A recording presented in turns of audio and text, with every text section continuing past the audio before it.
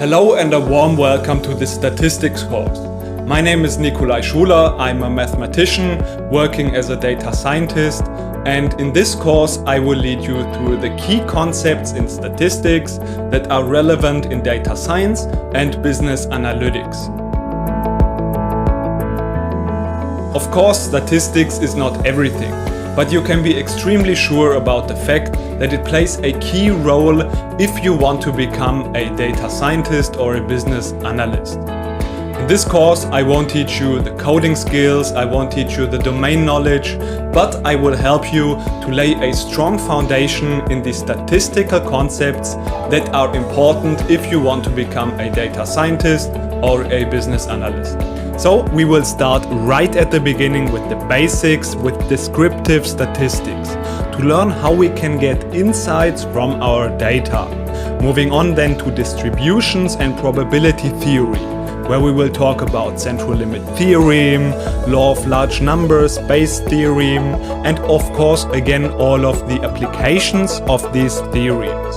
We walk through all the important steps in hypothesis testing and later on also learn about all kinds of simple and advanced regression techniques such as decision trees, polynomial regressions, logistic regressions and other machine learning algorithms that you need in your data science or business analyst career. So this course teaches you both the relevant theory as well as the real-life application with practical examples. And this course is also great if you later on need to refer back to some topics in statistics to get a refresher on them.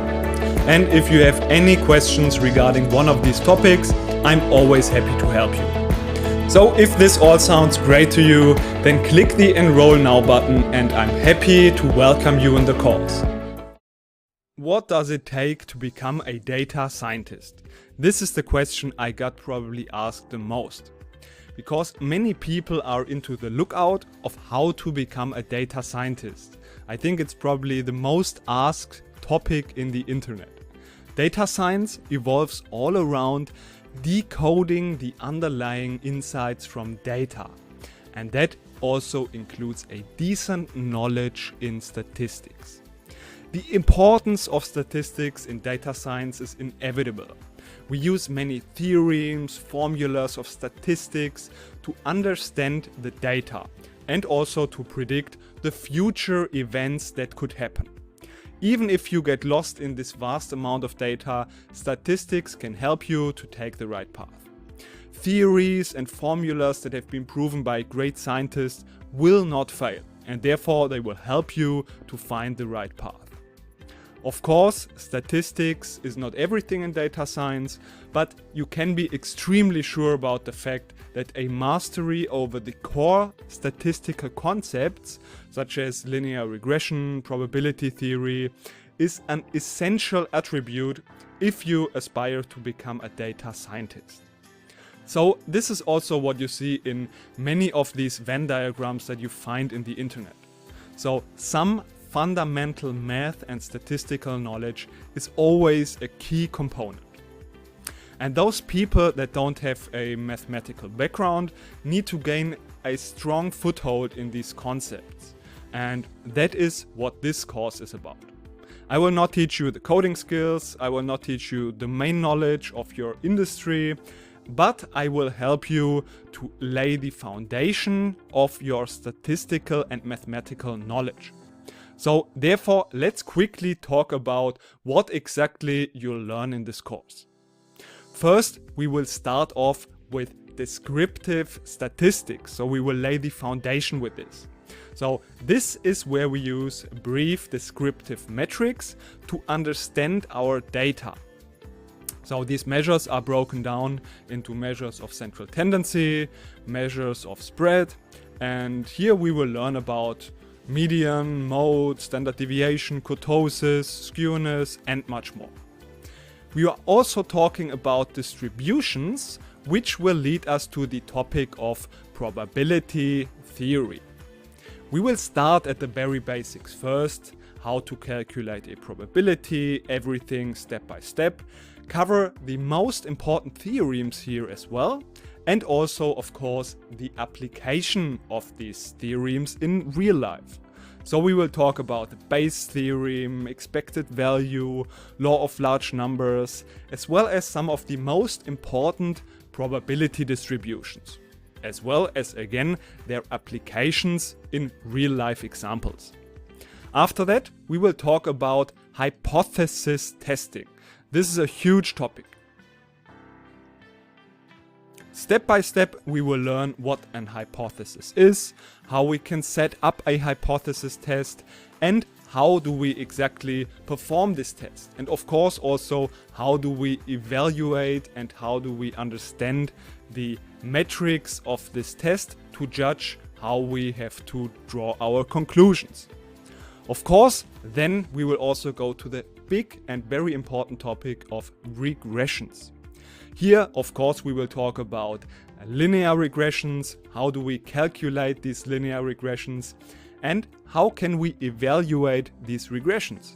So again, we will talk about the important metrics such as correlation, coefficient of determination, mean square error, mean absolute error, root mean squared error, and much more. But this is not where we will leave things. We will then step things up even more and go to the more advanced topics of regressions. So we will talk about multiple linear regression, polynomial regression, logistic regression, decision trees, and even decision forest regressions, as well as again some of the concepts that we have to be aware of, such as overfitting or also how we can deal with missing data. This is what we will all cover in this advanced regression section. This course is made as practical as possible, so therefore I try to include as many quizzes and practical exercises as possible. Of course, there is no coding included here, so therefore I just included some of the practical examples, and also we will do some calculations. So this way I think this will help you to understand really the concepts that we are talking here about. And then last but not least, before we wrap things up, we are also learning about ANOVA, which stands for Analysis of Variance and is also a very important topic in statistics. So now before we are going into the first topic of descriptive statistics, let's make sure that you get the most out of this course, and therefore I will just include some little tips that I think will help you to get the most out of this course. And then we will immediately go to the first topic of descriptive statistics. So how can we get the most out of this course? We are spending some time here and therefore we want to make sure to really get the most out of this course. And in order to do so, we will just run through a couple of tips that we can use to really get the most benefit out of this course. The first tip is, I know that everyone has a different pace. For some people, their learning pace is a bit faster, and for other people, it's better if they have a slower pace.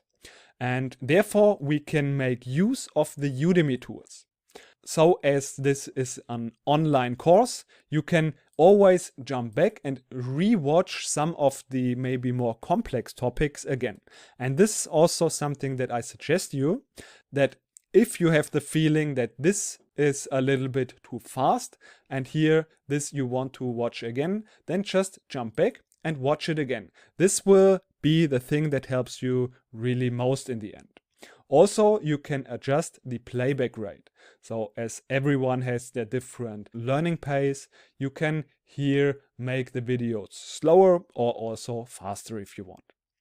In addition to that, in every video, you can add notes. So just where you are here in the video, you see that you have here in the notes section, create a new note at this certain time where you are.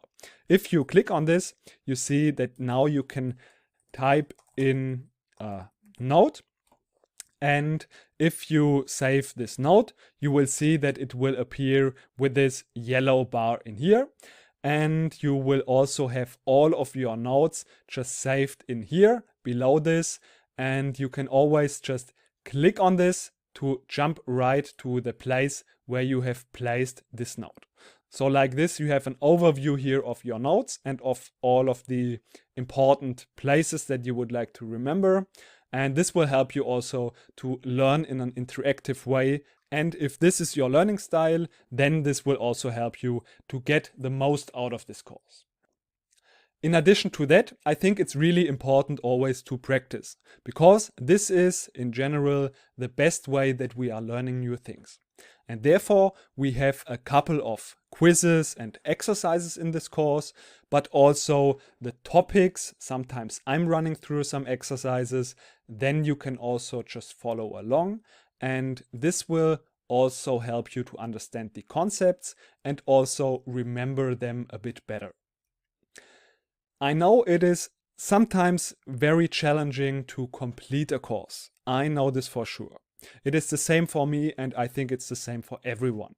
Therefore, I think it is better to start small, but be consistent. So it's better to just put aside 10, 15, or maybe even 20 or 30 minutes a day, but with consistency. So it's better, in my opinion, to make smaller chunks, especially as the statistics and math topics can be a little bit complex, and therefore it's good to just maybe every day or every second day just go through some of the lectures. And of course also you don't want to lose the fun in this, because I think also that learning can be enjoyable, and if you enjoy it, then it will be also easier and in general even more beneficial for you. In order to help with completing the course, it's very important, in my opinion, to know why are you doing this course. Think about it. Why do you want to do this course? Do you want to change a new career? Or do you want to follow the data science career? Or do you just want to improve your skills in statistics because you are just curious or you want to move forward your career? Whatever it is, just be clear about why you want to complete this course and why you want to acquire this knowledge here. And then if you have some moments where you are not that motivated, you can come back to why in the first place did you want to complete this course and acquire this knowledge. So think about the benefits and what is it that really drives you to complete this course. Because I think expanding your knowledge will always move you forward in life and in your career as well. Then, last but not least, whenever you feel that you are stuck a little bit, feel free to reach out to me. So you can contact me in the Q&A section in the course, or you can also send me a private message if you want. So I really want you to benefit from this course, and therefore, if you should feel stuck at any point, feel free to ask questions to me, and I will always be there to answer them. Also, on the other side, I want to encourage you to help also other people in this Q&A section, because this will also benefit you. Like this, you can apply your knowledge, and I will be there also, of course, to answer, but it's a really great way to test and apply your knowledge by answering these questions and helping other people. So I hope you are motivated, and let's get into the statistics now. So let's get started with our first section, which is about descriptive statistics. Before we really dive into these topics, I just want to mention that in this course, things will start pretty basic and then get more and more advanced as the course progresses. So if you feel like these topics are too easy for you or you already know them in the beginning, then of course feel free to skip them and just move right to the more advanced topics in the course. So now that we've got this out of the way, what are we going to learn in this descriptive statistics section? So in descriptive statistics, basically, we use measures that describe some key features of our data. So let's say, for example, we have the following data set. So let's assume this is a data set of around 1000 records with the height of people. And now imagine someone is asking you, what is a typical height for the people in your population or in your data set. Of course, now you could give different kind of answers. So, for example, you could calculate the average height. But you could also count which is the most common value in your data set. So maybe the average is 172 and the most frequent value in your data set is 171, for example. So there might be differences here. So these are two different measures of central tendency. And in descriptive statistics, we distinguish between these measures of central tendency, which are trying to find a somewhat central value in our dataset. This is just trying to find a somewhat typical value in our dataset. And then we also have the measures of spread. And these measures should tell us how spread out or how dispersed are our values in our dataset. And again, there are multiple measures of spread. And in the following lectures, we are going to learn about all the important measures that we are using in descriptive statistics. So let's talk about measures of central tendency. Usually we use descriptive statistics to describe a part of reality with the help of data. And we can use measures to help with that. So there are some measures, and let's start with the first one. This is the most common one. This is the so-called mean. In common language, we just call this usually average, and mean is just a mathematical term of that. What this exactly means and how we can calculate the mean, we will have a look at an example right now. So let's assume we have some small data set of numbers. So let's say we have the numbers 2, 1, 3, 4, and 7. So these are our 5 numbers, and we could now want to calculate somewhat the center of the data. So that means, what is the average of these numbers? So for example, if we say these numbers are the products we have sold per day. So in one day we have sold 2 products, another day we have sold 1 product. So if we calculate here the average, this could, for example, help us to estimate what we can expect in sales per day. So how can we calculate the mean? The mean is just calculated by the sum of observations. So that means the observations are 2, 1, 3, 4, and 7. So we add all of these values up, and then we divide this by the number of observations. So in our case, we have 1, 2, 3, 4, 5 observations. So if we calculate this, we have here the sum of observations. So it is these numbers added up, and we divide this by the number of observations, which is 1, 2, 3, 4, 5. So we just divide this by 5. And then as a result, we get 17/5. And this is 3.4. And this 3.4 is now the mean of our data. And now this is the mean, because if we would now say 3.4 multiplied with the number of observations, so we have 5 data points, then this would get again the result 17. So this is the sum of all of the values. So this means that if we go back to our sold products, we can expect to sell 2.4 products. So if we have 5 days, we also then every day, if we sell every day 2.4 products, we sell in total 17 products, which is the same number as all of these values here. So this mean is in this way the center of our data.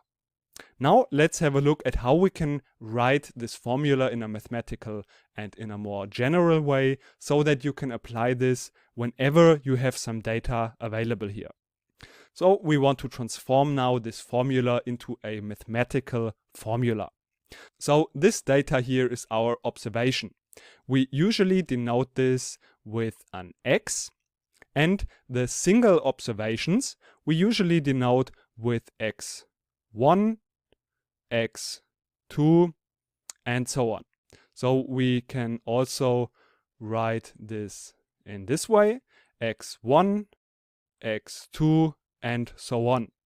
And the last observation is usually, then in our case, it's X5. And if we want to keep it more general, then we say the last one is Xn. So this n here is the number of observations. So if we have here 5 values, then n equals 5 in our case. So now let's try to rewrite this formula in a mathematical way. So the sum we usually denote in a mathematical way with this sum sign. And we want to sum up these observations. So we call them x1, x2, and so on. That means these values we want to sum up. So therefore we write here xi. And the I stands for all of these subscripted values here. So 1, 2, 3, 4, and 5. That means we start with the I if we want to sum that up with a 1. And we want to go all the way to 5. Or if we want to keep it more general, we want to go to the last one, which is in the more general way the number n, because it's the number of observations. So this we want to divide by the number of observations, which is n. And this is then the mathematical formula for the mean. And the mean is usually denoted with the Greek letter mu. So we just write mu, and this is then what we usually refer to as the mean. But this mean is actually just one measure of defining the center of the data. Of course, there are a lot more. One of the other ones is the mode, and this is what we will talk about in the next lecture. Now let's talk about the second really important measure of central tendency, and that is the median. The median is a different way of finding a so-called center of our data. So therefore, let's have a look at an example also of how we can calculate the median. Let's assume again we have a couple of numbers in our data set. Let's say we have 1, 3, 2, 6, and 7 as our data set. And now how can we calculate the median? If we want to calculate the median, we first have to bring the numbers into an order. So in our case, we start always with the lowest number. So in this case, it's a 1. Then we come with the second number, which is a 2. After that, a 3. The next biggest number is the 6. And after that, in the end, we have the 7. So like this, we have brought the numbers into an order. And now, if we want to find the median of this data set, we have to find the number which is exactly in the middle. So in our case, we can easily see that the 3 is in the middle of this data set, because we have 2 numbers here on the left side and we have 2 numbers in the right side. Like this, we will find the median. If we have, for example, more numbers, let's say we have here a second 1 and here we have also an 8, for example, then we just have 3 numbers on the left, 3 numbers on the right, and then still the 3 is in the middle and is the median. So always if you have an odd number of values in our data set, so for example, in this case, we have 7 numbers. Then we always have here a clear winner, which is left in the middle, which is our median. But what happens if we have an even number of values in our data set? So for example, let's assume we have here again an next number, for example, a 9. In this case, if we want to now find the middle of this data set, we can start here in the left side, cross out one number here, cross out one number here, and so on, so forth. And if we now want to find the middle, we see now we have 3 values on the left side, 3 values on the right side, but now we have the problem that we have 2 numbers left that are in the middle. So we don't have a clear winner, which was our median if we have an odd number of values, like in this case here we have 5 values.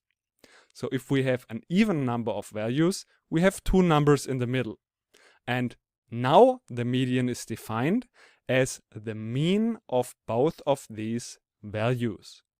So that means we already know how to calculate the mean, and that is just adding up these 2 numbers, 3 plus 6, and dividing it by the number of observations. So we have 2 values here. That means we have to divide it by 2. And this is 9 halves, which is just 4.5. So in this case, if we have 2 numbers here, the median is 4.5 in our case. So we just calculate the mean of these 2 numbers. So you see that the median is pretty easy to calculate. If you have an odd number of values, you will find one number that is exactly in the middle, with the same amount of numbers on the left side as the numbers on the right side. If we have an even number of values, like in this case we have 8 values, then we will have 2 numbers in the middle, and we just add them up together and divide it by 2. And the result will be then our median. This was the second measure of central tendency. We will, after this lecture, we will soon talk about the benefits of the median versus the mean. But before we do that, we want to talk about the third measure of central tendency, which is the mode, and which is also very easy to calculate. So now let's talk about the third and last measure of central tendency, which is the mode. The mode is really the easiest one to calculate. Let's assume again we have a couple of values, for example like this, 2, 3, 7 and 8.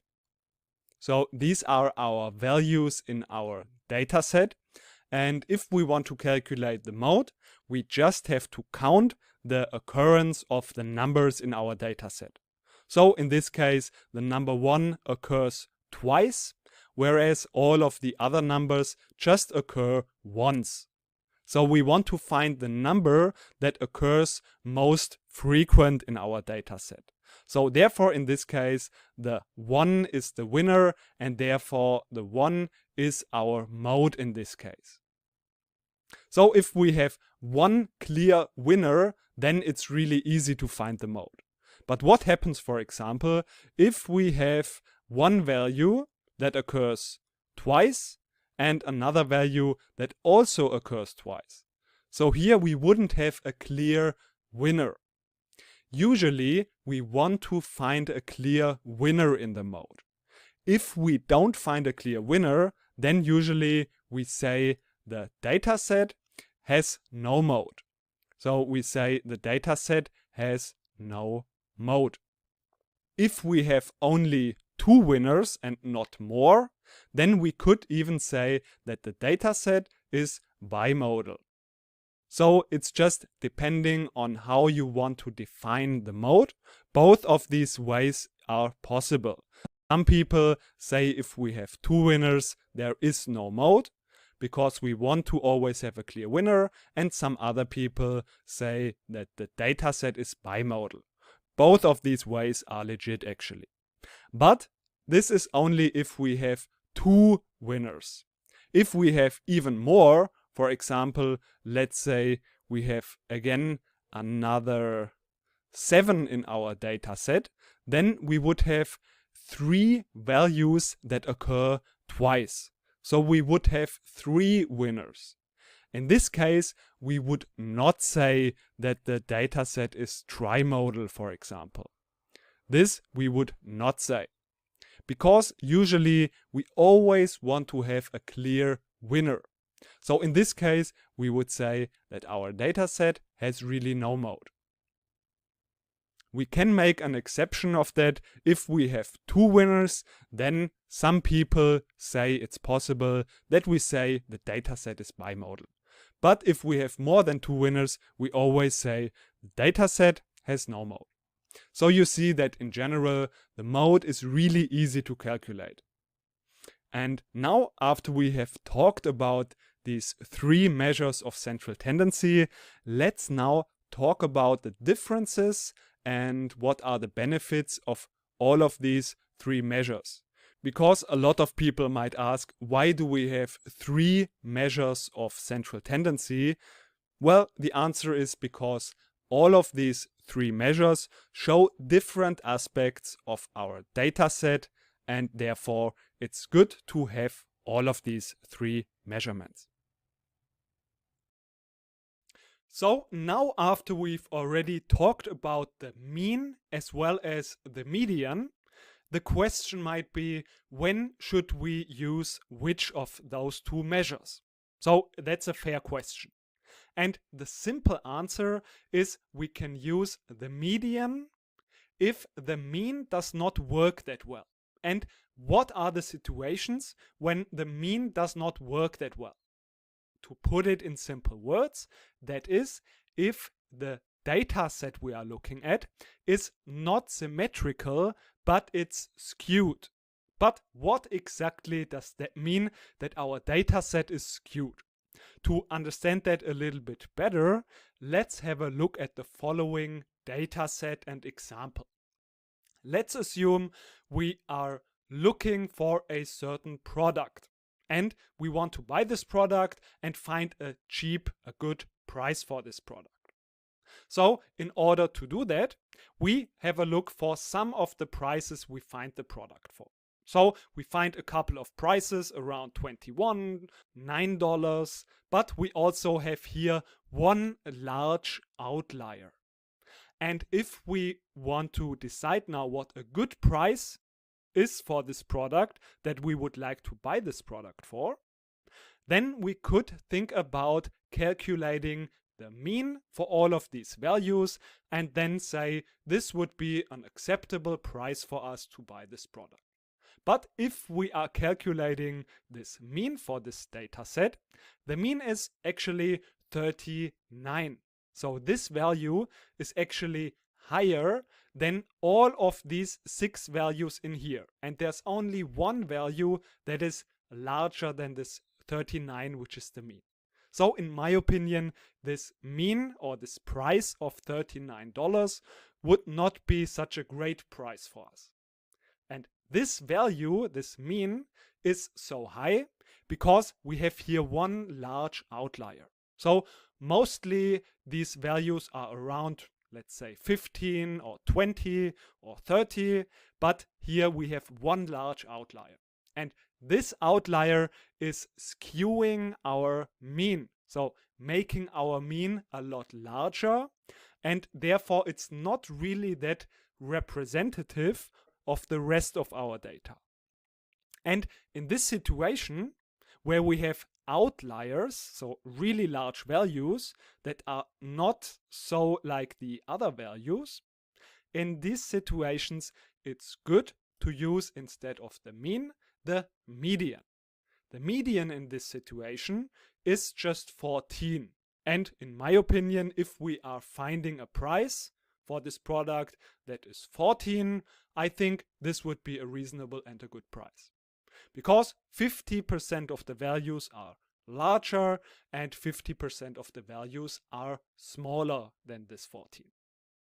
So therefore, this median is more representative for our data set. So this is a value that is describing our data set, the center or the middle of our data set in this situation a little bit better. So this would be a situation where we would prefer to use the median. When we have large outliers in our data set. A very common example for this is the global income distribution. So here we are concentrating, for example, here on this green line 2003, which is here this line with the highest peak. And here we see, for example, that we have a lot of people with a pretty low income, so that are located around here. And we have here some few outliers, and because of this, we see that the mean is a lot higher than the median. So this is because of these large outliers here. So the mean in this scenario is 3,400 and the median is around 1,000. So the mean in this case is more than 3 times larger than the median. And therefore the income is a pretty good example and a very typical example when it makes more sense to use the median instead of the mean. Because the median actually in this case is representing the center a lot better than the mean. So this would be a typical example. And how can we find out about this symmetry? We will also learn later on in a little bit more detail as well. So there's actually a way to calculate this so-called skewness. But we will talk about this later on. Before, we have next to the median and the mean also the mode. And the mode, it's pretty simple. The most common case when we are using the mode instead of the mean or the median is basically if we have categorical values. So, for example, a very typical scenario is also that we are having a survey and we have a list of values. So, for example, 6 people say we like football the most, 5 people say we like soccer the most, and maybe 2 people say we like hockey the most.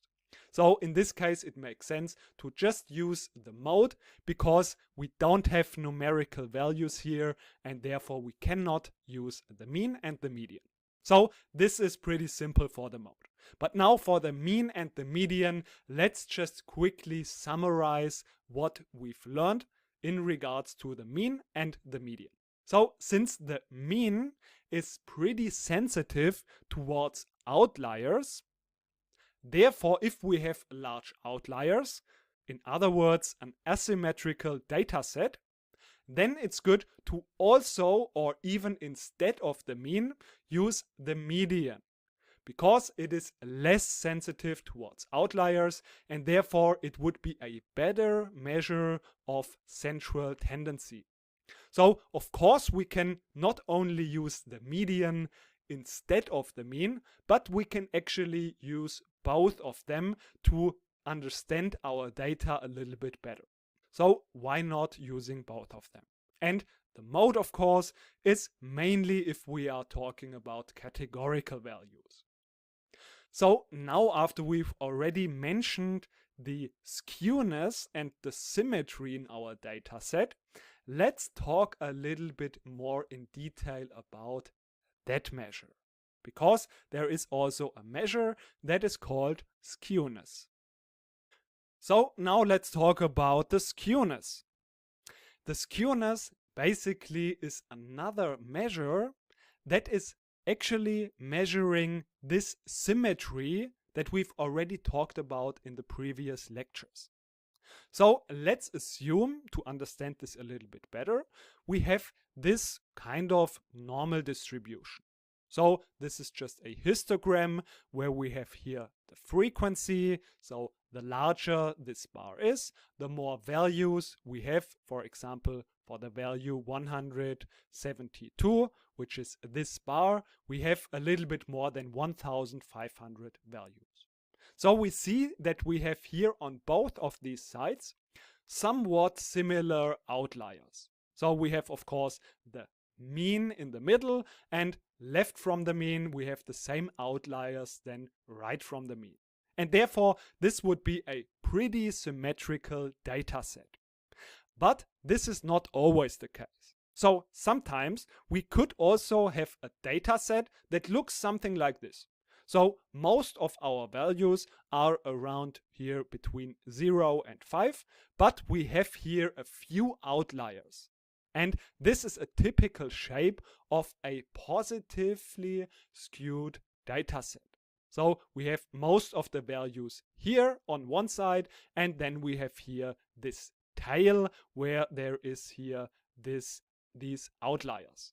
So this is what we call positive skewed, because we have the outliers here at the upper side, so at the more positive side. And therefore we call this positively skewed. And if we have a data set that is positively skewed, there are some interesting characteristics. And to practice this again, let's do this together. So the question is, where is here the mode? The mode in this scenario is just where there are the most values. So the value here, this 3, that is the most frequent one. This is our mode here. And now the question is, where is the median? Is it left or is it right from the mode? The median, to repeat this, is the value where we have 50% of the values smaller than the median and 50% larger than this median. So I would say it is around somewhere here. So in this case, it's exactly here. And that means we have 50% of the values on the left side and 50% of the values here on the right side. But now the next question is, of course, where is the mean?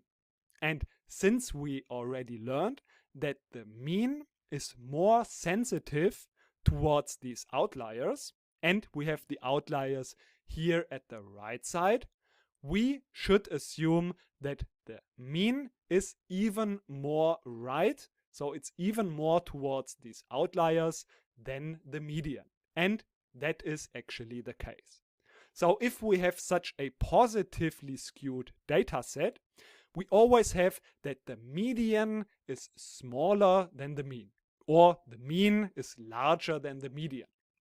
And this is what we always have if we have a skewed data set. And also, if we know about our data set that the mean is larger than the median, then we also on the other side know it must be a skewed data set. And aside to the term positive skewed, we can also say that the data set is right skewed, because we have the outliers here at the right side, so at the more positive side. And the mean is larger than the median. So these are these two characteristics where we can recognize if it is a positive or a negatively skewed data set. Where are the outliers? If they are on the right side, it's right skewed. And if the mean is larger than the median, then we also know it's right skewed. And of course, vice versa, we have the same thing for the negatively skewed data set. In this case, the mean is smaller than the median. So the mean is more negative than the median. So here we have the outliers on the left side. And therefore it is called also a left skewed data set. So this is how we can find out if our data set is negatively or positively skewed. But aside to these two ways of finding out the skewness, we have also a pretty simple and calculatable formula. So of course, as this skewness is actually a measure of the asymmetry, we need a formula that is giving us a value back, and this value is the skewness. And we can calculate it using this formula here. So in this case, we have here the standard deviation sigma. And since we did not talk about this yet, there is also another way of describing this. We will talk about the standard deviation sigma in just a few minutes. But basically this standard deviation is just defined by this square root here. So the square root of 1 divided by n, and then here this sum. So this is just the standard deviation, and we take this to the power of 3. Therefore, we also have here this 3. And then here on the numerator, we have this formula, which also has here this so-called mean centering. So that means we have the mean, and for every value in our data set, that is here this x sub I, we subtract the mean. So the mean is here described with this x bar. And this is the somewhat simple formula where we can calculate the so-called skewness. And if this value, so this skewness value, is larger than 0, then we say the data set is positively skewed or right skewed. And then vice versa, if this value is smaller than 0, then we say the data set is negatively skewed or left skewed. So in this situation, we would have a data set that has the outliers here on the left side. Then the data set is negatively skewed. And of course, if we have that this gamma sub m value, so our skewness, is equal to 0, then of course we have a perfectly symmetrical data set. So this would be then a non-skewed data set. So this is basically what we need to know about the skewness, which is a measure of symmetry. So a measure if we have more outliers on the right side or if we have more outliers to the left side. But to put this knowledge now into practice again, let's have a look at the following exercise. So to put our knowledge again into practice, let's have a look at the following exercise and example. So let's assume we have a store and we are taking notes about how many people are entering our store in every hour. So, for example, in the first hour we have 1 person, in the second hour we have 2 people, and so on and so forth. So now the exercise is to find out if this data set is positively or negatively skewed. And we already learned about 3 ways of finding out about this. And therefore in this exercise, let's use all of these 3 ways. So the first one would be, of course, the somewhat optical one, just by looking at our data set where there are the outliers. So if you want, now use all of these 3 methods. First one, where are the outliers? Second one, mean versus median. And the last one, calculating the skewness measure using the formula. And in the next lecture, we will have a look at the solution together. So let's have a look at the solution together. So we have this frequency plot here, where we have, for example, for the 1, we have 4 times the occurrence of the value 1. So we see that in here, we have 1, 2, 3, 4 times the 1. And also we see just by looking at this histogram that the outliers are here to the right side. And therefore we can be pretty sure that the data set is positively skewed or right skewed. So this is what we can find out just by looking at this histogram. But now let's also calculate that. And the first method, we want to use the mean versus the median. So which of those are larger? So knowing that the data set is positively skewed, what do you think is larger, the mean or the median? So let's answer this question. So of course, first the mode, the most common value in our data set is the 2. It's the most frequent value. But the median is, of course, as we expect, larger than this mode here. So it's at 2.5. And the mean we expect to be even larger. And indeed, the mean in this situation is actually 3.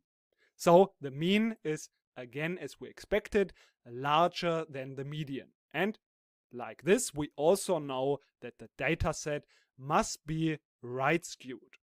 But now let's also exactly calculate this formula. So let's calculate the skewness. So we want to use this formula in here.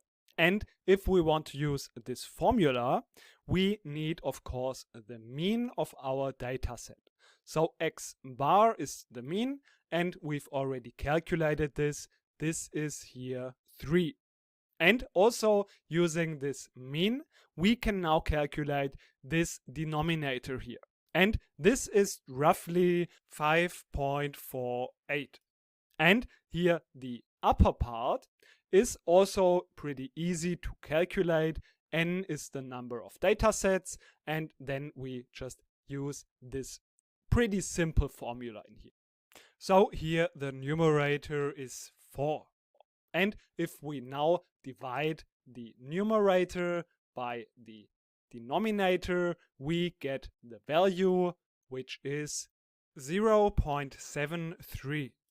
So this is now the skewness of our data set. And since this is a positive value, of course we already knew this, but this again is telling us that our data set is positively skewed. So I hope this was helping you in order to understand this concept of the skewness a little bit better and calculate a practical example for this. Hope to see you in the next lecture. So we have already talked about the measures of central tendency. These measures mainly focus on where our data is centered around. There is another group of measures that tell us how spread out our data is.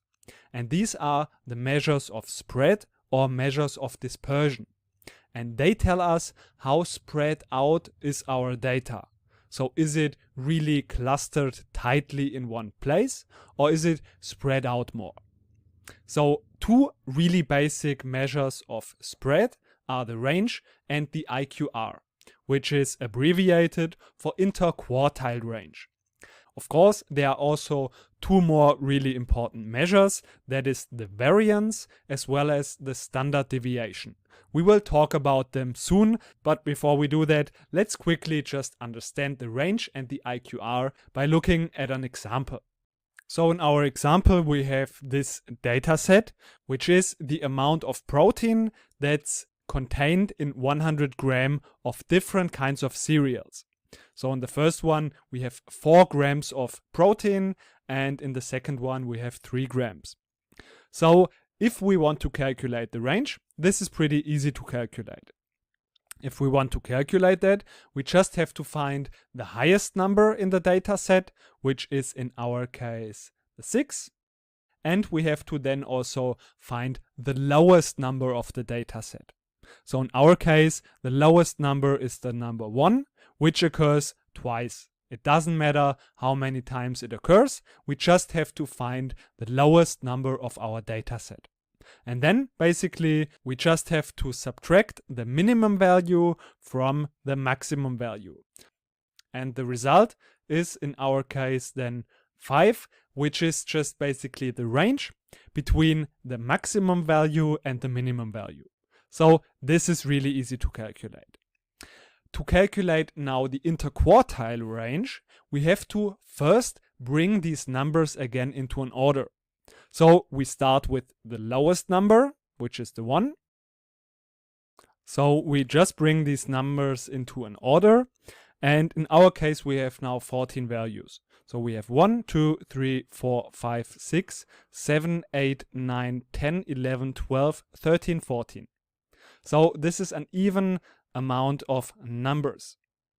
So then what we want to do, after we have brought these numbers into an order, we want to separate them into 2 equal halves. So in our case, this is pretty easy because we have an even amount of numbers, 14. So we just find 7 values on the left side and 7 values on the right side. So we can just draw a line exactly here in the middle, because we have now 1, 2, 3, 4, 5, 6, 7 values on the left side and also 7 values on the right side.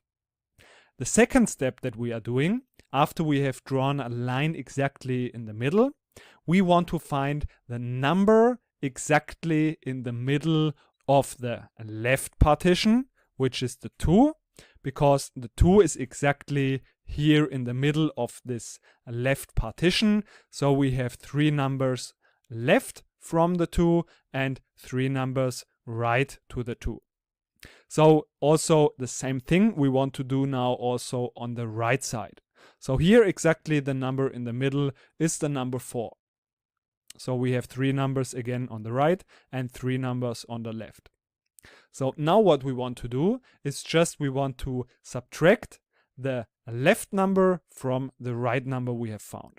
So basically we just say 4 minus 2, which is then the result for the interquartile range. So we calculate the first quarter basically and then the last quarter. And then we just subtract them and we get then the difference between these two values. And we call this then interquartile range, which is a measure of spread. Now you might wonder, okay, this was now the way how we can do it if we had 14 values. So we had an even amount of numbers where we can just draw a line exactly in the middle. And then also the second question you might have, we had, after we separated them into 2 equal halves, we had an odd amount of numbers on the right side, which is 7 values, and 7 values, an odd number on the left side. So it was easy to find here a value that is exactly in the middle. The question might be now, how is it if we have, for example, 13 values in the beginning? How do we do it to make exactly 2 same halves? And then if we have here an even amount of numbers on both sides, how can we do it to find exactly the value in the middle? Therefore, let's have a look at an example with exactly 13 values. So we have now exactly 13 values. So if we have an odd number of values in the beginning, we cannot find a place where we can draw a line in the middle between 2 values to have 2 partitions with the same amount of numbers on both sides. So in this case, we just want to find the number that is exactly in the middle. So as we have 13 values, we can find 6 values on the left side and 6 values on the right side. So there's exactly 1 number left in the middle. So this is then in this case where we draw the line. So we just leave out this number that is exactly in the middle, and then we have 2 partitions again with the same amount of numbers, in this case 6 numbers, both on the right side and also on the left side. The second step was then to find on both sides a number that is exactly in the middle. So here again, we cannot find a number that is exactly in the middle, because actually we have 2 numbers that are forming the center. So we have 2 values left from these values and 2 values right from these 2 values. So what we are doing then is just we are adding these values up and dividing it by 2. Which is basically just the median of these 6 values here. So we take both of these values, add them up, divide it by 2, which is 7 halves, which is 3.5. And the same thing we also do here on the right side. We have here these 2 values 6. So we just add them up, divide it by 2, which is 12 halves, which is 6. And then we have here the value on the left side and also the value on the right side. And then we just again subtract these values from each other. So we have 6 minus 3.5, which is 2.5. So this is then the interquartile range, and how we calculate it if we have an odd number of values in the beginning and an even amount of numbers after we have done the first step. So we had 6 values here. So to quickly summarize that, how can we calculate the IQR? If we have an even number in the beginning, then we just draw a line exactly in the middle.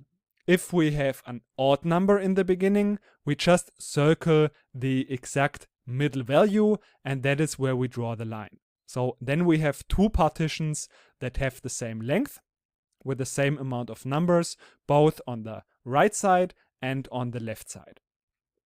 Now we have again 2 options. If we have an even number of values after we have done the separation, like we have it here, then we just add the 2 values in the middle up and divide it by 2.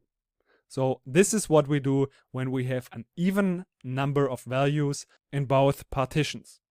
If we have an odd number of values in both partitions, as we had in this example, we find just the value in the middle of both partitions, and then these 2 values we subtract from each other. So this is how we calculate the range and the interquartile range, which are 2 pretty basic measures of spread that tell us how spread out is our data. In statistics, we have to make one important distinction, and that is the distinction between sample and population. Now, what do these terms actually mean? So in statistics, we can have a population. So, for example, we want to find out what the average height of people in a certain country is. So, for example, we have 3 million people in this country. What we could do is we could write down all of the heights of all 3 million people in this country. And all of these numbers that we had written down then would make up all of our population. Of course, this doesn't need to be only about people. It can be anything. For example, we want to know the average size of leaves in a tree, and we are looking at only one tree. Then the whole population that is relevant to us is all of the leaves in the trees. Or to be more precise, all of the sizes of the leaves of this tree. And of course, now it's really difficult to ask all of the people and measure all of the leaves of the tree. And therefore, what we do in statistics is we draw samples from the population in order to make conclusions about the whole population. So that means that we would just take a subset out of the whole population in order to draw conclusions about our whole population. Of course, we assume then that this subset that we have here is kind of representative in regards of all of our data. So this here would be our sample, and this here would be all of our population. Now it's important that the population has certain parameters. So one of these parameters is mu, which is the mean, or in common language we refer to this as the average. So this would be, for example, the average of the height of the people in a certain country. And then there are more parameters. For example, there is also the population size, which is denoted by a capital N. So this is the size of the population. That means, for example, if we have 3 million people in this country, then the population size would be 3 million.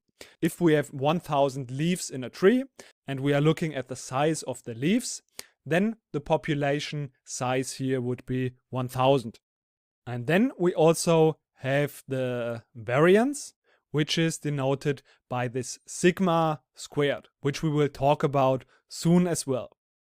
And now we want to draw conclusions using the samples about these parameters in our population. So for example, we would like to find out what is the average height of the people in this country. And then we can just go to maybe 1,000 people, measure their height, calculate the mean of these people and then draw conclusions about this mean of the whole population. And now it's important that this mean of our sample has a different symbol. So this would be X bar. This is what we denote the mean of our sample with. Then we have here the population size. If we are talking about the sample size, then we denote this with a lowercase n. So this is the size of the sample. That means the number of data points we are looking at in our sample. So in this case, the sample size would be 4. And if we ask 1,000 people in our country, then the sample size would be 1,000. And then, last but not least, we have also the sample variance, which is usually denoted with S squared. So it's just important also to remember that we have different symbols for these counterparts. So we have mu for the mean of the population, X bar for the sample, then the lowercase n for the sample size, whereas we have the capital N for the population size. And then we have S squared for the sample variance, and we have the population variance, which is sigma squared. And the idea of drawing samples is that we can draw conclusions from our sample about our population. Now let's talk about the variance of our population as well as the sample variance. Now that you already know about our two basic measures of spread, which was the range and the interquartile range, let's talk about now two a little more sensitive measures of spread. And they are actually the two most common measures of spread in statistics. We will talk about variance and standard deviation. Actually, there is a difference between sample variance and population variance, and accordingly sample standard deviation and population standard deviation. So we will talk about both of them. We will first start with writing down the formula and understanding how to calculate the variance and the standard deviation. And then we will also break down the formula step by step so that we understand really what the variance means and why it is defined as it is defined. The population variance is usually denoted with sigma squared. This is the formula for the variance. Let's now understand why this formula is defined like this. So the first step we are doing is something that is called mean centering. That means we calculate the difference of all of our data points from the mean, because we want to find out how spread out is our data from the mean. So therefore, for all of our data points, we calculate the distance. And then, since some of these results of these differences will be positive and some will be negative, therefore we square it so that all of our values are positive. Because otherwise, some of the values would be negative, some would be positive, and then they could erase each other. So let's have a look at an example of what this actually means. So let's assume we have a couple of values and our mean is 3. Then we maybe have some values like 5, 6, 2, 0, and 3. Then we want to calculate the distance between each of the data points to the mean to really understand how spread out is our data. And then, as it is in this case, we have here negative value -2, and we have here a positive value, which is 2. And if we wouldn't square it, then actually we would get as a result here this total sum would be 0. That's the first reason why we want to square it. Actually, there is also a second reason, because this square gives more weight to the outliers. So if we have some values that are really far away from the mean, then these values get an additional weight because of the squaring. And this is actually a property that we like to have in the variance, since it's a measure of spread. And if we have some really spread out values, it's good if these values have more weight than other values. So therefore, this is a really handy definition that is a really informative measure on the spread. So this is the population variance. Let's now also, before we go on to a little example and calculate it, let's have also the definition for the sample variance, because it's pretty similar. So this is the formula for the sample variance. So some things might be pretty intuitive. For example, that instead of the mean of the population mean, of course we use the sample mean. And of course, instead of the whole population size, we just use accordingly the sample size. So this is not so surprising. What might be surprising to you is that here we have not n, so the sample size, but we have n minus 1 actually. I don't want to get into too much detail of why this is the case.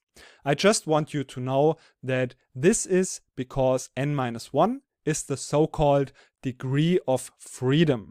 That means if we have n values, for example in our case 5 values, and we already know the sample mean, which for example in this case is 3, then we only need to know 4 of these 5 values, if we already know the mean, in order to know all of our values. So we have only actually these 4 values, and then with these 4 values we already know the last value. If you want, you can calculate this yourself and assume you don't know, for example, the number 6, but you know already the sample mean x bar, which is 3. So you already know the formula for x bar, and with this formula you can then, if you know 4 of these values, already know the last value. And therefore this is the so-called corrected sample variance, because this value is actually a better estimate of our population variance. Now let's calculate an example. Let's take this example here. So we have the value 0, 1, 3, 5, and 6. So let's assume we want to calculate the sample variance of this sample here. So the first thing we have to do, of course, we have to calculate the sample mean. So the sample mean in here, we already know it's just 3. So x bar is 3.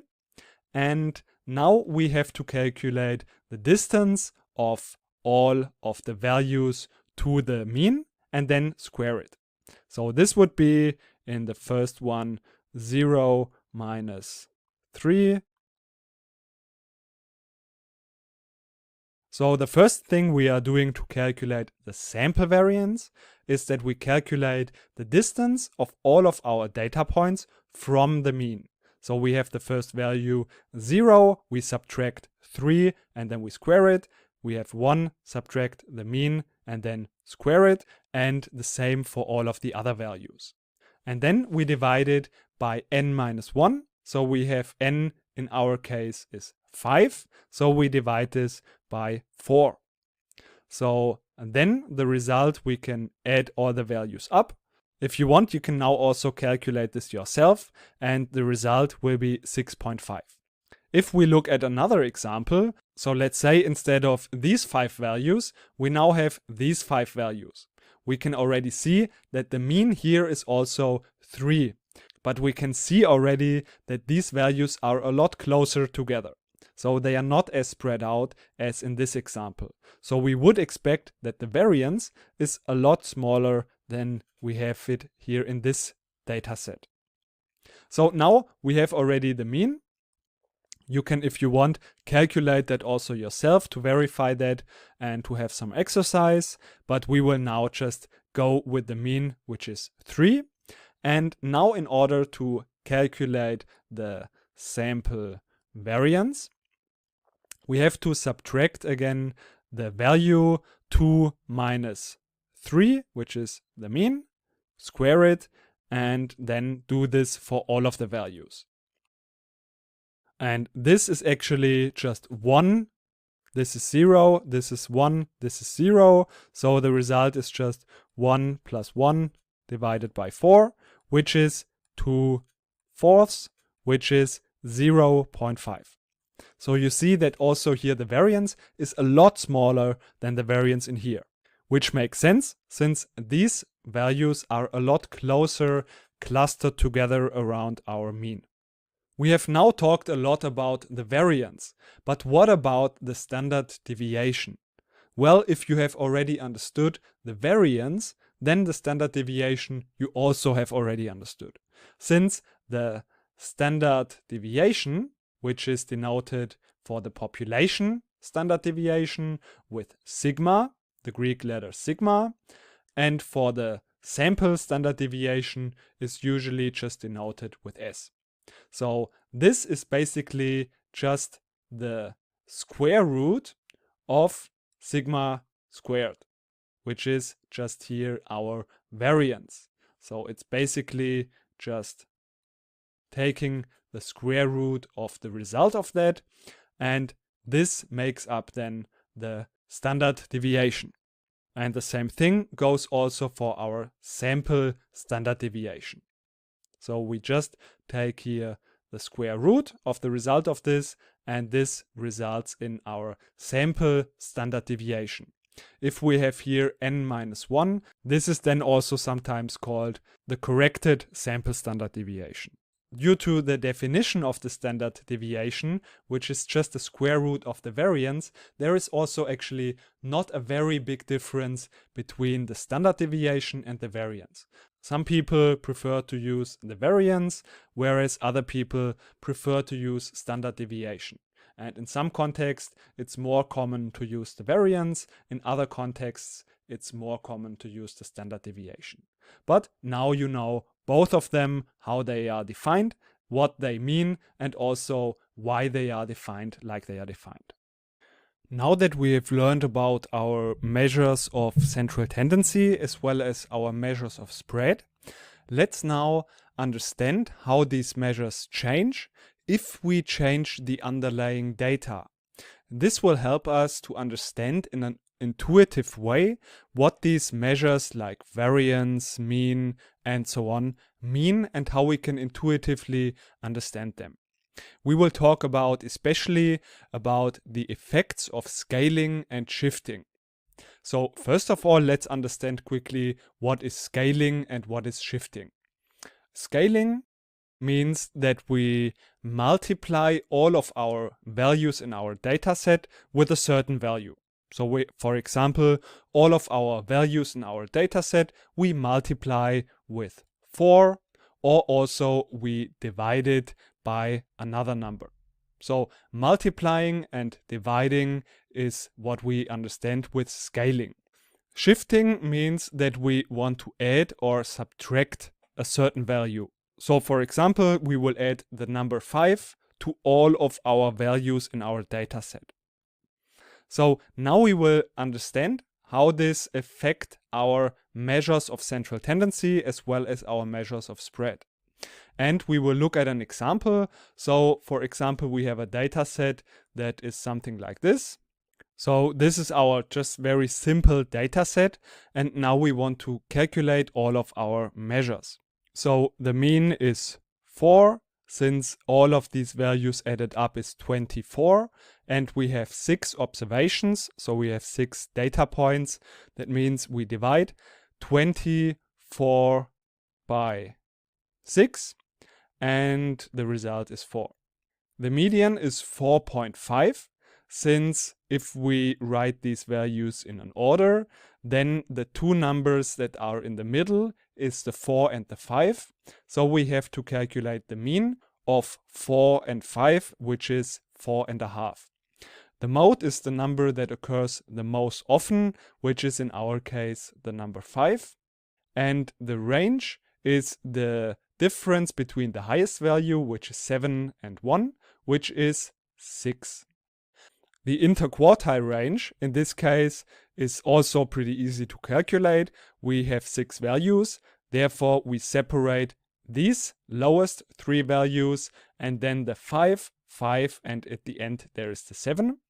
And then we find here the median of the left partition, which is the 2, and the median of the right partition, which is the 5. And then we subtract 2 from 5, which is 3. The variance is a little bit more effort to calculate, but we have already the mean calculated, and then with the formula of the variance we can easily calculate that. So let's write that down. So let's quickly calculate this. We have the first value, which is a 1, and we have to subtract the mean, which is 4. So we have 1 minus 4, and then we square this. So minus 3 squared is 9. Then the next value is 2 minus 4, it's minus 2, and then squared it's 4. So we do all of this for the rest of the values, and the result is 24 divided by 6, which is 4. So therefore the variance is 4. So first we want to see the impact of shifting. So we will add the number 3 to all of our values in our dataset. This will result in a new dataset, and now we also want to calculate the mean. You can again do this yourself. So if we add up all of these values, this will result in 42. And the number of observations again is 6, which is then basically 7. So if we just add 3, that means we shift all of our data set by the number 3. This will result in just a difference of the mean of plus 3. So 4 plus 3 equals 7. Let's have a look at the next one, which is the median, and what the effect of shifting has on the median. So if we write all of these values in an order, then we get that in the middle there is the 7 and the 8. So the mean of 7 and 8 is just 7.5. So the median is here 7.5. So if we shift all of our data set by the number of 3, also the median will shift by the number 3. Now let's have a look at the mode. Of course, previously the number that occurs most often was number 5, so this was our mode.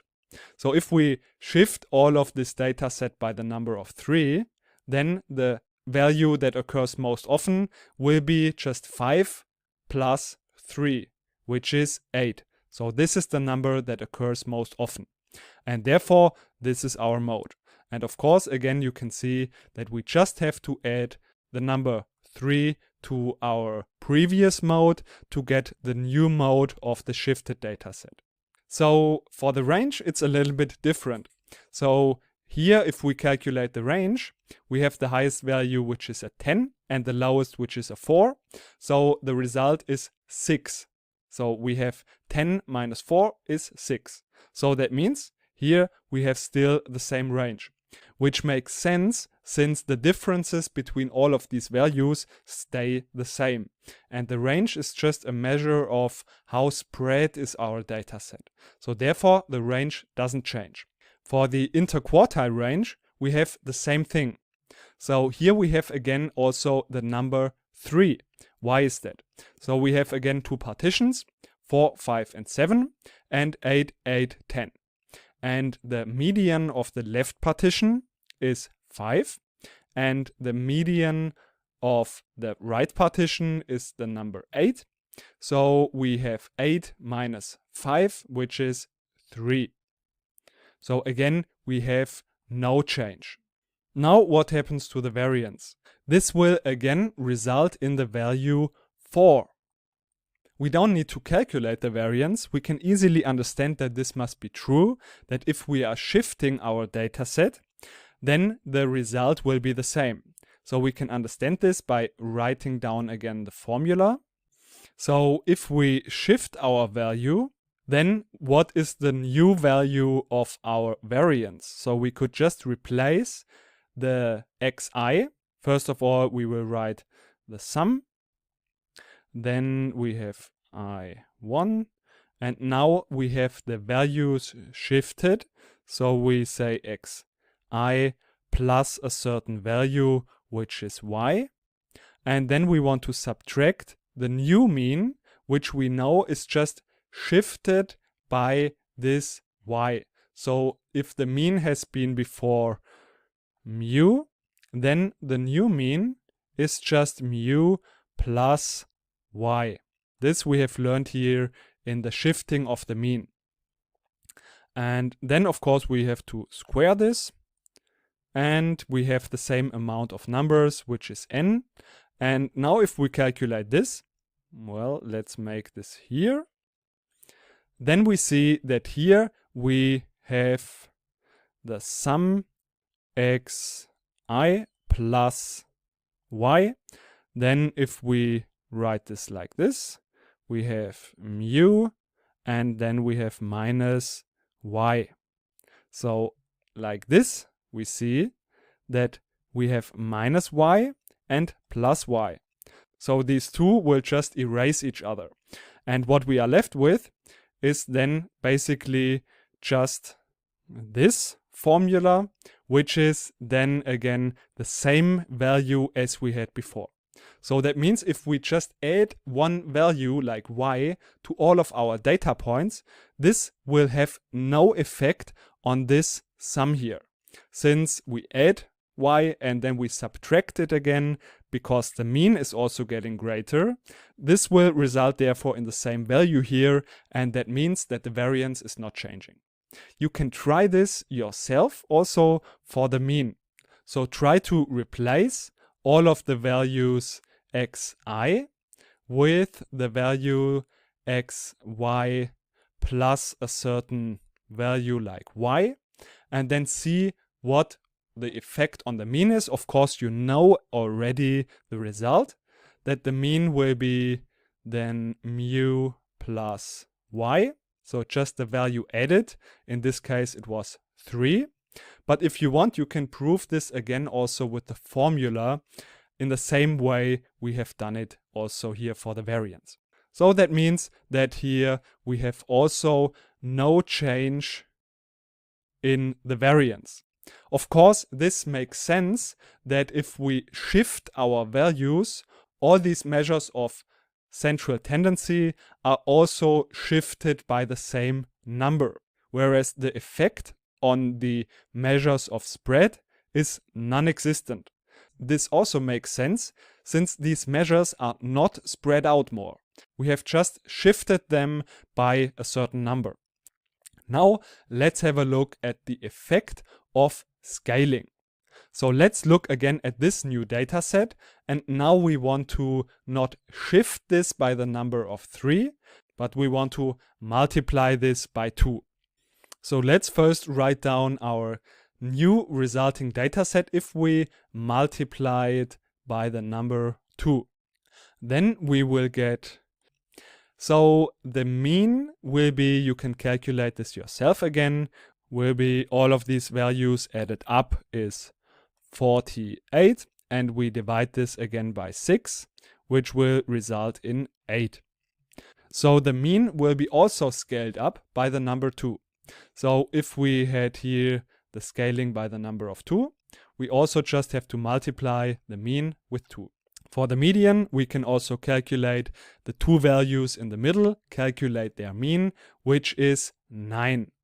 So here the result will be also 4.5 multiplied by 2, which will be 9. For the mode, we have again number 10, which is before number 5. So we can also just multiply the previous value by 2, and then we will get the result, which is 10. Now, what happens for the range? The range, we have the highest value, which is 14, minus the lowest, which is 2. So 14 minus 2 equals 12. And therefore, we see that now the result is also multiplied by 2. So we get as a result 12, which is just 6 multiplied by 2. For the IQR, we have the same effect. So we have the left side, which is the median 4. We have the right side where the median is 10. So we have 10 minus 4, which is 6. So we have the result 6, which is just, again, 3 multiplied by 2. And for the variance, we have now something interesting. And we want to now, because this is the most difficult one, also calculate this and then also prove it in a mathematical way that our theory is correct. I have already calculated that. You can also calculate that yourself, but the result will be 16. So our theory is that now we have the previous variance multiplied by 2 squared. So if we would multiply here by 3, then the result would be multiplied by 3 squared. So however we are scaling this, always the result will be scaled by the square. So let's try to prove this mathematically. So how can we do this again, that our theory is correct? We write again the formula how it has been before. And now if we are scaling this with, for example, let's say we scale this by a number which is just a lambda, which can be just any number that we want to scale this with. So we multiply this by a certain number. Let's say this number is lambda. For example, lambda could be 3 or 2 or any other number. So then we can again replace all of these values, since we have multiplied them with lambda, by a lambda multiplied by xi. And also we know the effect on the mean if we multiply, which is just also multiplied with. So we have lambda multiplied with mu. And then here we have the same amount of values, therefore we also divide by n. And now we can simplify that. So we have here lambda multiplied xy and lambda multiplied mu. So we can just write here the sum of lambda multiplied with xi minus mu. So you will easily see that this is just the expansion of the product in here. We can now simplify this even further, since we have here this squared lambda. We can now also square this outside and then calculate xi minus mu and square this. So this will be the same. And then we have the sum of all of these values, and we can even then, just by the same law that we have already applied in here, we can also now write this here at the beginning. So the result will be just a lambda squared. Then we have the sum I1 to n, and this will be divided by n. And this is basically then just lambda squared, and then here the sum.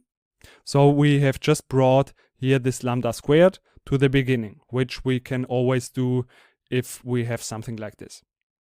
And this is then the same as lambda squared multiplied with the variance. So we have the old variance of just the values of xi minus mu, which is just here written down by this formula. So this proof here, I know it was really mathematical.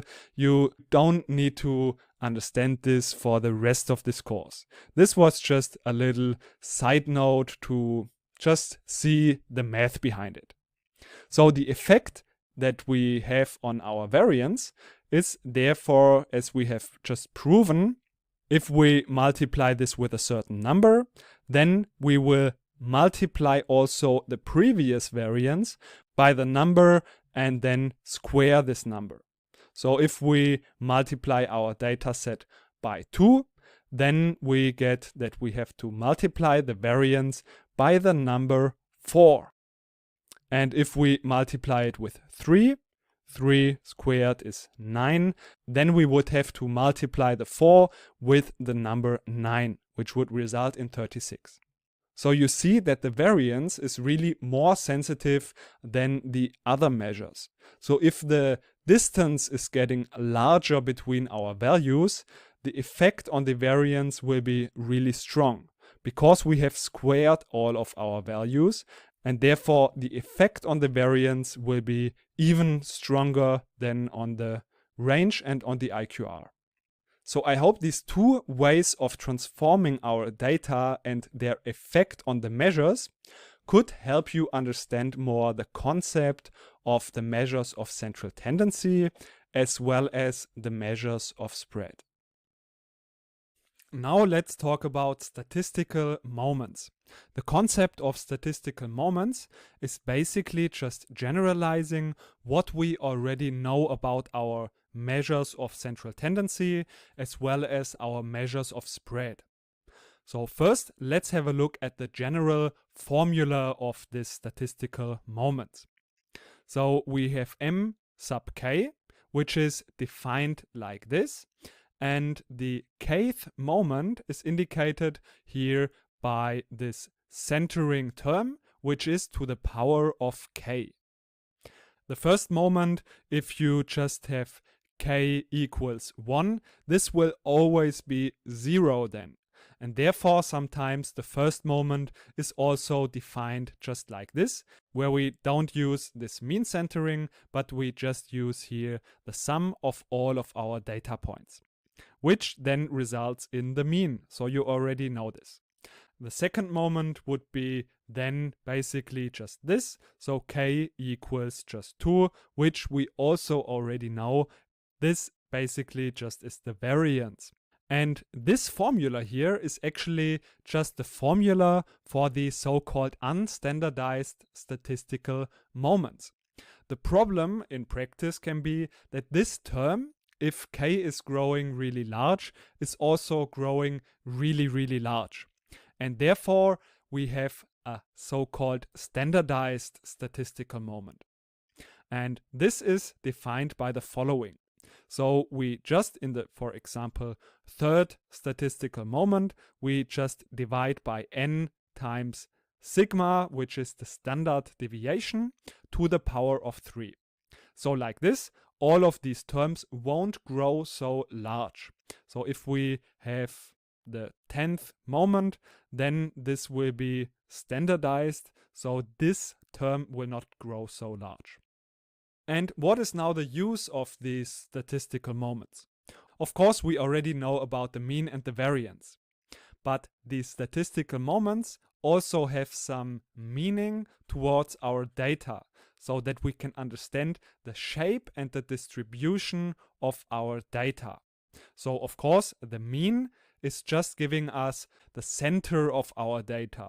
So this is where the center of gravity, so you can say most of our data is clustered around. This is the mean. So in this example, if we have most values around here, then this would be the mean. Then we can have also the variance. This is just a measure of spread we already learned. So this is giving us an indication of how spread out or how dispersed our data is. And this is then just the second statistical moment. But now what about the third statistical moment?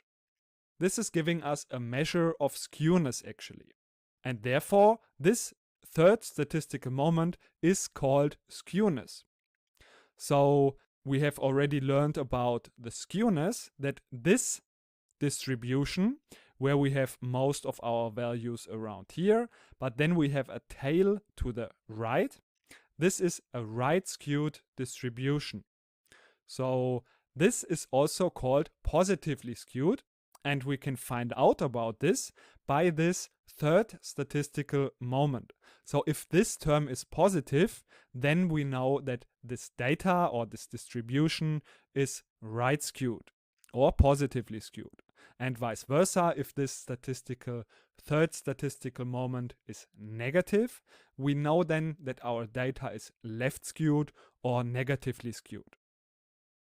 Now, last but not least, we also have the kurtosis. This is basically describing how heavy the data is distributed on our tail. So also this gives us some description or some indication of the shape of the distribution of our data.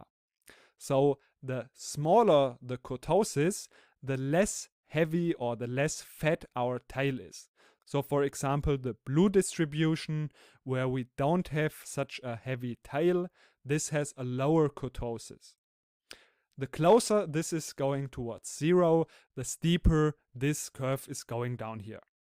And the larger the kurtosis, the fatter is our tail. So here the distribution of this black line has a higher kurtosis because it has a heavier tail than here the blue one. So these are a little bit more advanced statistical moments that you can also use to understand your data a little bit more. And basically this is a description of how our data is distributed and how this curve is here shaped. So for you, I would recommend to remember just this slide here. I will also have this slide attached as a picture to this lecture. So this will help you to understand what these statistical moments are telling us about our data and about how our data is distributed. Now let's talk about the distribution of our data. What actually does it mean that our data has a certain distribution? Well, basically it's just about how often do certain values occur in our data set. So for example, let's have a look at this data set here. So we have here the records of people and their heights as well as their weights in kilogram and centimeters. Also, we have here one more column attached that is just telling us that the height of this person lays in between 160 and 170. And you can already see in here that some values occur more often than other values, which makes sense, of course, since not so many people are, for example, taller than 2 meters. So to understand this fact that some values occur more often than others, we can visualize our data. So this, what we can see in here, is a so-called histogram. A histogram just counts the number of occurrences of certain values. So we have here a data set of 25,000 records. Of course, you can just see a couple of them in here, but this whole data set has 25,000 records. And then we can count the number of occurrences, for example, of people that are in the category of 160 till 170. This is around, you can see it in here, around maybe 6,000 times this occurs, this value here. So the important thing about the histogram is that it's always about these bar charts here, and in the y-axis we have always the frequency, which means the number of occurrences of this value in our data set. So this is visualizing how our data is distributed in our data set. And of course, we don't need to stick to this large range of 10 centimeters. We can also make this range smaller, so we get more precise and we get more detailed information about how our data is distributed. And that is actually what the distribution of our data is telling us. So how is this data here distributed across our different heights? So how often does a certain value occur, or a certain range of values occur in our data set? And we can visualize this also in another way, and that is just calculating the percentage of records or people in our data set that are in between this range of values here. So for example, 15.3% of the records have a height between 170 and 172. So if we now combine this and we want to know how many people are in the range of 170 and 174, of course we have to add up these values. So this will be then around 31.6%. So you see that the larger this area is from a certain range under this curve, the higher is also the percentage of people being in this range of values, or records taking this range of values. So if we make it smaller, so for example, we only ask how many people are in between 170 and 171, of course the percentage will be smaller. So also then the area under this curve for this range will get smaller. And also, if we make it even smaller, then it will get here even smaller. And this means also that the percentage will also get smaller. And also, if we are looking at values that are in general less likely, then also the area will get smaller. So maybe this will help you to understand in an intuitive way that if we want to calculate the percentage, then how we in general would do it is we would find some curve that is like this, that is fitting our data, and then we can calculate the area under this curve. And this red line here is actually the normal distribution. So we can see that our data, so the distribution of the values in our data, is pretty close to the normal distribution. So now we can use this distribution. This is a theoretical function, mathematical function, which is the normal distribution in this case. So with this mathematical distribution function, we can actually calculate the percentage of records being in a certain range. So for example, here we could calculate that maybe 7% of the people are in between 170 and 171. So to be able to do this, we need the so-called density function of this data distribution that we have figured out would fit our data distribution. Okay, so we have our data distribution. We can fit a certain theoretical distribution function to our data, and then we just have to use the according density function of this theoretical data distribution to be able to calculate any range of values or the percentage of any range of values in our data set. And to be able to do this, we need one important feature of this density function. And that is that the complete area that lays under this curve equals to 1. So I don't want to get too mathematical in this lecture, but basically if we want to calculate the area under the curve, so for example the area between 170 and 175, we can just integrate this function from here to there. But I don't want to get too mathematical here.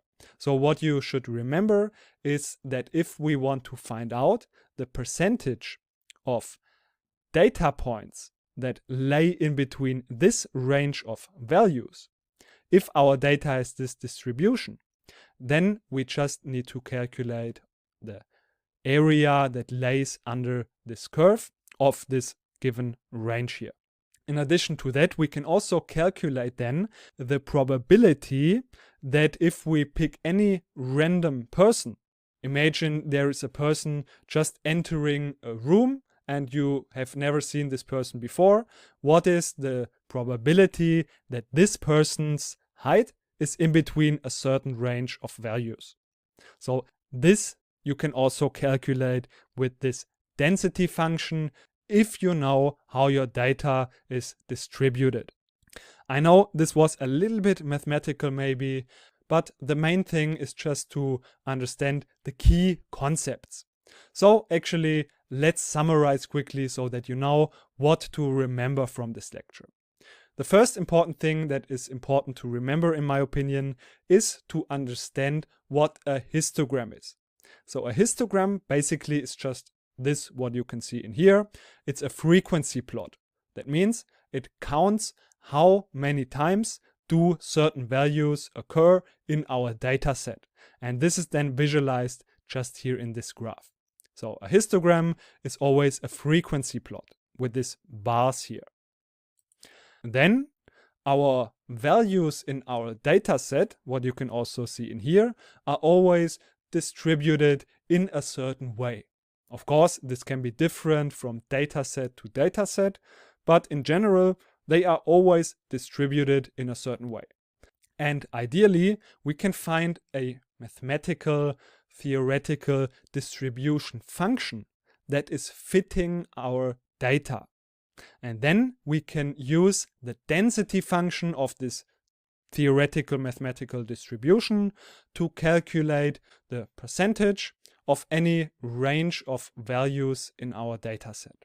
So we do this by just calculating the area under this density function for this given range. And this is then also the probability that any random person or data point takes a value from this range here. So this is just the basic concept of distribution. And now we will talk about the probably most important distribution, and that is the normal distribution. Now, after we've already talked about data distributions and certain measures about these data distributions, we want to focus now more on the normal distribution, since this normal distribution is really coming up a lot in probability theory as well as descriptive statistics. Since in reality, this normal distribution really describes a lot of events in a really good and accurate way, such as we have seen, for example, with the heights of people. So, since this is a really important distribution, we want to now spend some time to see and understand this normal distribution and how we can in practice work with this normal distribution. So from one of our last lectures, we already know that the normal distribution, or to be more precise, the density function of this normal distribution looks in general something like this. So this is also called sometimes the Gaussian distribution, or due to its shape, the bell curve. So in this distribution, we know that the mean is just here, the peak of this curve. So this here is our mean. And if we have a look at this mathematical function of this density curve in here, then we can see that this function, and you don't need to memorize this formula or even work with it in practice, I just want to show it to you so that you have already seen it once. And in reality also it turns out that this complete curve here, so this complete normal distribution, only depends on the mean as well as the standard deviation. So it always looks somehow the same, except that here the spread can be different. So that means that the standard deviation takes a different value, or the mean has another value. So that means that the values are clustered around a different value.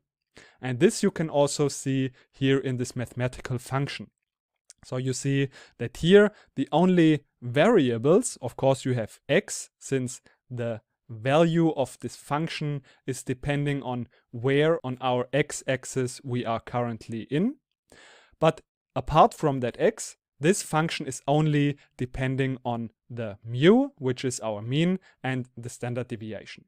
So it's enough for you to remember that this normal distribution only depends on the mean and the standard deviation. And this standard deviation, as we already learned, is just telling us the spread of this data. And in our case of the heights of people, we know that mu, so the mean, is around 172.7, but just for simplicity, we will use the value just 173.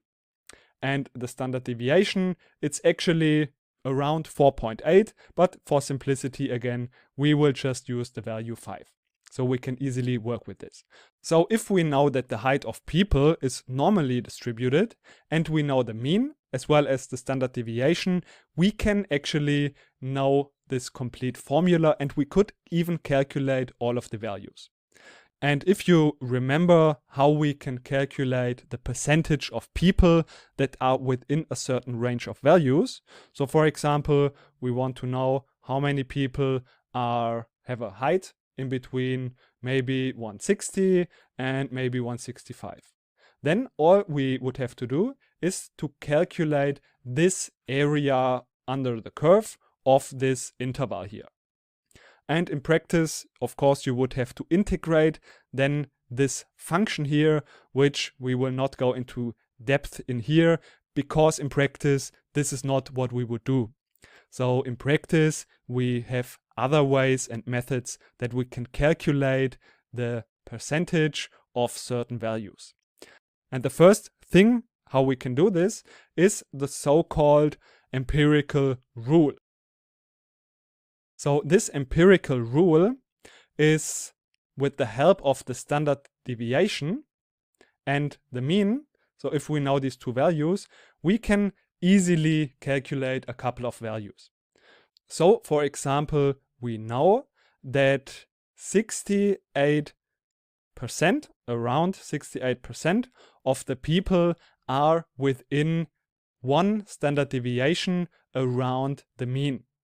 So that means if our standard deviation is 5 and we go starting from the mean 5 to the left side, then we will arrive at around 168, and we go one standard deviation, that means 5 to the right, that means we arrive at around 178. Then we know that this area here makes up around 1.68. So 68% of the people are within a height of 168 and 178. So this we can calculate with the empirical rule where we know the mean and the standard deviation. So this is the case for one standard deviation.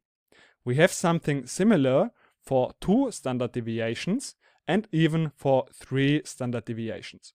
So that means that if we go 2 standard deviations to the left and 2 standard deviations to the right, so that means we come about here where it's about 163 and about 183.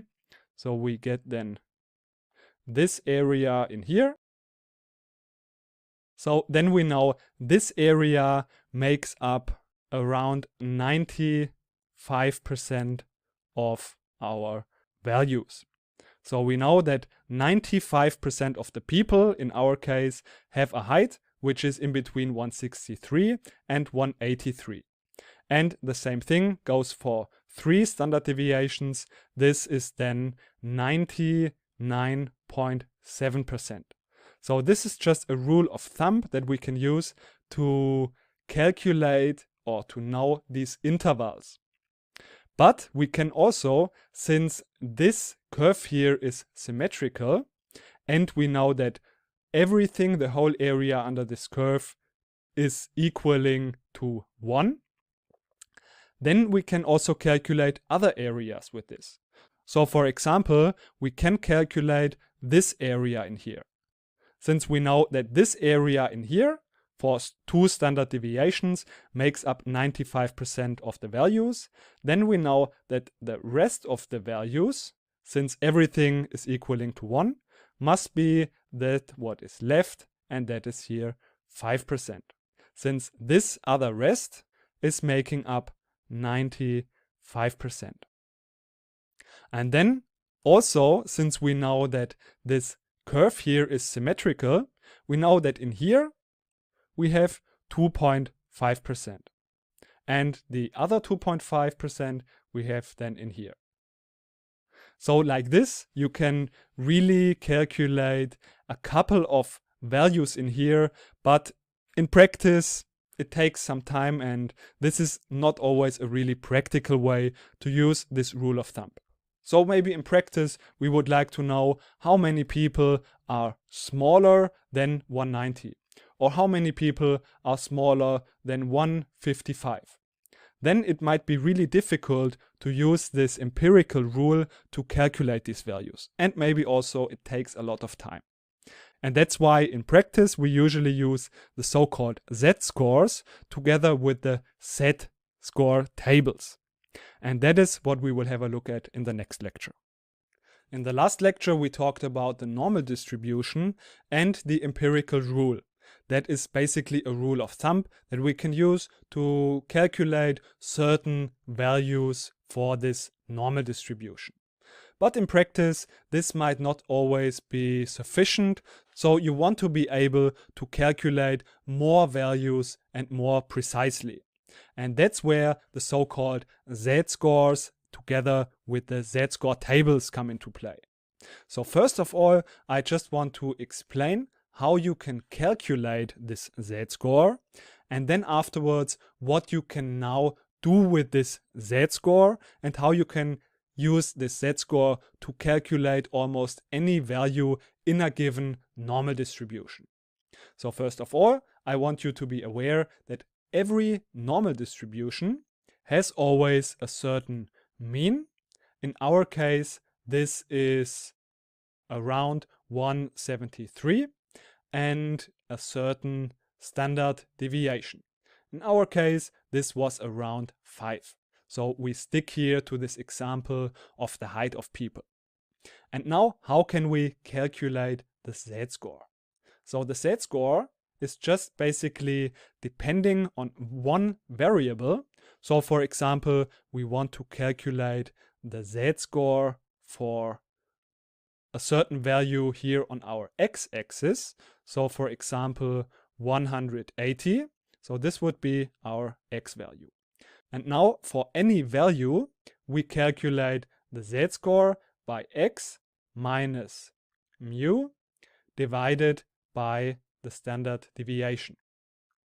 So in our case, if x equals 180, we get that this would be 180 minus 173 divided by 5.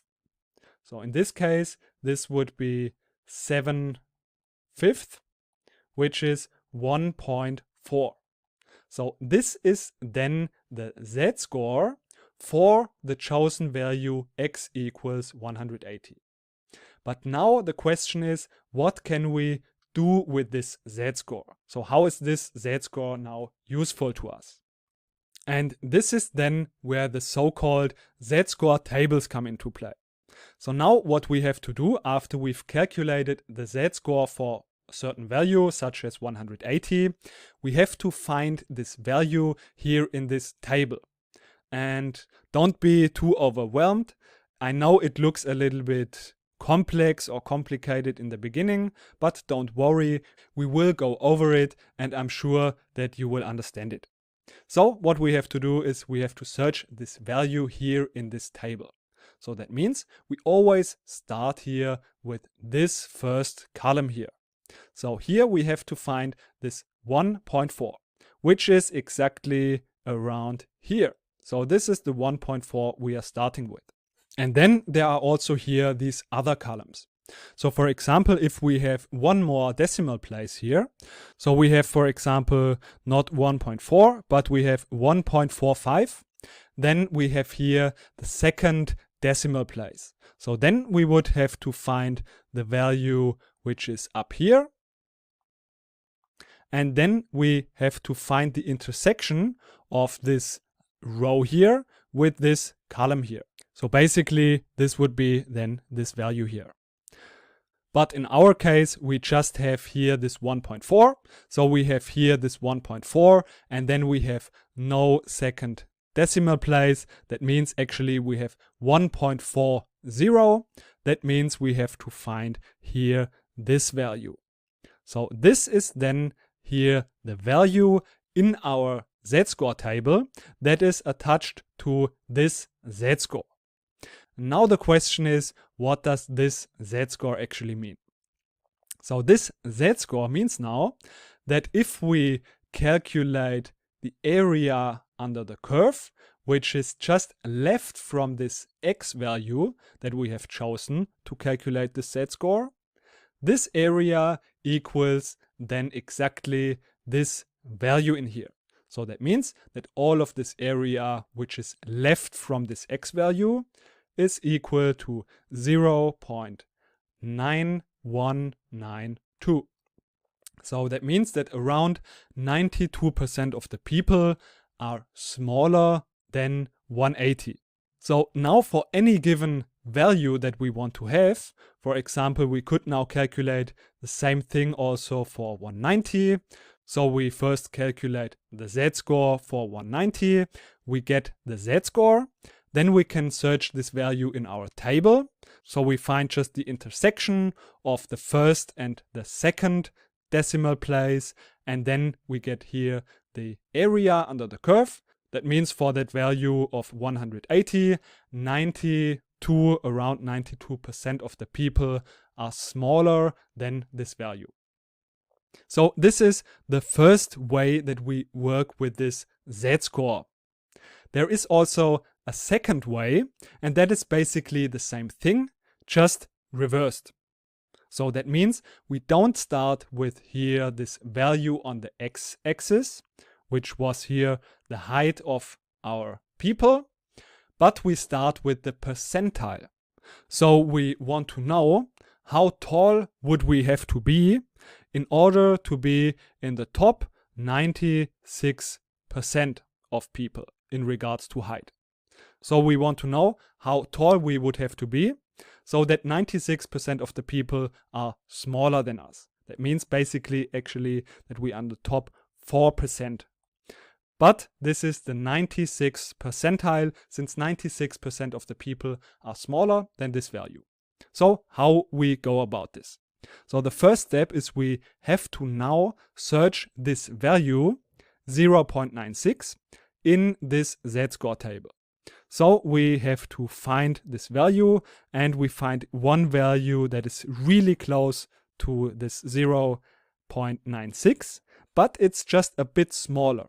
So what we have to do in order to be able to say we are in the top 4%, we have to be a little bit greater than this value here. So since this will not be the top 4%, we have to choose the value that is just a tiny bit larger than this value. So we find here this value. And now, the same way as we have done it before, just reversed, we have to find now the according z-score. So to this value, we have to find the z-score. So that means in our case, we have 1.7 since we started here. And the second decimal place is here, this 6. So the z-score would be 1.76. And now what are we doing with this value, this z-score value? Now again, we calculate reverse back to this x value. Now remember, since this z-score is basically telling us how many standard deviation this x value is away from the mean, we have to just now multiply this z-score value with the standard deviation and add the mean. This will then give us the x value.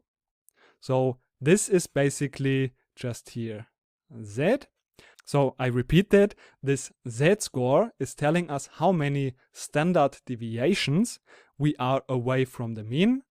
So we get here this value. So we can do this in our case, 1.76. 1.76 multiplied with the standard deviation plus the mean, which is 173, equals to 181.8. So if we have at least this height, then we are in the top 4%. That means that 96% of the people are smaller than we are. So these are now the two ways that we can use these z-scores together with this z-score table. The first one is we know this value on the x-axis. We can calculate the z-score and then find here the percentile in our table. And the second way is we start with the percentile. So we want to know the top 4%. And then we can find this value here in the table. We find the corresponding z-score. And then with this z-score, we can calculate back to this x value on this x-axis. So this height in this example that we would have to have in order to be in the top 4%. Now you might have one question. So all of these values in here are positive. Well, what happens though if we are somewhere that is smaller than the mean? For example, we are somewhere around here, maybe at around 168. Then if we use this formula, we get z equals to 168 minus 173 divided by the standard deviation, which is 5. We get actually a negative value, since this one here is negative. This would be, in this example, minus 1. So here we cannot find any values. And you also might notice that all of these values in here are greater than 0.5. So that means actually that this table for the positive value is only telling us something about values that are here right from the mean. But as you see that this curve here is symmetrical, we could actually also use this table to calculate in a way this other side. And therefore, in practice, there is a way that is much easier. Basically, it's just the exact same table that is just working for the negative values. And actually, it's really simple, even if you have only one table. So for example, if you get a negative value such as minus 1, you can just look here in the positive table as well. So here you have this value for positive 1, which is 0.84. And for the reason of symmetry, you could just calculate 1 minus and then this value here. So you always start with 1 if you have a negative value, and then you can use this positive value that you have found and just subtract it. So 1 minus 8413, which will then result in actually the value that is here for the negative value. This is due to symmetry. So this will be the value 587. So this is then how we can work with negative values as well. So I hope this was helpful in regards to calculating any value of our normal distribution. So we just have to know the mean and the standard deviation, and then we can use these two ways of calculating almost any value in our normal distribution. So now we want to practice again and apply our knowledge about the normal distribution. So in this practice exercise, you are working as a business analyst in a sports company. And that sports company is selling sports shoes. So for our customer group, we have the following information. We know that the fitting shoe length is normally distributed with a mean of 27 centimeters and a standard deviation of 2.5 centimeters. And now we want to choose between two variations for our latest shoe model that fits more people. So this is the deciding factor. We want to decide for that model that is fitting more people. And we have model A that fits for a shoe length range of between 27.1 centimeters and 27.6 centimeters. Whereas model B has a range of fitting shoe length for 26.7 till 27.1 centimeters. And the question is now, what is the percentage of customers that fit each shoe model? So this is what we are trying to find out now. I will give you now a little hint. If you want to try to solve the exercise without this hint, feel free to do so and start the practice exercise now. Afterwards, we will have a look at the solution together. But now, if you want to have this hint, let's have a look at this hint together. So how can we solve this practice exercise? So we can solve this because we want to find out about a range. Let's say we want to find out about the range between 27 and 28. So what we can do is, using the z-score and the z-score table, calculate first the upper bound. And what we get using the z-score table for, let's say, for example, 28 is the area that is left from this 28. So this value gives us the area that is here left from this 28. So if this is, for example, 0.8, then we know that 80% of the people have a fitting shoe length of less than 28. And now, if we want to find out about the range, for example here 27, then we can also calculate the z-score, use the z-score table, and then get the value also for 27. And this is then here everything that is left from 27, so the area under the curve. And if this is, for example, let's say 0.4, then we just have to subtract this blue area, so the 0.4, from this brown reddish area, so 0.8. And this will then result in 0.8 minus 0.4, and this will then be again 0.4 and will give us here everything that is in between this 27 and 28. So this is the little hint. Now I wish you good luck with the exercise, and after that we will have a look at the solution together. So let's have a look at the solution now. We want to find out about model A and model B. So we want to find out about both of these ranges. How many people are within this range of model A and how many people are within this range of model B. So we have here the normal distribution, and we have here sigma is 2.5 and mu is 27. So let's start by calculating this percentage of people for this model A. So we can find out about this by calculating first the upper one. So first we calculate here this 27.6, and we get the z-score for this 27.6. Let's say this is around here, 27.6. And this gives us then, using the z-score table, the area that is just left, so smaller than this 27.6. So if this is, let's say, 0.8, this is then here 80% of the people that have a fitting shoe length of less than 27.6.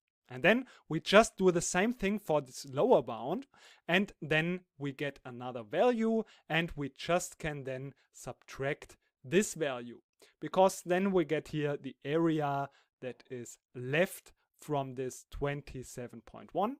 And then if we subtract these two values, so these two areas, then we get the area in the middle, and this is then what we want. So the percentage of people that are within this area here. So let's start with model A and calculate the z-score for the upper bound. So 27.6. How can we do this? We know the definition of the z-score, and we can use this. So this is x minus mu divided by sigma. And we have all of these values available. So x is just 27.6, and we have to subtract mu, which is 27. So then we divide by 2.5, which is here the standard deviation. And this will give us 0.6 divided by 2.5. and that is resulting in 0.24. And this is now our z-score for this value of 27.6. And now we can have a look at the z-score table for the z-score 0.24. And we get this 0.24 and we get 0.5948. So this is here our value, the area under the curve. So this is 0.5948. And now we just have to do the same thing also for this 27.1. So again, this is calculated in the same manner. X is just in this case 27.1 minus 27 divided by sigma. So we just get 0.1 divided by 2.5. And this is then just 0.04. And we have a look again in the z-score table, and we get here the value of 0.5160. And now if we want to find out about the range, we just have to subtract the upper bound from the lower bound. So in this case, we get 0.5948 minus 0.5160, and that is equal to 0.0788. So it is around, for this upper model A, around 7.9%. And now we just do the same thing also for model B. So for model B, the upper bound, we have 27.1. We already know from the last calculations where we've already calculated this, that here we get a value, so the area under the curve, of 0.160. This is what we've already calculated in here. And now we have to calculate also for the x value of 26.7. So this we can calculate again by 26.7 minus 27. So we get negative z-score here divided by 2.5. So we get negative 0.3 and divide this by 2.5. So this is then negative 0.12. So negative 0.12. And if we have a look at the z-score table, we look for 0.12 and then calculate 1 minus that value that we find in this table. So in this table, we find here the value of 0.578. So we just write this value of 0.5478. But since this is a negative value, here the z-score, we have to calculate 1 minus this value. And that will give us then the true value for the area under the curve. And that is, in this case, the 0.4522. So this is now the area for our lower bound.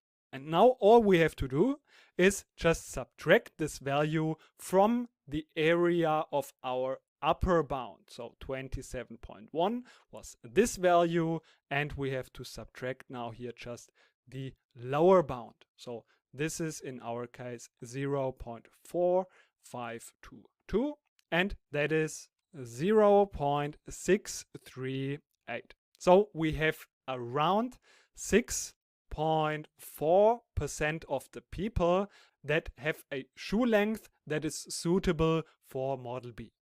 So I hope this application of the normal distribution and the z-scores was helping you to better understand the concept of normal distribution and the z-scores. And hope to see you in the next lecture. So in this section we are going to talk about the mathematics that is concerned with probability. We are first going to start off again very basic and learn how we can calculate some very simple probabilities. We will then talk about the important concept of the expected value.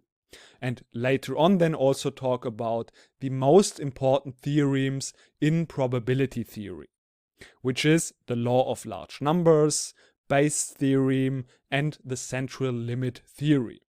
And I don't want this to be only boring theory lessons, therefore we are also going to work on some real-life applications. So, hope you are excited and looking forward to the first lecture in probability theory. Now what we want to do is we want to transition from descriptive statistics to a more mathematical concept, which is probability theory. And this is a really powerful concept, and in this lecture we want to talk a little bit about the basics, what actually is probability, and also some misconceptions about probability. So let's first start off with a little notation. So if we are talking about probability and we want to write that down in a mathematical way, which is obviously what we want to do, we always write this in a capital P. So that means the probability of and then a certain event occurring. So we write a capital P, and then inside this parenthesis we write the event that we are interested in. So we write here the event, and that means then that we have here the probability of this event occurring. So it's basically the likelihood that this event is occurring. And this can be always a number between a range of values ranging from 0 to 1. So 0 means that it's a 0% chance that this event is occurring. And 1 means that this event has a chance of 100%. That means that this event must happen. And there is 100% sureness that this event will occur. Whereas if we have 0%, that means we are talking about 0, and this is then when we are talking about probability of 1. That means the 0, that it's impossible that this event will occur. So just keep this in mind, that the mathematical way of writing 0% or 100% or 50% is just usually this decimal values ranging between 0 and 1. So just be aware that this is the common notation of our percentages. So here we have then the probability of this certain event occurring, and then here we have this likelihood that this event is occurring. So for example, 0.3, or we can also write this as 30%, which is the same. But in mathematics, it's more common to just write it like this. So 0.3. Of course, we can also write this in a fraction. Then it would be just, for example, 3/10. So for example, we are interested in the event that if we toss a coin and it occurs head, so that the coin is landing on head. So we could write this, the probability of, and now the event. For example, we can just write here an H, which means that the coin is landing on the head. So if it's a fair coin, what is the probability? Of course, if it's a fair coin, we have 50% chance that it's landing on the head, and we have 50% chance that it is landing on the tail side. So we can write this. This is the same than the probability that it's landing on the tail side. So we can just write this event that it is landing on the tail side as a T. So you see that the likelihood of all possible outcomes, so that it's landing on the head, plus that it is landing on the tail, so the likelihood of the other event, so these are the only two events that could occur, is 0.5 plus 0.5, which is 1. That means that if we add up all possible outcomes, then we will have a probability always of 1. Of course, as it has to land either on the head or on the tail side. So this is just the basic notation and meaning of the probability of a certain event occurring. Now let's talk about one little misconception, and that is the misinterpretation of probability versus proportion. So if we are talking about probability, this is a theoretical number, for example 50%, of a likelihood that this event is occurring. So it's, for example, a 50% chance that some certain event is happening. And this probability is often confused with proportion. So let's have a look at an example. If we toss a coin, we know that the likelihood, the probability of this coin landing on head is 50%. Yet if we make a little experiment and we toss the coin 10 times, maybe it happens that 7 times out of this 10 times the coin lands on heads. So that means we have a proportion of 70%.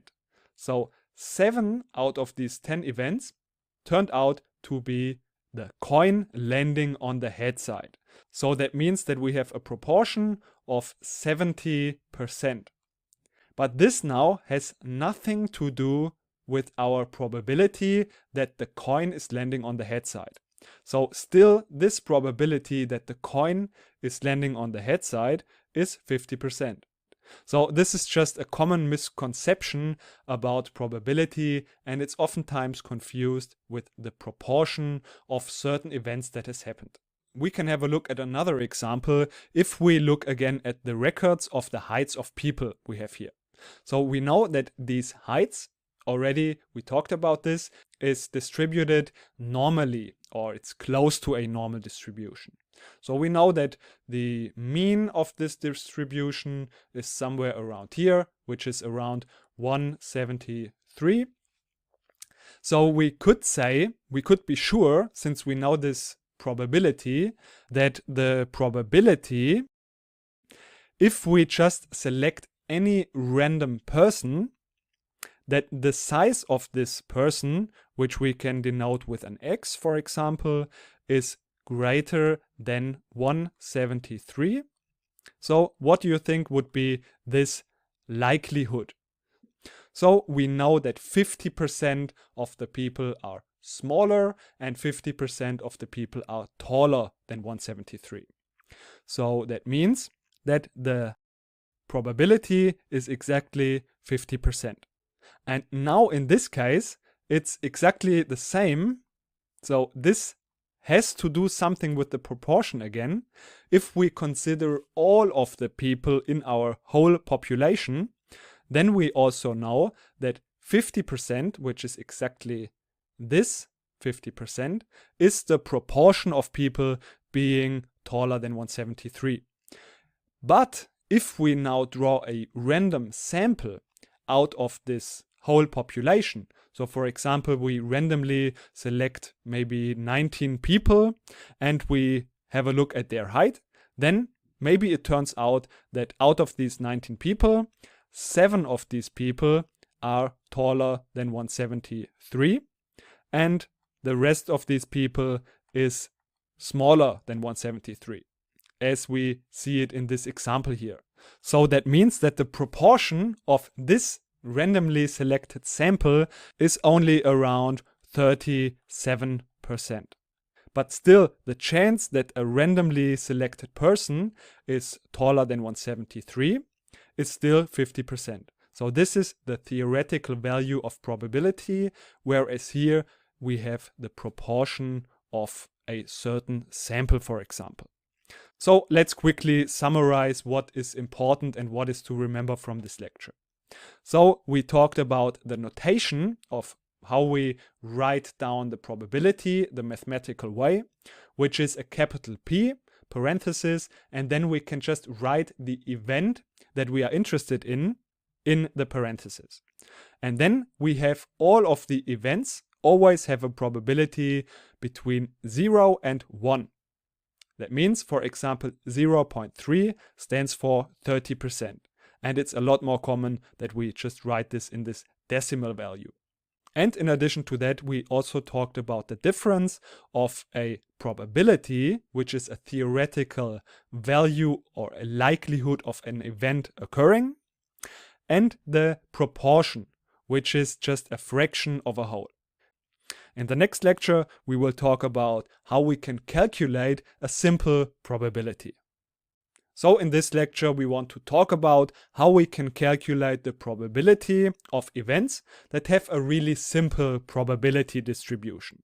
So in this case, we can stick with the simple example of tossing a coin. So we have heads is one event and tail is the other event.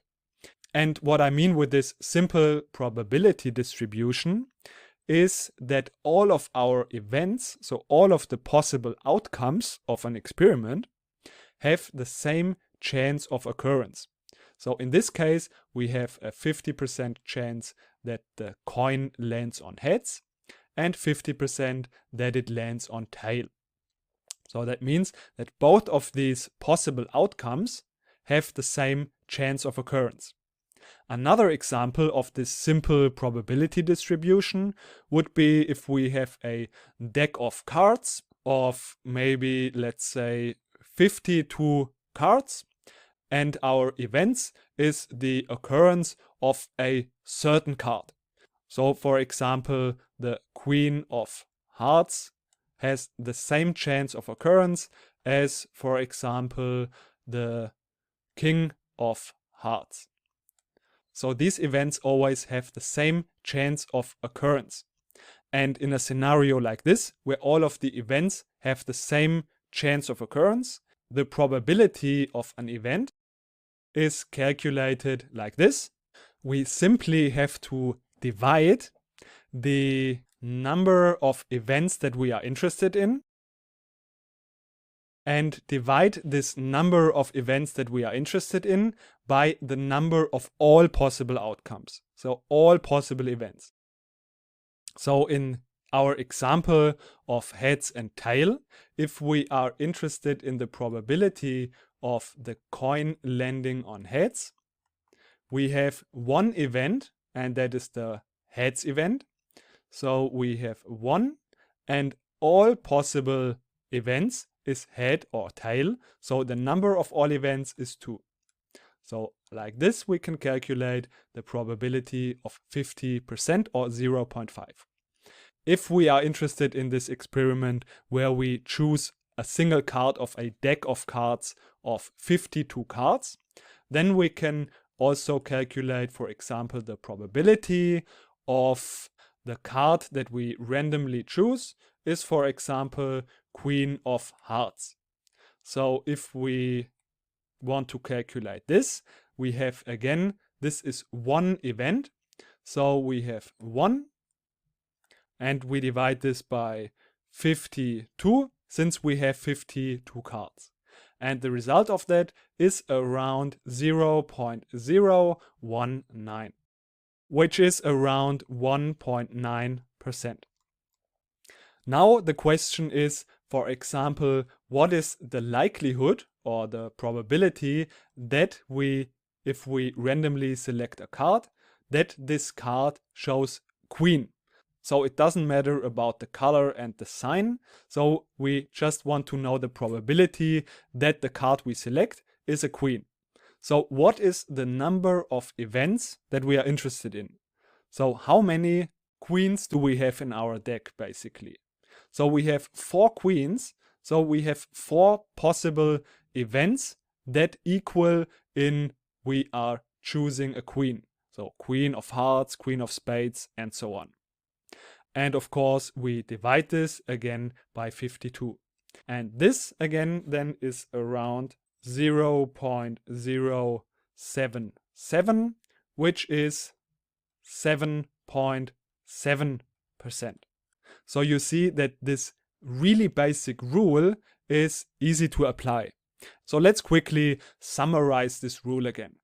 First, be aware that this rule only applies under a really important requirement, and that is that all of our events have the same probability.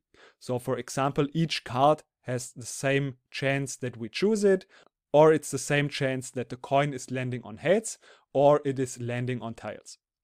Under this condition, we can calculate any event by dividing the number of events that are in our interest. So the number of queens in our deck would be 4, and we divide this by the number of all of the events. So we have 52 cards, so each card represents one event that we can choose this card, so therefore we divide this by 52. Of course, this is still pretty basic, but in the next lectures we will get more and more advanced. So in this exercise, let's just quickly apply what we've already learned now about probabilities. So the simple probabilities. Maybe this exercise sounds a little bit easy, but it's a very good exercise in my opinion to just apply the knowledge of simple probabilities. So in this simple exercise, we are just rolling 2 normal 6-sided dice. And we note the result of both of these dice. And now there are the following questions. The first question is the basis of the answer of the last 3 questions. Therefore, we should answer this question first. And this question is basically just what is the number of all possible outcomes. That means all combinations, or what would be a list of the outcomes for dice 1 and dice 2. How many of these do we have? And then we have the other questions that are just asking for certain probabilities that we can calculate using here also the answer of question number 1. So enjoy the exercise and see you in the next lecture where we are talking about the solution. So before we together have a look at the detailed solution, I want to give you just a quick chance to compare your results with the solutions. So that if you don't have any questions, you can just easily skip this detailed solution. And just if you have any questions or if you are not sure about some solution, then you can have a look also at the detailed solution in the next lecture. So hope this exercise was helpful, and if you have any further questions and if you are interested in the detailed solution, we will have a look at this solution now.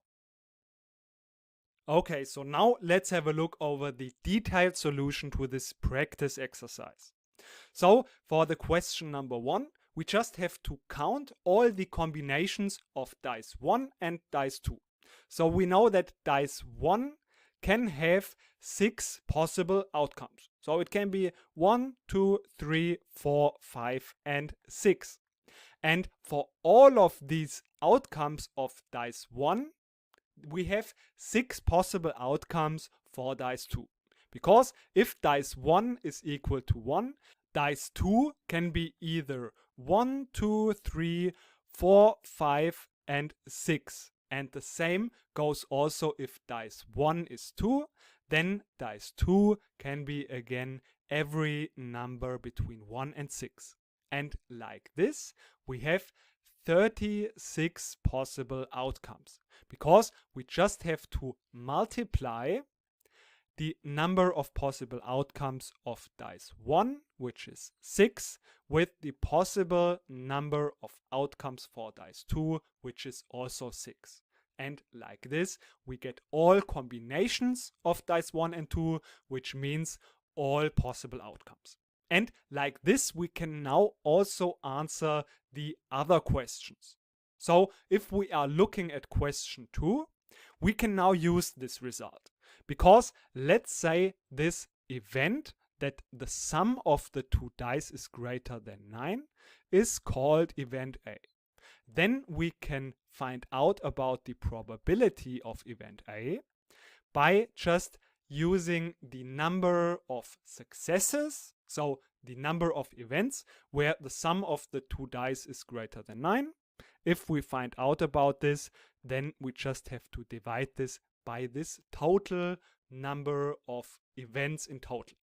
And this is also pretty easy to find out. So how many events do we have where these two dice are together greater than 9? We just have to easily write them down. So if we add them up, we have to be at least 10 if we have to be greater than 9. So let's say dice number 1 is 4. Then dice number 2 has to be 6. If dice number 1 can be also 5, then dice number 2 has to be at least 5, or it can be also 6. And then we have also that dice number 1 is 6. Then we can have that dice number 2 is 4, and we can have that dice number 2 is 5 and also 6. So in total, we have 6 possible events where we have a success. And therefore, we just have to divide this number 6 by the total number of events, and then we get the result 1 divided by 6. Now we do the same thing also for question number 3. If we say this event is called event B, then we can find out about the probability of event B by just finding out about the number of events where the dice is greater than 4. So here we can also easily write down a list. If dice number 1 shows a 5, then we have here 6 possible results for dice number 2. And if dice number 1 is 6, we have also again 6 possible outcomes. So in total, if dice 1 is greater than 4, we have 12 possible events. But now we have to be a little bit careful with the second dice. Of course, also the second dice can be 5 and 6. So if dice number 2 is 5, we can have that dice number 1 is of course 1, 2, 3, 4. And now we have to be a little bit careful, because now if we have a look at event 5 and 5, we have already counted this in here. So we cannot count this again. And the same also goes of course for the 6 and 5. This we also have already counted in here. So that means that we have here 4 plus, if it can be also 6, the dice number 2, we have 4 plus 4 possible events. So that means that for the second dice, we are left with 8 possible events. And that means that in total, we have 20 possible results that are a success. So we get the final probability for this event B. If we divide 20, so the number of successes, by the total number of results. And this will lead us to the result of 5 divided by 9. And easy, the question number 4, we have just a very short list of 4 possible results that are that both dices are less than 3. So here we have of course 1 and 1, we have 1 and 2, and we have 2 and 1, and we have 2 and 2. So we have just 4 possible results, and therefore the total probability, let's call this event event C, we can easily calculate by calculating 4 number of successes divided by number of total results. So we get 4 divided by 36, which is 1 divided by 9. Now let's talk about how we can calculate the probability of a combination of events. So we already had this example where we wanted to calculate the probability that if we choose a random card out of a deck of 52 cards, that the card that we are choosing is a queen. And we know that there are 4 cards that are queens in our deck. So we have basically 4 events in this situation. And in total, we know that we have 52 cards. So there are 52 possible events. And if we want to calculate the probability that we choose a queen, then we basically want to calculate the probability that one of these 4 events is happening. So that we either choose the Queen of Hearts or that we choose any of the other queens. So I just write, because I cannot draw, I just write Queen 2, Queen 3 or Queen 4. So if we want to combine these events, so basically these are 4 events, then what we usually do in a situation like this, we can just add these probabilities up.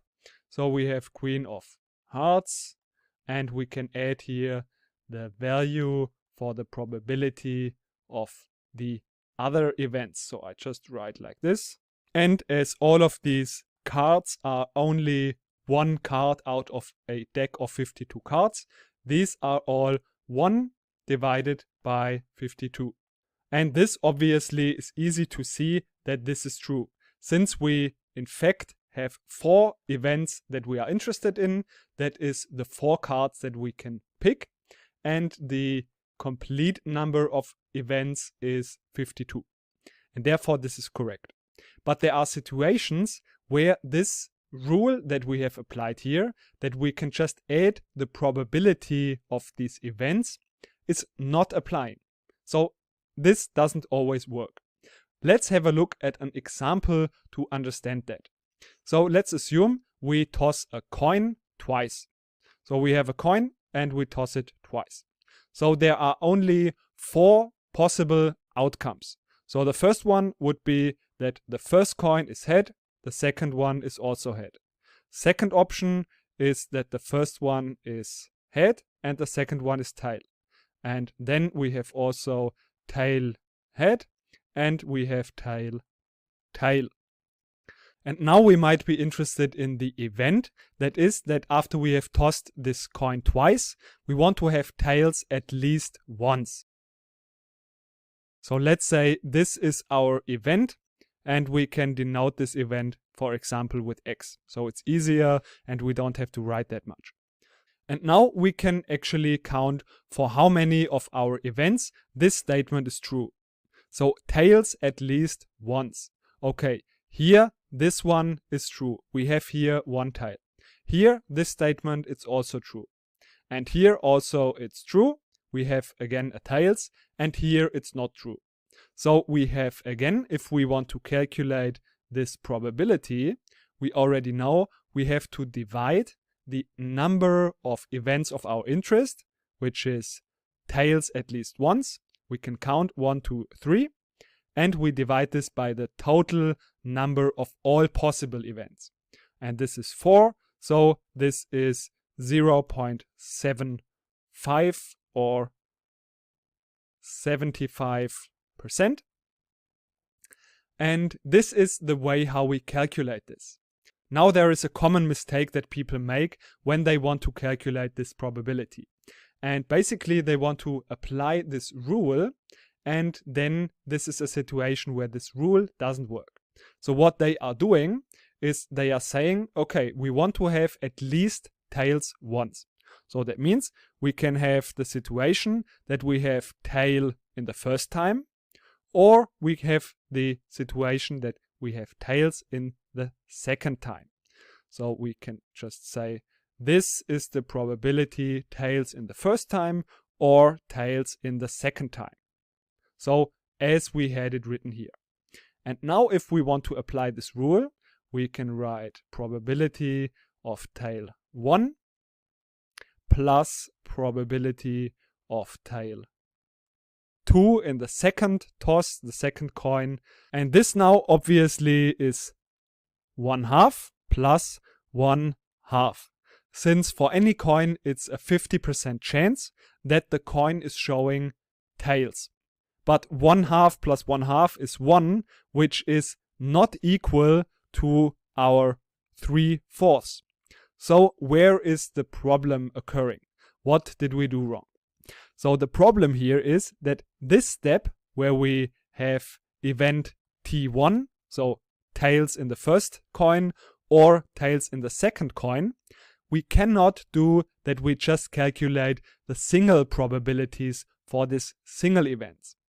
Since if we would do that, we would count one event twice.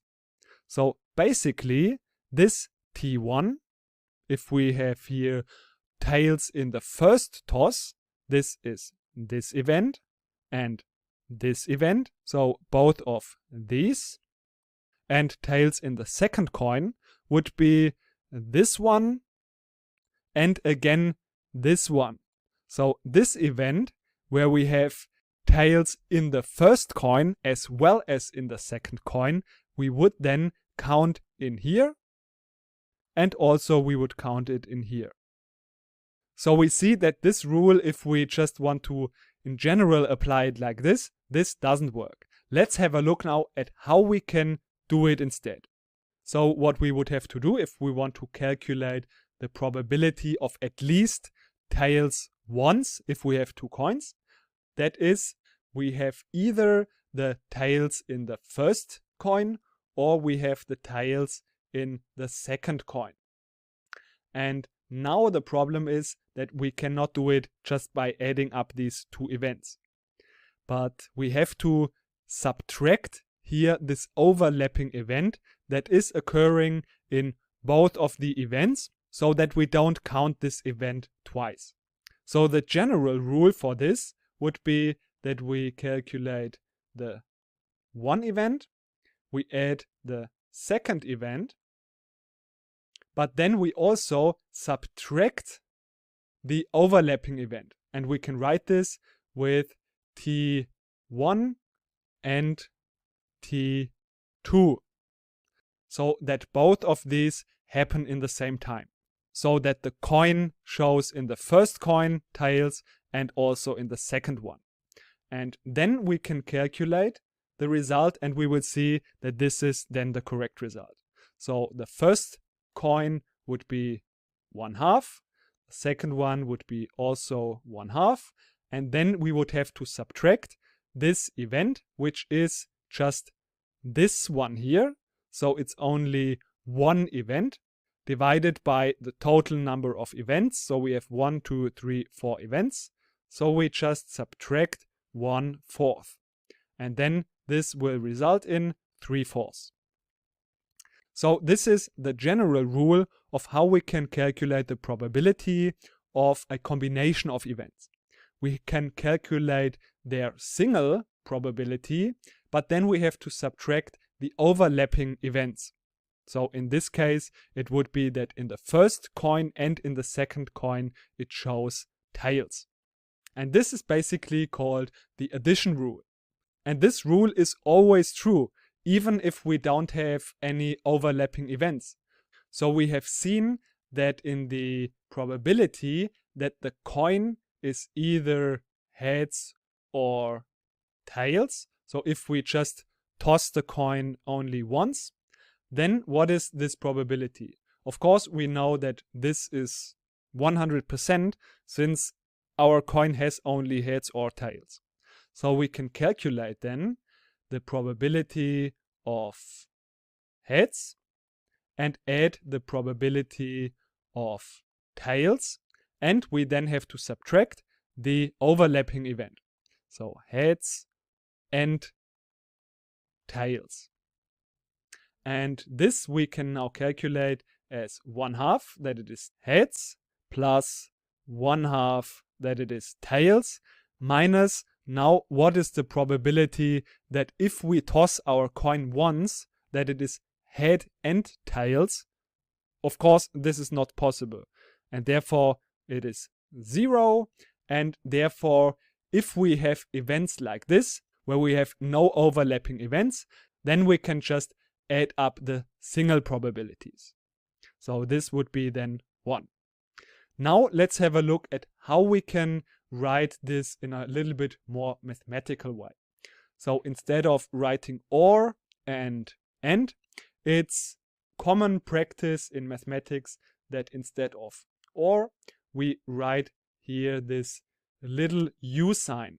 And that is basically meaning union of two events.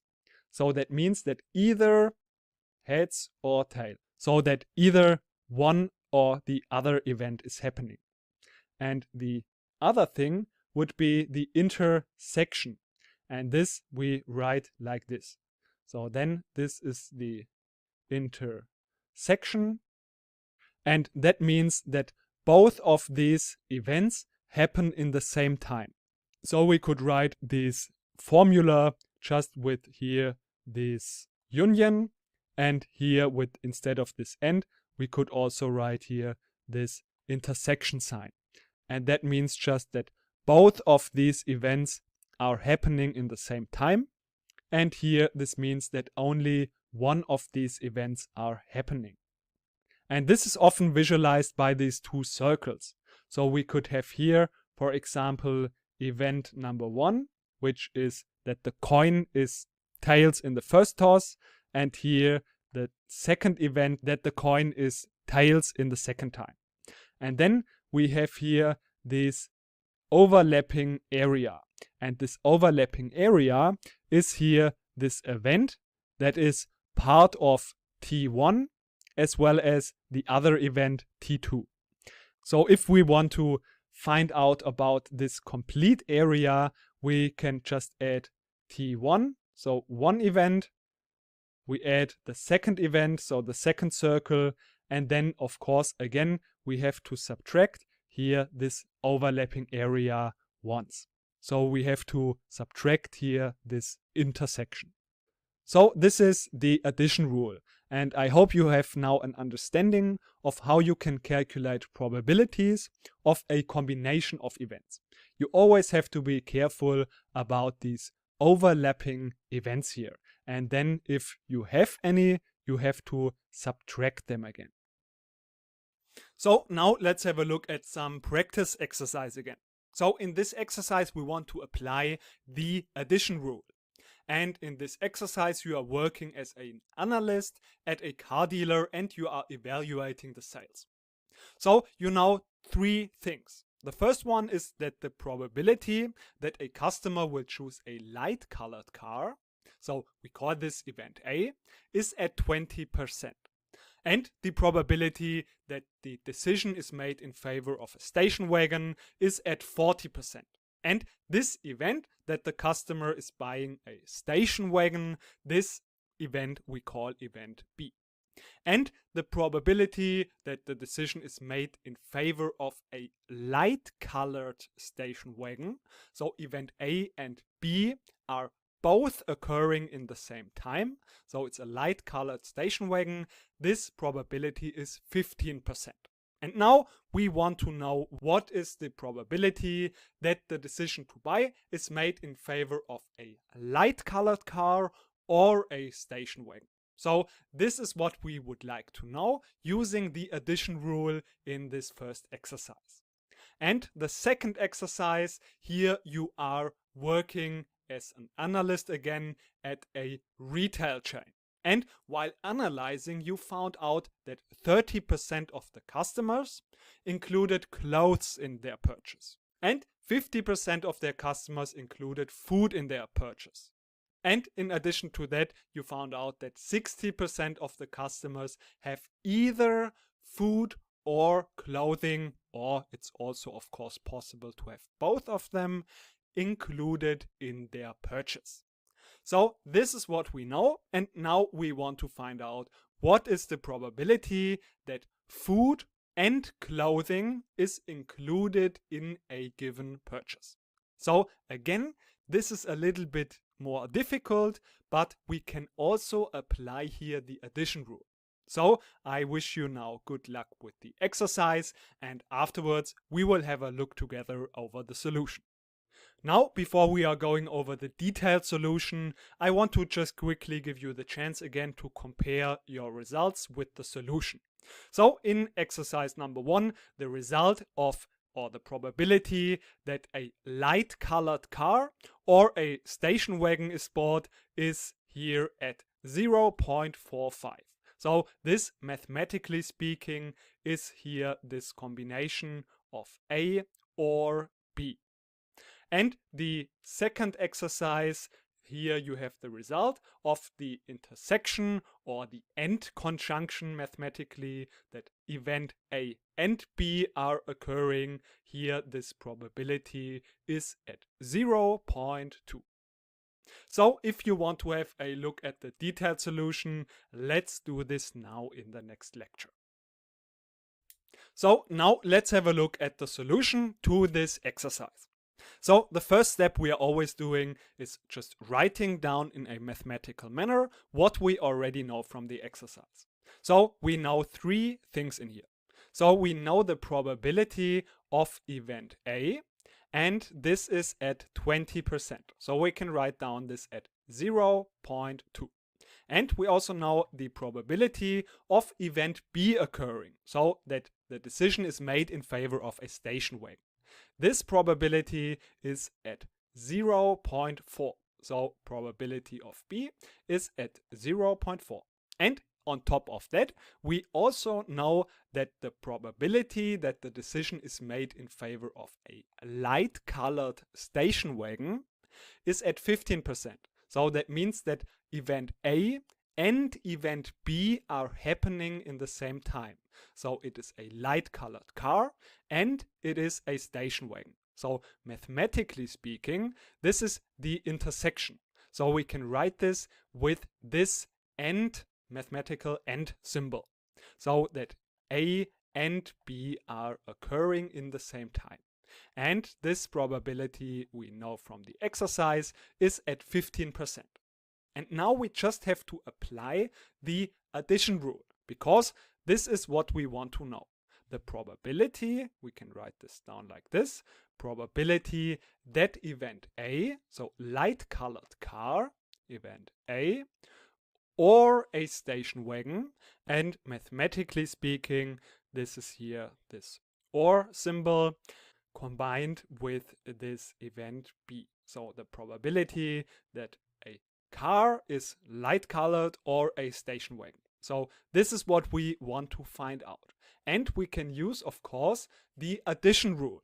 And this addition rule is given by the calculation of event A, so the probability of event A, and we can add the single probability also of event B, but then we have to subtract here this intersection. So the probability that event A and event B are happening both in the same time. But we know all these values, fortunately, so we can easily, like this, using the addition rule, calculate here this probability that event A or event B are happening. So here we just have to insert these values. So we have event A, which is 0.2, plus probability of event B is 0.4, and here minus the intersection, so that both are happening in the same time, and that is at 0.15. So if we calculate all these values here together, we get a result of 0.45. So the probability is at 45% that a customer is making the decision to buy in favor of a light-colored car or a station wagon. And now let's have a look at the second exercise.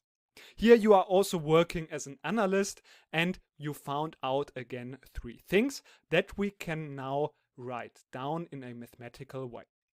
So first of all, we have here that first event, that the customers are including clothes in their purchase.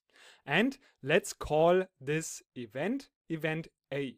So here we have then the probability of event A, which is at 0.3, so 30%. And then we have also event B. We call this event here that the customer has food included in their purchase. We call this event event B. And here we have this at 50%, so 0.5. And on top of that, we also know that 60% of the customers have clothes or food included. So this is now mathematically this OR conjunction. So event A, clothes, or event B, food in their purchase. And this probability is at 60%, so 0.6. And now we want to know what is the probability of event A and event B. But in the addition rule, we have just it written down like this, so that the probability of event A or event B is given by event A plus event B minus the intersection that we have in here. So this AND conjunction. And this is what we have. But we are now interested in this value. But actually, we know all of these three other values, so we can easily, also using this formula, so this addition rule, if we know all of the other three values, we can of course also find out about this value. Because if we are inserting all of these values, so we have A and B, which is at 0.6, we have A, which is at 0.3, and we also have B, which is at 0.5. So then, of course, we have here also this value that we don't know yet, but that we are interested in. And we can now sum up these values here. So this is giving us 0.6, and here we have 0.8 minus this value that we don't know, A and B. But now if we have a look at this, we know that this must be 0.2, because if we subtract 0.2 from 0.8, we get 0.6. And therefore, this probability has to be 0.2. And like this, also using the addition rule, we can find out about this intersection here, so this AND conjunction. This is here 0.2. So like this, you see that you can find out about both either the OR conjunction or also the AND conjunction. If you know the probability of the first event and the second event, as well as one of them. So if you know the AND conjunction, you can find out about the OR conjunction and vice versa. If you know the OR conjunction, you can find out about the AND conjunction. I hope this was helpful to see how you can apply this addition rule. So in the last lecture, we were talking about the addition rule, which was enabling us to calculate the combination of two events so that either event 1 or event 2 is happening. And now we want to talk about the multiplication rule. And this multiplication rule is enabling us to calculate now also the combination of two events, but we want to calculate the probability that both of these events occur. So the probability to calculate the combination of two events with the conjunction OR is done with the addition rule, and for the combination of the events with an AND conjunction, we can use the multiplication rule. But in order to be able to do this, we first have to make one really important distinction in probability theory. And that is the distinction between independent and dependent events. So let's first have a look at an example of an independent event. Let's have a look at the following experiment. We have a coin and we toss this coin twice. So now we are looking at two events that we want to calculate the probability of. So we have event A. Event A is the event that the coin shows heads in the first toss. So this is event number 1, that the coin shows heads in the first toss. And event B is the event that heads shows in the second toss. So these events are independent, since the outcome of the second toss has nothing to do with the outcome of the first event. So the probability that the second toss the coin shows heads has nothing to do, it's not influenced by the outcome of what has been shown in the first coin. So therefore, these events are considered to be independent. And if we have two independent events like this, the probability of this combination of event A and event B happening together is easily calculated by the multiplication of the probability of event A happening multiplied with the probability that the single event B is happening.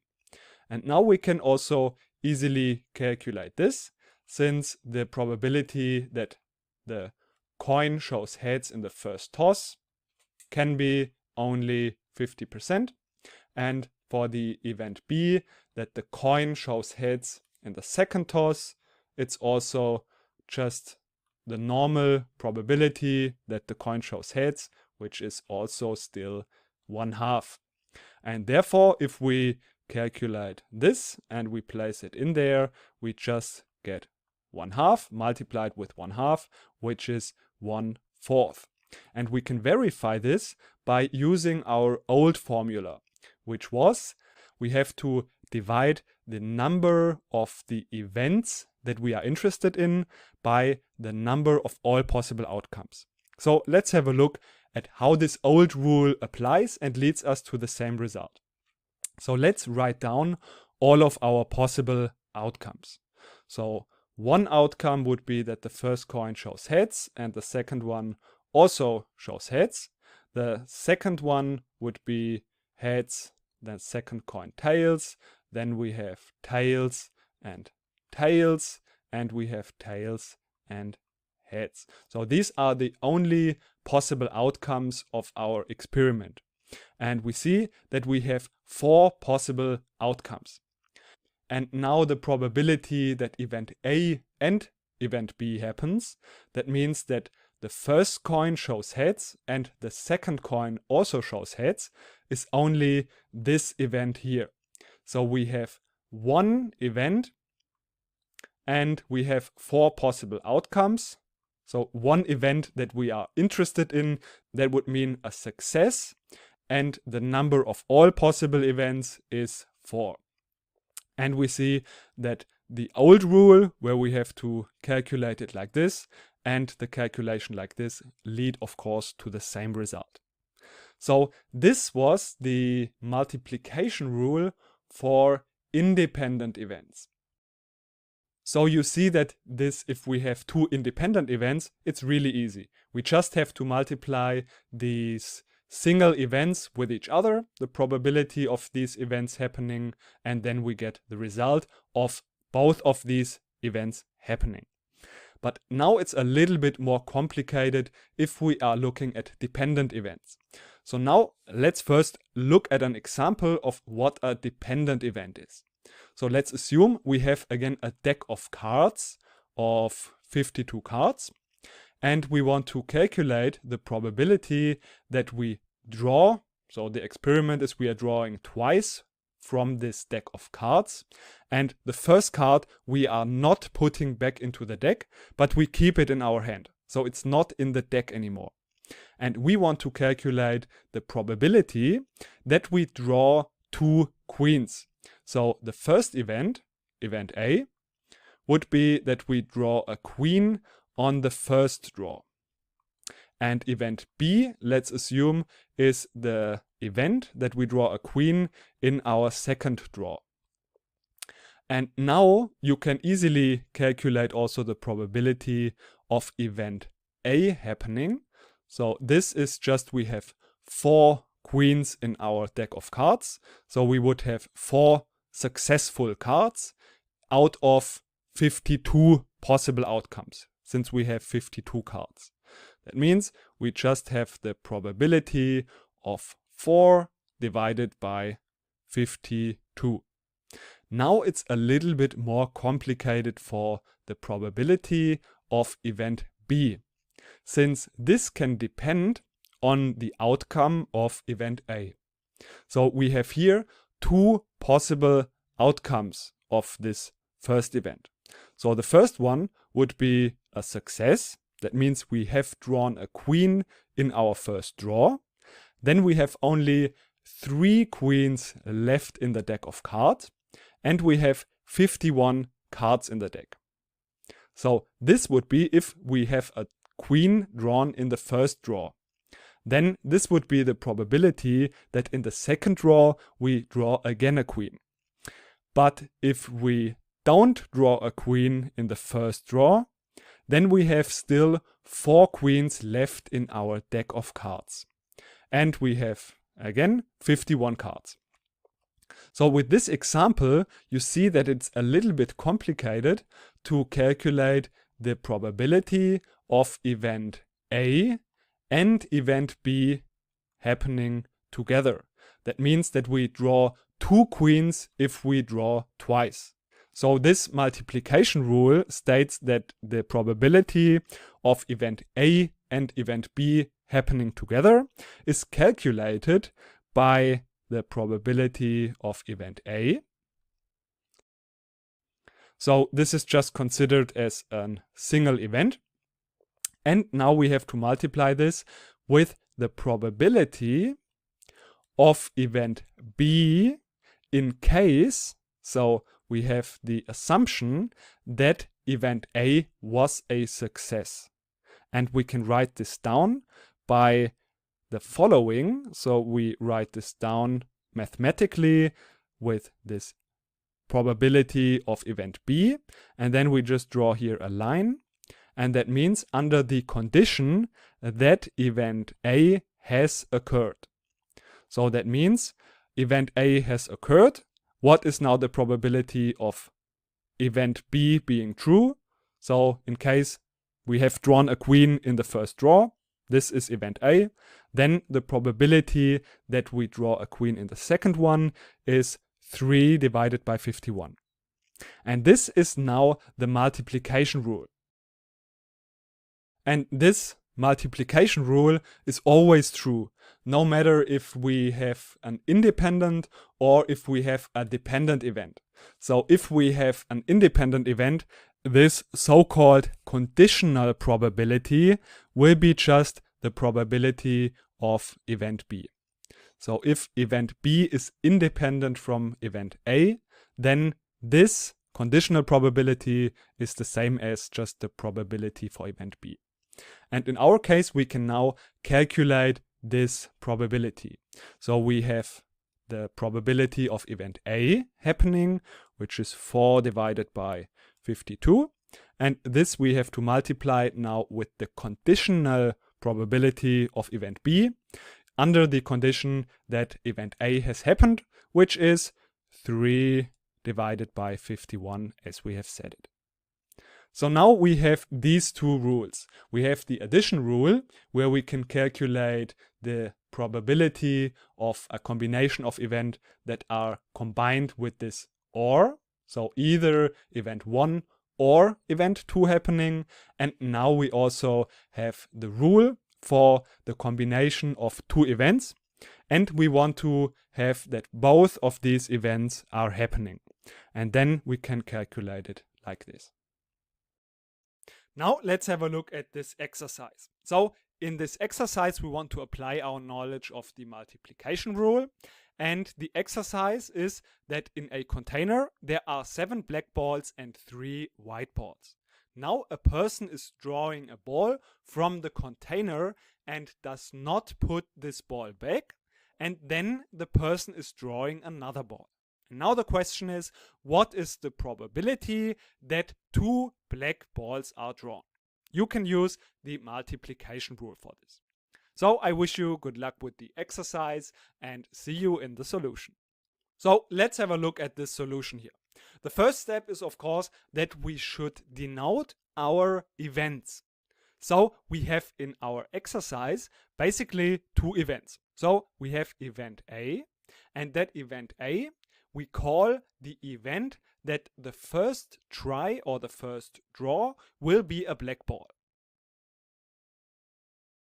And event B will be that the second draw will also be a black ball. So we are now interested in the event that 2 black balls are drawn. And we would like to know the probability for that. So that means that event A and B are both happening at the same time. So we can write this down as A intersect B. That means A and B are both happening in the same time. And this we can calculate now using the multiplication rule. So we know that this probability is calculatable by A probability of A multiplied with the probability of B given event A has already happened. So this conditional probability here. And now we can just calculate or find out about both of these two probabilities, which is not too difficult either.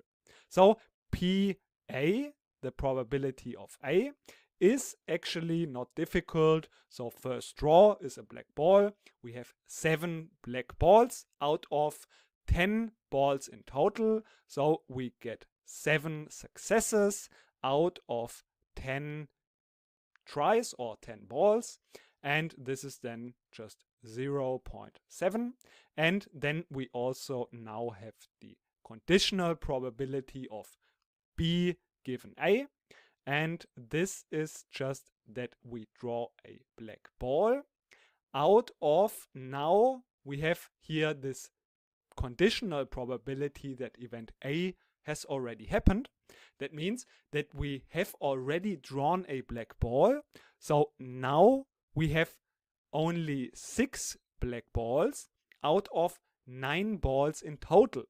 And therefore, the chance of getting a second black ball is 6 out of 9.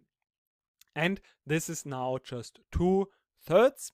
And now we can just insert both of these values here to get our final result. So we have PA is 0.7 multiplied with 2/3, and that is roughly here 0.4667. So it's roughly 46.67% that we get 2 black balls out of this experiment here.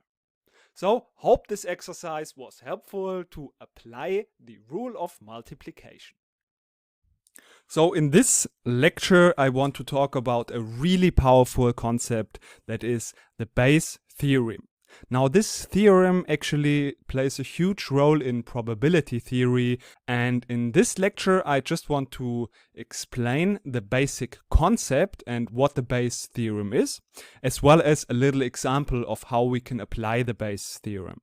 And then in the next lecture we are going to step things up, and there we will be looking at a more advanced example of the Bayes theorem. So first of all, this Bayes theorem is about calculating conditional probability. We have already learned about conditional probability a little bit, so therefore I am going to just remind you of what you already know. So conditional probability is the probability, for example, of an event A, given we already know that event B has happened. So this we have already used. So we have used it in the multiplication rule. Now in the multiplication rule, we applied the following. So we applied that A and B, which we can write as follows, with probability of A intersect B. This is the same thing as probability of A and B. And we know that this is calculated by probability of A multiplied with probability of B, given A has already happened. And now we know that we can just write P, the probability of B, A. We can also just switch them around, and then we also have to here switch them around. So this is probability of B and probability of A, given B has already happened. So this is just turned around, and here we also have just switched things around. And now note that these two are actually exactly the same, since the event that A has happened and B has happened is exactly the same thing as B and A has happened. So A and B is the same as B and A.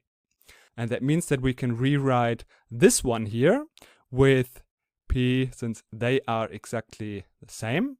We can write that this is the same thing as probability of A and B given A. So we know that this probability of B and A is calculated by probability of A multiplied with probability of B given A. So now we know that these are here the same. So this one is the same as this one. And we can just divide by probability of A. And that will result then in our Bayes theorem. So that means on the left side, we have this one left here. So probability of B given A. And we know that this is now the same thing as we have here probability of B multiplied with probability of A given B. And this we have divided by probability of A. So we have just divided here by probability of A, and then we have this one left divided by probability of A, and on the left side, this is what we have left then here. So this is basically the Bayes theorem. So what this powerful thing about the Bayes theorem is that we can use probability of A given B to calculate probability of B given A. And this is powerful since sometimes it's a lot easier to calculate just one of these. And the other one might be a lot more difficult to calculate. And therefore we can use the other one to calculate just the turned around version. So now you know that this is the Bayes theorem, but I think it's a good idea to just look at an example right now. So let's assume we have the following experiment. We toss a coin twice. Okay, so we have one coin, it can show heads or tails, and we toss this coin twice. Now let's have a look at the following two events. So we have event A. This is, we have at least one heads. And event B is we have two heads. And now we want to know what is the probability of we are having two heads given we have at least one head. So we know that after these two tosses there was at least one head. And now we would like to know what is the probability that there have been two heads. Now you might be thinking that this is 50%, which is actually not true, what you will see if we will write down all of the events and calculate it. So let's have a look at what are all of our possible outcomes. So we can have heads, heads. We can have heads, tails, tails, heads, and tails, tails. Now, what is all of the events that are at least one heads? We have this one, and this one. So these are the three events that are at least one head. And now event B, two heads, is just one of them.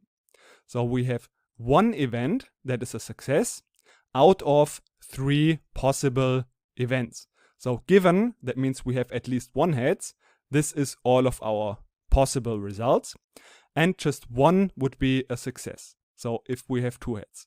So that's why the probability of B, given we have at least one head, is 1/3, since there is one success out of three possible outcomes. And now we want to calculate the same thing using Bayes theorem. So to be able to do this, let's calculate probability of A. So we need probability of A, probability of B, and probability of A given B. So probability of A, we have at least one heads. We already know this is three possible events, at least one heads. 1, 2, 3 out of 4. So therefore, probability for that is 3/4. Now probability of event B. So we have two heads. Of course, two heads it's 1 out of 4 events. And now, last but not least, we also need in this formula probability of A given event B has already happened. So this is now actually really easy. Since event B has already happened, which is 2 heads, what is the probability that there has been at least 1 head? If we already know there has been 2 heads. So of course, this is 100%. Since if we have already 2 heads, we know that, then this is also at least 1 head. And therefore, this is 1. And now we can just plug in these results into our formula in here. So let's quickly do this, and then this will result in what we would like to know. Probability of B given A is the same thing as, now we can use 1/4 multiplied with 1, and we divide this by 3/4, and this will then result in 1/4 multiplied with, if we bring this up here, and we have to just write it then like this, 4/3, which is then basically 1/3. So you see that the results are actually the same. So this is Bayes' theorem. We can use the probability of A given B to calculate the probability of B given A. And this is so powerful since oftentimes it's a lot easier to calculate one of them, and then we can use this to calculate this other version here. Now this was a pretty simple example. Now in the next lecture we want to have a look at some a little bit more advanced example that help us to see the power of Bayes' theorem. So in the last lecture we learned about Bayes' theorem, and this Bayes' theorem can help us to calculate conditional probability. And this is so powerful since sometimes it can be easier to calculate one version of the conditional probability. So for example, it can be easier to calculate the probability of A given B. And then we can use this to calculate the probability of B given A. Or of course, vice versa, then we can just rewrite this formula with the probability of A given B. So this can really help us to calculate the conditional probability. And in this lecture, we want to have a look at a little bit more an advanced example of how this theorem can help us with. So let's have a look at the following experiment. Let's assume we have 2 buckets. We have bucket 1 and we have bucket 2.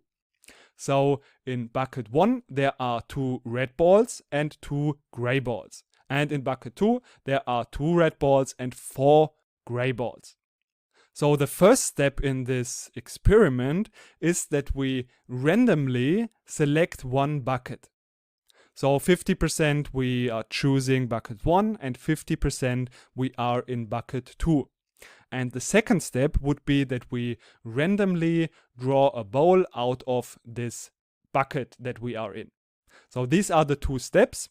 And now the question that we are having is, what is the probability that we have selected the first bucket, so bucket 1, given, so we already know, that we have drawn a red ball.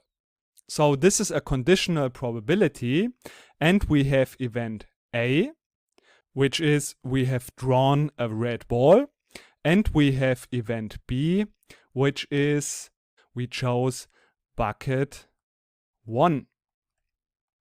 So this is the probability, the conditional probability that we would like to know.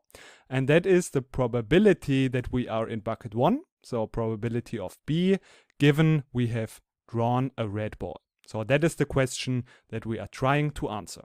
So now we can just use this formula to calculate this conditional probability. So that means first we have to calculate the probability of A. So we can calculate this by 50% we are in the first bucket, so 1/2.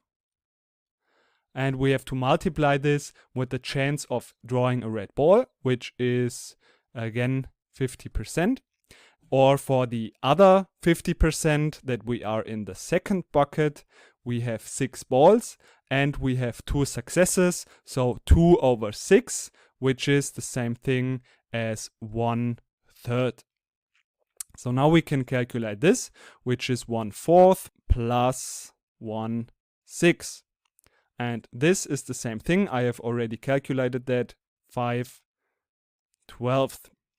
So this is the probability of having chosen a red ball in our experiment. 50% we were in bucket 1, 50% we were in bucket 2. So now we also need to have the probability that we are in bucket 1, and as we randomly choose it, this is just 50%. So 50% we are in bucket 1 and 50% we are in bucket 2. And now also, of course, last but not least, we need the conditional probability of event A. So we have drawn a red ball, given that we are in bucket 1. So if we are in bucket 1, it is a chance of 50% that we draw a red ball. So therefore, this is also really easy to calculate in this case. So this is just 1/2. So this is so easy, since if we already know that we are in bucket 1, so given B, we are in bucket 1, what is the chance of drawing a red ball? Of course, we have 2 red balls out of 4 balls, which is 50%. So here we have the probability of 1/2. And now we can just easily use again these results to plug them into our formula to calculate the probability of B given A. So we start with probability of B, which is 1/2. We have to multiply this with probability of A given B, which is also 1/2. And we have to divide this by the probability of A, which is 5/12. So we can rewrite this as 1/4 multiplied with 12/5. And the probability of that is then just 12/20. So this is then 6/10, which is 0.6. So there is a 60% chance that we have been in the first bucket if we already know that we have drawn a red ball. Now, this is pretty intuitive in my opinion, since usually the chance that we are in the first bucket is just 50%. And now if we already know that we have drawn a red ball, the chance is a little bit higher than 50%, since we know we have drawn a red ball, and the probability of drawing a red ball is higher if we are in the first bucket, since here the chance is only 1/3 and here the chance is 1/2, so 50%. And therefore, if we already know that we have drawn a red ball, it makes sense that the probability that we are now in the first bucket is a little bit more than 50%. So this is the application of the Bayes theorem. And I hope this example could help you to understand how powerful this theorem is and how we can apply this theorem at an example.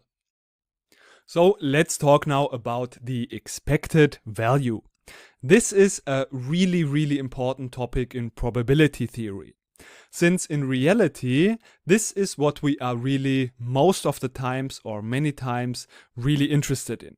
So for example, let's assume you have an experiment and you have certain outcomes to this experiment. For example, you can earn a certain amount of money or you can lose a certain amount of money. And then you have also the probabilities of these outcomes. So for example, 50% you win, 50% you lose. And with this expected value, you can now calculate what is a reasonable expectation for your profit or in general for your outcome. So in this lecture, we will learn about how is this expected value defined and how we can calculate it. And later on, we will also see in 2 examples in practice how we can calculate this expected value. So first of all, let's assume we have one experiment. This experiment is, for example, denoted very often with the letter X. And then we have also some outcomes of these events. So this is usually denoted with a lowercase x. So we have, for example, outcome 1, which is x1, and we have also outcome 2, which is, for example, the outcome of having a head or having tails. So since these outcomes are usually numbers, we can, for example, define it as 1 and 0. So x1 could be, for example, 1 and x2 could be 0. So this would be then the number of heads that we are getting. And then to these outcomes, we have also probabilities attached to. So we have P1. This is the probability that this outcome is happening. And then we have also the probability of x2. So these are the attached probabilities to our outcomes. And now, how is the expected value defined? So the expected value is defined with an E of x. So x is our experiment, and then E of x is the expected value of this experiment, or we also call this a random variable. Since this variable can take certain values, for example 0, 1, 2, 3, with a certain probability.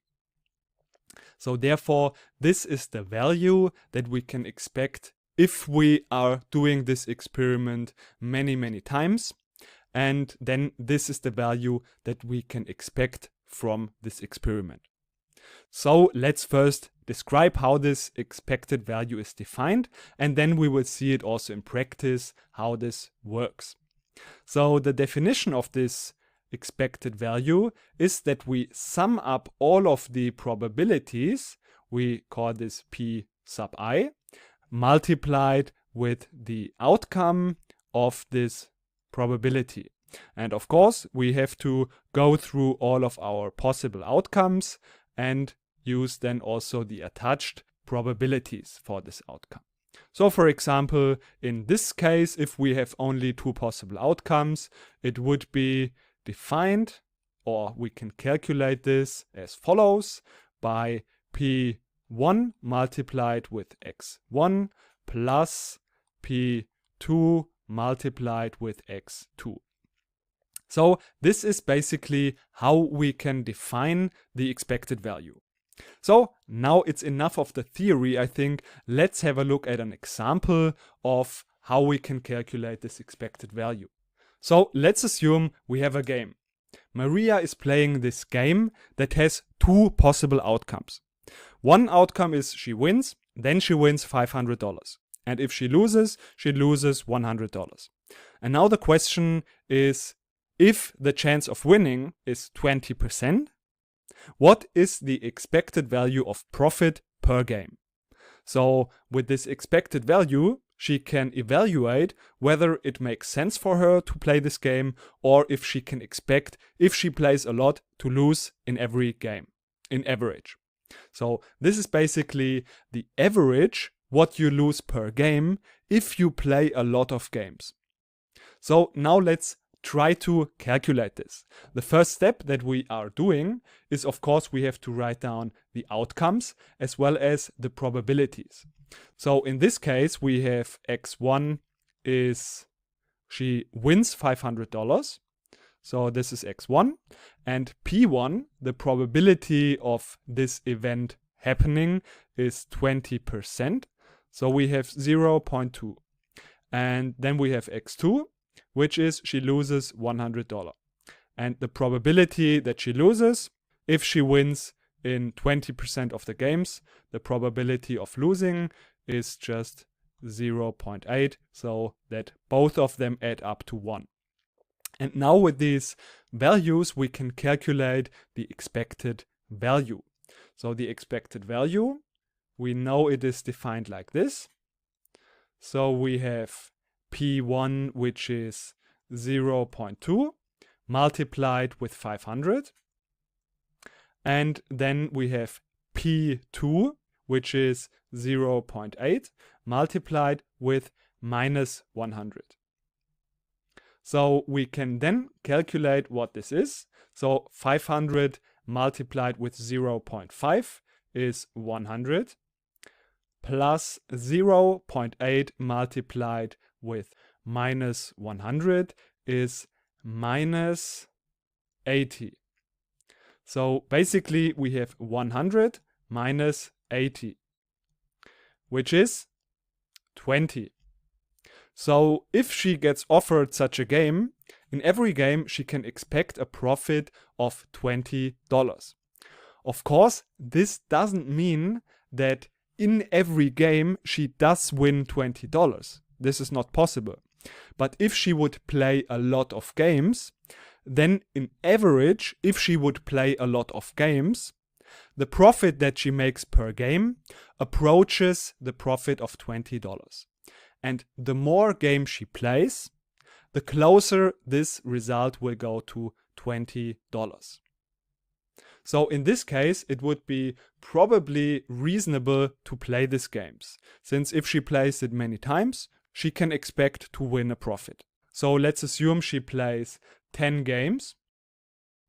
So the expected profit of playing 10 games would be $200, since for every game she can expect to win $20. So this is the concept of the expected value. Let's have a look at another example. So in this example, let's assume we have a company that is selling laptops. And for each laptop that they are selling, they make a profit of $50. And they can also lose money if someone is returning a defective laptop. So now the question is, if there are 4% of the laptops that are defective, then the question is, what is the expected value of profit that the company makes per laptop? We can again start with writing down the possible outcomes. So we have again two outcomes, x1 and x2. And we have then also the according probabilities of these outcomes. So outcome 1 would be we make a profit of $50. So if the laptop is not defective. And since only 4% of the laptops are defective, the chance of making a profit is 0.96. So 96% we make a profit. And the other outcome is we would lose $400. So minus 400. And the probability of that outcome is 4%. So 0.04. And now again, we can plug in these values into our formula. And then we can calculate what is a reasonable value that we can expect per laptop that we are selling. So like this, we can find out whether our business model makes sense, is profitable or not. So again, let's write it down. Expected value of X is, and now we have the possibility of outcome 1 is 0.96 multiplied with the profit. So the first outcome plus 0.04 multiplied with the outcome 2. So minus 400. And now we can just calculate these values.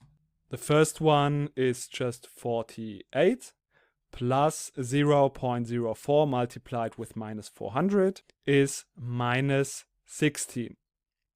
So if we add these values up, the result is 32. So we have a positive expected value. That means that our model, our business model, is profitable. So you see that if you have the outcomes of the events and their according probability, it's really not so difficult to calculate the expected value. And again, this is a really important concept, since with this you can now calculate what is a reasonable expectation of a certain experiment. Now let's have a look at this exercise to practice the expected value. So in this exercise, we want to organize in a restaurant an event with a wheel of fortune. This wheel of fortune is divided into 9 sections. So we have one area where we have a 20 euro discount, we have 3 areas with a 10 euro discount, 3 areas with a 5 euro discount, and 2 areas with no discount. So using these areas, so we have 1 out of 9 where we have a 20 euro discount, we can calculate the probabilities for each of these discounts. And like this, we can also then, and that is the question of this exercise, calculate the expected value of the discount per spin of this wheel of fortune. So I hope you enjoyed the exercise and see you then again afterwards in the solution. So let's have a look at the solution. So first we know that the formula for the expected value is given by the sum of all the probabilities multiplied with the relevant events. So what does that exactly mean? The outcomes that are possible in here are all of the x sub i's. So we have 20 euro discount, 10 euro discount, 5 and 0 discount. So we can write this actually in a small table, and that is pretty helpful to us. So in here we have the x sub i's. These are our discounts that are here possible. So all of the events that are here possible. So the first one, we have 0 discount. Then we have also 5 euro discount. We have 10 euro discount and then also 20 euro discount. And then in addition to that, we should here also find out about the according probabilities. So what is the probability that we have no discount? We have 2 areas out of 9. That means we have here a probability of 2 divided by 9. Then we have 5 euro discount, 3 out of 9, which is 1/3. Then we have 10. We have again 3 out of 9. So again, we have a probability of 1/3. And then last but not least, we have 20 euro discount, 1 area out of 9. So the probability is 1/9. And now we can insert these values here in this formula. So basically we get here 2/9. So this is P1 multiplied with x1. This is here 0. Then we add here 1/3 multiplied with 5. So we have 5 multiplied with 1/3. Then we have 10 multiplied with 1/3. And then we have 20 multiplied with 1/9. And if we calculate all of this, we get a value of roughly 7.22. So the expected value for the discount per spin of this wheel is 7.22 euro. Hope this exercise was helpful and see you in the next lecture. So in this lecture, let's talk now about a very famous mathematical law, and that is the law of large numbers. Now, there are a lot of misconceptions about this law, and also this law has a wide range of applications. So we will first of all define what this law is, then we will have a look at an example, and we will also talk about what this misconception about this law commonly is, which is also called the so-called gambler's fallacy. So let's first define this law of large numbers. So again, let's say we have some experiment which has a certain outcome. So we can, as you already know, call this experiment also a random variable. And now let's say we also have to this experiment an expected value. And in addition to that, we now repeat this experiment a couple of times. So we say the first time we try this experiment is x1, the second time we try it is x2, and then we just repeat this over and over. So let's say we repeat this n times. And then we take the average out of these values, out of these results. So basically we call this the sample mean. So we try this experiment a couple of times and then take the average, and this is our sample mean. So we can call this x bar n. This is our sample mean. Depending on how many times we have repeated this will be the result and calculated like this. So now, what is the law of large numbers stating? So the law of large numbers states that if we repeat our experiment enough times and we take the mean out of these experiments, eventually as n goes to infinity, this will approach our true expected value. So we can say for n approaching infinity, of course. So this law actually is really intuitive, since the expected value is what you could expect by calculating the probabilities. And this law of large numbers is then actually stating that in fact this is really, in a way, the true value that we can expect, meaning that if we repeat this experiment enough times, the average of the result will converge to our expected value. So this gives the expected value, in a way, more power and more meaning, if you will. So to be able to understand this in an intuitive and practical way, let's again try this with an example. So let's say that we have an experiment, we call this again X, and in this experiment we are tossing a coin 100 times and we are counting the number of heads. So of course, what is the expected value? You know how to calculate this. We have the probability of getting heads, which is 50%. And then we do this 100 times basically, so we can just multiply with 100. And now let's say we try this experiment in real life. So the first time we try it, maybe we get 55. The second time we get maybe 65. Then we get 60. And now if we calculate the average of this, let's actually draw this in a little graph, because then we can also talk about the common misconception about this law of large numbers, which is also called the so-called gambler's fallacy. So let's stick to this example that we have here. So the first time we had 55. Let's say this is here. So we know that the more often we do this, the closer our mean of these values should approach 50, this value.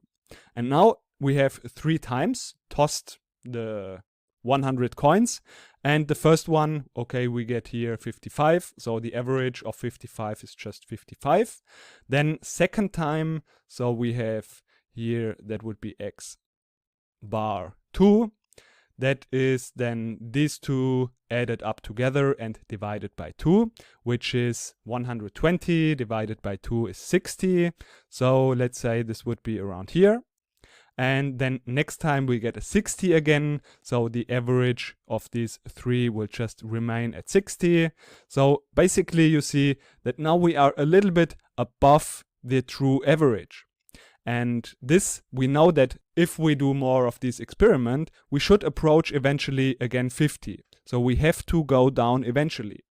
And the misconception is that, which is also called the gambler's fallacy, is that if we are in the past, we have been a little bit above the average, so a little bit above 50, that now, due to the law of large numbers, we have to get more of the values that are below 50.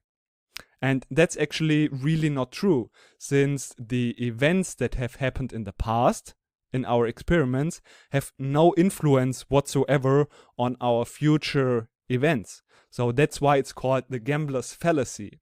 Oh, there have been so many tails in the past, and therefore we have to get more heads in the future. And this is really not true and has nothing to do with our probability theory, since the future outcome have always the same probability. Of course, if you take only a few trials, there can be outliers and there can be values, of course, above 50 and below 50. And now the question might be, okay, then how do we go back to 50? And that is what the law of large numbers is stating, that usually we can expect that our values will be around 50 for each of our experiments. So no matter how far we are away from the true mean or the expected value, since if we take enough trials, then these previous values will not be so important anymore, since we can always take 10 times more trials than we have already done. So that means that eventually, no matter how far we are off, we will come back here to the 50s if we do enough trials. And of course, this can fluctuate and it can go even up here again, but just if we take enough trials, then we will for sure approach eventually the expected value. And that is what the law of large numbers means. So let's repeat this again. If we try an experiment enough times and we calculate the mean of this experiment, eventually as n approaches infinity, so we do this enough times basically, then this mean will approach the expected value. And this law of large numbers has a lot of applications. For example, in the so-called central limit theorem. And we will have a look at these also in the following lectures. So now I'm really looking forward to this really amazing mathematical theorem. And that is the central limit theorem. This has a huge range of applications, and in the following lectures we will first talk about what actually is the central limit theorem. So I will give you the understanding, the theoretical concept, what this central limit theorem means. Then we will also get some visual understanding, some really intuitive understanding of this central limit theorem. And then also we will go through some real life practical examples of where you can also calculate some probabilities to see really the meaning and the power of this central limit theorem. So first of all, let's talk about what actually does this central limit theorem mean. So let's say we have some experiment that is our random variable x, and this random variable x or this experiment has a certain expected value. Again, this can be a coin, so we toss a coin for 50 times. Always when the coin lands on heads, we win €1, and if it lands on tails, we lose €1, for example. And then this x is the amount of money we win in these 50 tosses. So this is our experiment. And now we can again do this experiment a couple of times. So a couple of times we toss the coin 50 times. So first time we toss it 50 times, then we toss it again 50 times, and then we win sometimes, we lose sometimes, and this we do n times. So n can be 5 or 10, for example, just 5 or 10, but can be any number. And then we divide by n. That means we take the mean out of these samples. So we try this experiment a couple of times and then we calculate the mean out of this. And this will result here in the sample mean. And this sample mean, we can, if we do this a couple of times, so we do this one here again a couple of times. So we take, let's say, 5 times we do this experiment. Then we do this again 5 times, and we always note this value, which is the sample mean. And then what does this central limit theorem say about this value here, or more precisely, the distribution of this value here? Now, due to the law of large numbers, we know that this will approach the true mean or the true expected value of this distribution. So in our experiment, it will be expected value will be 0, since the probability of heads and tails is both 50%. If we win €1, if it lands on heads, and we lose €1 if it lands on tails, the expected value will be 0. But of course there will be outliers to the left and to the right, since sometimes we win more, sometimes we lose more. And in the law of large numbers, we only know that this value converges towards the expected value. But we don't actually know the distribution of this sample mean here. So for example, if n equals 5, then this can be sometimes higher than 0, sometimes lower than 0. And the central limit theorem states that the distribution of our sample means, which is this value in here, approaches a normal distribution. And here comes the important part and the interesting part, even if the original experiment is not normally distributed.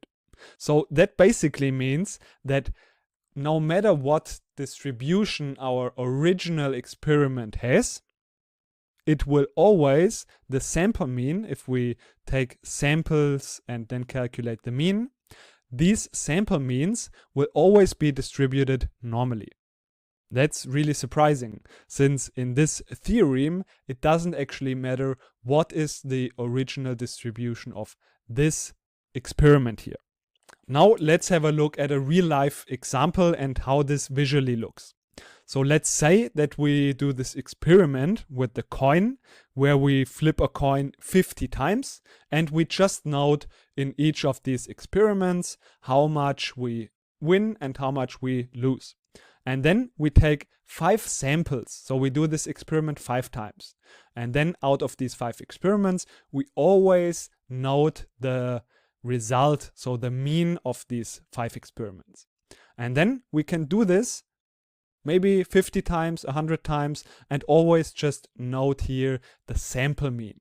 And then the distribution, if we do this 50 times, will be normally. So here, if we do it 50 times, you see most of the values are around 0. We have some values where we make more of a profit, and then we make sometimes a loss in average. And then if we do this more often, so let's say we do this 100 times, then this will be closer and closer to the normal distribution. So most of the values will be clustered around here in the center, and then we have less and less outliers at the sides. So this is what the central limit theorem states, that this sample mean distribution will be distributed normally. But the question is, what is the standard deviation of this sample mean distribution, and what is the mean of this sample mean distribution? So here we see that the mean is around 0, and there is a certain standard deviation to this sample mean distribution. But luckily, this central limit theorem also tells us what the variance or the standard deviation and the mean of this sample mean distribution is. So we know that if the original mean, so mu, was a certain value, then the mean of our resulting sample mean distribution will be the same one, which makes sense. So in our case, here the sample mean was just 0, since it's basically 50% we win €1 and 50% we lose €1. So the mean is really here exactly in the middle. So this is still the same one then also in our sample mean distribution. And sigma, so our standard deviation, is also calculatable by the original standard deviation, and then we just have to divide by the sample size, so the square root of the sample size. And why does this make sense? So in fact, this is also pretty intuitive actually, since the larger our sample size, so if we really draw a lot of samples here, then of course this will be in general, also due to the law of large numbers, be closer to the mean of our original experiment. So if we take here a lot of samples, let's say 100, then this value will be here more likely to be close to this true mean of this experiment. And if we only do here a small sample of maybe just 2, so we just do the 50 times tossing twice and we take here the average, then it's more likely that we make maybe a larger profit in average or a larger loss in average. But if our samples already, we do this 1000 times, so n is equal to 1000, then of course this will be more likely to be close to the true mean of this experiment. So that means that if we have a large n, this will be here not so spread out, these values. Okay, so I know this was a lot of theory now, and you might be asking, okay, so how can we apply this? And also, maybe you are not exactly sure yet, and you don't have an intuition about what this actually means. We have the samples and the sample means and sample mean distribution. And therefore, don't worry. The first thing we are doing is, in the next lecture, we are going to make sure that you have a visual understanding, so a really intuitive understanding of what this central limit theorem states. And then we will also together go through a couple of real-life examples where you then also have the chance to do some calculations for yourself to really see in practice how can we apply this central limit theorem. Welcome back to this course, where in the last lecture we talked about the central limit theorem.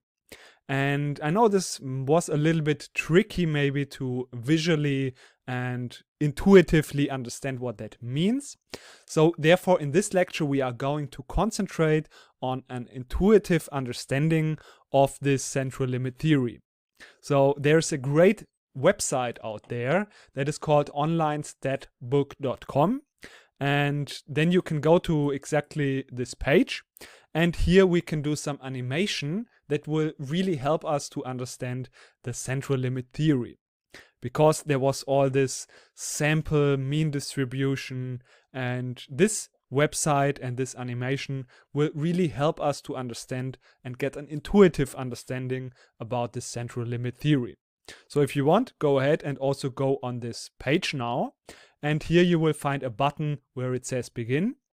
And here we see in the upper chart, we see some distribution. So this will be our parent or our original distribution. We can change this distribution, for example, to a uniform distribution, a skewed distribution, or we can also select custom in here and then just draw any distribution whatsoever. So basically, this is the density function, and then here we can draw samples out of this distribution up here. So for example, we can draw 5 samples from this distribution. We have, this was the first one, then according to this distribution up here, we have the second draw of our sample, and like this we draw 5 samples, and then we take the mean out of these samples here, these 5 samples that we have drawn. And then we can do this again. So we do it again 5 times, and we get again the mean calculated, and this will be here. Again, according to our original distribution, we draw 5 samples, we get the mean, and so on. You get the idea. And now the central limit theorem states that this distribution of our means will approach a normal distribution. So if we do this many, many times, this distribution will look like something like this. So we can do it again, maybe 5 times, 5 more times, 5 more times, 5 more times, and so on, so forth. So if we do this a lot of times, maybe 10,000 times, then you see this will result in the normal distribution. So we can do it again 10,000 times, 10,000 times, and you see the more experiments we do, the closer this will approach a normal distribution. And also note that the mean of our distribution of means is really the same than this one here. So if we do this enough times, then you will see this will be exactly the same value as in here.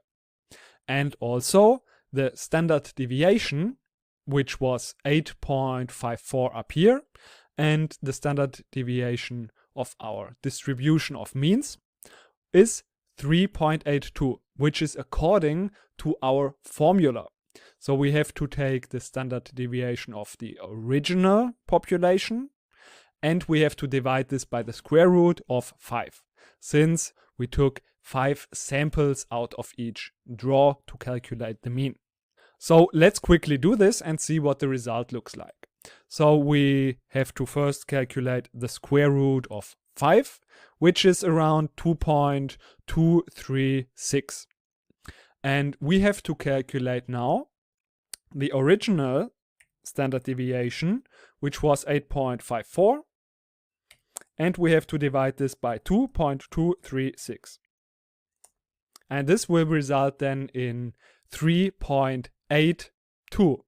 So 3.819 to be precise, which is around 3.82, we can say. So this is really, really a nice tool. And note also that if we make the same thing here with a sample size of 10, then this distribution of means will be different. So let's again do this 10,000 times, and then you see already that here the distribution of means is a lot wider. So the standard deviation is higher. So we have the values more dispersed. Since we have here fewer samples, that means the chance that we get some outliers that are further away from the mean is higher. And if we make the sample size even higher, and then we see this will be even closer clustered together.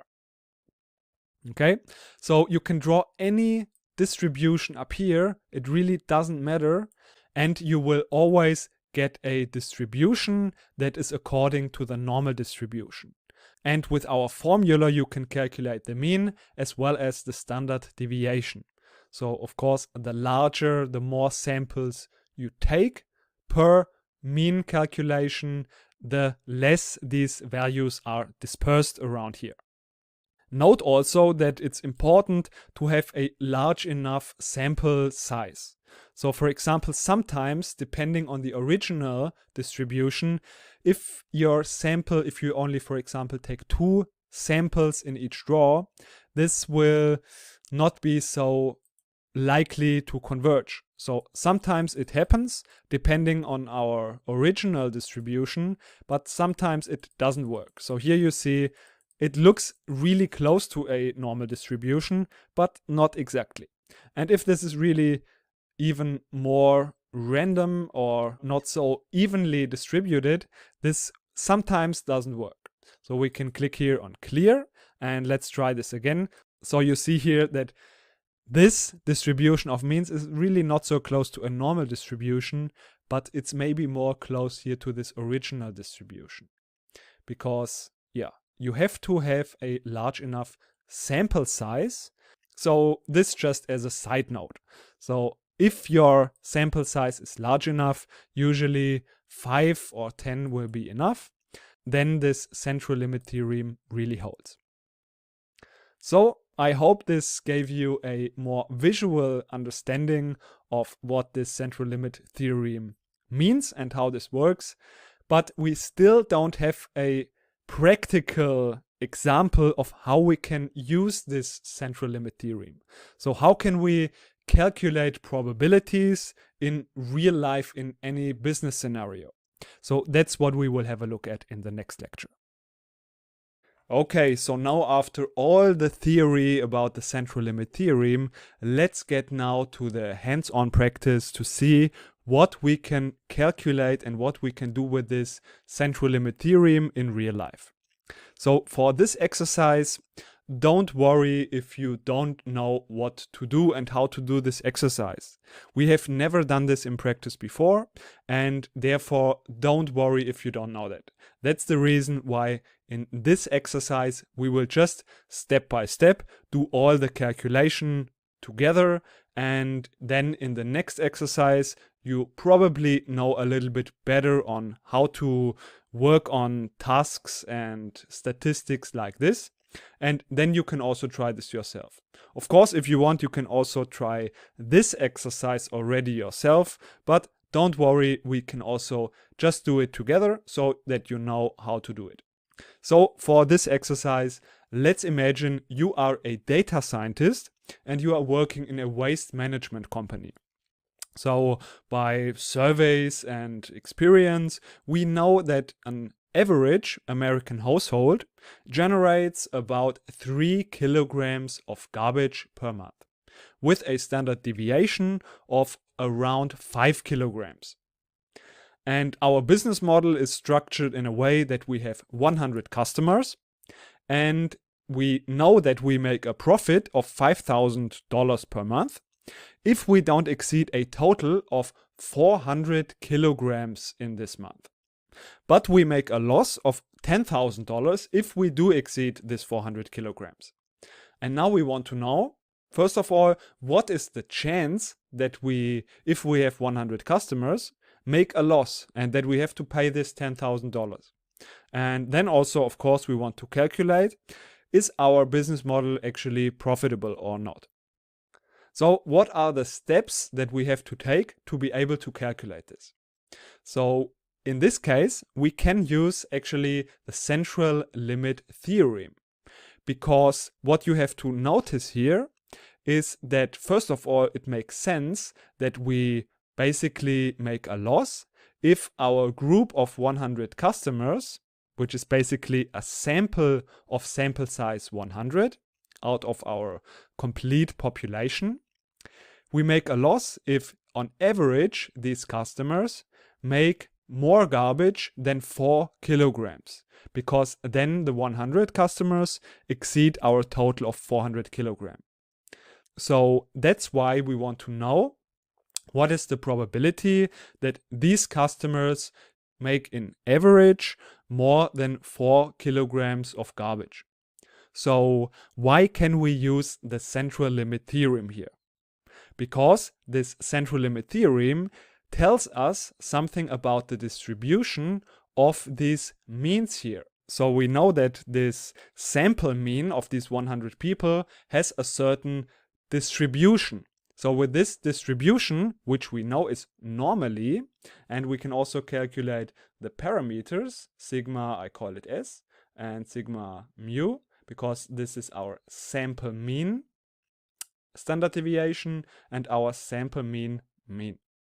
So we want to know what is the chance, what is the probability that our sample mean of 100 people exceeds this value of 4 kilogram here, because then we make a loss and everything that is left from this, so the probability that we have less than 4 kilogram as a sample mean, is good for us, because then we will make a profit. And the great thing is that we can have the formula due to the central limit theorem of this standard deviation of this sample mean distribution and also the mean. So first of all, the mean, it's pretty easy to calculate, since this is just the mean from the parent distribution or our original distribution, which, remember, it was 3 kilograms, so we can already write this down here.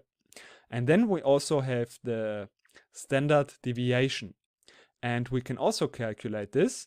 So we have to take the original standard deviation, which was 5 kilogram, and we have to divide this by the square root of the sample size, which was, in our case, we took a sample of 100 people, so we can also use this value of 100 here. So we can just use here these values. So original standard deviation was 5, sample size was 100. So we can just basically write 10, since the square root of 100 is 10. So this will result in 1/2, which is 0.5. So this is the standard deviation of our sample mean distribution. And also we know that the mean of this sample mean distribution is 3. So we see here, this is the mean. And with these two values, what we can do now you have to remember what we learned about the normal distribution and the z-scores. We can use these two values to calculate the z-score and then use this table to calculate the probability that we overreach a certain value, so that we are here greater than, for example, this value 4. So that's what we are going to do. First of all, for the value x equals 4, we will calculate the z-score. Remember, what was the z-score? You don't have to memorize this all by head. It doesn't matter if you once in a while have to look that up. That's no problem. But the z-score is pretty important, and yeah, I think you will remember this probably quickly. So it's defined by x minus the mean, mu, divided by the standard deviation. And I will also write here sub s, since we want to use the values from our sample mean distribution. So we can calculate this z-score, which is 4 minus the mean is 3. And we have to divide this by 0.5, which is the standard deviation of our sample mean distribution. So this basically is 1 divided by 1/2, which is 2. So this is our z-score. And now the next step is always, if we have calculated the z-score, we can have a look in our z-score table. And with this z-score table, we can find out about the probability, which is here, of everything that is left from this value. So this would be everything that is just left from this 4. So this is basically then the probability that we are less than 4 kilograms. So due to this z-score table, we know our sample mean of our 100 people, the probability that this is smaller or equal than 4 is 0.977. So basically 97.7%. So it's actually really not that likely that we exceed this 4 kilograms. And of course, like this, we can now also calculate what is the probability that we exceed this 4 kilogram. Of course, this is 100%. So 1 minus the chance that we are lower than 4 kilogram. So 1 minus 0.977, which is basically 0.023, which is around 2.3%. And knowing that, we can now also calculate the expected value of our profit. So then this tells us something about which profit can we expect, since it can happen that sometimes we make a loss of $10,000, but most of the times we make a profit of $5,000. So with this expected value of our profit, we can then say if we like this profit and we want to do this business model, or just we don't like this. So let's say we have our experiment or our random variable, which is our profit of our business model per month. And now we want to calculate the expected value of this profit. So we know that we have 97.7% chance of making $5,000 profit. So this is probability 1, 0.77 multiplied with 5,000. And the chance of making a loss is 0.023 multiplied with minus, since this is a loss, $10,000. So we can calculate this, and the result is 4,655. So now that we know this number, we can make up our mind if we like this expected profit or if we don't like this. So this was now an example of how we can use the central limit theorem in practice. And in the next exercise, you will get some little exercise yourself where you can really try this out yourself. And then afterwards, again, we will go over the solution again together. So I hope this was helpful and see you in the next exercise. So in this exercise, you can now really test your knowledge in a real life example. And the scenario in that you are a data scientist in an investment banking company. This is a small company with 25 traders, and in average, one trader makes a profit of $5,000 per week, with a pretty large standard deviation of $20,000. So there is quite a big risk, and therefore we want to extend our precautions against not having enough money in our accounts. And therefore every week, of course, the company is rebalancing to a certain amount of money so that they have always enough cash in their bank to be able to continue their trading. And first question would be, your boss is asking you, what is the chance in general that with these 25 traders we make a loss in one given week? And the second question is, how much money do we have to have in our bank account so that we don't run out of cash in a given week with a chance of 99%? So these are the two questions that your manager wants to know from you, and you can use the central limit theorem to give him some answers. So if you want, go ahead now and calculate these values to answer the questions, and in the next video we will then go over the solution together. So enjoy the analyzing and see you in the next lecture. So this exercise is a little bit different from the last one, but also I didn't want to make it too easy for you, and therefore here we will go over the solution together. So the first thing that we can do is again write down everything that we already know. So we have 25 traders. So this is basically our sample size. So 25, and we know our parent distribution or our original distribution has a mean of 5,000. This is the profit that one trader makes in average per week.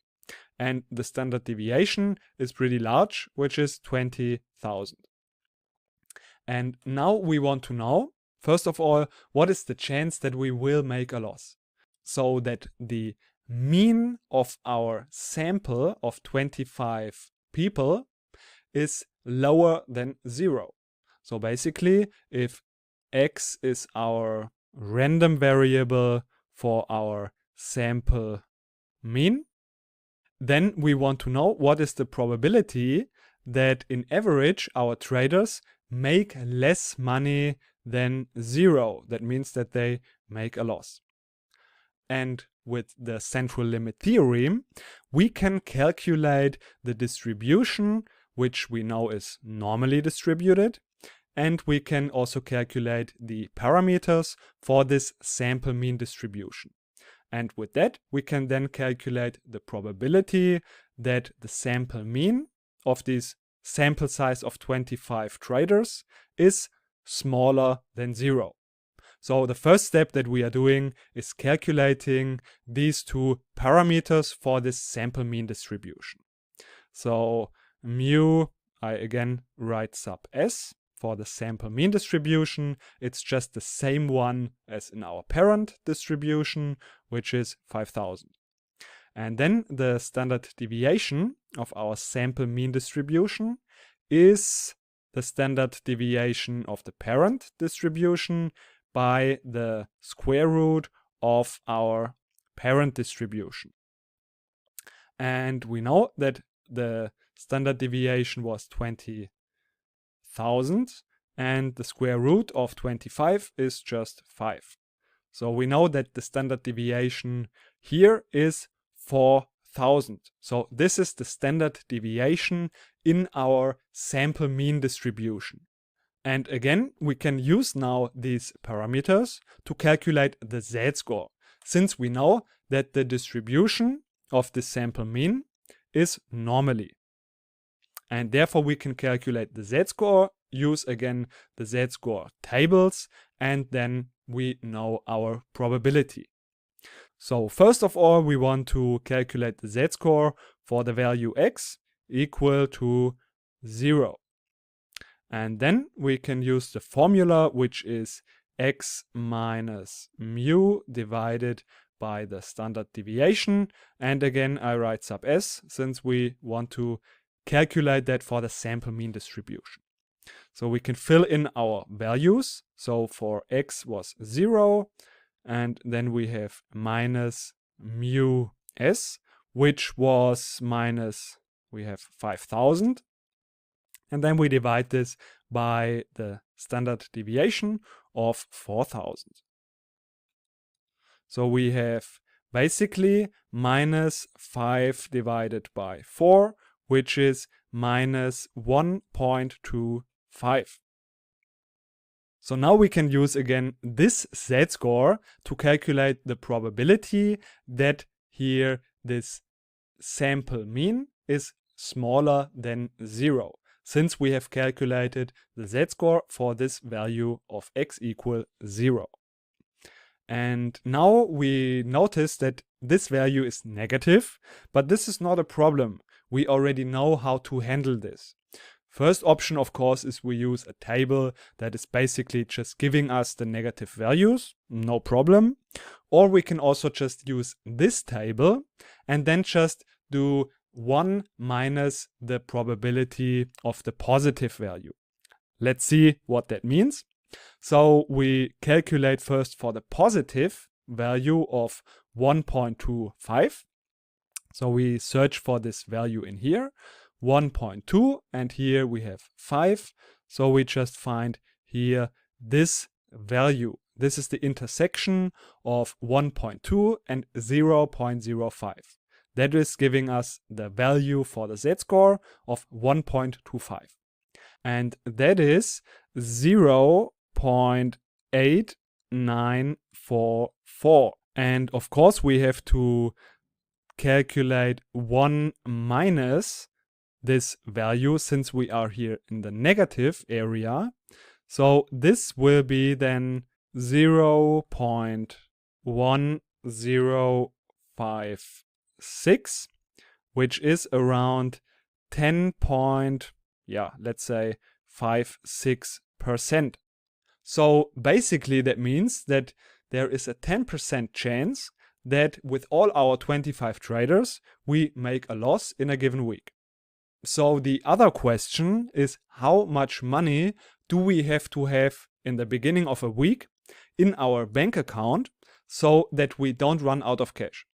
In other words, if we want to make sure to not lose more money than a certain amount by a chance of 99%. So there's a 99% chance that we don't lose more money than this amount. And that is also what we can calculate with the central limit theorem. But we just have to do it a little bit different than we have done it in here, where we knew the x value in our normal distribution and we calculated the z-score. This time, basically, we know the z-score first, and then we want to calculate the x value. So first, we know that all of our normal distribution of the sample mean is the same.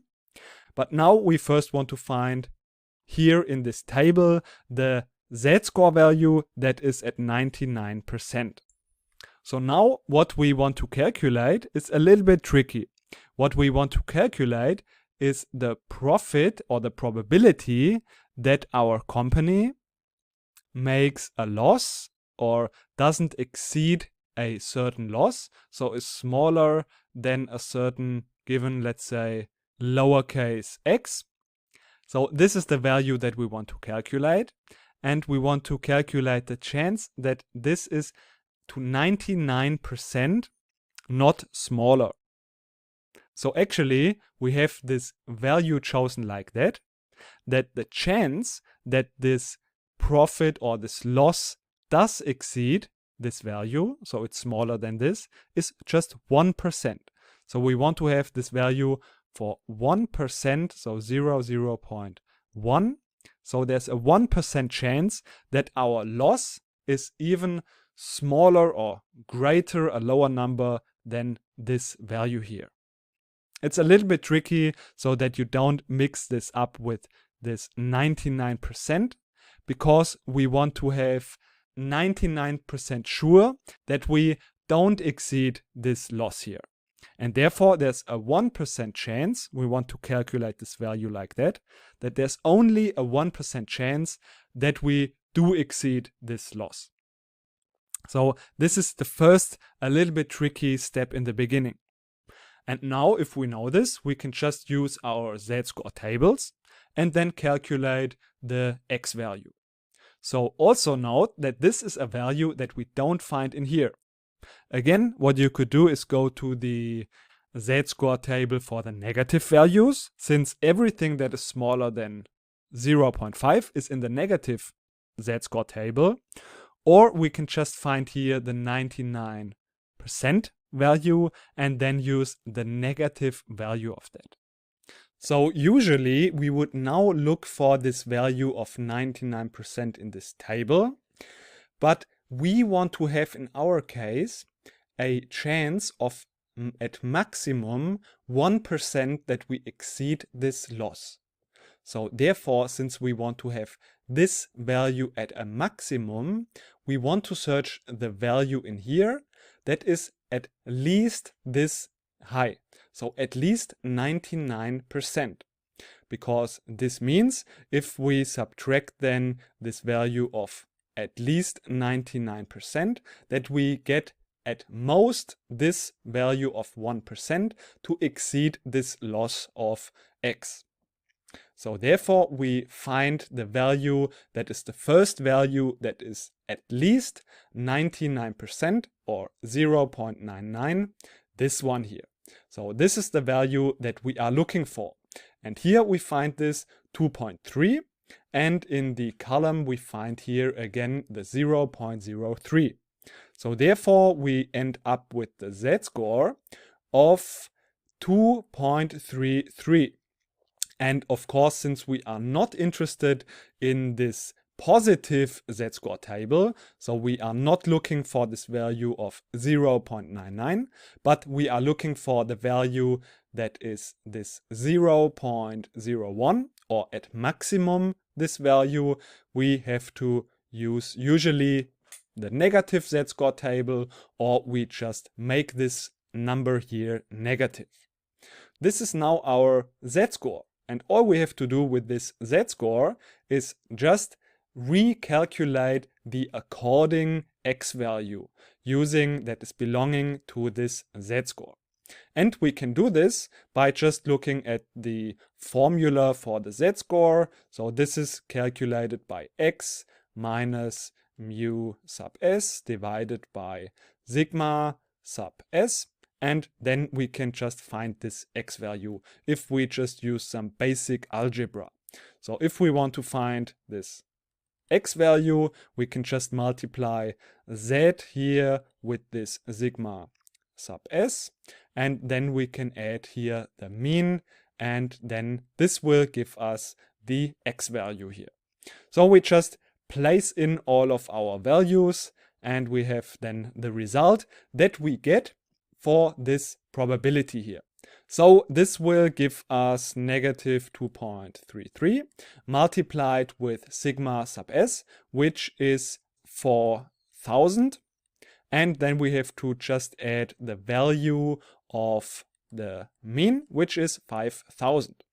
And this will result in negative 4,320. And of course, this is now the value just for one trader, because this is what the average loss in our sample is. So this is just standing for the average loss of all of our traders. And since we have 25 traders, we have to multiply this result with our 25 traders, because this is just basically the sample mean in our sample of 25 traders. So therefore, if we multiply this with 25, we end up with a value of negative $108,000. So this is the value that we have a 1% chance at maximum that we don't exceed this loss with our given 25 traders. So therefore, if we don't want to run out of balance with a chance of maximum 0.01, we have to have this amount at least in our bank account. So this is the final result that we get here. So I know this was a little bit of a tricky exercise, and don't worry if you didn't succeed in the first time. Just maybe now, after you have seen the solution, just try it one more time, and I hope this could at least help you to see how much power this central limit theorem has in real life, and yeah, just give you also a little bit of practice on calculating some real life scenarios. So I hope you enjoyed the analyzing, and see you in the next lecture. So let's have a look now at some of the most important probability distributions that we are going to face in real life. And one of this is the binomial distribution. So we will also see that there are lots of examples and applications we can face in real life. So it's really a very important probability distribution. So for this binomial distribution, we need to know the binomial coefficient. And the binomial coefficient is just, we pronounce this n choose k, and it is defined by n factorial. So n factorial means that if n, for example, is equal to 3, that means that we have to multiply 3 with 2 and then with 1, and this is then 3 factorial in this case. So this binomial coefficient we need in our binomial distribution. But first, let's have a look at an example of a probability that we would like to calculate. So let's assume there is a coin and we flip this coin 100 times. The question is now, what is the probability that our coin lands on heads at least 70 times? Another question that might be a little bit more tailored to economics. So the question might be, if we know that 20% of our customers are willing to buy a certain product, what is the probability that exactly 25 out of these 100 customers will buy this product? So if we want to calculate all of these probabilities, we need to know the binomial distribution. So first of all, let's have a look at what situation we can use this binomial distribution in. So we have a binomial experiment. If we are interested in the number of successes of, now it sounds a bit complicated, n independent Bernoulli trials. So first of all, let's talk about independent Bernoulli trials. A Bernoulli trial basically is just an experiment where we have only two possible outcomes. So for example, we flip a coin and we label one of the outcomes as success and the other one as failure. So for example, if our experiment is we are tossing a coin, we can define the heads as our success and the tails as our failure. And we associate P with the probability of having a success. So these are the requisites that we need. In addition to that, we said that these experiments need to be independent. What does this mean that we have independent trials? Well, in the example of a coin, if we flip the first coin, this is one trial, and the outcome of our first flip doesn't influence the outcome of our second flip.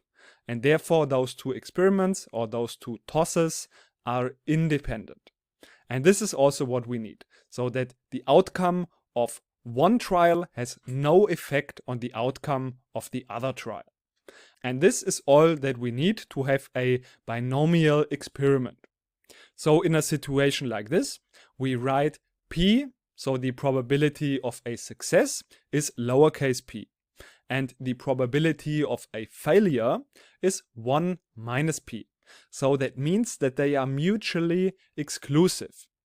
And we have no other choice. So for example, in the situation of a coin, you have only the two possible options, heads or tails. And this is also what we need in our Bernoulli trial.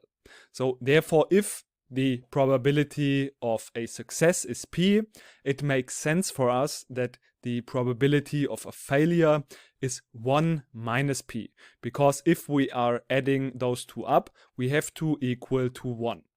If this is our situation and we want to make an experiment, so this experiment we denote with x, so we can also say this is our random variable, and this x represents the number of successes. So basically we want to count how many times a success, a so-called success, is occurring in n independent trials. So the number of trials is n, and this x, this random variable, is just counting the number of successes. If we have a situation like this, then we can use our binomial distribution to calculate the probabilities for that. And the probability of such a binomial distribution is given by the following formula. So here we want to calculate what is the probability that x is equal to k. That means that the number of successes is exactly k, where k can be of course any whole number starting from 0 ending at n, because if we have only n trials, we cannot have more than n successes. So this probability then is given by n choose k multiplied with p to the power of k. So again, k is the number of successes multiplied with 1 minus p to the power of n minus k. So like this, we can calculate this probability. And of course, we are also going to calculate an example for this. But before we are doing this, let's have a look at also what we are interested in, which is the expected value or the mean. So the expected value of this random variable x of our experiment is n multiplied with p. And of course we could now prove this in a mathematical way, but I think it should also intuitively make sense to you that this is the case. Because think of the following experiment. If we have an experiment where we toss a coin 100 times with the probability of landing on heads is 50%, then the expected value for the number of times our coin lands on heads is 50%. So this should intuitively also make sense to you. And the variance is given by n multiplied with p multiplied with 1 minus p. So this can be also an interesting number, an interesting metric that we can calculate pretty easily for the binomial distribution. But now I suggest let's have a look at our first easy example to see in action how this binomial distribution is calculated. So let's imagine we roll a dice 3 times. The question is, what is the probability that 2 comes up exactly twice? Now you might be asking, is this really a Bernoulli experiment? Because a dice has 6 sides usually. And therefore, what is a success and what is not a success? I thought we have only 2 possible outcomes in our experiment. That is true, but we just define if a 2 comes up, this is a success, and if a 2 doesn't come up, then it's a failure. If you would have the following situation, that the question would be, what is the probability that a 2 comes up once, a 3 comes up once, and a 4 comes up once, then we cannot say anymore that this is a Bernoulli or a binomial experiment. But in our case, we can easily define the success as a 2 is coming up and everything else is an failure. So it's important just that these two events are mutually exclusive. So either a 2 comes up or a 2 doesn't come up, and then this is defined as a failure. So in this situation, it wouldn't be the case, but in our situation, it is a binomial distribution in fact. So the success, as we said, is rolling a 2, and the failure is just rolling any other number apart from a 2. And we can also now easily calculate the probability of a success. The dice has 6 sides, and therefore P, probability of a success, is 1/6. And the number of trials is 3 because we roll the dice 3 times. And now we are interested in the number 2, so that the successes are 2, and therefore K is equal to 2. And now we can just easily use this formula, plug these values in, and then get the result. So in this situation, if we would plug in these values, we would get that this is the probability of getting exactly 2 2s. And the result for this is equal to 0.069. So it's just around 7% to get a 2 twice if we roll the dice 3 times. Let's have a look at another question that is maybe more interesting for us as data analysts. So let's assume we have 20% of a chance for one customer to buy a certain product. Now we want to calculate what is the probability that exactly 25 out of these customers will buy this product. So again, we can now calculate this value for 25, but we can also calculate the values for 24, for 26, and so on. And what we get then is the distribution of the binomial function for P is equal to 0.2 and N is equal to 100. And we have here a so-called frequency plot, where we have here the number of occurrence, so of successes, and here the frequency of appearance. So for example, we have done this experiment 10,000, 20,000, 100,000 times, and then we have here the frequency of occurrence for all of these numbers in here.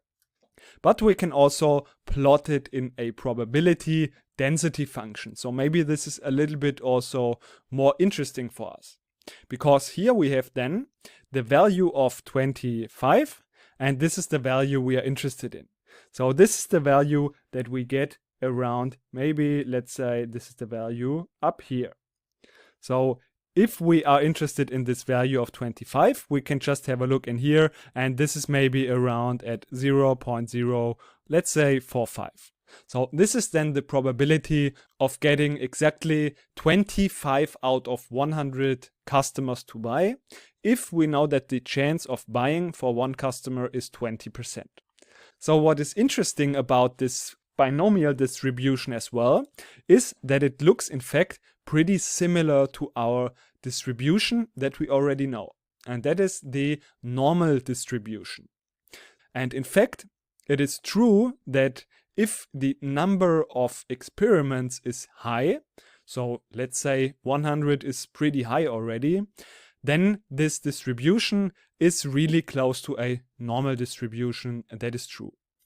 So this is a really interesting fact that if the number of trials is high enough, then this is pretty close to a normal distribution. Now 100 is surely high enough to say that this is pretty close to a normal distribution, but for example, if we are looking at this distribution where the number of trials is only 20, then we see that this is now not so close anymore to a normal distribution. So you see that it also depends on this p-value. So if this p-value is smaller, then we need more trials to be able to say that this distribution is close to a normal distribution. Because then our expected value, if we have a probability of 0.1 and we have 20 trials, then the expected value is only 2. So this is the value that we expect. So we can see here this is the maximum, and if the expected value is, let's say, at around 20, then we can be pretty sure that this is close to a normal distribution. So this is just an interesting fact to remember. So we have already calculated the probability that a success occurs exactly a certain number of times. But what about if we want to calculate the following scenario? So we know that our customer is now willing to buy in 80% of the times. And now we want to know the probability of getting at least 8 successes. So that means at least 8 out of these 10 people will buy. So if we are doing this, we can calculate the probability distribution for, again, all of our values for k. So what is the probability of getting 0 customers? What is the probability of getting 6? What is the probability of getting 7? And so on. And then we can also write down all of these probabilities. And then, of course, we can add them up. So this would, in our case, to answer our question, look like the following. So if we want to calculate our probability, then we just have to calculate the value for 8, 9, and 10, because we are interested in that at least 8 out of these 10 people buy.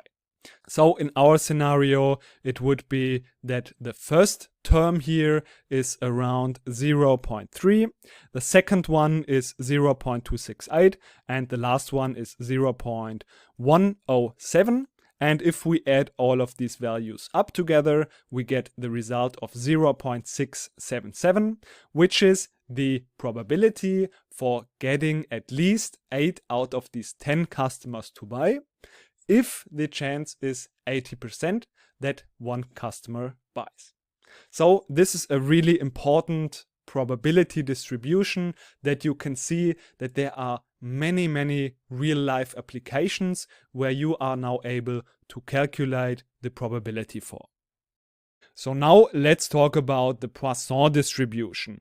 This is a very famous distribution that is named after the French mathematician Simeon Denis Poisson. And this is a discrete distribution, meaning that it can only take a discrete set of values. And to be more precise, these values have to be whole numbers. So there are a couple of things we have to know about this Poisson distribution. So with this Poisson distribution, we can calculate the probability for a certain number of events occurring in a time interval or a region of opportunity. So the most important example for this is the most typical case when this Poisson distribution is used, is the probability for a certain number of customers entering a store in a given time period. So for example, in 1 hour. So with this Poisson distribution, this is really something that we can model. So how many customers are entering or how many products are bought within a certain time interval. And here we can also see this distribution. The important thing about this distribution is that we have to pass only one parameter, and this is the parameter lambda, which is the expected value. So if we know the average of customers entering our store is 4, then we can set this lambda at 4, and then we get a certain distribution. If we set this value to another number, then this distribution will be different. And later on, we will see some of these examples and see how this distribution is changing if we are changing this lambda. The last important thing that we should know about this distribution is that its values are reaching from 0 to infinity. So they are whole numbers reaching from 0 to infinity. Of course, in this little diagram, we can only see the values until 12, but it's theoretically continuing until infinity. of course, as you can see it in here, these probabilities are getting smaller and smaller. So what are the requirements or the assumptions that are underlying here? So what we are assuming is that the rate at which the event occurs is constant over time. So this has to be the case. So this is something that we are assuming to be true if we want to use this Poisson distribution to model our situation. And the second requirement is that the events are independent. So if a customer is coming, this is not influencing that another customer is coming. So the number of customers in our store is not influencing how many customers are coming in the next hour.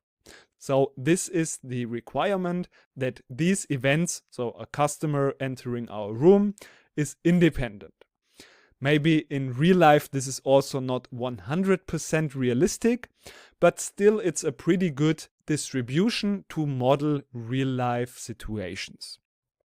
So what is the function for calculating these probabilities? Also, this function, of course, is called density function. So the probability, if we have an experiment or a situation that is modeled by a Poisson distribution, so x in here is the number of events. If the number of events is equal to k, so the probability that k customers are coming into our store, for example, is calculated by e to the power of negative lambda multiplied with lambda to the power of k divided by k factorial. So if we would enter here a certain value, for example, we want to know what is the probability that 5 customers are entering our store, we can just plug in these values for lambda. If we use this distribution for lambda equal to 4, and then we get this result here. So this would be, for example, 0.1563. So you can calculate this, of course, using a calculator, or you can also just use the function that is available in Excel, which is the Poisson dist function. So Poisson distribution, you just have to pass these arguments in here. So 5, the first argument, is the number of events that you're interested in, that you want to calculate the probability for. And then the second value is the 4, which is the expected value. So the lambda parameter that we have to pass on to this function.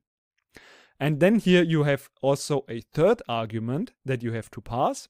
And if you want to calculate this value exactly like this, so x equal to a certain number, then you just set this to false. Later on, we will also see what happens if we are changing this to true.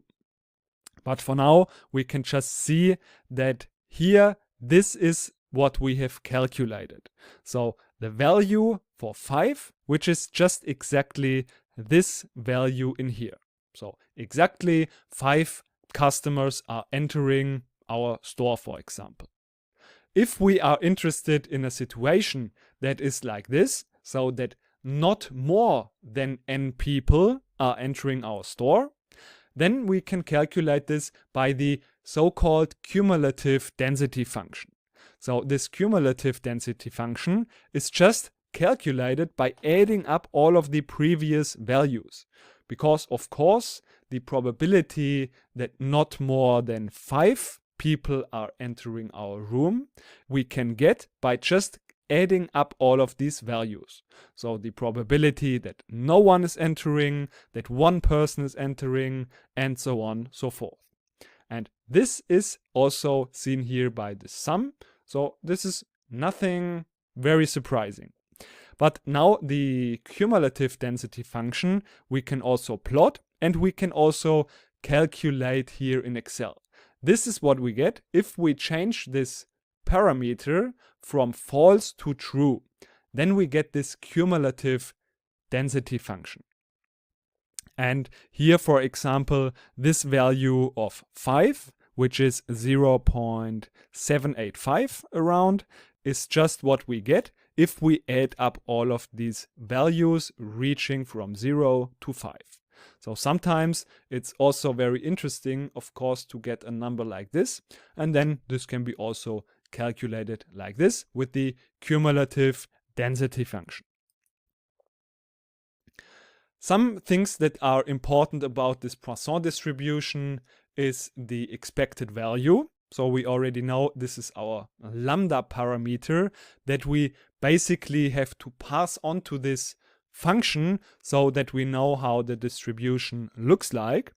And surprisingly, the variance of this distribution function is also lambda.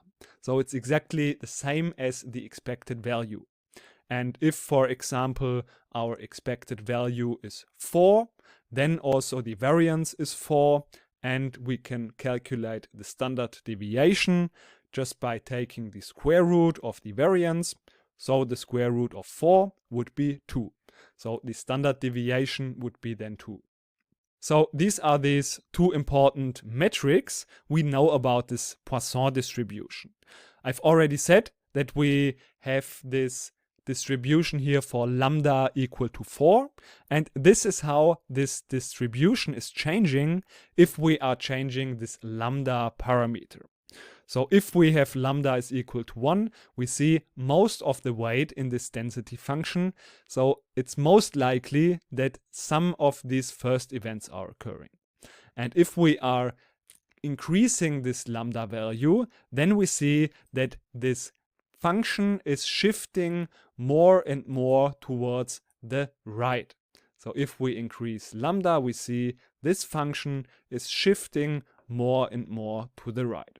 Of course, this value, we've just looked at lambda is equal to a whole number, but this doesn't need to be the case.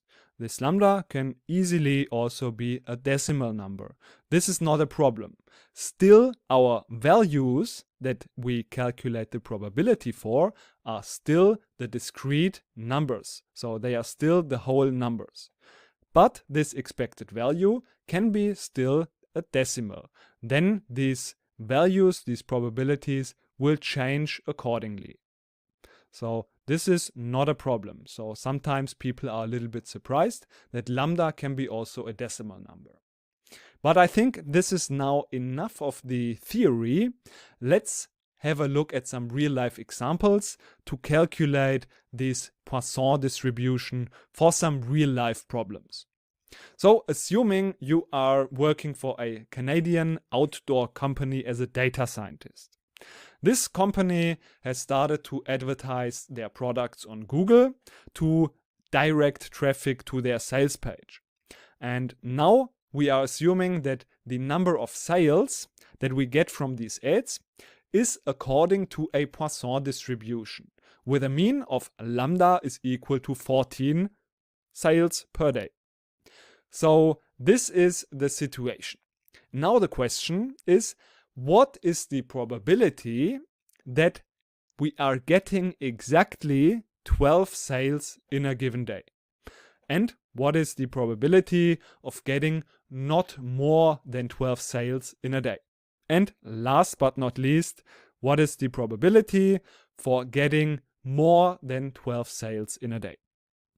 And a bonus question is this Poisson distribution a realistic scenario in this situation?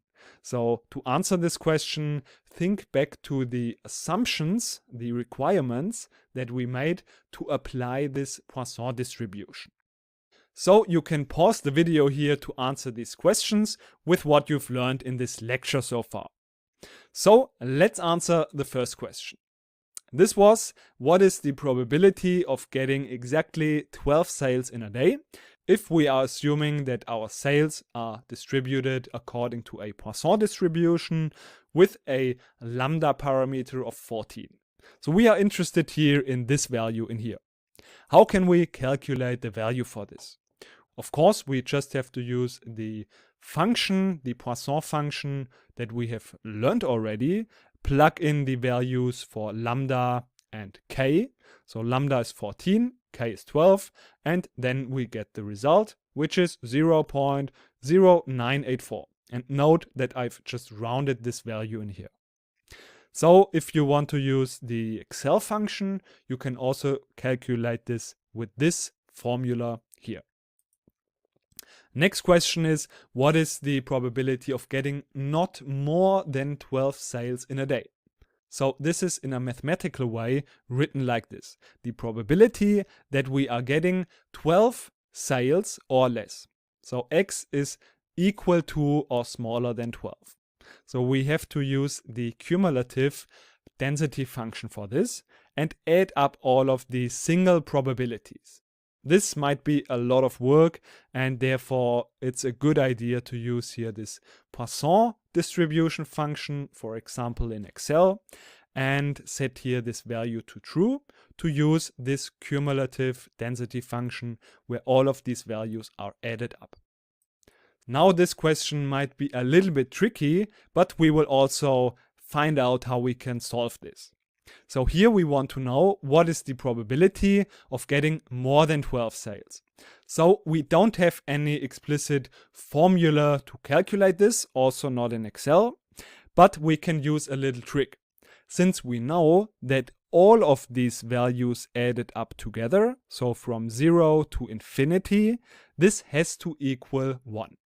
So therefore, if we are starting with 1, so with everything, and then we are subtracting everything that is equal to or smaller than 12, so we subtract everything until here, then we are left with everything that is greater than 12. So this will be then the result for the probability of x greater than 12. So the probability that we are getting more than 12 sales.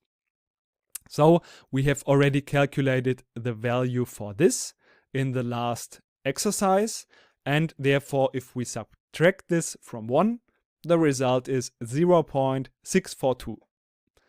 Now the last question, the bonus question, is this a realistic scenario? We can answer this question by looking at the requirements. So the first requirement is that the rate at which the event occurs is constant over time. And of course, this is a little bit a theoretical assumption, and in real life, this is in most situations not 100% true.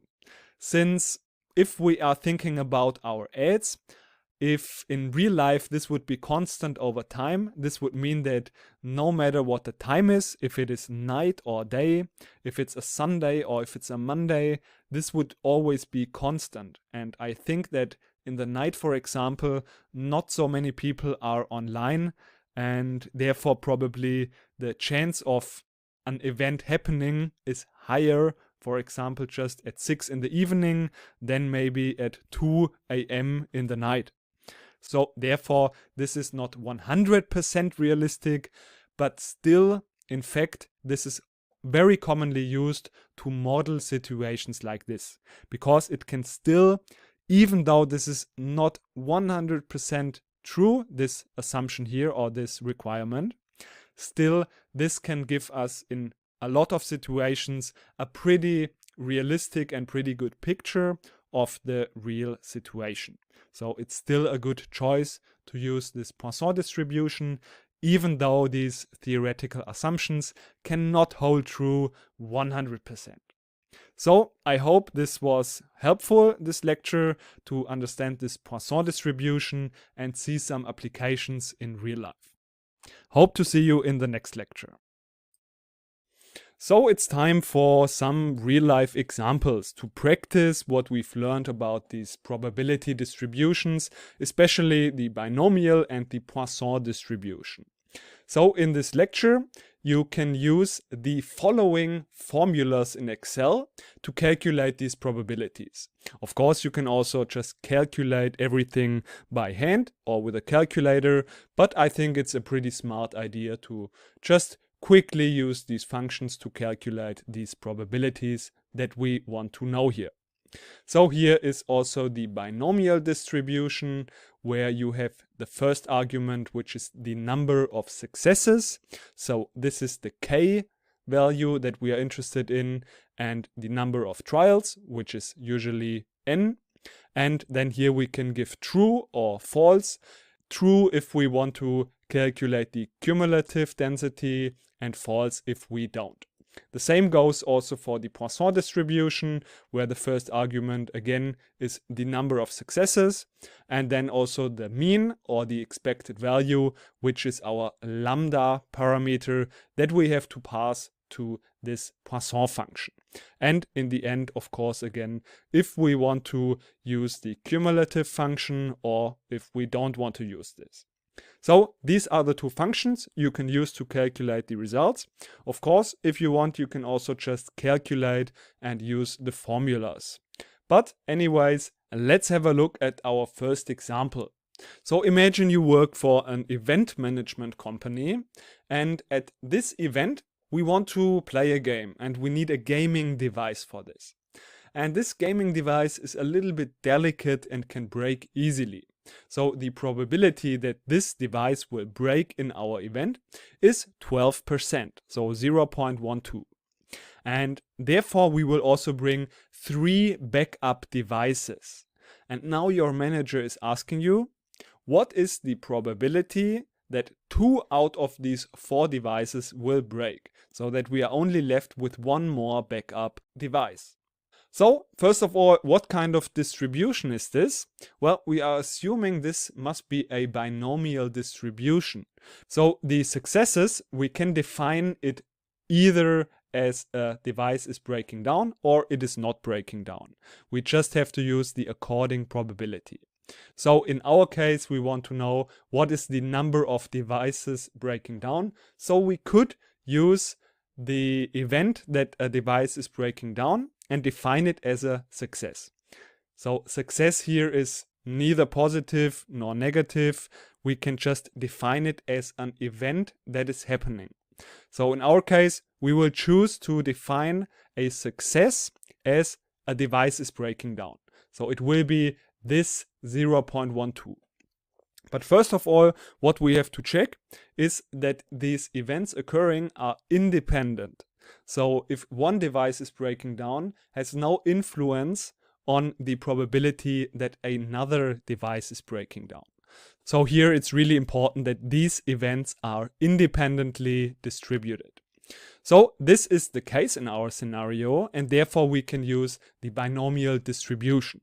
And this is the formula that we will use to calculate the probability that k successes will occur, so that k devices will break. And first of all, what are the values that we want to know from here? So this is our p-value. So here we have p, which is equal to 0.12. So we need this here in our probability distribution. And then also we want to know what is the number n. So n is again the number of trials, basically. And this, in our case, we have 4 devices, therefore n is equal to 4. And what else do we need to know? K is the number of events that we are interested in. So we want to know, or our manager, what is the probability that 2 out of these 4 devices will break? And therefore, k is equal to 2 in our case. So now all we have to do is just plug in these values to get our probability for this case. So in this scenario, it would be p, and x represents the number of devices breaking down. So this x, this experiment or this random variable, is distributed binomial. So we want to know the probability that this is equal to 2. So that 2 devices are breaking down. And we can calculate this using this formula. Just we have to plug in these values here. So we have first of all the binomial coefficient. So in this case 4 choose 2. And this is multiplied with p. So p is 0.12 to the power of k, which is 2. And this will be multiplied with 1 minus p. So we have here 1 minus 0.12. And this again to the power of n minus k. So 4 minus 2. So this is also 2. So the result for this is 0.0669. Just I've rounded this, so therefore I will write it like this. Now, what is the interesting question here? Because probably we are most likely interested in what is the probability that only one device is left. So that all of the devices will break down, but we have still just one device left. And we can calculate this. So if we want to write this in a mathematical way, we should write it like this. So the probability that x, so the number of failures, so the number of devices breaking down, is equal to or smaller than 3. So that 3 out of our 4 devices will break. And now what we could do is just calculate all of these values for 0, for 1, for 2, and for 3. So we have in total 4 possible devices that could break. And if we want to calculate this value, we can just calculate the probability that no device is breaking down, that one device is breaking down, that 2 devices are breaking down. But this is a lot of work. And there is a much easier way. Because if we want to know what is the probability that these here occur, so that either 1, 2, 3 or no device will break, we can also just calculate, this is a little trick we've learned before also, the probability that just one device is breaking down. And then if we want to know the probability that exactly the opposite thing is happening, because those two are mutually exclusive, so either one of these is happening or the other option is that this is happening. So there are no other options. And in total, all of the probabilities always total in 1. And therefore, if we want to know the probability for this one, we can just calculate 1 minus the probability that all of the devices are breaking down. So this means that we have the probability that maximum amount of 3 devices are breaking down. And this is much easier to calculate. So basically, this is just calculated by 4 choose 4 multiplied with p, which is 0.12, to the power of 4 multiplied with 1 minus 0.12 to the power of n minus k. 4 minus 4 is 0. And then, of course, we have to calculate here 1 minus this. So this is equal to 1 minus 4 choose 4 is equal to 1. So we have to write here 1 multiplied with 0.12 to the power of 4. So we can just repeat this to the power of 4 and then multiplied with 1 minus 0.12 to the power of 0. To the power of 0 is always 1. Therefore, we can just write here multiplied with 1. And now this is just 1 minus, and this one 0.12 to the power of 4. I've already calculated. This is around, so I will write here around 0.002. So the result for this is 0.998. So there's a 99.8% chance that at least one of our devices is still working. So this is a pretty high probability, I would say. So with 4 of these backups, we should be pretty safe. Now let's move on to the next question. So now imagine that you're working in a car company that is selling sports cars. And we know that in average, there are 15 people coming into our showroom per day. Now we are assuming that the number of people are entering our showroom is Poisson distributed. So this is the number of events is in our case the number of people entering our room. And we are assuming that here we have said the average is 15 people, so this is our expected value. Now, what is the probability that exactly 20 people are entering our room within one day?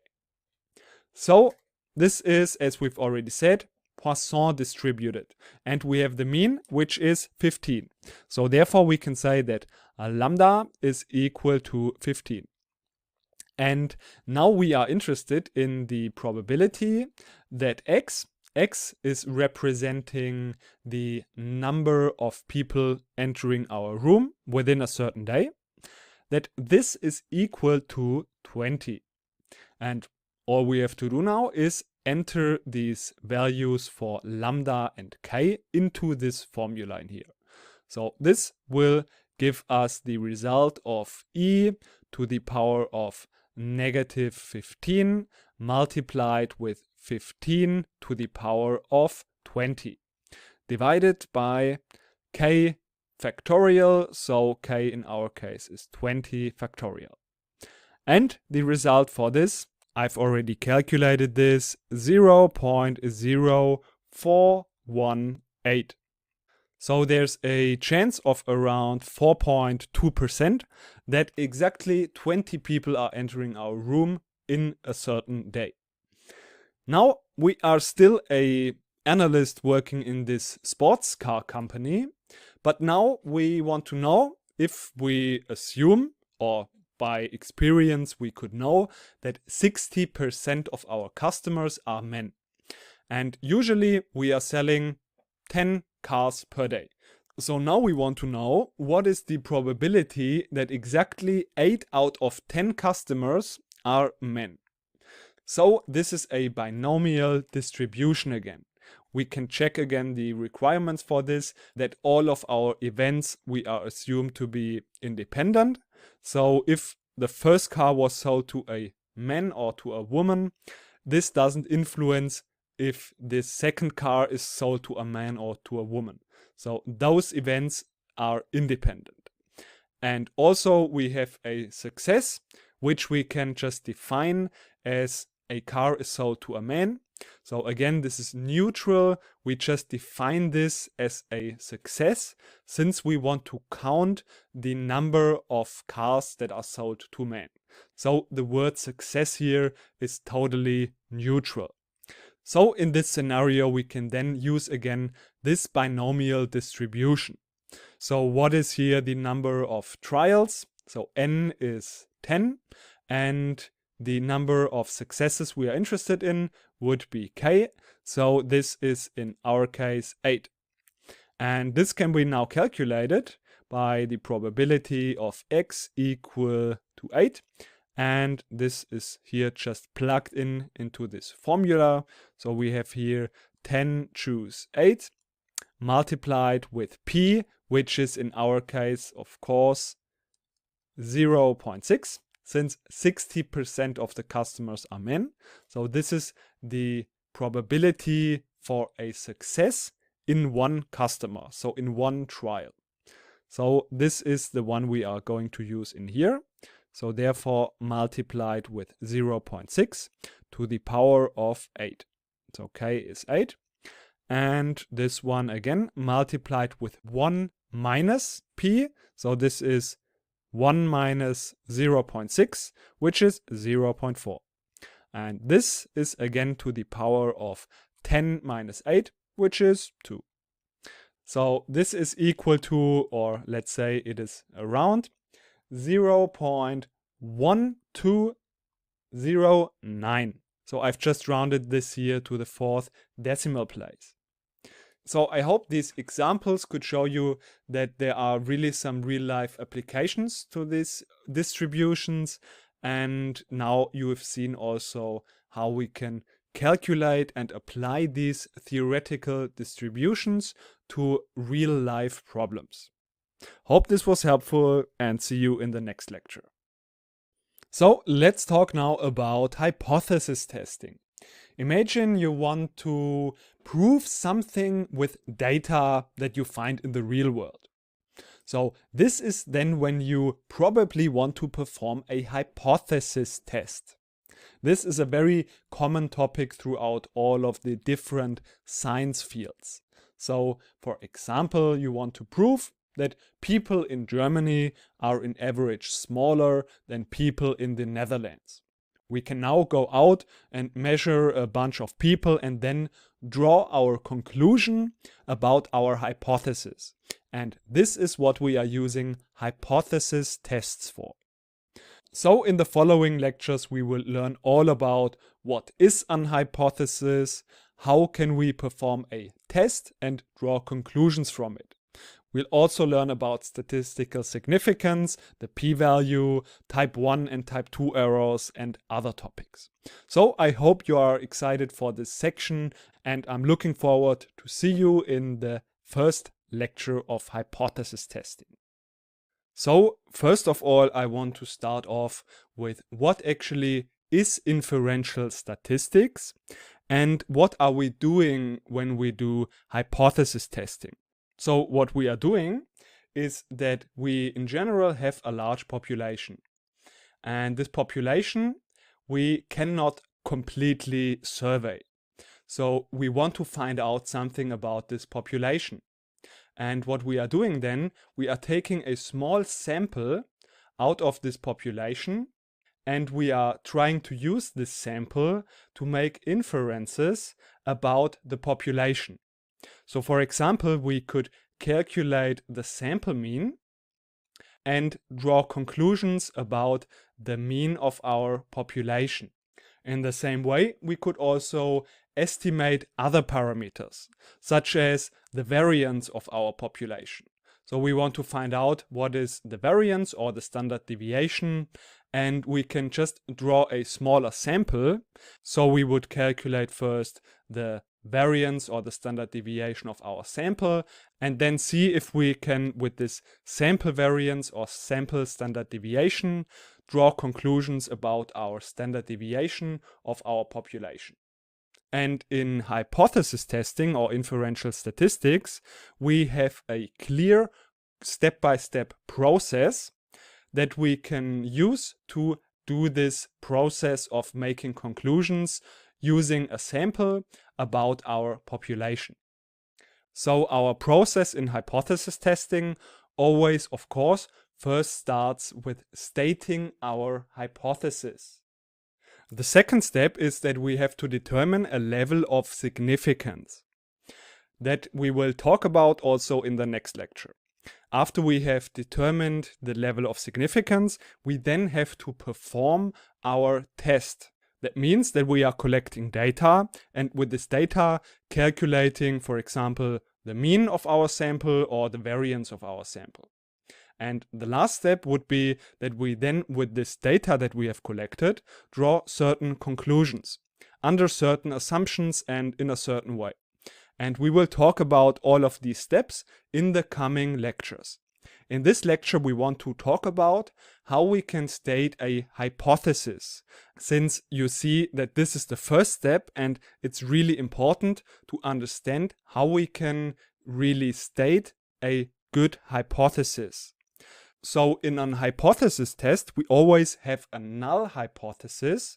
We usually denote this with H sub null. And this is basically our default hypothesis. That is what we are assuming as long as we have no further evidence. So this is an hypothesis that we would like to falsify. So maybe we have a feeling that something is not like we would assume it in general, and then we want to falsify this null hypothesis. And also note that we can usually never prove that an hypothesis is true or false. We can only collect evidence against an hypothesis, so that we can assume that this hypothesis is probably not true. And therefore, we want to put this null hypothesis to the test. And we want to see if we can collect enough evidence against that null hypothesis. And this would be then in favor of a new hypothesis. And that is then usually the opposite of this null hypothesis. And it's called the alternative hypothesis. So usually this can be denoted with H sub A or also with H1. Both of these notations are used. I will stick with this null and 1. But I think to get a clearer understanding, let's have a look at an example. Let's say we want to verify that graduates with a master degree have in average a higher starting salary than graduates with a bachelor degree. So as I have said before, we want to falsify an hypothesis. So we need to falsify, if we want to verify our hypothesis, we need to falsify the opposite of that statement. And the opposite of that statement would be that bachelor and master graduates do get the same starting salary. So that is our null hypothesis that we would like to collect data against it. So this is what we assume as long as we don't have any other evidence, and we may find some evidence against our null hypothesis or our default hypothesis. And then the H1 or the alternative hypothesis is what we would like to prove. Of course, in statistics, you don't want to favor any of these hypotheses, but it just helps you to determine what is the H1, the alternative hypothesis, and the null hypothesis. Since usually you get the feeling that this is what you would like to prove, even though in general you want to be, of course, neutral. So the null hypothesis is always the opposite. So in this case, we would like to prove that the bachelor's salary is smaller than the master's salary. And since the null hypothesis is always the exact opposite of our alternative hypothesis, and here we want to prove that the bachelor's salary is smaller than the master's salary, we have to here adjust this a little bit, and we have to state that the null hypothesis is that the bachelor's salary is greater than or equal to the master's salary. So that the null hypothesis is the exact opposite of that. And in a mathematical way, we could write this as follows. We write H null colon and then the mean of the bachelor's salary. So the mean we denote with mu, and then we can say B for bachelor's is greater than or equal to the master's mean salary. And the alternative hypothesis in the same way, H1, and then the opposite of that, the mean of the bachelor is smaller than the mean of the master. Let's have a look at another example so that we are able to practice a little bit stating the null hypothesis and the alternative hypothesis. And also to find out which one is the null hypothesis and which one is the alternative hypothesis. Assume that you have a small business and you have some salespeople. Usually these salespeople in average, each of them per month, generate a revenue of around $15,000. Now for the recent month, we have a really good feeling, and we could imagine that we have done last month better than usually. So our alternative hypothesis is that we have done better than usually. So we say the mean of the recent month is greater than what we usually have as a mean, so our general mean. And the opposite of that, the null hypothesis, is that the recent month was not better than usually. So that means it's smaller or equal than usually, so mean of the general. So again, if we don't have any further evidence, it makes sense to just stick with the null hypothesis. Because if we don't have any other evidence, it wouldn't make sense to assume that the recent month was better than in general the months have been. And therefore, we want to collect data and see if we have enough evidence to reject the null hypothesis. And note here that I never talk about proving the alternative hypothesis or proving that the null hypothesis is false. We only want to see if we have enough evidence to be able to reject the null hypothesis in favor of a different alternative hypothesis. And also in general, we have only two possible outcomes of a test. So we have only two possible conclusions. The first one is that we reject the null hypothesis. And the other option is that we just do not reject the null hypothesis. In general, this is the basic concept of hypothesis testing. We have an hypothesis that we can assume to be true until we have enough evidence against this hypothesis.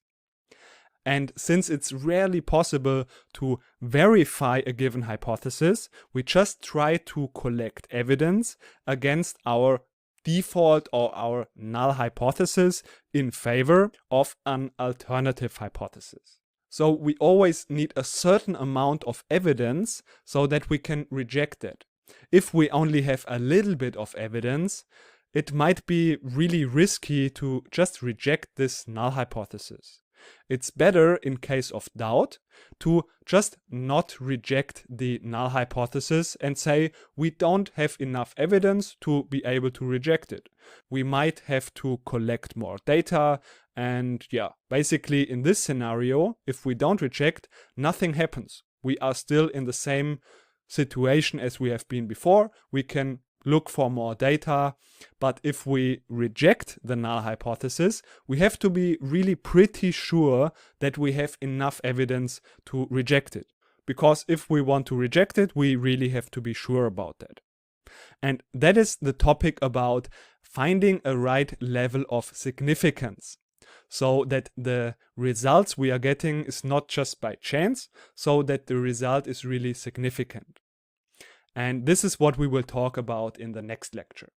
To conclude this lecture, I just want to state the three types of hypothesis or three types of hypothesis tests we have. So let's say we want to test a given mean. The first test would be that we have the null hypothesis and the alternative hypothesis. So in our scenario of our business, we might have a little weird feeling about this month. So we have the feeling that something is different than usually, and therefore we want to put this to the test. We don't know if we've done better or if we've done worse. We just have the feeling that it's not as usually. So then the alternative hypothesis that we want to put to the test would be that the mean of the recent month is different from the general mean. And the opposite of that, the null hypothesis, would be that the recent month was just the same as always. So there was nothing different, and this is just what we would expect, that it's just like always if we don't have any other evidence. So this would be test number one. So test number one is that our alternative hypothesis is that our mean mu r is not equal to a certain value. And the null hypothesis is that it is equal to this value that in general we would just expect to be like this. The second test would be that maybe we have a very good feeling about this month and we want to test whether we are better than usually. So we want to test if our parameter mu r is greater than a certain value. So mu g, the general mean. And then here again, the null hypothesis is just the opposite of our alternative hypothesis. So that this one here is not true. That means that mu r is smaller than or equal to the usual value. So mu g. And the last option is that our mean, maybe we have a very bad feeling about this month. So we assume that the mean that we want to test is smaller than a certain value. And again, here the opposite is just that this recent month was not worse than this certain value. So these are all of our three tests. And note that in the null hypothesis, we always have either the equal sign, the smaller than or equal to sign, or the greater than or equal to sign. And in the null hypothesis, we always just have the exact opposite of that. So if we have an equal sign, we have here the not equal to sign. If we have this one, we have the greater sign. If we have the greater than or equal to sign, we have the less than sign. And in the same way we can test the mean, we can also test proportions. And that is basically the second important category of tests where we don't test the mean, but we test something like proportions. So in our example, we could test how many people, or what is the percentage, what is the proportion of employees that made more than $15,000 for revenue. So in this scenario, the test would be just stated exactly the way it has been stated in here. So for example, we had here this general mean was always 15,000. This was our general mean. And if we just in general know that 50% of our employees make more than $15,000 revenue per month, we can also just state these tests in terms of proportions. So, for example, we know that 50% of our employees make more revenue than this $15,000.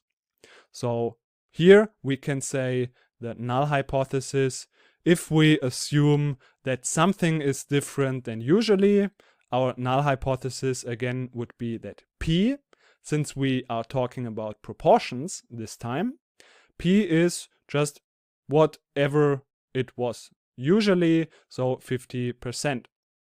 And the alternative hypothesis is that this month something is really different. We don't know exactly in which direction, but something is different this month.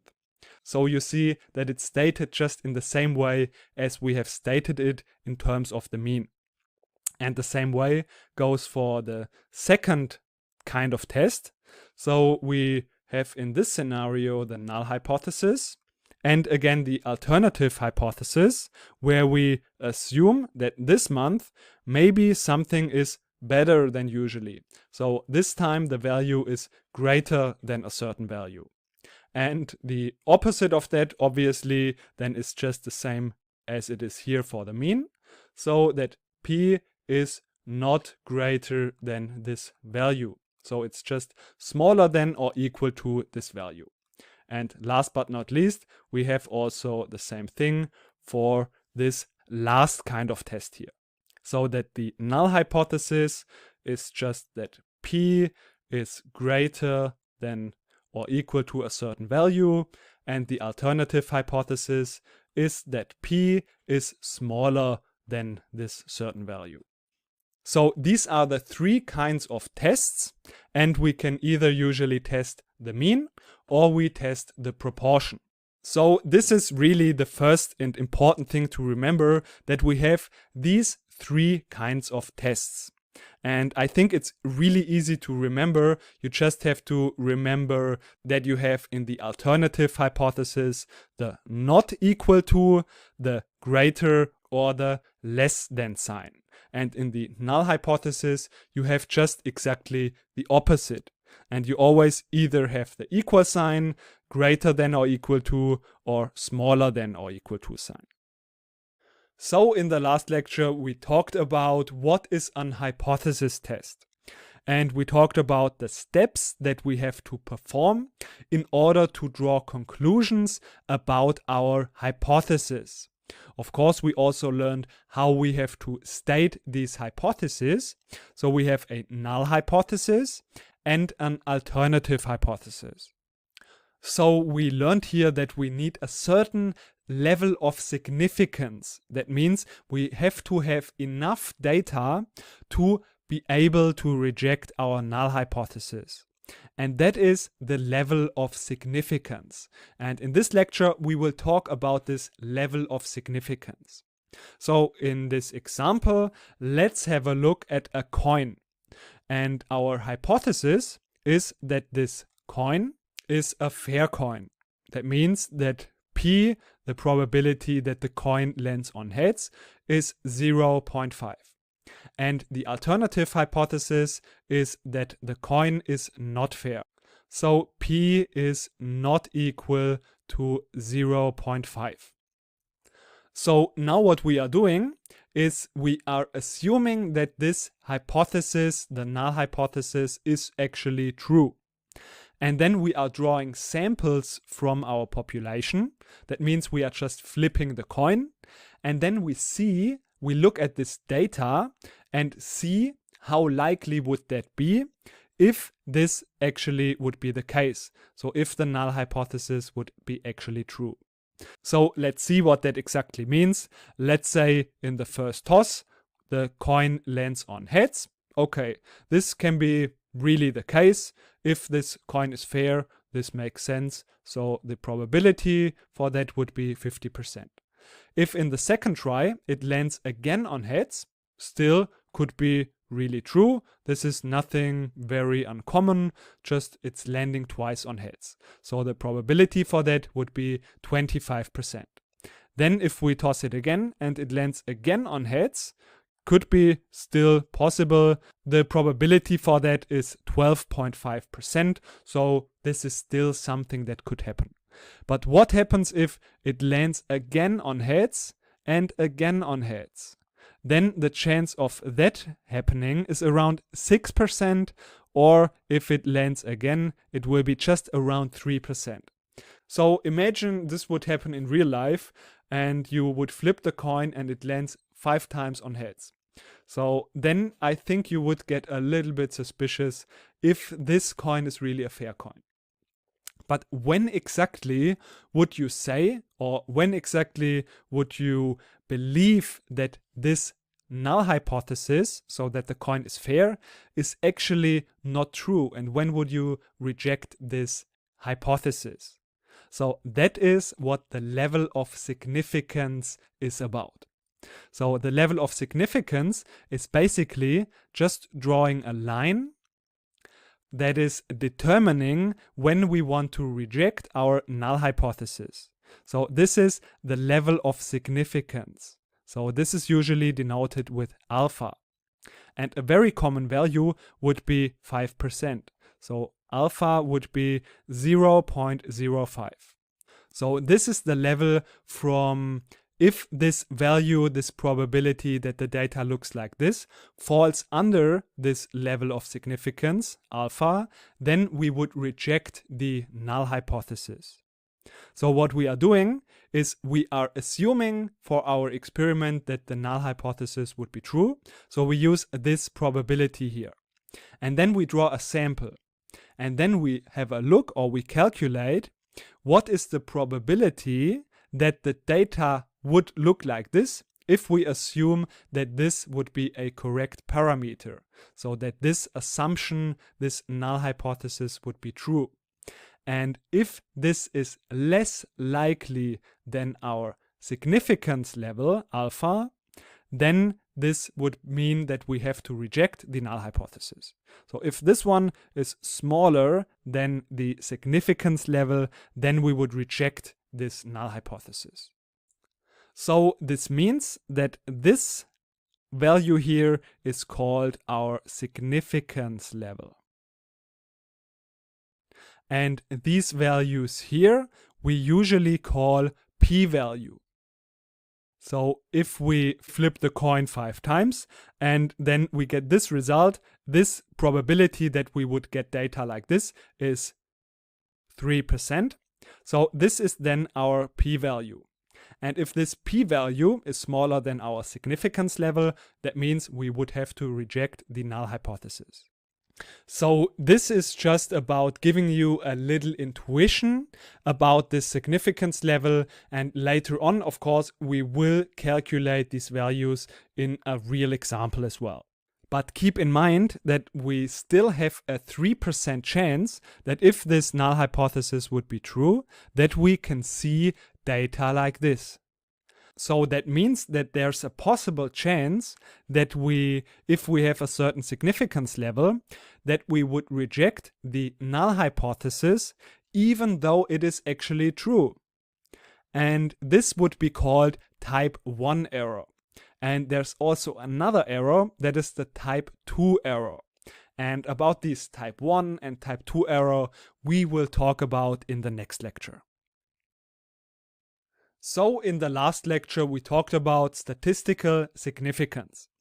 That means that the data we have to see has to be somewhat unlikely that we reject our null hypothesis. So we assume the null hypothesis is true. We calculate what is the p-value, that is the probability that we would see data like this, under the assumption that our null hypothesis would be true. But we can still make errors, since in 3% of the cases, if we reject the null hypothesis, we could see data like this. So this is the first kind of error that is called type 1 error.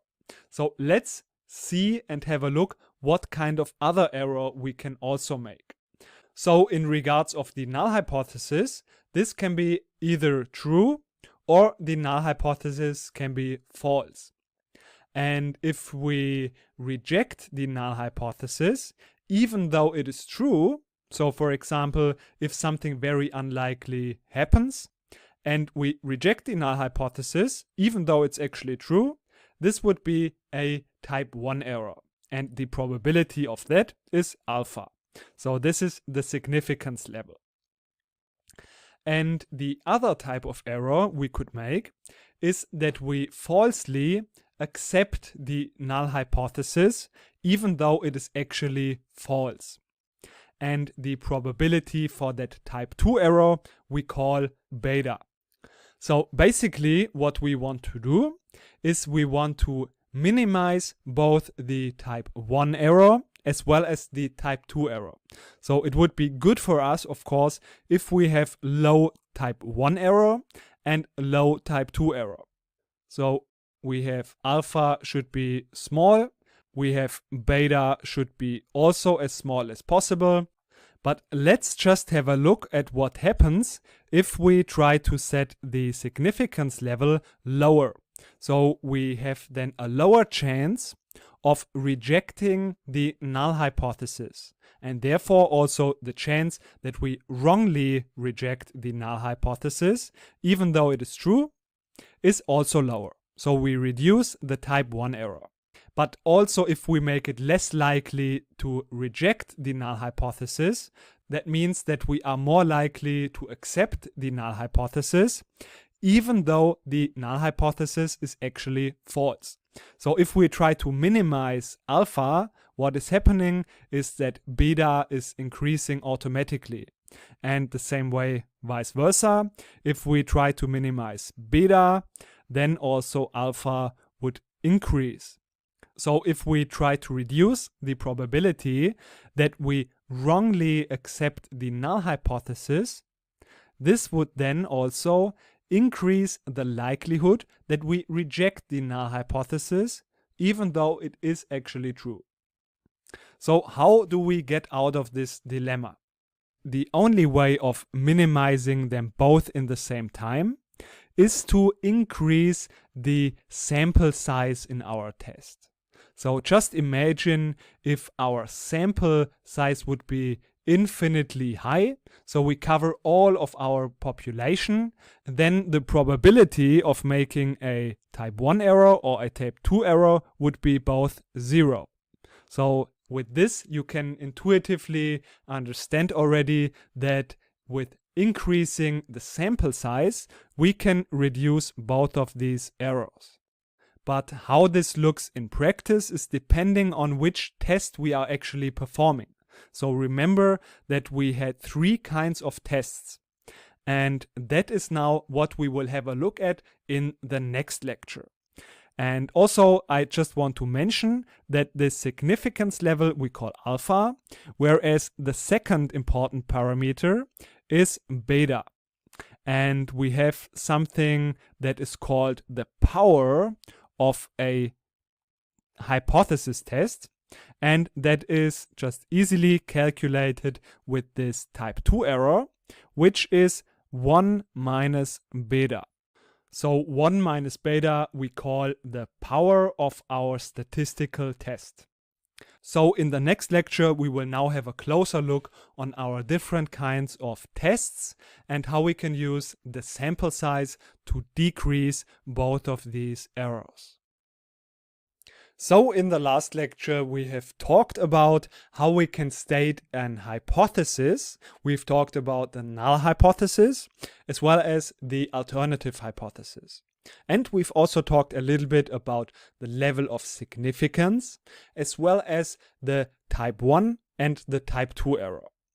And in this context, we've talked about that the probability that we make a type 1 error is set by the level of significance, so alpha. In general, this is a value of maybe 5%, or sometimes it's also 10%. So 0.05 or 0.10. And this is the probability also for making a type 1 error. And we can, of course, lower this significance level. So we can set a smaller value for this significance level, which decreases, of course, the probability of making a type 1 error, but in the same time, this will unfortunately decrease beta, which is the probability of making a type 2 error.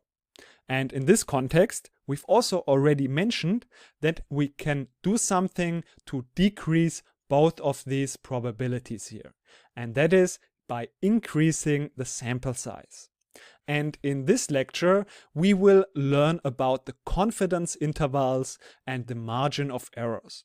So we will take the chance here to look at an example again, and this should give us a good intuition of why it's a good thing and why this is helping us to decrease both of these probabilities if we increase the sample size. So in this example, let's have a look at some population, maybe 300 million people, where we have candidate A and candidate B. So maybe some election, and we want to know what is the proportion P of people voting for person A, for example. And as we cannot ask all of the people, we will do just a small sample out of this population. So we will maybe ask, this is our sample, this is our population, and we will maybe ask just around 100 people. And here we can then easily calculate the proportion in our sample. Maybe this is 0.54. And then we can use this estimate or this sample mean or sample proportion. So if I talk about sample mean, this is always the same thing as our sample proportion in this case. So we can use this value to then estimate the true proportion in our population. But of course, you know that if we ask 100 other people, then this value might be different. So this is only an estimate, and we would like to know how sure can we be that this is an accurate estimate and it's close to the true value of the proportion in our population? Or in other words, how sure can we be that this estimate here is within a certain range of error? So that this is only maybe 10% or 5% away from this true value. And to find out about this, we can again use the central limit theorem. Since we have here a sample mean, which is our proportion, and we know something about the distribution of our sample means with this central limit theory. So we know that the mean of our distribution is distributed normally. So we have here this normal distribution, and we know that the mean of our samples is, if we have a certain sample size, is distributed normally. And we also know that the mean of this sample mean distribution, I call this PS, is the same one as our true mean in our population. We also know this by the central limit theory. And we know also about this distribution of sample means that the standard deviation is defined or is calculatable by the original standard deviation divided by the square root of n. And fortunately, if we are talking about proportions, then we know that this is defined by the square root of p multiplied with 1 minus p divided by the square root of n. So in a situation like this, if we want to find out about the proportion and we take a sample out of this population, then we know about the standard deviation for our sample mean distribution, that it is defined like this. Might sound a little bit complicated, but it's actually just here this formula. And maybe now you might be thinking, okay, but still we cannot really calculate this standard deviation. And also, why actually do we need to know this standard deviation? So let's first start with, why do we need this standard deviation of our sample mean distribution? Because if you think back to the z-scores and also our rule of thumbs with the sigma, then we know that this standard deviation is in general a measure of dispersion. So maybe this is one standard deviation. Let's just write this like here. Maybe this is here. One standard deviation to the left, one to the right. And maybe around here, this is maybe 2 standard deviations.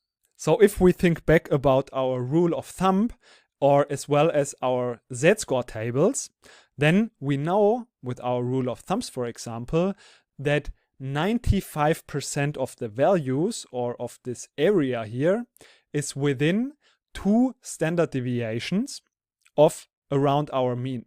So this area here that we see here, which is 2 standard deviations in both directions, left and right from the mean, that this is 95%. So if we take the mean, we add 2 standard deviations, then we have here this value, so we have the right border. And if we take the mean and we subtract 2 standard deviations, then we have here this left border. And we know that 95% of our probability, 95% of the area here is within this range here.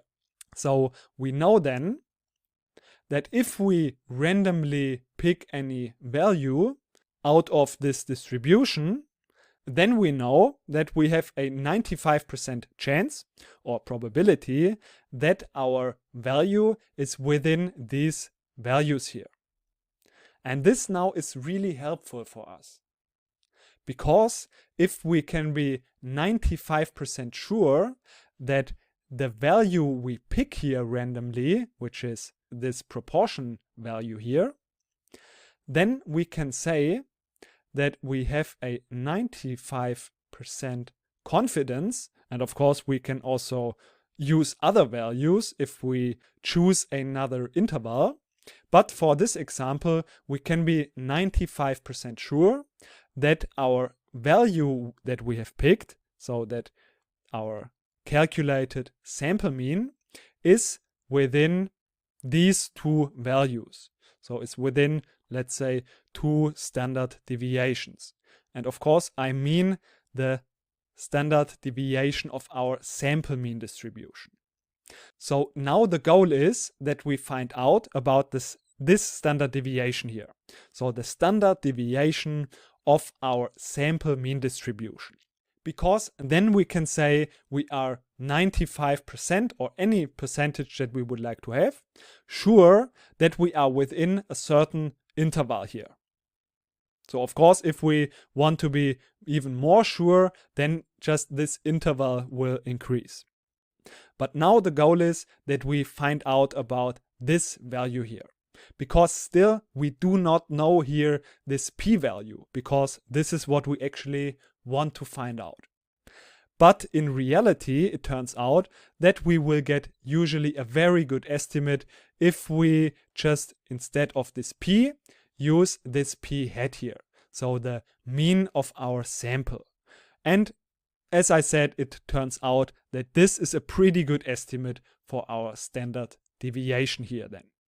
So we can just calculate then the square root of this p hat multiplied with 1 minus p hat, and we divide this by the square root of the sample size.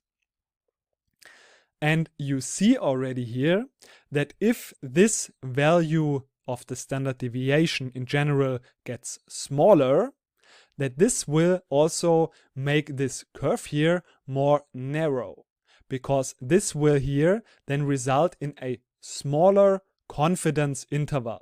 Because if this value here is getting smaller, then the range of confidence around this value here will also get smaller. And therefore, if you have a look at this example here, if we increase the sample size, this will then result in a smaller standard deviation. And then also this will make the confidence interval smaller. So let's calculate these values here, and then maybe it's a little bit easier to understand. So in our example, this can be just calculated by the square root of 0.54. Let's just take this value here, multiplied with 1 minus p hat, which is 0.46, divided by the square root of 100, which is 10. Now we can put this in our calculator, and it turns out that this is around 0.05. So that means in our general answer here, or our general conclusion, that if we get this value in our sample of 100 people, we can be 95% sure that the true value is just plus and minus 2 standard deviations away from our sample mean. So if we just add here to this 0.54 plus and minus 2 standard deviations, which is 0.05. So this is basically our margin of error here. Then we get that we can be 95% sure that the true value is within 0.44 and 0.64. So if we want to be more confident about this value here, that means that we want to have a smaller interval for this 95%, then what we can do is we have to decrease this value here. That means we have to decrease our standard deviation. And this we can do by increasing here this n, so the sample size.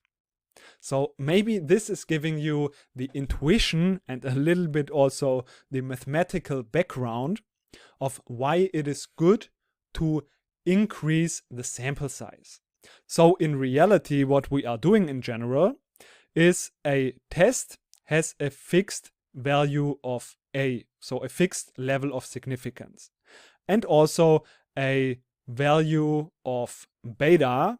And these are the values. For example, here we want to have 0.05, and here we want to have maybe also 0.1.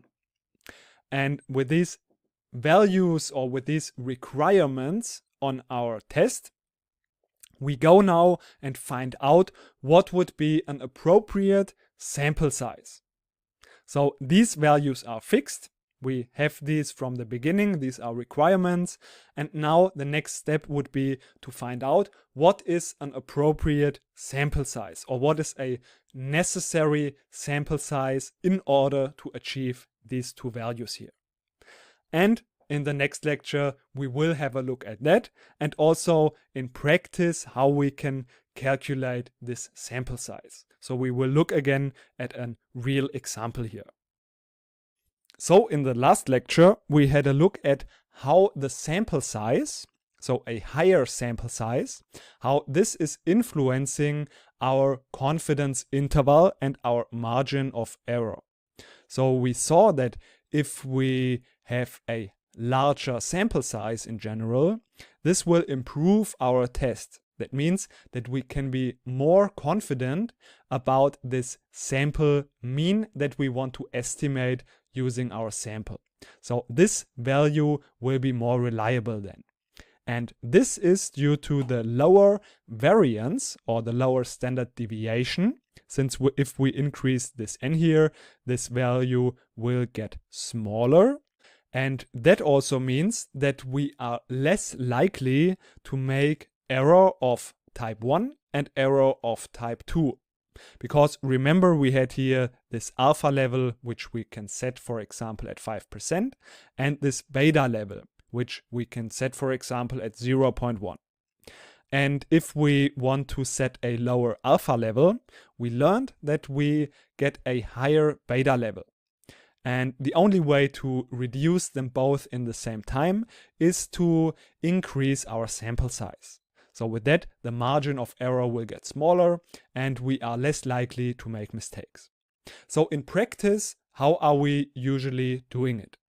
In general, this alpha value is the most important one, since it's the worst case scenario basically to make a type 1 error. Because that would mean that we are rejecting the null hypothesis even though it's actually true. And why is that worse than making a type 2 error? Well, if we make a type 2 error, that is not so definite as if we would reject the null hypothesis even though it's actually true. Because if we make this type 2 error, that basically just means we are doing nothing. So we basically just don't have enough evidence to reject the null hypothesis. Maybe we need more data, and later on we can still reject this null hypothesis if we have enough data. But if we make a type 1 error, that's definite, because then we have rejected our null hypothesis. And therefore, in practice, what we are doing, we set this alpha level, this significance level, fixed. And then we calculate either the sample size, and then we have a given beta, so a given power of our statistic, or we have a given beta and we want to calculate the necessary sample size. So this is how we are doing it in practice. And you also see that in general is this alpha level lower than our beta level. Because as I said, this is the worst case scenario. So we want to keep this probability as low as possible. And in practice, usually, of course, we don't need to calculate this always by ourselves. It's good to know the background and the intuition behind it, but in practice we can also use tools, and therefore in this lecture we will have a little bit a look at some of these tools and see how we can calculate this in practice. So there is this really nice website that is called powerandsamplesize.com, and in this website we can calculate basically the power and the sample size. So let's have a look how this works. We can just go here straight to the calculators. And here we have a couple of tests. We will go into these tests later on when we will have a look at how we can perform our tests. But for now, for example, we can just select one of these tests. So for example, one sample, two-sided equality. That just means that we choose this kind of test. So we test proportions, not a mean, but just proportions. And we have a two-sided equality. That means we have here this equal sign and then this not equal sign. So we already know this. And we have also here the formulas of how the sample size and the power are calculated. And we actually know almost everything in here already. So n we know is the sample size. And we also know that alpha is the type 1 error, beta is the type 2 error, and 1 minus beta is the power. And basically here we have just the z-score. And this is just inserted in this standard normal distribution function. So this is just the same step that we would do manually by looking the value up in our z-score table. But we don't need to calculate this manually. So we will not go into so much depth in here. But in the next lecture, we will have a closer look at how we can perform these tests as well. Here, I just want to give you a little bit an intuition about how this would work in practice, just to get an idea and a feeling for that. You don't need to understand everything here in detail. This is just to give you an overview and a little bit an idea of how this works in practice, because this is maybe more important for clinical researchers that are designing studies. But for you as a data scientist or a business analyst, it's also not so bad if you have understood a little bit the ideas behind that, how it works in practice. So what we can do with this tool is we can either calculate the sample size or the power. So let's say we want to calculate the sample size. We can always here select this type 1 error rate, which is our alpha. So in general, the most common value to select here is, for example, 5. And then we want to calculate here the sample size. So we can choose a power that we want to achieve. So for example, 80%. And then this calculator with a given proportion and null hypothesis proportion is calculating our sample size. Of course, this true proportion we don't know, but we have maybe drawn already a sample or we have an idea about that, and then we can just use this sample mean or the sample proportion that we have already calculated to estimate this value here. And then if we click on calculate, this will give us here this sample size. So if we say we want to have this value in here, we calculate, then we get another sample size. And as we don't know here this true proportion, we have also here a little graph that is just displaying us and helping us visually to see how sensitive this sample size is in regards of a change in this true proportion.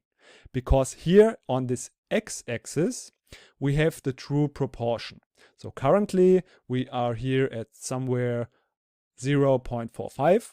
But if the true proportion value would be lower, you see that this would need a larger sample size in order to achieve these two parameters here.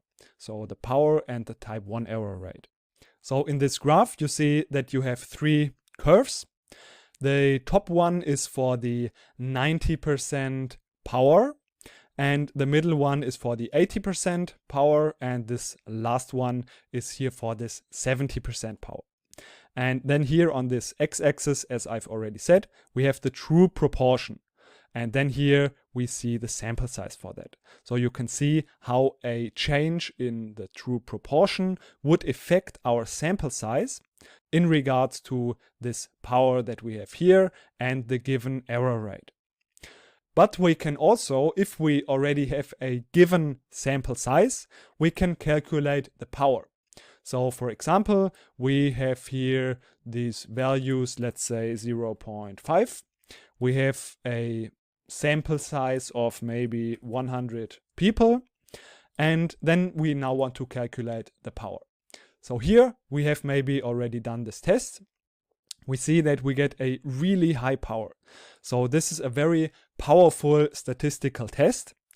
And you see also that here beta is only around 0.02. So this is the difference beta from this value in here to 1. And you remember that we said that the type 1 error is the most important one, or the one that we want to most strongly avoid. And therefore, we could now decrease this type 1 error rate to 2.5%, which would result in a smaller power, of course. But this is maybe something that we are okay with, because then we have also a lower type 1 error rate. So in this case, for example, we still have a very strong and powerful statistical test. So the power is still very high, and this might be something that we are happy with. So this is just to give you an idea of how this sample size, the power, and the type 1 error rate alpha are playing together. So in practice, we have here this type 1 error rate set to a certain level, because this is the most important one. And then we want to either calculate with a given sample size the power of our statistic, or we want to know what sample size would we need in order to achieve a certain power. And now we want to talk about how do we actually perform such tests. So we want to go into the practice again, and we want to see when do we actually accept the null hypothesis and when do we reject the null hypothesis. So this was just a little excursion, and in the next lecture we will be back to our examples again and see how we can perform these tests. So now we want to finally perform our test and see how we can perform this test and how to decide whether we want to accept our null hypothesis or whether we want to reject it. So what are the actual steps to do that? Let's have a look, of course, at an example for this. So let's assume we are a farmer and we have some chicken, and we want to know if our eggs are smaller or bigger than the rest of the eggs of the other farmers. So let's assume in this example, we know that in the population of all eggs, in general, the average or the mean of the weight of these eggs is 53 grams. And we also know that the standard deviation is around 5 grams. So now we want to know, we have a feeling that we might deviate from this. So we are not sure whether we have bigger eggs or whether we have smaller eggs. And therefore, first question, which kind of test should we do? So you can pause the video and think about this. So I suggest we would use a two-sided test. So we want to check whether our mean, and you can also think about how you would state these hypotheses, so the null hypothesis and the alternative hypothesis. So of course we want to test whether this mean, and I call this maybe mu 0 and also sigma 0, since this mu 0 is our value that we want to test against. So this is the mean in the population. So this is 53. Let's write it in here. And our null hypothesis would be then mu is not equal to 53, since we don't know whether we deviate upwards or downwards. So therefore we choose to have a two-sided test. So a two-sided test means that we have here this unequal sign. And if we now take a sample out of our eggs, so let's say we take a sample of 100 eggs that we randomly select, and then we can calculate, we know how to do this, the mean in our sample. So the sample mean, and let's say the result we get is 54.5. And now the question is, okay, what do we do now with this value? How can we decide whether we want to accept the null hypothesis or whether we want to reject it? Of course, in order to make this decision, first of all, we have to choose a significance level. So a very common value for this, we already talked about this, is 5%, so 0.05. And again, you remember, this is the probability that we accept to make a type 1 error, so that we falsely reject the null hypothesis even though it's actually true. So this is something we want to avoid, and therefore we set this pretty low at 5%. And now, how can we find out whether we want to accept or reject this null hypothesis? So the steps are actually pretty easy, but I will also explain a little bit the background of that so that you understand why we do the steps. And then also in the end, I will again summarize the steps, and so that you just know how to calculate it. Because I also always want to give you the mathematical background a little bit and also the intuition behind that. So in order to make conclusions now, we have to find out something about the distribution of this sample mean. So how is this sample mean actually distributed? And is this value actually very unlikely to get? Or is this a value that is possible to get if we have this distribution here?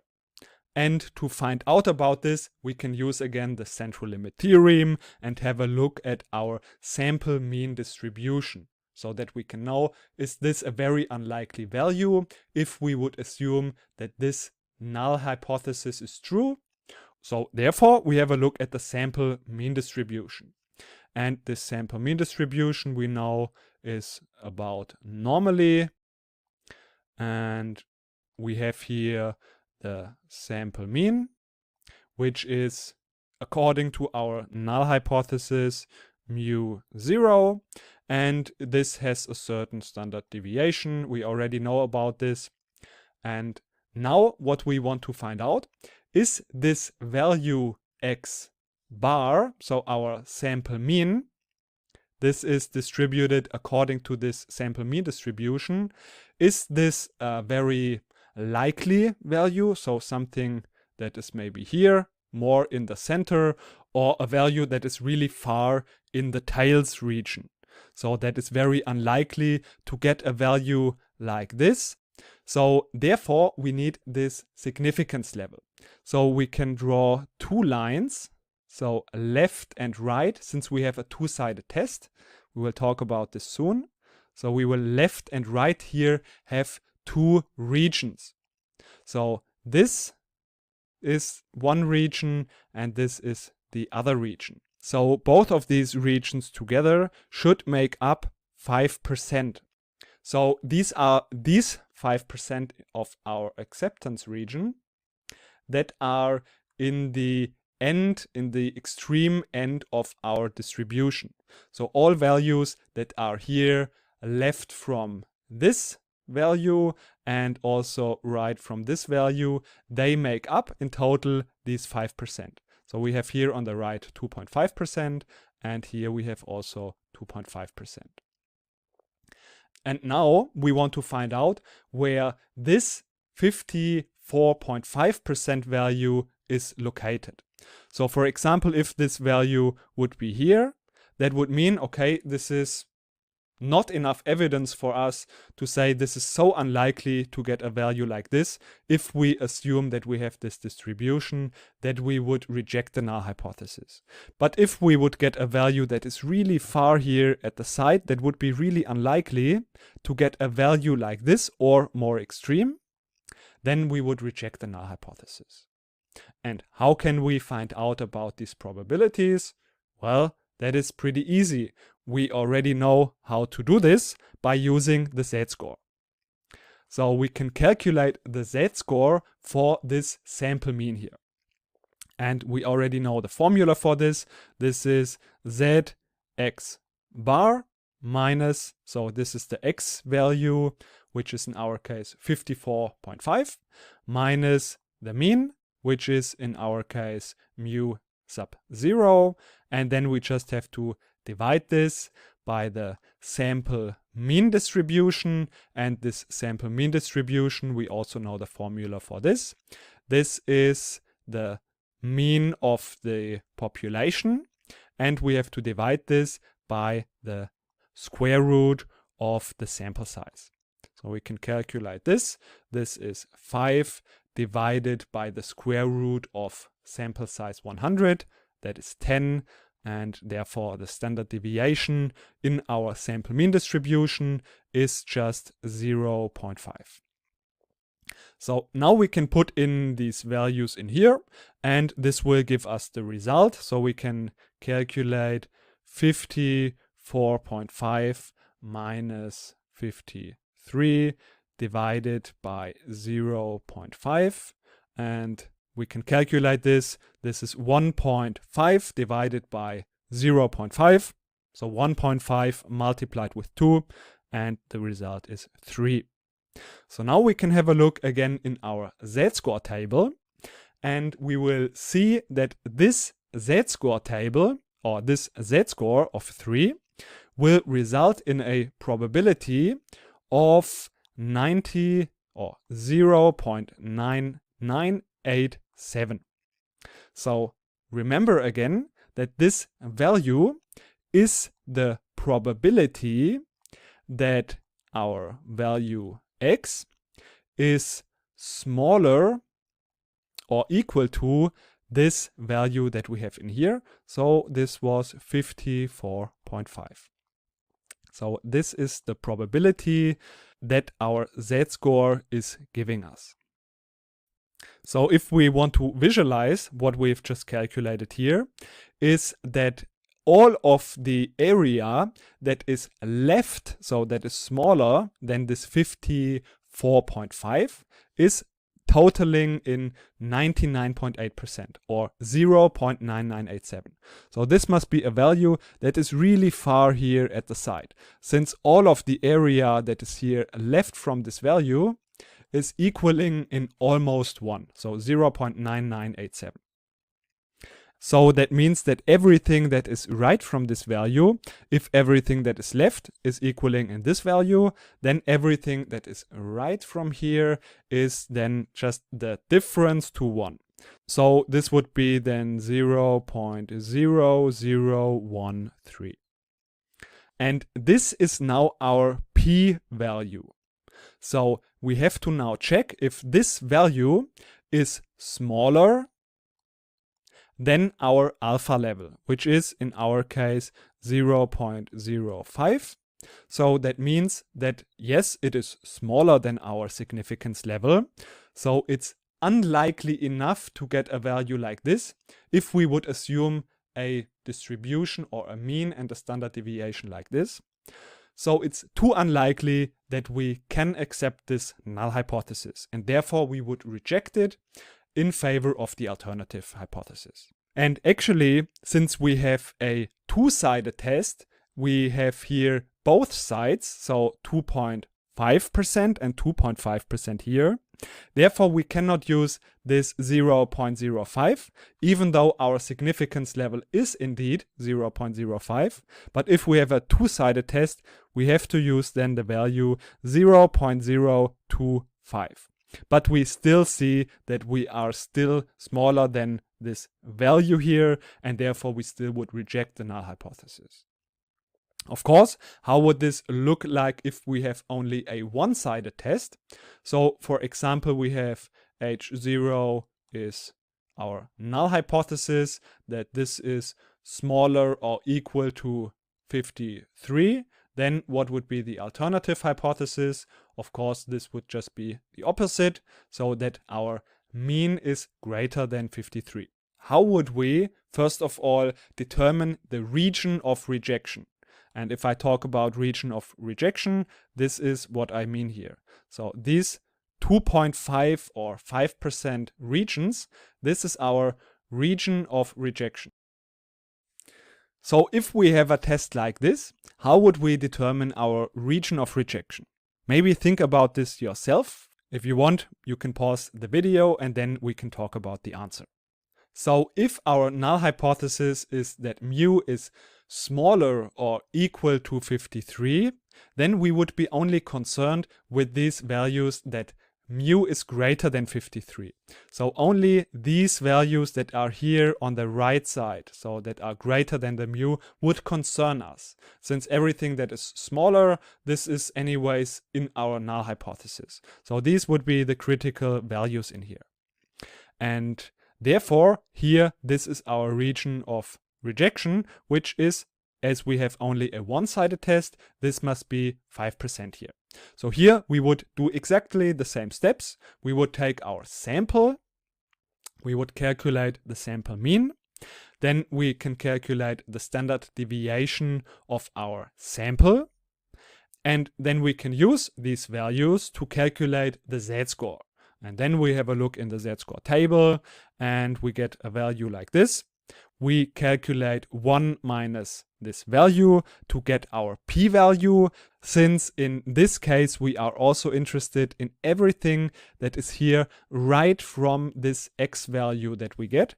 So therefore we want to calculate this probability, which is here this 0.013 in this case.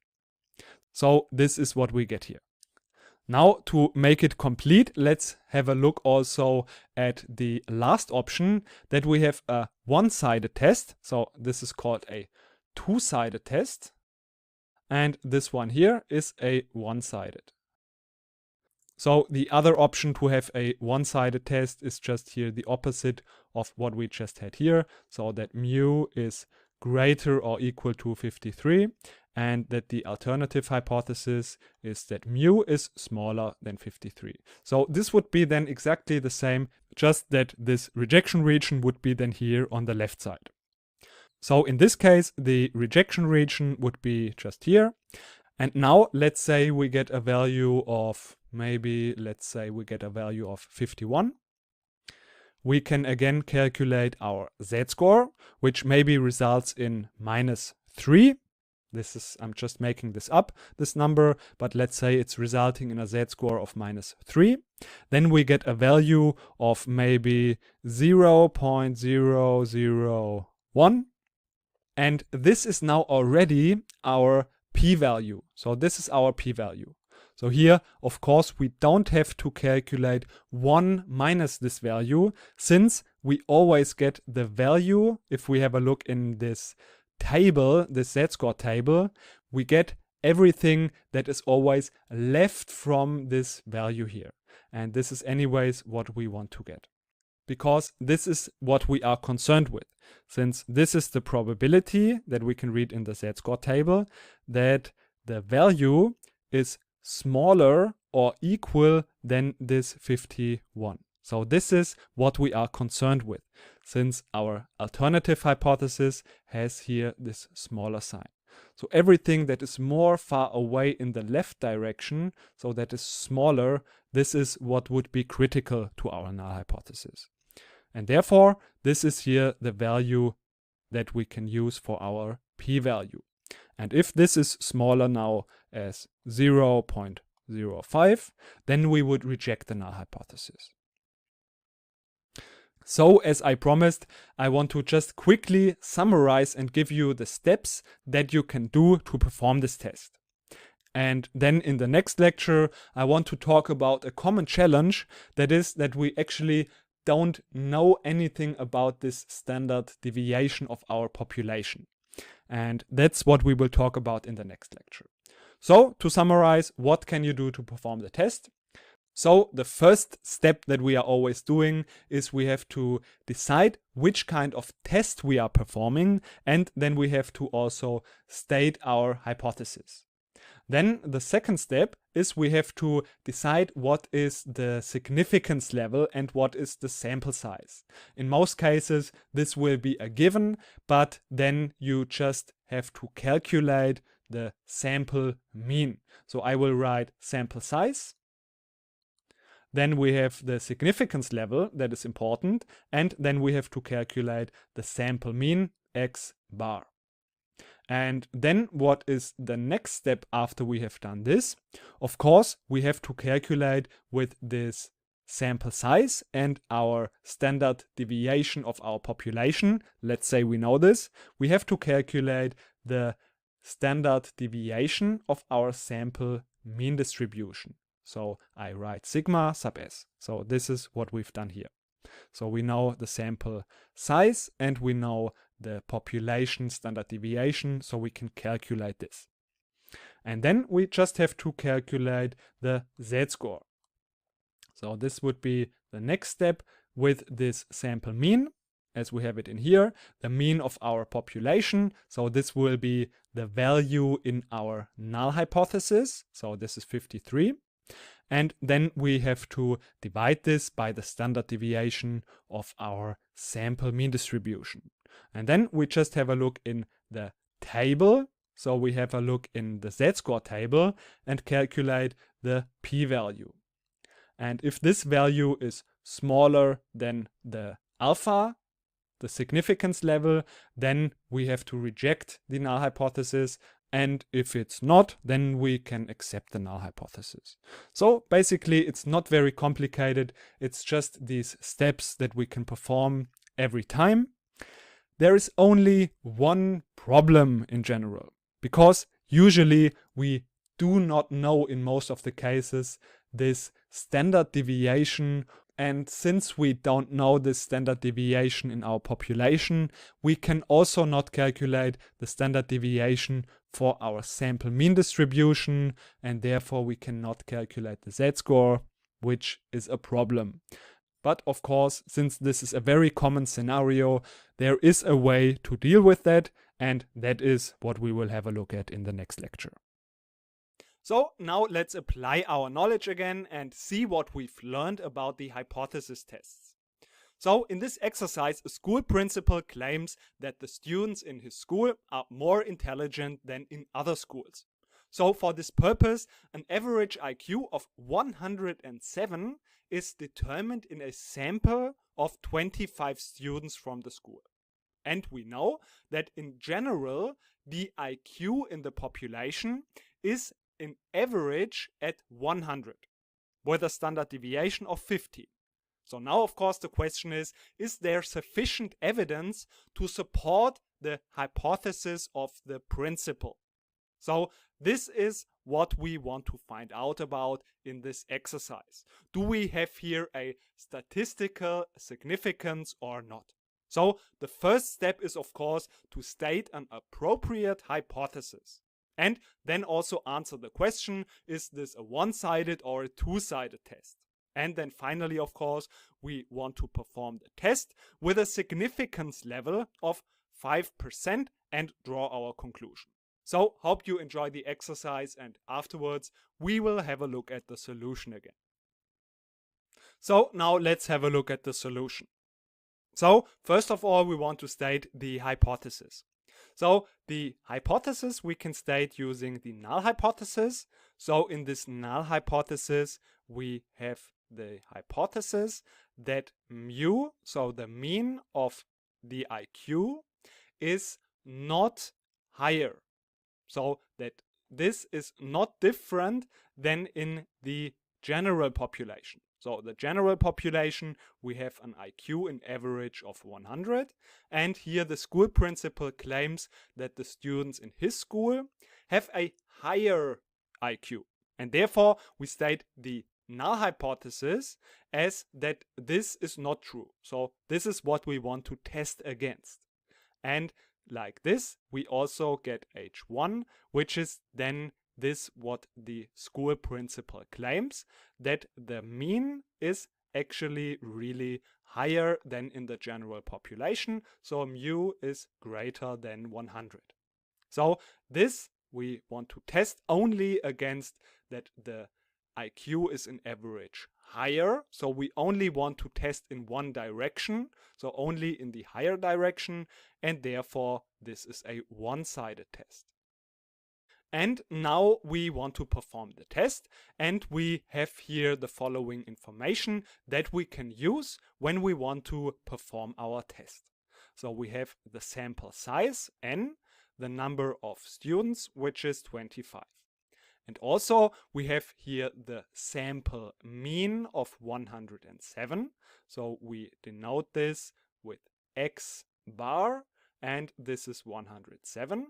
And also we know the standard deviation and the mean in our null hypothesis. So this would be mu sub 0, which is 100. And also we have sigma sub 0, the standard deviation, which is 15. And now we want to use the z-score to determine our p-value. So this we can calculate using the sample mean. We subtract the mean of the null hypothesis and we divide this by the standard deviation sigma sub s. And using the central limit theorem, we know that sigma sub s is calculatable by sigma sub 0 divided by the square root of our sample size, which is n. So these two values we can actually calculate pretty easily. We have here sigma sub 0, which is 15, and we divide this by the square root of 25. So square root of 25 is just 5, and this gives us then a standard deviation sigma sub s of 3. So this is what we can use calculating our z-score. So this is then also pretty easy to calculate. We have x bar, which is 107, and we subtract 100. So this is then 7. And we divide this by sigma sub s, which is 3. So we divide this by 3, and then if we round this, we get the result of around 2.33. So this is now our z-score. And this one we can use now in the z-score table to determine the p-value. So if we find here the value of 2.3, we see that here we get a value at 2.33, and that value is 0.9901. And of course, if we want to find out about the p-value, in this case, we just have to subtract this value from 1. And this gives us the value of 0.0099. And now this is our p-value. So this is our p-value. And this p-value we have to compare now with our significance level. And this significance level is at 0.05. And if this p-value is smaller than the significance level, we know that we have enough evidence to reject the null hypothesis in favor of the alternative hypothesis. And in this situation, this is clearly the case, and therefore we can, with a lot of confidence even, reject the null hypothesis. So this means that our test gives a lot of support and evidence for the claim of the principle, and that's why we reject the null hypothesis in favor of the alternative hypothesis. So hope this exercise was helping you to again apply and test your knowledge regarding the hypothesis tests. So in the last lecture we talked about how we can perform our hypothesis test. And to be able to conclude in the end whether we want to reject or accept the null hypothesis, we needed this standard deviation of our population. And in a lot of cases, we don't have this. And therefore, how do we deal with that? That is the question that we are talking about in this lecture. So if we have a scenario where we don't have this value in here, we can do something that is called a t-test. So in a scenario like this where we don't have this standard deviation, we can calculate, again we have here the sample mean, and we can also calculate the sample standard deviation, or the sample standard error we can also call it. So we can calculate something like sigma bar. So we know how to calculate this sample variance or sample standard deviation. So we can calculate this manually, or if we have 100 samples, of course, we can also use calculators for that. And then we can use this value instead of the standard deviation of our population. And we usually call this just S for the standard deviation of our sample. And then we can just use this value instead of the standard deviation. And then with these values, we can calculate our z-score. But then, of course, it's not the z-score anymore, but then it is our t-score. And how can we calculate this so-called t-score? Well, it's pretty similar to our z-score. We just calculate the mean of our sample. We subtract the mean of our population. So this would be this 53. So our mean in our null hypothesis. And then we don't divide this by the standard deviation. Usually we would use sigma s for our sample mean distribution, but in this case we just use the sample standard deviation. So what is this sample standard deviation? S sub x bar. This is just also calculated very similar to this sample standard deviation that we would get here. So we just use here this sample standard deviation and we divide by square root of n. So usually we would have just calculated the standard deviation of the population divided by square root of n, and in this case we just use here this sample standard deviation that we have calculated within our sample. So that means this is the same thing as x bar minus mu sub 0 divided by s divided by the square root of n. So then, of course, we have now something that is called a t-value. And this time we don't have a z-score. And therefore, since we don't have a z-score, we can use something like a t-score table. So we don't use a z-score table, but we use a t-score table. And this t-score table is pretty similar to our z-score table. So such a table in that we would look up this t-score value would look something like this. So to understand this table, don't worry, first of all, it looks a little bit complicated, but it's actually not that complicated. We just have to know a few things in here. So the first thing that we have to know in this table is that we have to use a certain alpha level, so a certain significance level. And that is what we have to look up here. And the second thing is that we have to be aware of what kind of test we are performing. So are we performing a one-tail test or are we performing a two-tails test? So a one-sided or a two-sided test. If we have this significance level and we use a one-sided test, then we are here. But if we use a two-sided test, then we have to use this value in here. So then we would look in this column here. So we use this significance level and the kind of test to determine in which column we have to look. And then the next thing that we have to do is just have a look on this sample size here. So with this sample size, we can calculate the so-called degrees of freedom. So I just abbreviate this with df, as it's also here this degrees of freedom. And this is just calculated by the sample size, and then we just have to subtract 1. So n minus 1, where n is our sample size, is our degrees of freedom. And then we find here this critical value. So for example, if we have a sample size of 100, then n minus 1 is 99. But we see if we have so high values, this is almost the same. So we can just use here this value of 100. And then if we have a two-tailed test, then we are here in this column, and then we would get this value in here. And now what we would have to do is we have to compare this value from our table with this t-score.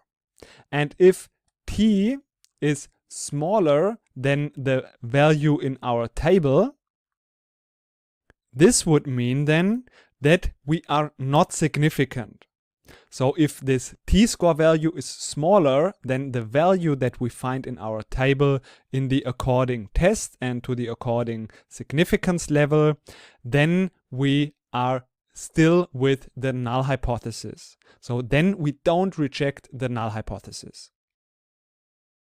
But if this value that we find in the table is smaller than our calculated t-score, then this would mean that the result we get is significant.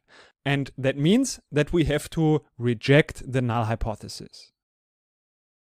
So this is how you would do the t-test. So it's exactly the same as we would have done it with the z-score. Just the difference is that most of the times, or very often, we don't have this standard deviation of our population. And then we can just use the standard deviation in our sample and calculate the t-score. But since we use another calculation here, we cannot use the z-score table, but we want to use this t-score table. And in this t-score table, we have to differentiate whether we make a one-tail, so a one-sided or a two-sided test. And then we have here the degrees of freedom, and this is n minus 1, so our sample size is n. And then we find here this certain value, and we have to compare this then with our calculated t-score. And if our calculated value is smaller than this value in this table, then we don't reject the null hypothesis. But if this t-value that we've calculated is greater than the table value that we find in here, that means we have to reject the null hypothesis. And what is actually the idea behind this? Basically, now you know everything that you need to know in order to perform a t-test. But I just want to give you a little bit of background of what is behind this t-test. So if we are performing a t-test, then we are not using the standard normal distribution, which looks something like this, but we have to use another distribution since we are not using a z-score. And the z-score is specially made for the standard normal distribution. And therefore, we use the so-called student's t-distribution. And this student's t-distribution is depending on the degrees of freedom. So there are a couple of student's t-distributions. So the student's t-distribution for degree of freedom 1, 2, 3, 4, 5, and so on.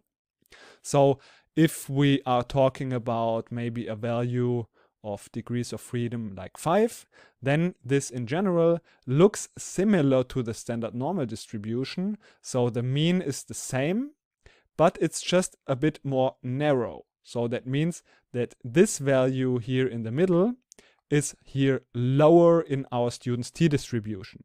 But on the other side, therefore on the sides, there is more weight here on the student's t-distribution. And if this n value is getting larger and larger, so our degree of freedom is growing, then this is getting more and more close to the real standard normal distribution. So therefore, that means that if we have a large sample size, and therefore this also stops at 1000, since the larger this sample size gets, the smaller is also the difference between the student's t-distribution and the normal distribution.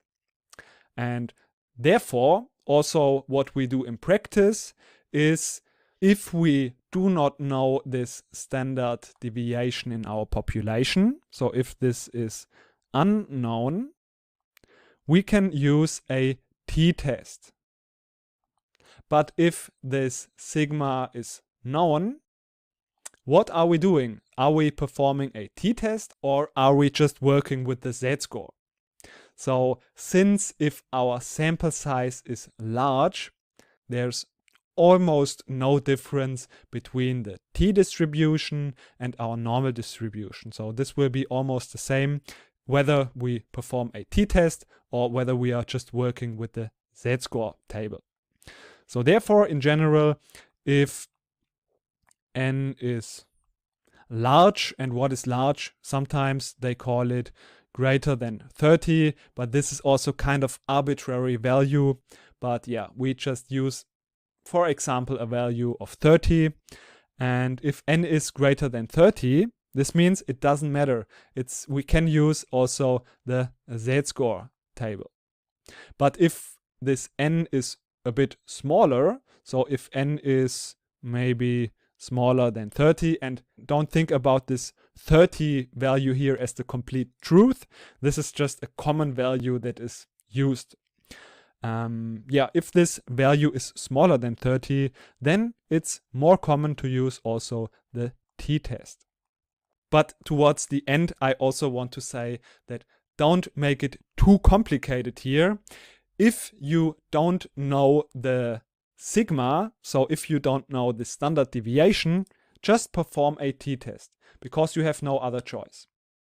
And if the standard deviation of your population is known, then it is not such a big difference.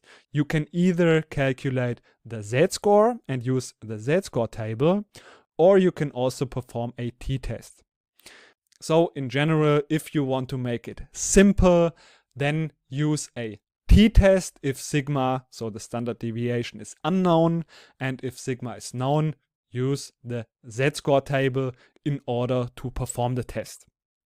If you want to make it complicated, you can again here make this distinction in the sigma if the sigma is known. So depending on your sample size, you can then decide which test you would like to do. But my advice here is that if you don't know which test you would use just any of them, or you can also use both of them and also see if there is a difference. So that would make your test a little bit more reliable. But also don't make it too complicated. So this is how you can do a t-test if your sigma is not known. So this is pretty practical. So in this lecture, we want to walk through all of the steps we've already learned about hypothesis testing, and we will do this with the example of proportion testing. So this is a bit of a special case, so there will be also something new for you to learn, but it will be mainly also for you to remember and go through all of the steps we've already learned and practice this again.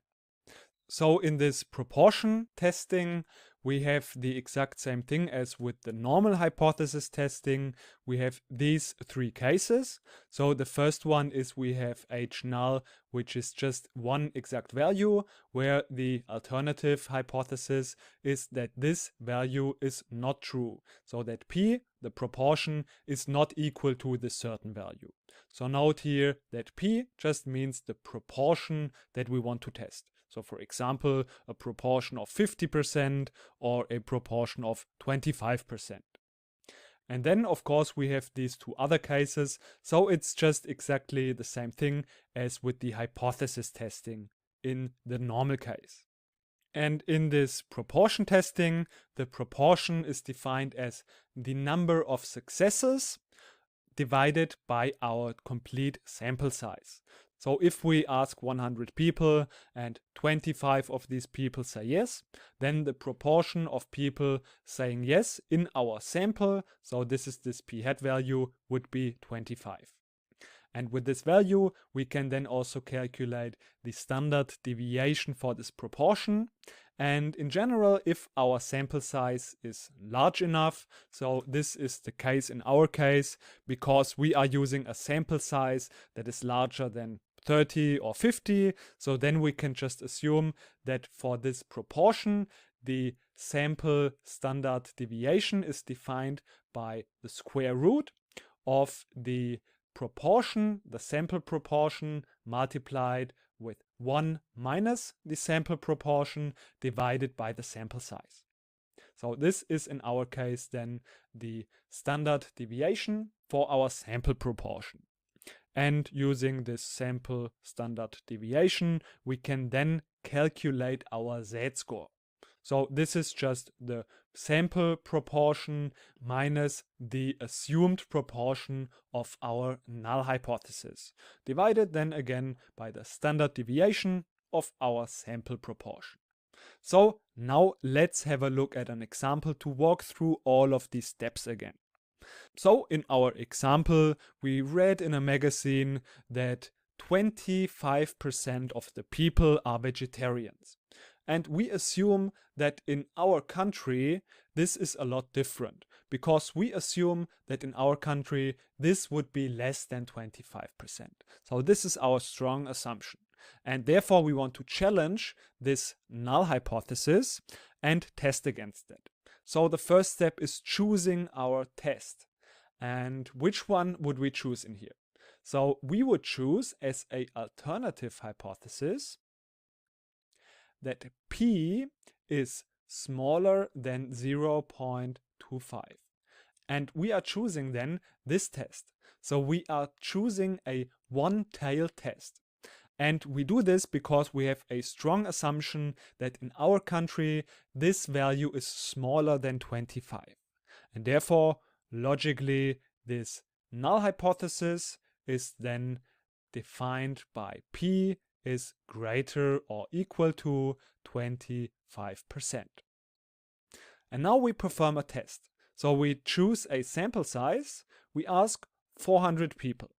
And then the result, so the vegetarians in our case, is 91 people. So 91 people out of these 400 people say that they are vegetarians. So what we can do, of course, is we can calculate, this would be the first step, the sample proportion. So we divide the number of successes. So we have defined this by S, and we divide this by 400. So this is our sample proportion.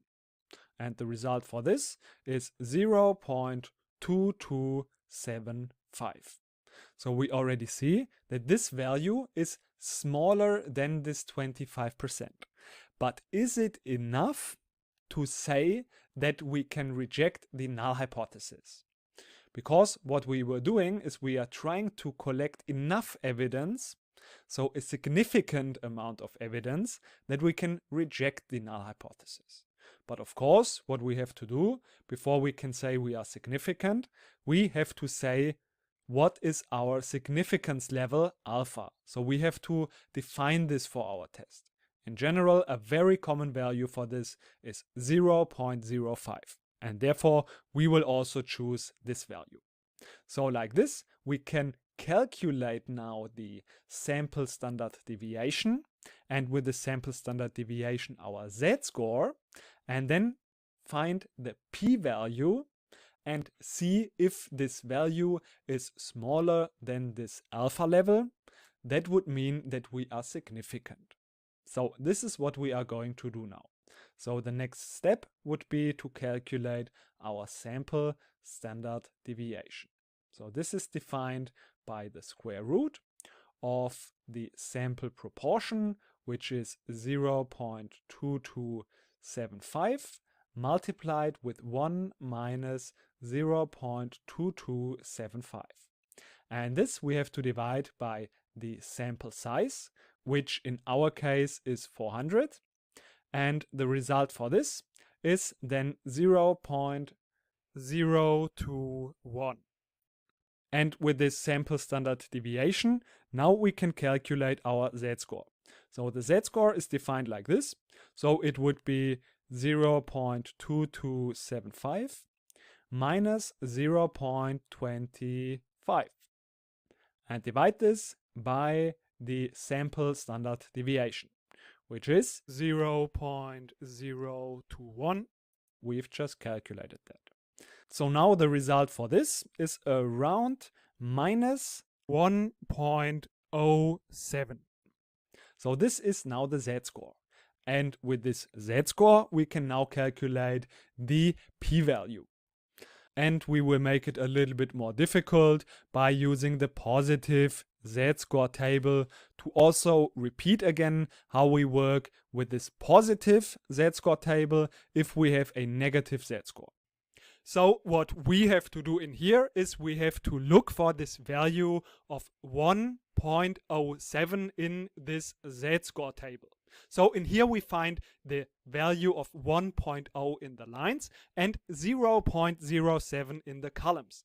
And here we find the value of 0.8571.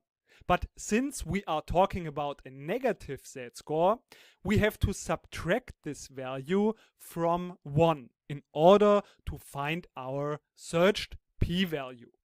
And now this is giving us the value of 0.1423. So this is now our final p-value. And now the question is, do we reject the null hypothesis or do we not reject the null hypothesis? In order to find out about this, we have to compare this p-value with this significance level alpha. So in our situation, this is giving us the comparison between our p-value, which is 0.1423, and of course the significance level alpha, which is 0.05. So what is this conclusion giving us? Since this value, our p-value, is not smaller than the significance level, this means that we should not reject our null hypothesis. Because it means this situation that we get data like this is not unlikely enough for us in order that we have to reject the null hypothesis. So this could be a situation that still is occurring. It is not unlikely enough, and therefore we will not reject our null hypothesis. So this is what we can learn here from this situation. And also I have to mention that we are not even very close to the significance level. That means that we can really be pretty sure even that it's the better thing to not reject the null hypothesis in this situation. I hope this was helping you to repeat again the concept and get some practice of doing these hypothesis tests. Hope this was helpful and see you in the next lecture. So if we are doing hypothesis tests, and also in general in statistics, it's very handy to just remember some of the most important PZ combinations. And you know that the normal distribution is the most important distribution in statistics and maybe even in the complete realm of mathematics. And if we are doing hypothesis testing, we always get this z-score. And we remember that this z-score is telling us how many standard deviations we are away from the mean. And if we have this z-score of, for example, 1, then we know that 84.1% of the data are left from this value here. So this complete area covers 84.1% of all of our data.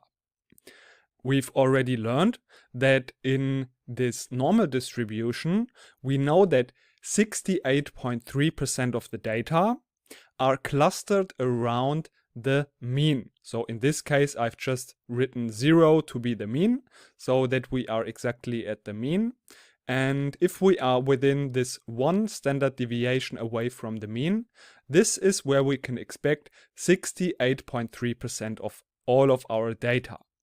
And the same thing goes for if we are going 2 standard deviations around the mean, then we can expect to have 95.4% of all of our data included in this interval in here. And you see, if we are going 3 standard deviations away from the mean, then almost all of our data we can expect within this area. So if we, for example, take the distribution of the IQ, which is also normally distributed with a mean of 100 and a standard deviation of 15, So if we now subtract this standard deviation from the mean of 100 and add it also to 100, we get an interval of 85 on the left side until 115. So this means we have this interval, which is one standard deviation around our mean of 100. So using what we know, we can say that 68.3% of the people have an IQ between 85 and 150. But now we want to be a little bit more specific to our hypothesis tests, because in these hypothesis tests, we get always a z-score. And again, in our hypothesis test, we have our null hypothesis. So we have a mean that we assume to be the mean in the null hypothesis. And then we are collecting evidence against this assumption. So we are taking a sample and calculating the mean in this sample. And then we are looking how likely is it that if our null hypothesis would be true, that we would get a mean like this in our sample. And for this, we are setting a significance level. And if the z-score that we have calculated for our sample is referring to a p-value that is smaller than our significance level, then we have to reject the null hypothesis, because this would mean that it's too unlikely to get data like this if our null hypothesis would be true, and therefore we want to reject the null hypothesis. And there are some very common significance levels that we set. So the first one, as I said, is a significance level of 0.05. So this means that if we are doing a one-tail test, everything that lands in this region in here, for our test, this will mean that we have to reject the null hypothesis. So this will be something that we are expecting around here. But if the z-score lands in here, this will mean that the p-value is smaller than 0.5. And then we would reject the null hypothesis. So if we are doing a one-tail test and the z-score is greater than 1.64, or smaller than negative 1.64, that means we have to reject the null hypothesis. So a second very important z-score is if we want to set our significance level to 2.5%. So then every p-value that is smaller than 0.025 means that we reject the null hypothesis. And therefore, we would reject the null hypothesis if the z-score is greater than 1.96 or smaller than negative 1.96. And if we want to set our significance level to 0.01, so 1%, that means that we would require a very strong evidence to reject the null hypothesis. This would mean that we need a z-score of greater than 2.32 or smaller than negative 2.32 to reject our null hypothesis. So these are the values for a one-tail test. But as you remember, we need a lot of good reasons to do a one-tail test. In general, we would rather go with a two-tail test. So if we are not extremely sure that the value deviates to just one side, then we would go with a two-tail test. So the important PZ pairs in this scenario are again the p-values for 5%, 2.5%, and 0.01. So if we have a two-tail test, remember that we have two regions of rejections. So it is symmetric on the left as well as on the right side. So therefore, we have here, for example, if we have a significance level of 5%, that means that this region in here covers 2.5%. And the region on the left covers the other 2.5%. But still our p-value means that if this value is smaller than 0.05 in the two-tail test, this means we would have to reject the null hypothesis. So since we have two regions here, the z-score is a little bit higher because it is basically referring to a likelihood of 2.5% since we have here these two regions. So for this 0.05 p-value, we have a z-score of 1.96 plus minus. And for a p-value of 2.5%, we have a z-score of 2.24. So it's a good idea to remember these values here as well, since this normal distribution is such an important distribution. And if you work a lot with this distribution, if you want to become a data scientist, it's very handy to know these values here. So I hope this lecture was helping you in understanding why it is important to just memorize these few PZ combinations, and also what these combinations are, so that you can easily work with this normal distribution. Hope it was helpful, and see you in the next lecture. What is a regression? A regression is often used to predict some values. For example, we have here this data about house prices and living area. So these data points that we have here are relating the house price with the living area. So for example, we have here this object. This is one data point where we have maybe a living area of around 70 square meters, and we have a house price here for this data point of around $300,000. And now maybe we have some new object. For example, this object is 150 square meters in living area. And now we would like to predict the house price for this object. So the idea of a regression is that we draw a line in between these data points.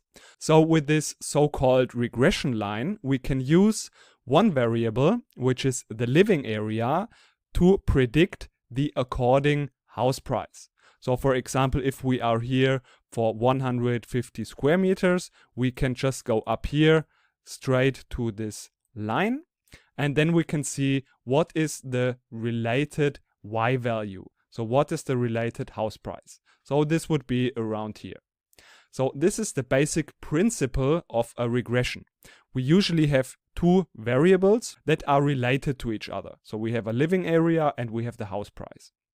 And we want to draw a line that is defining the relationship between the living area and the house price. So this is the basic idea of regressions.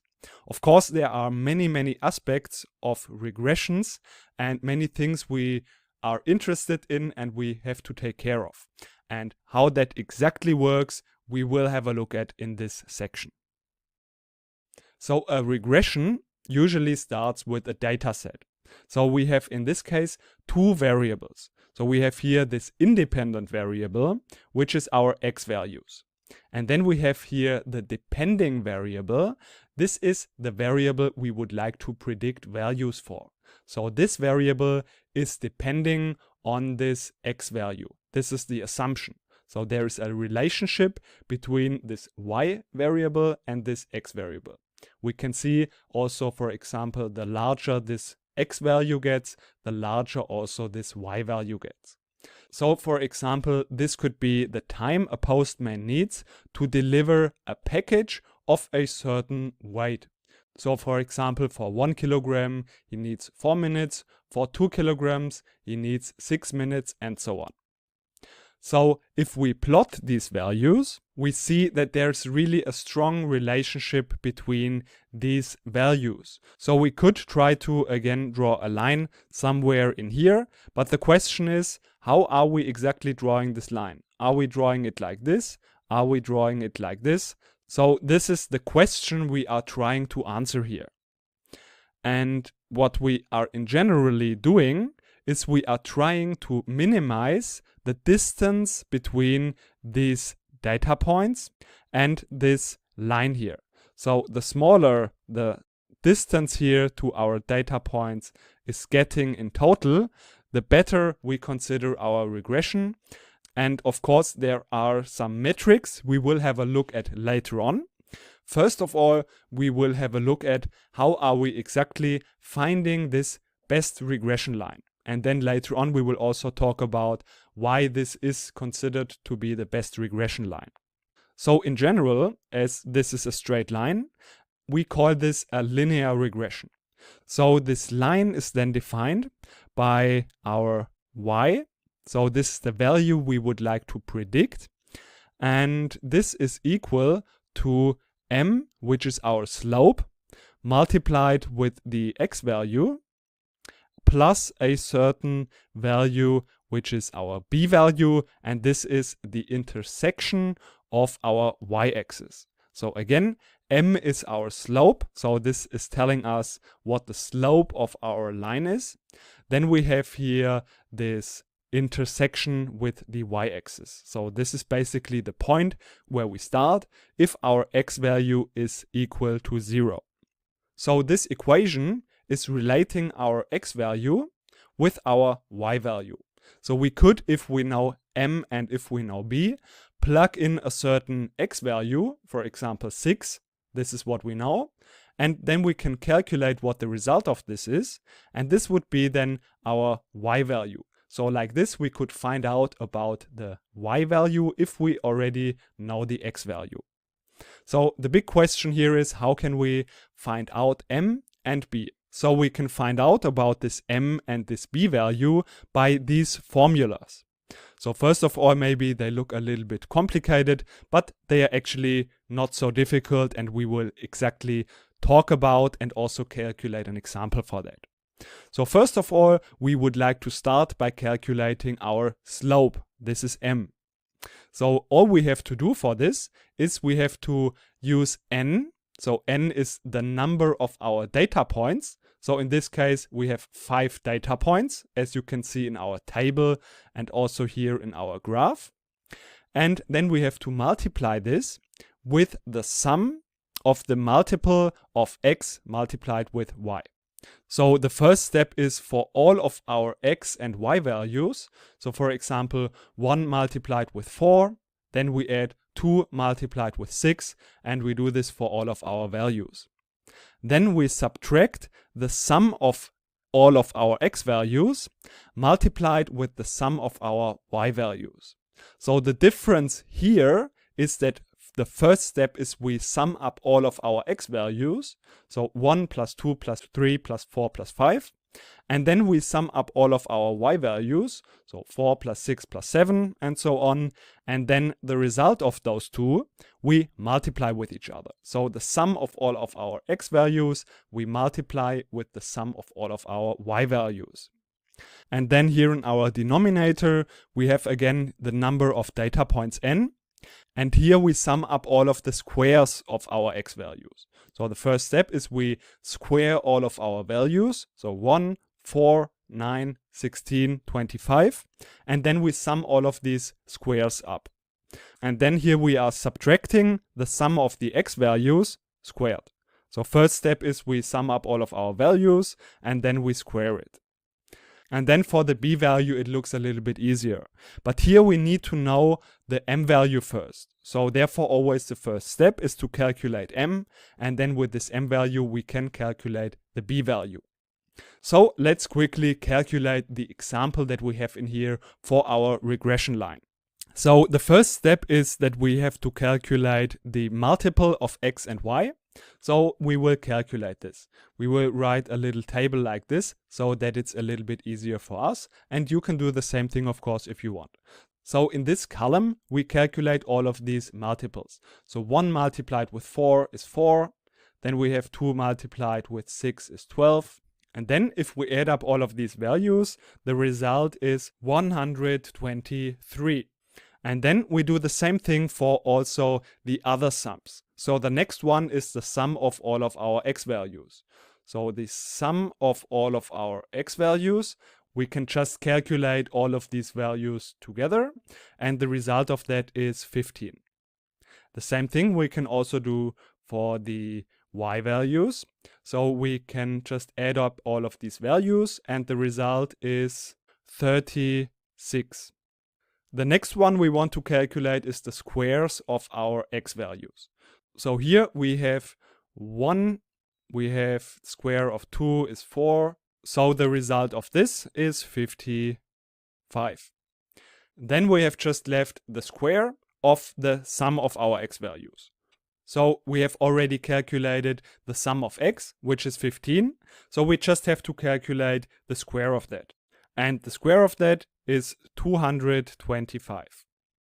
Then, last but not least, we also have to calculate the product of the sum of the x values with the sum of the y values. So we have already calculated the sum of the x values, which is 15, and the sum of the y values is 36. So the product of those two is 540. So this is the product of the sum of the x values with the sum of the y values. And now we can plug in all of these results into our formula. Of course, n, we also know n in our case is 5. So if we want to calculate now our m value, then we get this result. And if we calculate the result of this, this is 1.5. So this is our slope. Now after we've calculated the m value, we can now easily also calculate the b value. So this is the sum of the y values, which is 36, minus the m that we have already calculated. So 1.5 multiplied with the sum of the x values, which is 15. And then we just divide this by n, the number of our samples, which is in this case 5. So now we can calculate the result of this, which is 2.7. And now if we are using this m and this b value to plot our regression line y, then we see that it really fits pretty well here, this relationship between the time and the weight. So this is really indeed a really nice regression line. Now if we have this line and this y equation here calculated, we can now calculate the according or the estimated or the predicted value for the situation if x equals 6. So we can calculate the value y. So this is the value that we want to find if we have x as 6. So we can write it like this. And then we can just plug in the 6 here in this equation. So we know m, this is the first one, is 1.5. So we have 1.5 multiplied with x, which is in our case 6. And then we have to plus the b value, which is 2.7. And then the result of this is 11.7. So now we have used this regression line or our equation for our regression line to calculate some predictions for the y value using the existing x value. But now let's dive a little bit deeper into why exactly this is here the best regression line. So how can we determine whether we have a good regression line or whether we don't have a good regression line? Because sometimes there is basically not a very good relationship between these two variables. So if we would have points all over the place, then maybe our regression line wouldn't be very good. And we need a way to determine whether our regression line is a good estimate and provides good predictions or not. And that's what we are going to have a look at in the next lecture. So in the last lecture, we learned what a so-called linear regression is and how we can calculate the formula for our regression line. Of course, it can be sometimes a very good idea to use a regression because our estimates for our unknown values will be really good. But sometimes, depending on our data, if we have really spread out data and not a very strong relationship between our two variables, then it can be a very bad idea to use a regression to estimate here, for example, our y value using our x value. And in the following lectures, we will talk about some measures, some metrics, and some tests to determine the goodness of our regression. So the first one that comes into mind here is, of course, the correlation. And more specifically, we will talk about the so-called Pearson's correlation. this so-called Pearson correlation is basically the most commonly used kind of correlation. So we will use this one as well. And very often this is referred to as also the Pearson's R, and it is written in lowercase r sub x, y, where this x and this y are our two variables that we want to calculate the correlation for. So of course this formula might look a little bit complicated, and you don't need to of course remember this formula. I just wanted to show you this formula so that we can just calculate this only once together. Of course, in practice, in the future, you will not need to calculate this always by hand. But in practice, it's good to have it done at least once. So this will also help you to memorize this concept behind this correlation better. Before we will calculate the exact value for our correlation, we will first talk a little bit about the intuition of this correlation. So what does this actually mean, and how can we interpret this correlation value? So the first important thing is to note that this correlation value is always between -1 and +1. So this will always be somewhere in between here. And 0 means that we have no correlation at all. That means that there basically is no linear relationship between our values. And later on in this lecture, we will also see some examples for correlations and some data so that you get an intuition of how a certain value of correlation looks like in our data. So 0 basically means that these points are really randomly around here, whereas a correlation of 1 means that we have an exact linear relationship. So using our regression line, we could theoretically, by a confidence of 100%, predict the y value if we know the x value. So here's really, this line is exactly connecting all the dots. This would be a correlation of +1. Whereas a correlation of -1 means that there is exactly the same thing for as we have it in +1, except that the line, the slope of our line is negative. So another very intuitive interpretation of correlation is that high values on our x-axis or on our x variable mean also that we have very high values on our y-axis, whereas low values on our x-axis mean also that we have low values on our y-axis. So this is a positive correlation. So if we have a very strong negative correlation, this means exactly the opposite. So that very high values on our x-axis mean very low values on our y-axis. So that would mean that the slope of our regression would be this direction. But before we will calculate the exact values in our case, let's have a look at some examples for some data and some related correlation, so that we get an intuitive interpretation of how correlation looks like in our data. So here we have a couple of examples for our correlation and also the related data to that. So our example in here, we will calculate this later on as well. There is a very, very strong correlation. We can also see that there is a very strong linear relationship between the x value and the y value. So the greater the x value, the greater is also the y value. And note that the correlation is saying nothing about how steep this regression line is. It's more saying something about how well is our regression line approximating our data. So how large is here the distance between our points and our regression lines. So how well is our data approximated by our regression line. So here we see that this regression line is really approximating our data very well.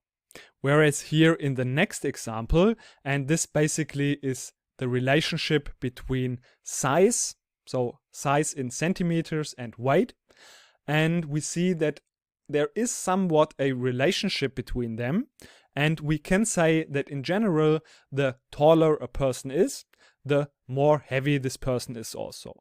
This makes sense, But we see that this data here is a little bit more spread out. So alone with the size of a person, we cannot determine by a 100% confidence the weight of a person. So therefore here the correlation is not as close to 1 as it has been here. So here you can see that the distance between the points and this regression line is a little bit more. And here we have an example of really uncorrelated data. So here we see that this regression line has really not a lot to do and is really not approximating our data very well. So here you see that there's really not a real relationship between this x and this y value. Whereas here we can see a little bit a better example for a really strong negatively correlated data set. So here you see negative correlation means that high x values means low values on our y-axis. So here you see that the negative correlation is just saying something about is this slope positive or negative.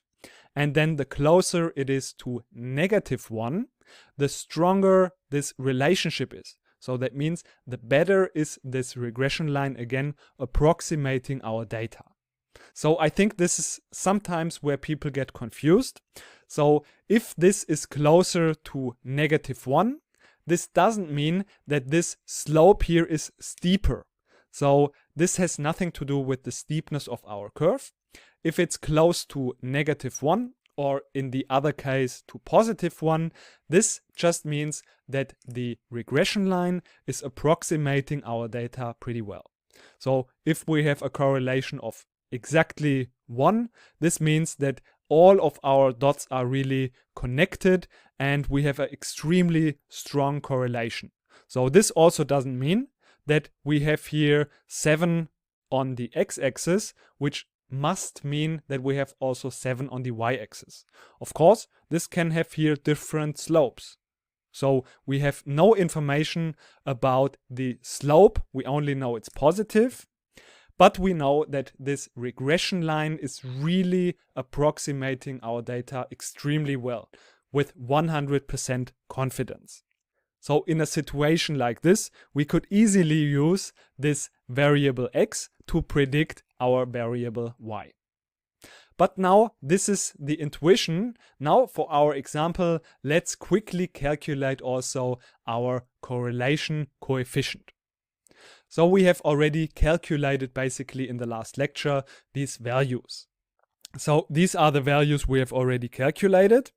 And now we just can calculate this. We can use a calculator for this. And the result for that is, as we have already seen it here, it's 0.9934. So we see that this is a really high correlation. So this, in my opinion, is the most important metric if we want to do a linear regression using one variable to predict another variable. So if we have a correlation value that is really close to positive or -1, that means that if we are doing a linear regression to predict this depending variable, we can be pretty confident that the result is very close to the true value. So this would be a very good idea to do a linear regression then. But there are also other metrics we can look at to determine how well our regression works for our data.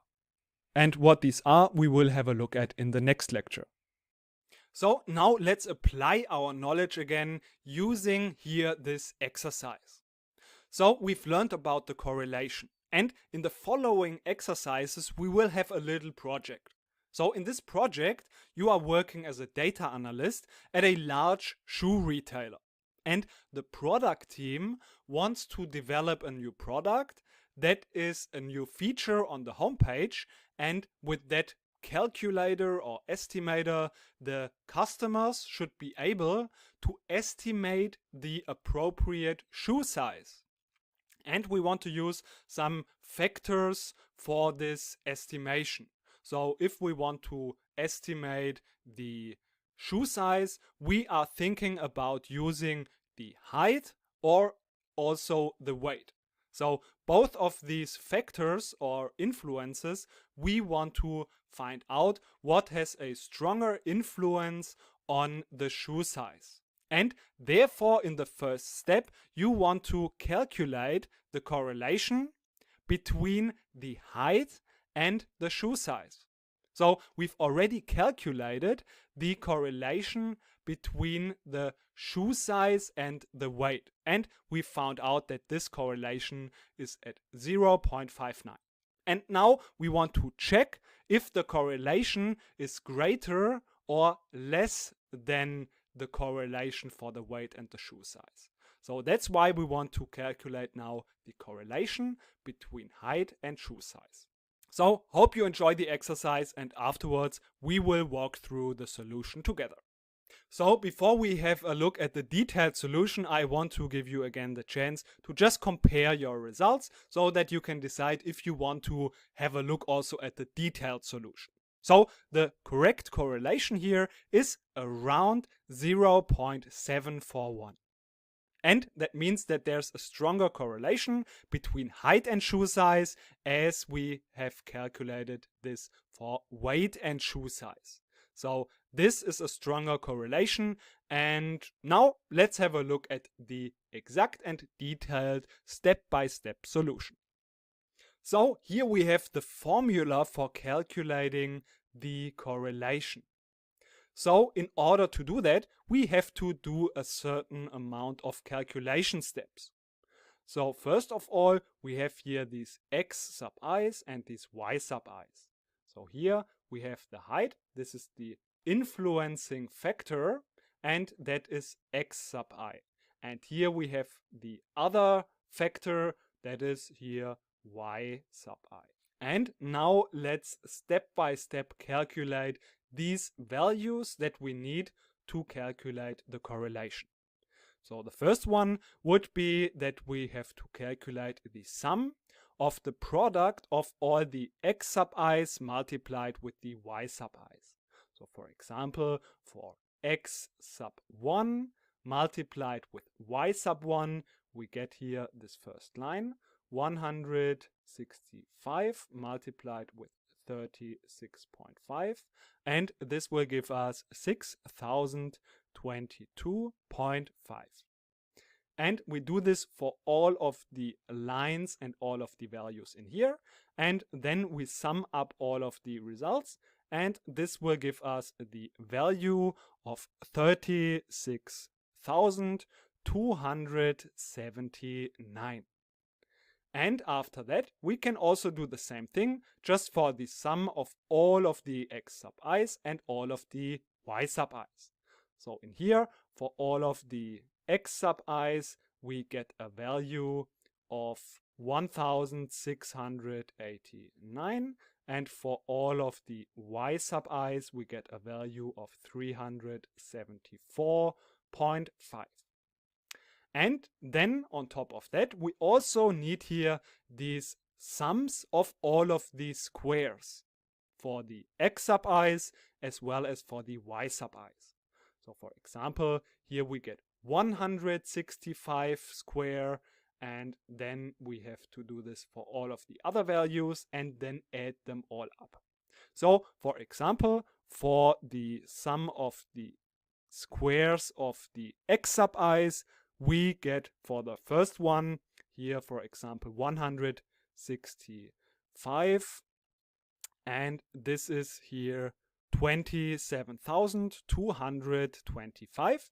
And we again do this for all of the heights in here, and this will give us the result of 285,405. And the same thing we also do, of course, for the squares of the y sub i's.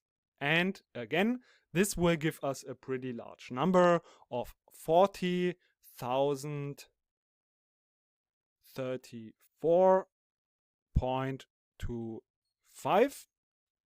And also, last but not least, we need this n, which is just the number of data points we have in here. So we have here 10 lines. So therefore here the number is 10. So n here is 10.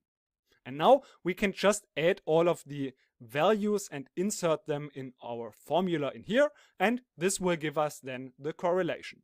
So you see there are a lot of steps involved, a lot of calculations, but all in all it's not that complicated. So if we do this here, we get at the numerator 10, which is n, multiplied with the sum of the x sub i's multiplied with the y sub i's.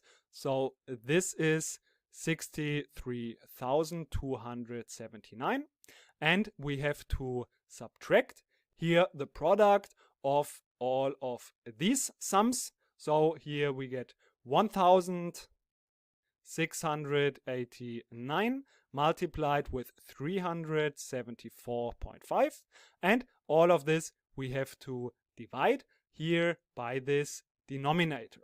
So in here we have the square root of n, which is again 10, multiplied with the sum of the squares of the x, which is 285,405, minus the square of the sum of the x sub i's. So this is this value in here. So we have 1,689 and we square this. And then we have to just multiply this also with the same square root. And we do the same thing that we've done for the x sub i's, now also for the y sub i's. So we get 10 multiplied with the sum of the squares, which is 14,034.25. And here we subtract here this square again, and this is 374.5, and we square this. And now we can just use a calculator, and then we get here at the numerator a value of 259.5, and we divide this by 36.46. This is the result of this one here, and we multiply this with 9.6. This is the result of this square root here. And again, if we calculate this, we get the final correlation of around 7.41. So this is our final correlation. And you see it was a lot of calculations, but finally it was not that complicated. And we also know now that there's a stronger correlation between height and shoe size as we have it for weight and shoe size. So we know from the exercise that for weight and shoe size, this was just at 0.59. But now we want to move on and find out how we can use now this height to estimate the shoe size. Now that we've learned about the regression, we can now apply this knowledge and apply a regression on the height to determine an estimate of the shoe size. So this is what we want to do in this exercise. So now create a regression over the height and figure out this regression line. So feel free to do that now, and after you have done that, we can walk through the solution together. So now we want to walk through the solution of the calculation of the regression. So we know that we can figure out our regression line that is given by y hat, and we can calculate this. This is basically the slope. So we have to figure out m, which is the slope, multiplied with x, plus the intersection or the intercept, which is b. And we can calculate both of these parameters using these two formulas. So in the first step, we have to calculate m, and then using m, if we know the result for this, we can figure out and calculate b. So we again have a couple of steps that we have to calculate, and then we can easily find out about this m and this b. But luckily, most of these values we've already calculated. And therefore, let's just summarize what we need to insert here in this formula. So we have n, which is again the number of data points here, which is just 10. Then we have here the sum of the product of all the x sub i's multiplied with y sub I, and this is here in our case just 63,279. And then also we have the product of the sum of all the x multiplied with the sum of all the y's, and in this case this is 632,530.5. And also we need the sum of all of the squares of the x, and in this case this is 285,405. And on top of that we need here just the square of the sum of all the x. So we've also calculated this. This is 1689 and just the square of that. So this is all we need so that we can calculate here this slope, so m. And now we just insert all of the values in this formula, and this gives us 10 multiplied with here this value, which is 63,279, minus here this product, which is 632,530.5, and we just divide this here again by n multiplied with the sum of the squares. So this is 285,405 minus the square of the sum, which is here the square of 1689. And if we calculate this, we should use a calculator probably. This is 259.5, and we divide this by 1329, and this is then resulting in roughly 0.195. So this is our slope. This is m. And now we can use this value to determine b, the y-intercept.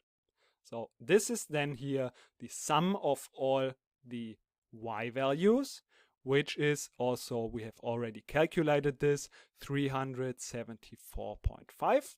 So we have here 374.5 minus now m, which is 0.195, multiplied with the sum of the x, which is, here we've also calculated this, 1689, and this all divided by n, the number of samples here. So this is then resulting in a value of 45.15 roughly. And we divide this by 10, and then we get a value for b, which is 4.515 around. So this is now all we need to determine our regression line. So we can say now that m is here 0.195 multiplied with x, of course, plus now our y-intercept b plus 4.515.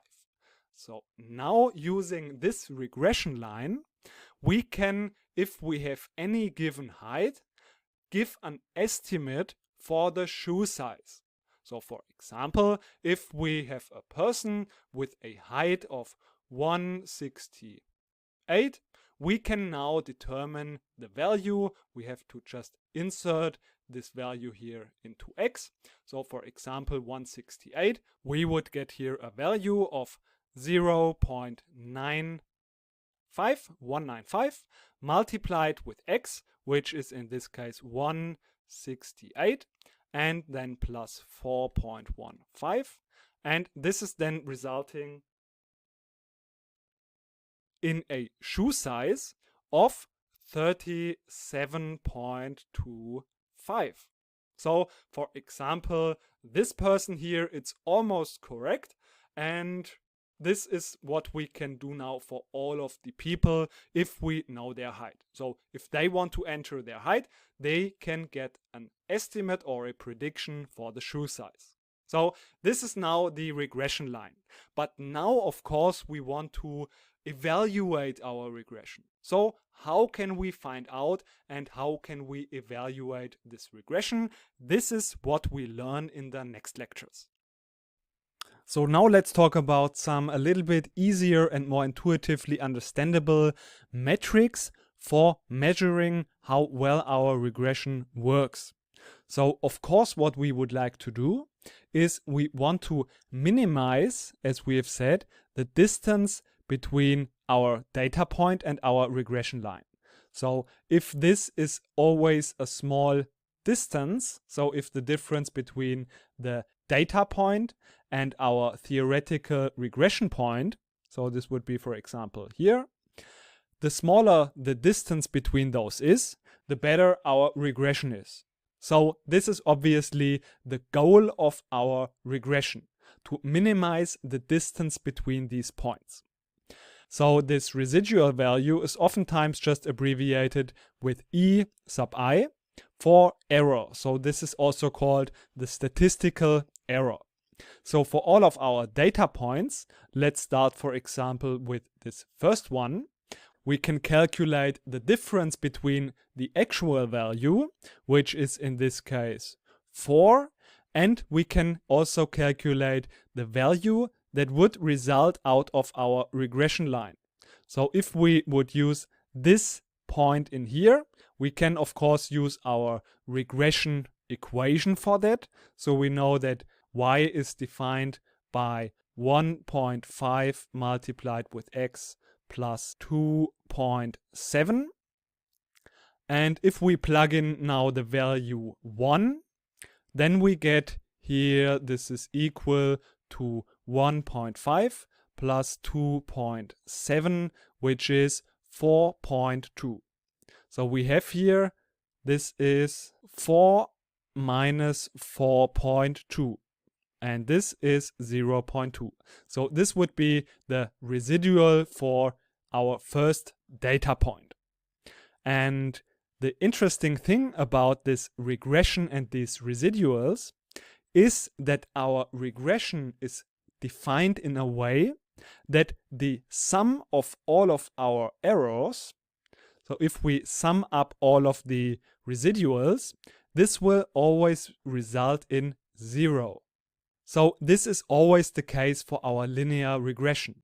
So therefore this is actually not telling us anything, because for all of the regressions, no matter how well they work and how well they estimate the unknown values, this will always result in 0. So this is because sometimes we have here, as we can see it, we have sometimes negative values, or sometimes we have also positive values. So if the true value is below our regression line, then the residual is positive. But if the actual point is above our regression line, then this value would be negative. And therefore, if we sum up all of the values, it happens that this will always result in 0. So for example, if we have a look at this other regression here, we see that here this line is going somewhere really right here through the middle. So we see here also that this regression line is not so well approximating our data as it does in here, but still also the distance between all of these values, if we sum them all up together, will also result in 0. And this will be even the case if we have almost no correlation. So therefore we see that the total sum of our residuals is not a very good metric to determine the goodness of our regression. So since the positive values cancel out the negative residuals, there is a much better metric for determining how well our regression is working. And that is basically the squared errors. So the squared error is defined just like the residual, except that we take the square of that. So for all of the values, we just calculate what is the difference between the actual value and the, by the regression line, predicted value. And then we just square this result. And basically what a regression is doing, it is minimizing the sum of all of our squared values. So it turns out that this squared error is a really good measure for the goodness of our regression. So if this value is low, that means that the regression is really good. But of course, you might say that the total of all of our residuals depends on how many data points we have. So of course, this value will be higher if we have more data points. So if we have just 10 data points or if we have 1 million data points. And therefore, a very good metric for the goodness of our regression is the mean square error. And that is also abbreviated by mean squared error. And is defined by, of course, the sum of the squares of our errors divided by the number of data points. So our regression line is minimizing this mean squared error.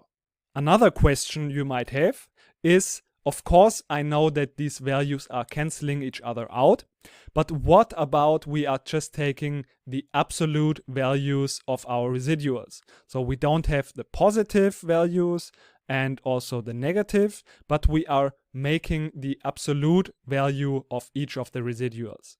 And then the result wouldn't be 0. Of course, this is also a possible metric, and it's also not a bad metric. Of course, we also use the mean. So this is the mean absolute error.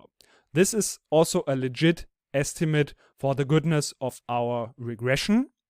But in general, this squared error is used more commonly because in a way, this squared error sometimes works a little bit better.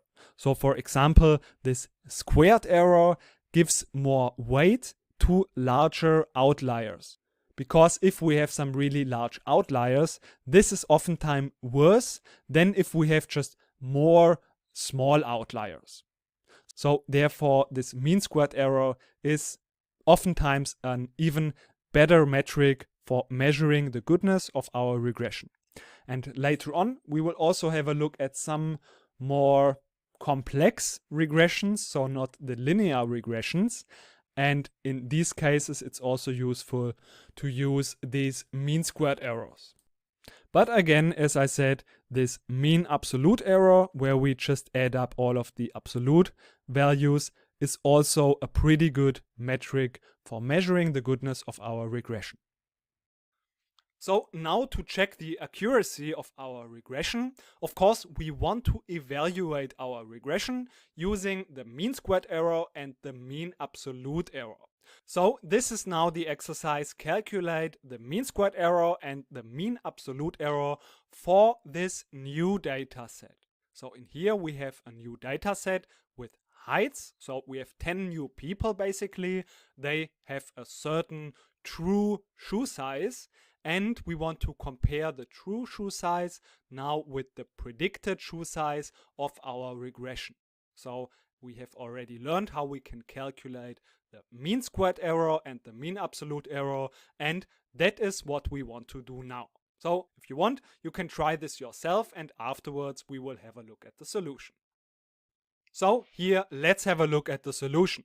So in here we have a mean squared error of 0.305 and a mean absolute error of 0.49. But now let's just quickly also have a look at how we can exactly calculate this. So we know that if we want to calculate the mean squared error, we have to calculate the residuals. So these are here these E sub i's. And we have to square them because we want to calculate the mean squared error. And we want to calculate the mean squared error, therefore we have to divide by n. And in our case, n, we have here 10 data points, and therefore n is 10. So now we just have to calculate all of the E sub i's. So for example, in this case, we get a result. We have to subtract the predicted value from the actual value. So in this case, if we want to calculate E1, we get a result of 38. So the true value minus the predicted value. So this is 37.7, and this is resulting then in 0.3. So for E2, we get also here a value of 36.5 and 36.1. So there's a difference of 0.4. For E3, we get a negative difference. So we get here negative 0.3. And we do this for all of the values in here. And then we have to square all of the results and then just divide by 10. And then in total, this will result in our mean squared error of 0.305. And similarly, we can also calculate the mean absolute error. So the mean absolute error, so the MAE, we just have to take here the absolute value of the residuals. So for the positive values, there's no change. But if we have a negative residual, these will be also then positive. So this will then be calculated by not squaring all the residuals, but just taking the absolute value of it. And then again, we divide by the number of data points, so in this case 10. And in this case, we get then a result of 0.49. So this is how we can calculate now these error metrics, but these are not all of the metrics we can use. There's also one more really interesting metric, and that is the root mean squared error. And this one we will have a closer look at now in the next lecture. So let's talk about one extremely important measure to determine how well our regression works. We've already talked about the metric of correlation. And while the correlation explains the strength of the relationship between the depending and the independent variable, the coefficient of determination does something that is pretty similar, but the coefficient of determination explains to what extent the variance of one variable, so for example our x variable, explains the variance of our second variable, so for example our y variable. And we will soon see in a more intuitive way what that exactly means. But in general, this coefficient of determination is a value that ranges from 0 to 1, whereas 1 means that all of the variance of the independent variable is explaining the variance of the depending variable. So this would be a perfect fit for our regression. And that is also the same if our correlation is 1. So if our coefficient of determination is 1, then also our variance is 1. And if our correlation is -1, this means then also our coefficient of determination is also 1. But if our correlation is 0, the coefficient of determination is also 0.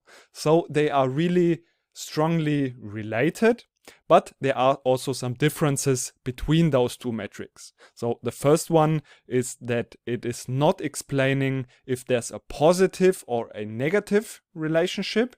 And in the correlation, we have this explanation because we have negative correlation and positive correlation. And there are also some other small differences. But since this is so related to each other, the correlation, you remember, was denoted with r, and the coefficient of determination is denoted with r squared. And even some definitions define the coefficient of determination really just by squaring the correlation. So this is very common. We will choose a little bit another approach, another definition that is also very common, and that gives you also an intuition and an understanding of what it means when I said this coefficient of determination is explaining to what extent the variance of one variable explains the variance of the other variable. So to get this a little bit more visual again, we will have a look at one example for this. So let's assume we have this data in here. So we have some people that are doing a test and they will finish this test. So they can choose for themselves when they want to finish this test after a certain number of minutes. So between, we have here 12 minutes and the longest, so probably the test is 60 minutes at maximum, and the people can just decide when they want to finish their test. And then we have also the correct answers recorded. And now we want to find out what is the relationship between those. Again, we can just as a first step plot our data to see if there's some nice relationship. So this is how this data looks like visualized in a scatter plot. Of course, now we could visualize also a regression. So we can do a linear regression, we can plot this. So this would look then something like this. So our dark blue line is our regression line. So we know how to calculate this. We need just the slope for this, which was our m, and we need also the intercept, that is the intersection with our y-axis. And now we have also here this light blue line, which is just basically the mean of all of our data, so our correct answers. So this was around maybe 41 or 42. And now what this coefficient of determination is doing is it is comparing how well is our regression doing in relation to if we would just compare it with the mean. So if we would just use the mean, then we can here calculate what are the residuals. So this would be like this. So the difference between the mean and the real value. So we can do this for all of our values. And then what we are doing is we are squaring this result. So basically it's the squared residuals compared to the mean. And then maybe we can do this in another color. We want to compare also these data points, so these true values, with what our regression would have predicted. So the residual compared to our regression. And we see that, yeah, it should be like this. Otherwise, our regression is probably pretty bad. That the residuals, again, of course, we square the results. The squared residuals should be smaller in our regression than if we would have just calculated the residuals for the means. And we can even quantify this if we just calculate the sum of the squared residuals for our regression. So we can just denote this with sub-reg. And then we can also calculate the sum of squared residuals for if we would have just compared it with the mean. So we can just write this as total, for example. And now if we divide these two values that we've calculated, we see that these values range from 0, that would be the best, because if this regression line would have no residuals at all, then the sum of the squared residuals would be 0, and then no matter what this value is in here, so this can be anything, then the result is always 0. So this would be the best situation. What would be the worst situation? The worst situation would be if our regression line would not have any smaller residuals than the squared residuals that we would have calculated just using the mean. So this means that these two values, so the sum of squared residuals for the regression and the sum of squared residuals compared to the mean, would be the same. And if those two values are the same, then this result would be 1. Because if this is the same as this one, well, you know the math, this equals to 1. So we see that the best case is if we have a 0. So that means we have a perfect line in here. So there are no residuals, which basically also means that we have a correlation of 1. And if we have here no improvement at all, then we have here a 1. And this would be the case, so no improvement at all, if there would be absolutely zero correlation between those variables. So this we can write in here would be very good. This result for this relationship here would be very bad. So in just natural, easy language. But now we said that we want to understand this coefficient of determination as to what extent the variance of one variable is explaining the variance of the other one. So what we are doing then is we are just subtracting this fraction here from 1. So 1 minus the sum of squared residuals if we use our regression, and then also divided by the sum of squared residuals of, I just called this total. So if we would have used the mean. And this is then the definition of our R squared value. So to understand this a little bit better, let's think about some numbers. So if this sum squared of residuals, if we would have calculated it for the mean, so let's again use the red colors, this would be maybe 100. And if we have done the regression afterwards, and then we have only a value of 50 for the sum of squared residuals, this means we have reduced the sum of squared residuals by 50%. And if this value would be 30, then we have reduced the sum of squared residuals by 70%. And therefore we want to subtract this fraction here from 1 to get here this 0.7.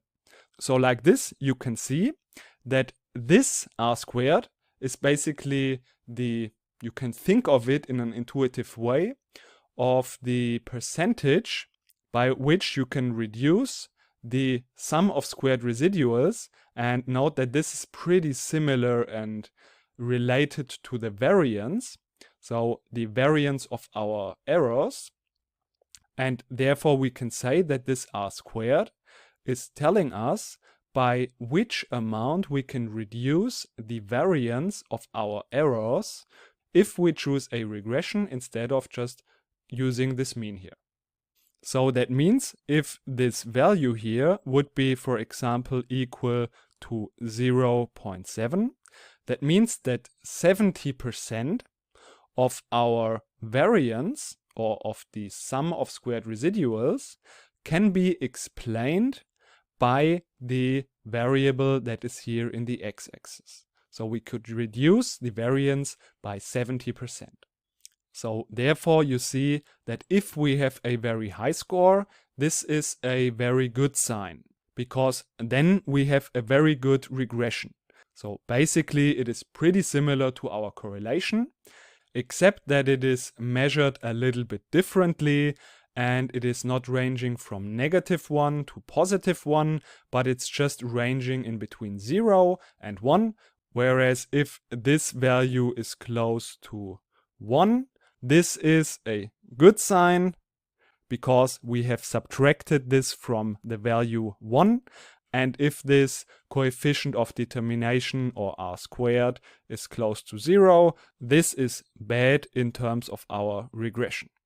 So this is basically the intuition and also the pretty simple formula for calculating the coefficient of determination that is used to determine how well our regression works. So in this lecture, let's have a look at another really interesting metric that is determining the quality of our regression. And that has some really interesting features to it that we will also have a look at. So in this lecture, we will have a look at the following example. So we will have some people that are doing a test, and they have taken different amounts of times to practice for this test, and then we also recorded their score. Of course, the first thing we can do is always plot our data to just have a look at our data visually. So this data looks something like this. So we can already see that there should be a good linear relationship. So the correlation should be pretty high, and we can use a regression probably to predict the score in the test using the preparation time. So if we are doing our regression, we see that the regression looks something like this. And we learned that we can determine the quality by just looking at the residuals. So what is the difference between the actual value and the regression line, so the value that would have been predicted using this regression.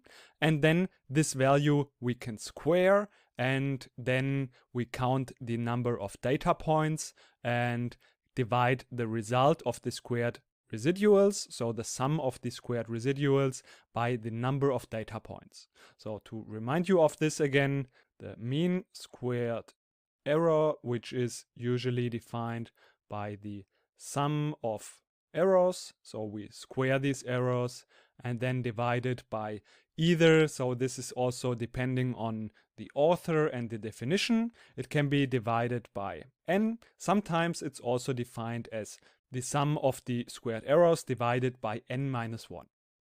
And the interesting thing now is if we now look at the root mean squared error. So it's basically the same concept and it's almost the same, except that we take the square root of the squared errors, of the sum of the squared errors. So we will write it like this: the square root of the sum of the squared errors. And then we divide this by n square. And this is then the root mean squared error. And you see that this, if you think back to the variance, because we can also write it like this, then we will see a very close relationship to the variance, because we can write this value like this. So we have the sum of the, and then the residual, so the error is defined by x sub I. So this would be a real value of our data, minus, and then we subtract the value that we would have gotten if we just would have used our regression. So I just denote this with x sub I, and I write a head here above that. And then, of course, we have to square this result. So this is the definition of the root mean squared error. And then we just divide this by n again. And like this, we see that this formula and this root mean squared error is pretty similar, or looks pretty similar, like our standard deviation. So our sample standard deviation. And in fact, this root mean square error is sometimes also written as root mean square deviation. So that this is even closer linked than to our standard deviation. And in fact also we can use this value. So in this case I have calculated here this value, and the result is something around 9.9. And if we think back to the standard deviation and our rule of thumb, then we learned that one standard deviation, or within one standard deviation, we can expect that 68% of the data are within this first one standard deviation away from our mean. In this case, it would be all of our data according to this root mean squared error is within this range of one standard deviation away from our regression. So in fact, it would look something like this then, because we have here this value of around 9.9 for our root mean square error. And now, according to this rule of thumb, we can also apply to our root mean square error. That means that within this range, this is here one standard deviation. And this is around 9.9. And also here going down. So within this range that we can see here in these dotted lines, so this would be all of this area in here, we can expect that 68% of the data is within this range here. So like this, you can see that this is also a measure of how well our regression has worked. And we can really get some intuition and some understanding of how close is this data clustered around our regression line. Of course, there's also the rule for 2 standard deviation that 95% of the data we can expect within this range of 2 standard deviations. So in this example, this would be probably somewhere around here. So this would be then here the range where we could expect 95% of the data within this range here. So therefore you see that it makes sense that you also know this metric of root mean square error, because it can help you to understand how well your regression is working. Now let's also apply our knowledge in regards to the root mean squared error. So here we want to be able now to use this root mean squared error to understand a little bit better how well our regression works. And therefore you can calculate now the root mean squared error and also answer the question, according to this root mean squared error, what would be the error range in which we can expect to have 68 of our errors to be in. So according to this empirical rule and the connection to the standard deviation, we can answer this question as well. So what is the error range in which we can expect 68% of the data in? So if you want, you can do the exercise, and afterwards we will of course have a look at the solution. So now let's have a look at the solution of the calculation of the root mean squared error. So the result for the root mean squared error for this new data set we can calculate, and that is at 0.55. And that also means, if we think again about the connection to the standard deviation and also the empirical rule, that we can expect that 68% of the data will have an error of maximum 0.55. So this will be the error range of plus and minus 0.55, in which we can roughly expect 68% of our data in.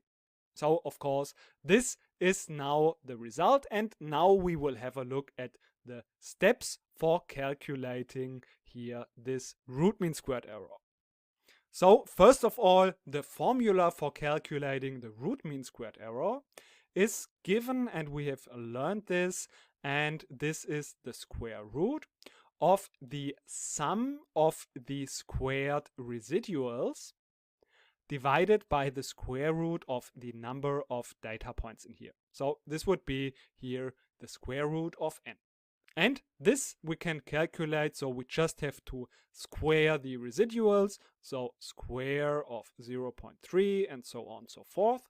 And this will then give us here the square root of 3.05 divided by the square root of 10.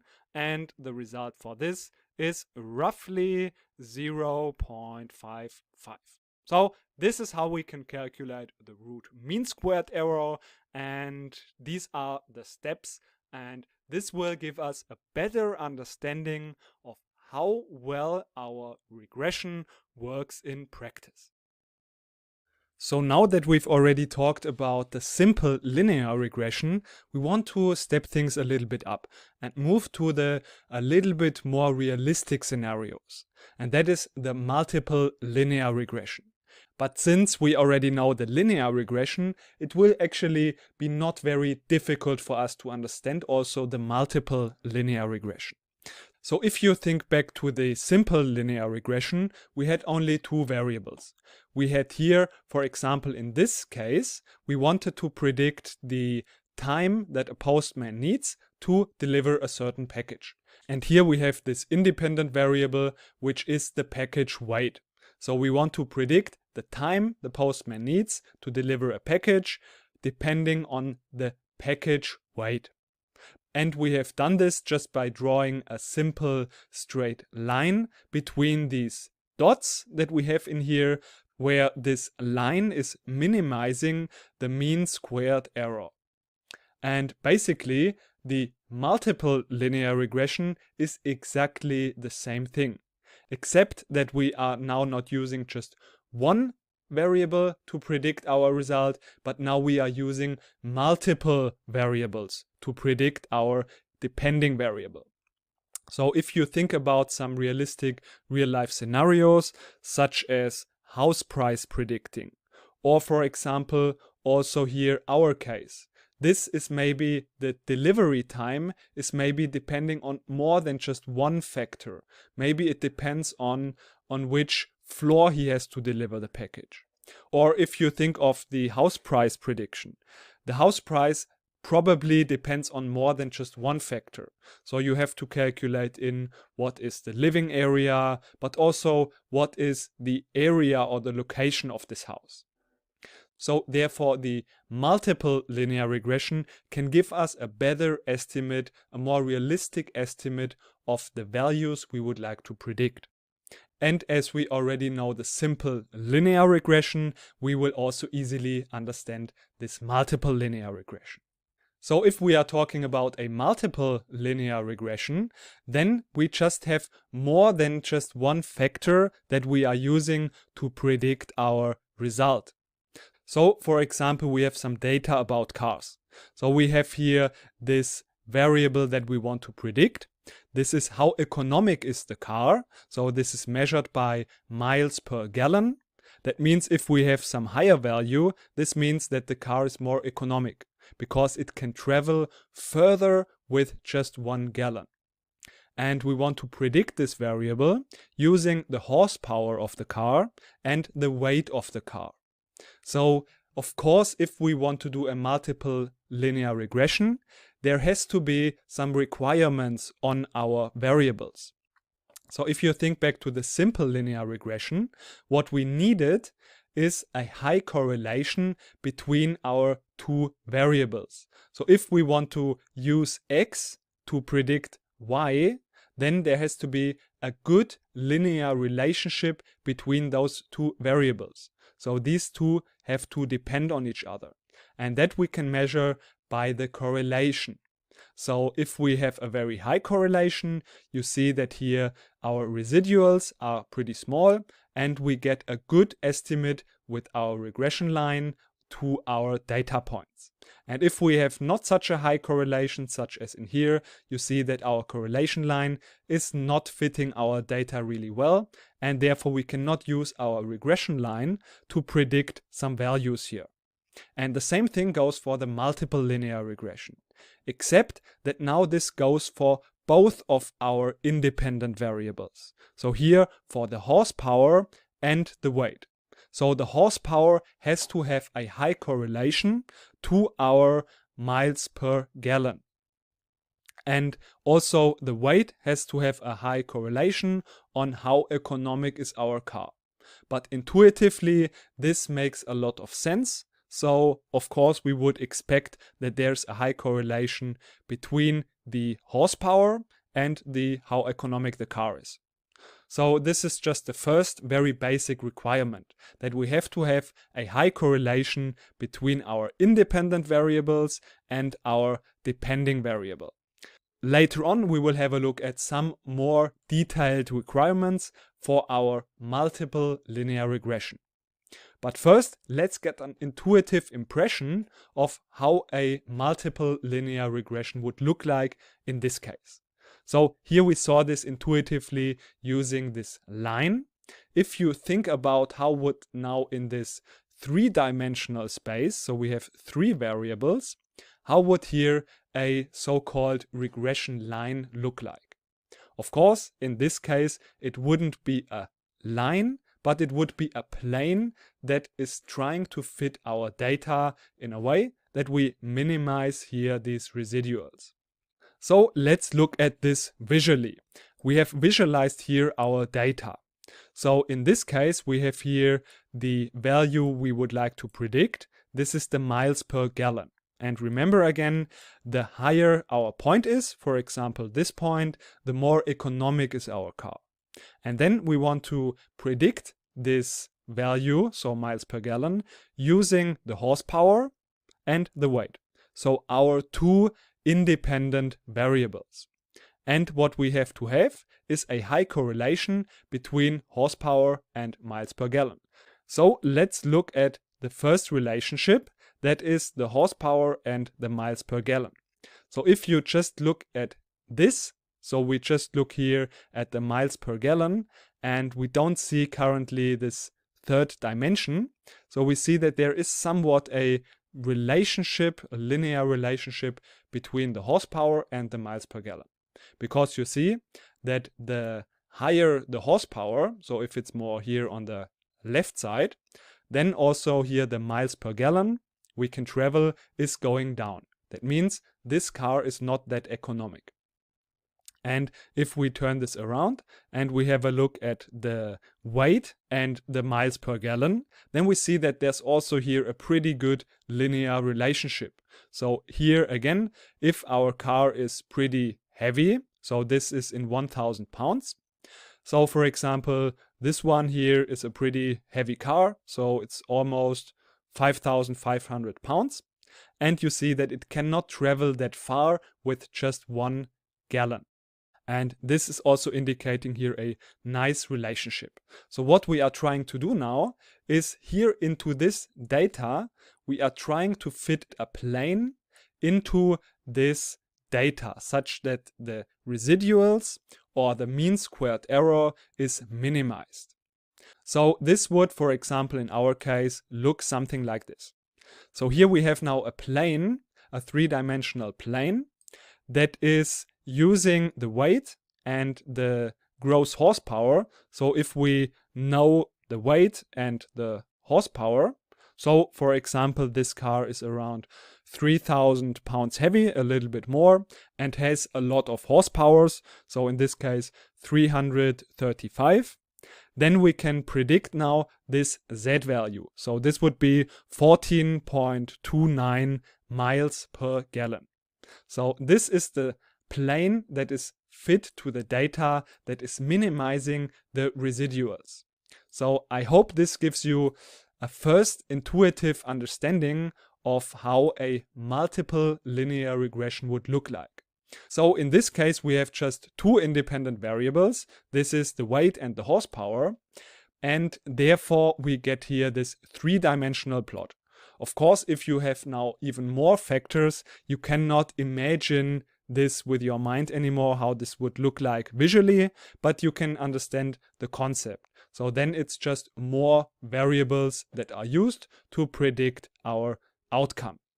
So before we talk about the requirements of this multiple linear regression and the things we have to take care about, let's first have a look at the result of this regression here. So in this scenario with our cars, we get this equation here. So here we have our intercept, that is again the intersection if all of these values are 0. And then we have here this variable for the horsepower, and we have here the variable for the weight. And how can we now interpret these coefficients of our regression?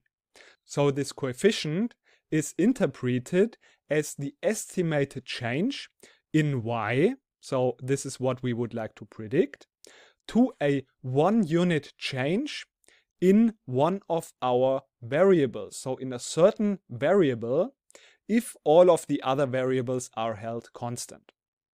So for example, if we hold this weight constant and we increase here this horsepower by 1 unit, we will see that the result, the miles per gallon, will drop by 0.03 per horsepower increase.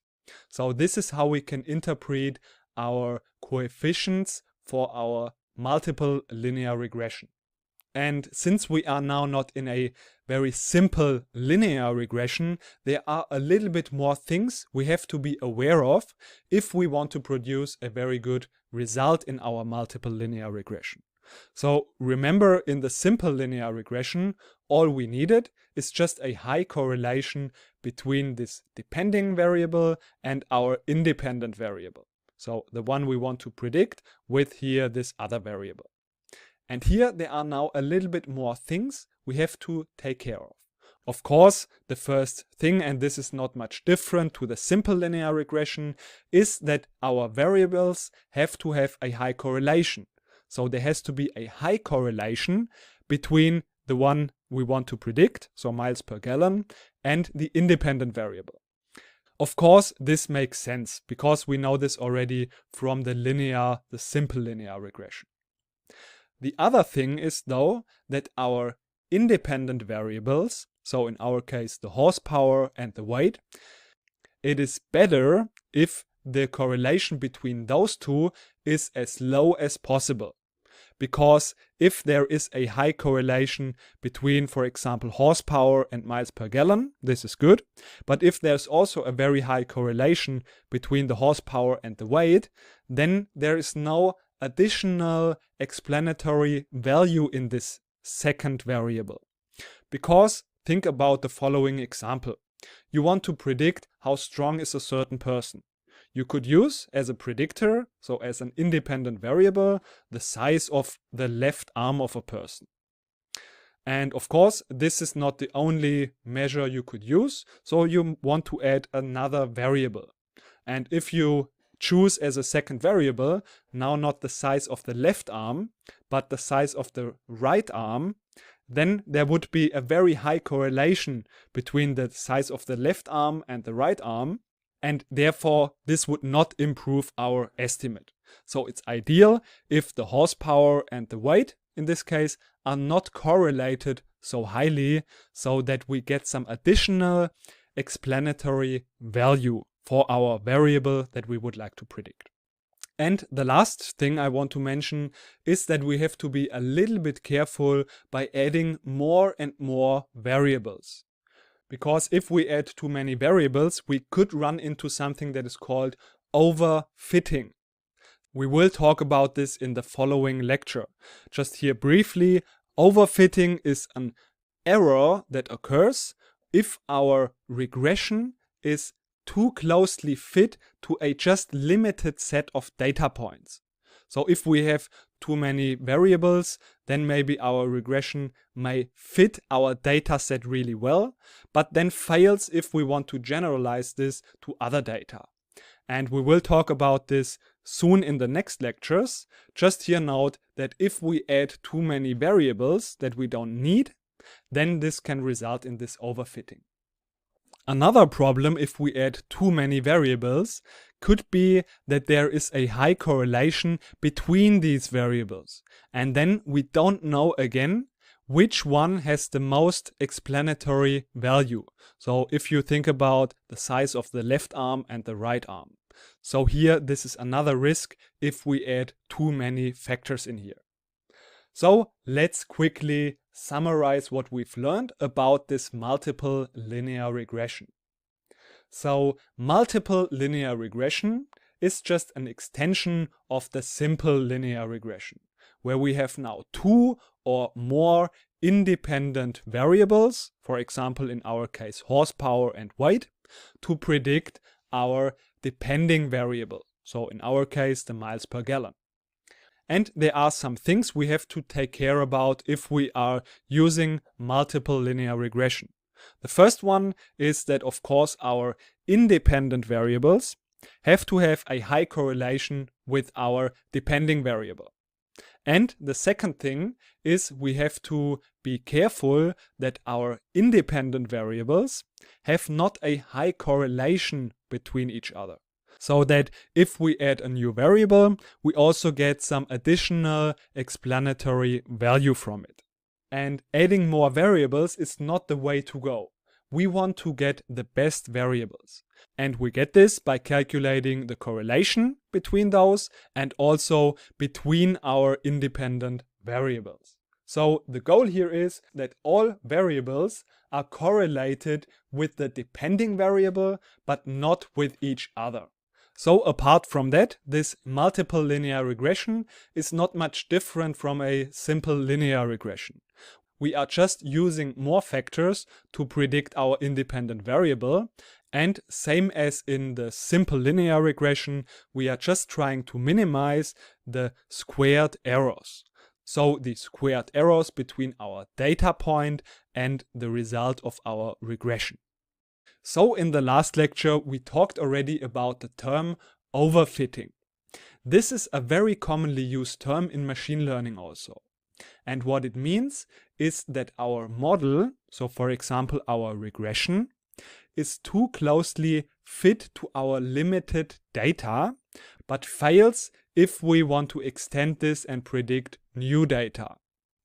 So to illustrate this, let's have a look to the following example. So an example for an overfit model would be if, for example, our model would be something like this. So you see it's really fit very well to our data. So if we just connect all of these dots here, this would basically mean that all of the residuals are basically 0. So our mean squared error would be 0. So with this, we could get the impression that our model is very, very good. But there's just some overfitting occurring here, because this model probably fails if we add some new data points. So for example, let's just have a look at some new data points and then compare our overfitted model with, for example, a linear regression. So for example, we have some data in here, we have some data in here. So you see, this is probably realistic data. And now what happens if we are just plotting a regression line and compare then this overfitted model that seems to be very good if we just concentrate on our existing data and how well is our regression doing. So if we compare now our overfitted model with our regression model that is not so overfitted to our existing data, then we see that our regression line is a lot better. And we can see this by just looking at the residuals. So for example, for this point, what we would have predicted in our regression would be this one here. So the residual is really small actually. And if we would have used this blue model, then here the residual would be really large. So it would be like this. The same thing goes also for our second point. So here the residual would be like this. And in our blue model, in our overfitted model, the difference, the residual would be like this. And the same thing also for the last point. So this would be just like this. And if we use our blue model, our bad model, this would be really far. So you see that the fact that our model is really fitting our data extremely well and that the residuals are pretty small doesn't necessarily mean that we have a very good model. And for example, if we have a multiple linear regression, then adding too many variables can result in such an overfitting, so that our model fits our data really well. But if we get new data that we have not seen before, then this will fail to predict this very accurately. So you see here that the mean squared error is in this blue model is 0. So here all of the residuals are 0 because our model is perfectly fitting our data. So you see that only this mean squared error is not enough to determine if we have a good model, because a very, very low mean squared error can actually mean that we would run into some overfitting. And how can we now, if this mean squared error is not enough to determine if our model is working very well, what can we do instead? So what we can do instead is we are using something that is called cross-validation. So that means that if we have a data set, so this is our complete data set, we don't use the complete data to train our model to use, for example, for our regression, but we split our data into a smaller part that is our test data. And then we also have our training data. So this may be usually something like 80%, and the test data may be something around 20 or also maybe 10% and 90%. So if we are doing it like this, then we can just use this training data, and then we have some test data left. And with this test data, we can now really be sure that our model has not been trained with this test data. It has never seen it before. And then we can use this test data to determine how well is our model really working. So this just as a high-level understanding of what overfitting is and how you can deal with that. So we have already talked about the linear regression. So simple linear regression, multiple linear regression, and now we want to have a look at some example where linear regression is not working so well. So here in this case, let's have a look at this data. So we have the following experiment. We have a couple of people that are doing a test. So in this test, there are some questions asked, and we count the number of correct answers for each of the persons. But every person here gets a different amount of time. So for example, this person here gets only around 4 minutes. And this person here has maybe around 20 or 21 questions answered correctly. So if we plot all of this data in a scatter plot, we get a graph that looks something like this. So here you already see that a linear regression line would probably not fit our data ideally. But let's have a look at another, maybe more extreme example. So here again you see one variable. So here our x-axis, this is our independent variable, and we want to use this independent variable to predict here our depending variable that is here on our y-axis. So again, we have plotted this data, and we want to use a regression to predict here our y value. So if we would plot here lines in between our data using just a linear regression, we can see that this is probably not approximating our data really well. Because we see, especially here at the endings, we have a very high error. And also here, we have at the ending a very high error. So the residuals here are really large. And this is also what we can see if we just plot here the residuals. So we just calculate the error. So we just subtract here this value that we get here from our data point minus the predicted value. So we could do this for all of our data points, and then we would get a scatter plot again that looks something like this. And note here, this plot is just for illustration, and I have just made up this data here. But anyways, this is a pretty good example of showing how bad residuals look. So if we have a model, for example, a linear model, and our residuals look something like this, so where in one area we have really low residuals, and in other areas the residuals are pretty large, this means that it's pretty likely that the relationship between our independent variable and our depending variable is not linear. So a linear model would not be a good choice in such a situation.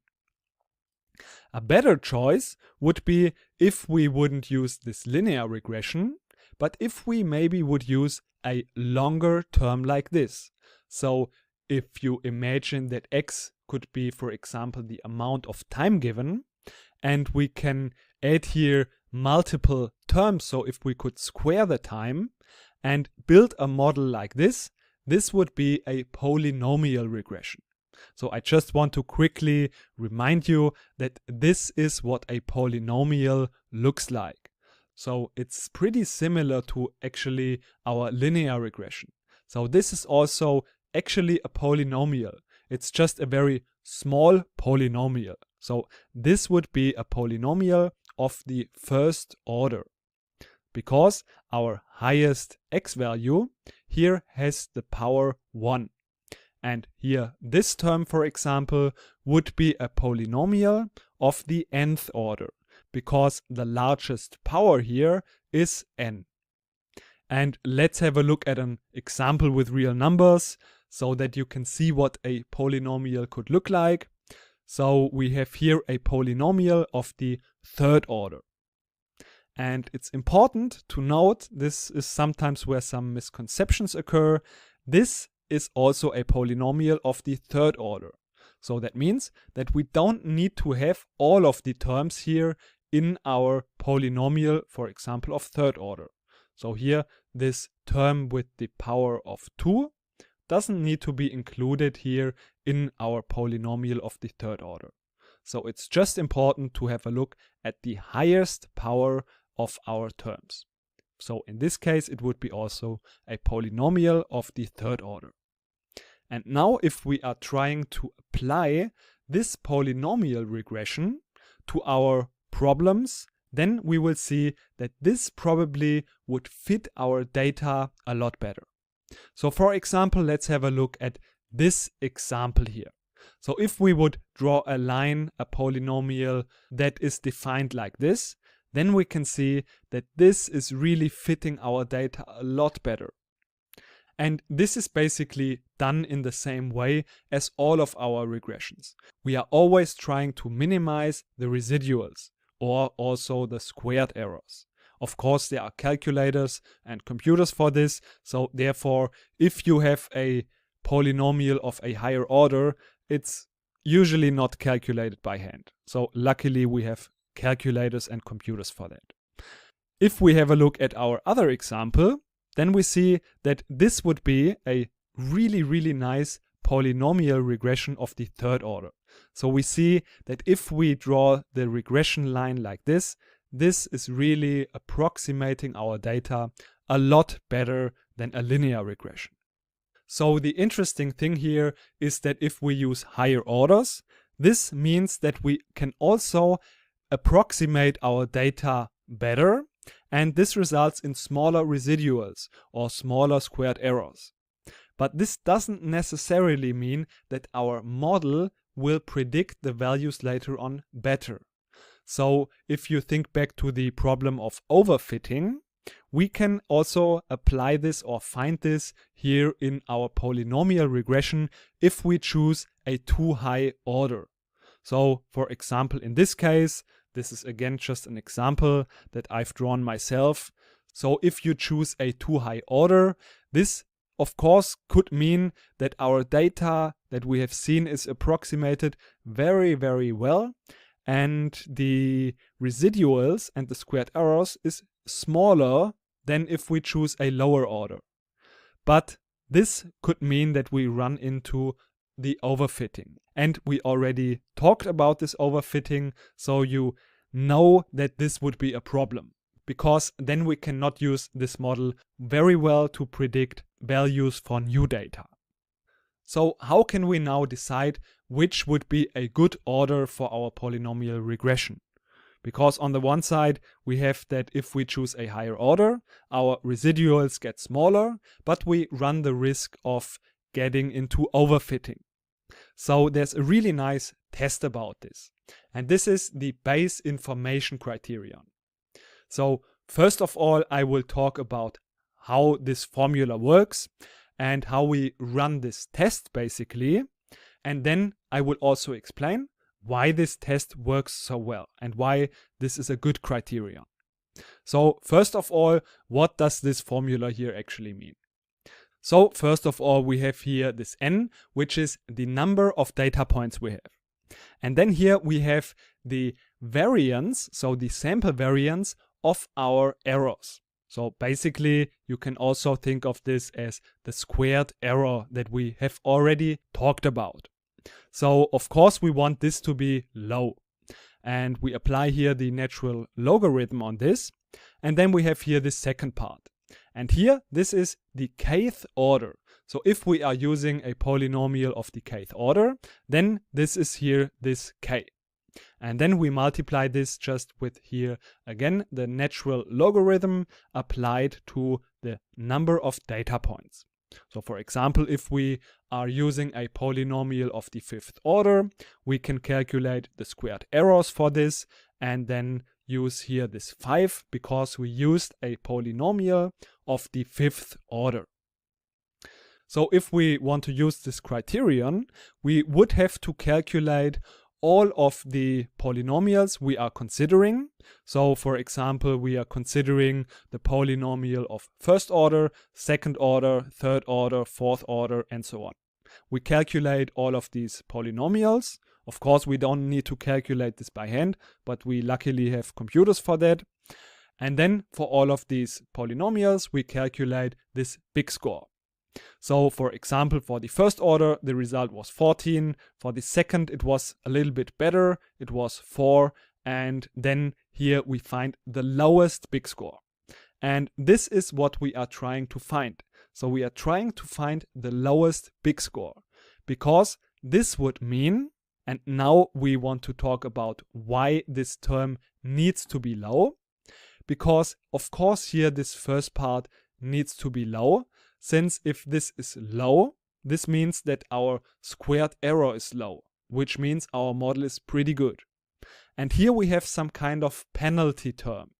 So if we are using a polynomial of a higher order, this term here will increase. And therefore this is kind of a penalty for using higher orders. So if you look at this chart in here, this means that if we use here a higher order, so for example the second order, this improves our result. And this is because this term here is getting much lower. So the squared errors are getting much lower. And we get here the lowest value for here this polynomial of the third order. And then if we are moving on to even higher orders, so for example to the fourth order, probably here this term is even still improving. But the penalty term is now getting greater than what we basically win here in the decrease of this term. So this is growing then larger than this is getting smaller here. And therefore this here is getting larger again. And that means we are trying to find a compromise between finding a model that has a low squared error, but having also not such a high order in the polynomial. So this is what we can use this big information criterion for. It's pretty useful for finding a good model because using a higher order means in general that we get lower squared errors. But this is not necessarily improving our model because we are running the risk of overfitting. And this big criterion can help us to select the order of our polynomial. So we are finding a compromise between having a low squared error and using not such a high order in our polynomial. So we are aiming here for a low big score. So this was the polynomial regression. So now we are not forced to use a linear regression always, but we can have a look at the data, especially at the distribution of residuals. If they are pretty large in one area, the residuals, and pretty small in another area, this means, or this could mean, that we are maybe better off using a polynomial regression. So now we have already talked about different kind of regression models. So we've talked about the linear regression, simple linear regression. We've also talked about multiple linear regression, where we could use multiple independent variables to predict the independent variable. So the variable that we want to predict. So now let's look at the following example that illustrates that we are not always using the best model if we want to use a linear regression or even a polynomial regression. So in this example, we have some data about the age of some people. And then we have also a column that is indicating us whether this person has bought some product or has not bought some product. So we have here coded this yes or no into zeros and ones. So this 1 would mean that this person here has bought this product. And a 0 would mean that this person has not bought our product. And now we could, of course, first plot this data. And then we see here the people that are located here at this 0. This is the people and their age that did not buy our product. And up here with the 1, we have the people and their age that have bought our product. So why is it not a good idea now to use a linear regression? So if we would try to find the linear regression line here, this could look something like this. So what we could do in here, if we would predict, for example, for a person of the age of 39, we could just have a look at this regression line here and then have a look at this score here that is here on our y-axis. So if this score is closer to 0, this would mean that we would be more likely to be here in this not bought category. And if we would be higher up here, so for example here for the 60, then we would be more close to 1. And this would mean that the probability or the likelihood that we have a person that has bought the product is higher. So in practice, we could draw a line here exactly at the 50% mark or 0.5, and then also see where we are here then now on our x-axis. And then everything that is here left from this so-called decision border, we would predict to be here in this lower category, so that these people have not bought our products. So of course here we would be wrong for 2 people plus here this person. So for 3 people we would be wrong. So for this person we would have predicted that this person would have bought our product because it is right from this decision line here. And everything that is right, we have more than 50% likelihood according to our model, and therefore we predict this value to be here at the 1 category. So of course you see that this approach would be possible, but of course I think you can also already see that this regression line here is not a very good choice probably.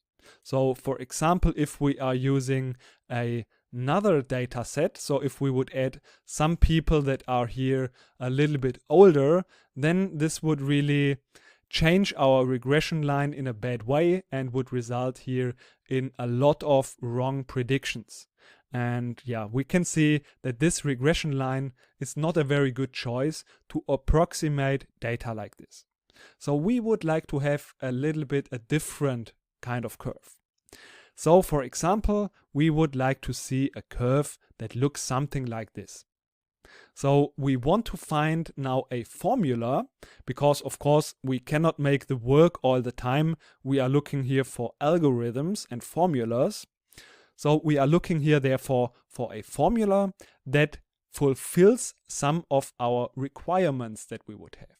So the first requirement would be that we need a positive function, because we want to associate this value that we get here from our function with the probability. And the probability has to be always larger than 0. Of course, it also has to be lower than 1. This is what we will have a look at afterwards. But first we want to have a positive function. So what is a positive function, for example? So this would be a positive function, because no matter what this x value, so for example our age would be, this term here is always positive. You can use a calculator or something else to verify that, but it's true.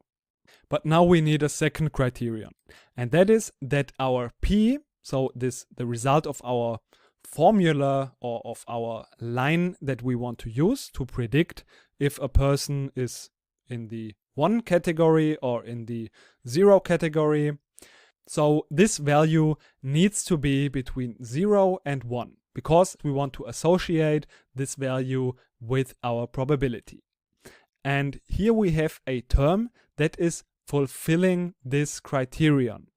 So therefore, this is the formula that is used in a logistic regression. Of course, you don't need to be able to calculate these parameters, but we can just talk about the intuition of how this is calculated by computers or software.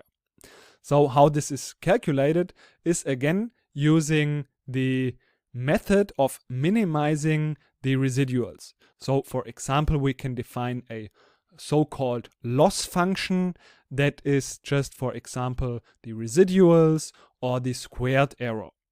And then we want to minimize this squared error by finding here the best parameters. And if we have found the best parameters, then this would mean that we have found our curve. Here, of course, we don't need to calculate this ourselves by hand. We can use software and tools for this. But this is the general method of finding the parameters by just minimizing here the residuals. And then we have found this formula in here, which is our curve that is now fitting our data a lot better. And you can see here in this example that now instead of having 4 wrong predictions, we have now only 2 wrong predictions. So this is a lot better. Now let's quickly have a look at some of the examples when we could use a logistic regression.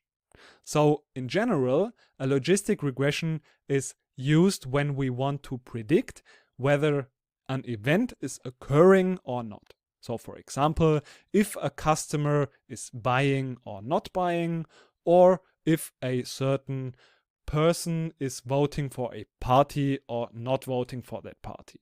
So it's always a yes or no decision. So basically, we use this logistic regression to solve classification problems.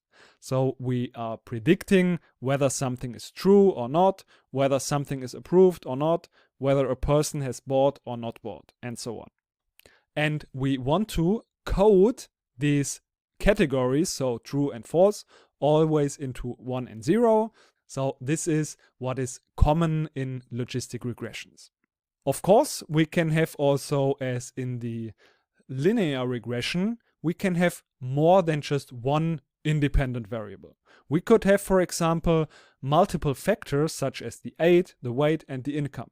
And then we can still use a logistic regression. So this is not a problem for our logistic regression. The important thing is only that we are using this logistic regression to solve classification problems. So if you remember only one thing from this lecture, it is that logistic regression is used to solve classification problems. So for example, if a customer has bought or not bought. So now you know that there's more than just the linear regression and the polynomial regression. And for these classification problems, if we want to solve this by using a regression, we should use a logistic regression. Now let's talk about decision trees. That's a really interesting topic. We have already talked about different kinds of regressions, and decision trees can also be used in regressions, but also for other kind of problems. And in this lecture and in the following lectures also, we will learn about decision trees, how they are constructed, what is the logic behind it, and how they work in practice. And later on, some more advanced applications and extensions of these decision trees with some real-life applications. So first of all, the basic idea of a decision tree is just we have a criterion. So we have here these nodes, they are called nodes, and this is basically a criterion. So this can be true or false. So for example, are you sleepy or are you not sleepy? And then we can have here a result. So if you are sleepy, if this question is answered with yes, the result is go to sleep. If it's answered with no, the result is don't go to sleep, stay awake. It's pretty clear. But it can be also a little bit more complex. So this is just a little bit more complex so that there is not an immediate result as it is in here if we answer this question with false. But there can be then, if a question is, for example, answered with yes, there can be another criterion. So then our data is split up even more. So here, this result, you can think of a category basically. So go to sleep or take a nap. There can be also, apart from categories, so for example, questions that are in a certain category, do you feel sleepy or not? You can also base the criterion on some numerical value. So for example, is this mouse more heavy than 30 grams? And also the result can be, as we can see it in here, kind of categorical. So here a certain output, or it can be also based on a numerical value. And we will later on talk in detail about these differences with numerical and categorical data. So if we have basically numerical data, we can also make regressions with it. How this works, we will see later on. But before that, we want to talk a little bit about some notations or some terminology. So here in this top part, so this is basically the root node. And then here we have these normal nodes in here. These are all other nodes. And we have here also these leaf nodes. So we have here these nodes where there's a criterion. And then in the end, these are basically our results. And you can see them here in this kind of yellow color. So these are the two important nodes that you can remember: leaf nodes and root nodes. Let's have a look now at an example to see how in practice is such a tree actually constructed. So let's assume we have the following data. So we have a number of patients and we recorded their symptoms, and then we also recorded if they have a heart disease or if they don't have. So of course, if it's pretty simple data, then we can just look at the table and find out just by looking at it. But if the data is more complex, or if we have 20,000 data points and if we have a number of criterions, so a number of columns here, then just by looking at it, it will be pretty difficult. But with this, a decision tree can really help us. So let's have a look now at how we can create a decision tree with this data in practice.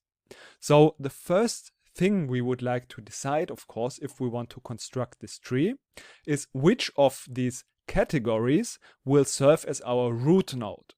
So how can we do this in practice? Basically, we want to find out about this criterion or about this column that is separating our data the best. So we want to kind of quantify this. So what we could do is we could, for example, look at just one column, any column, random column, and have a look how this criterion, so high cholesterol, is separating our data.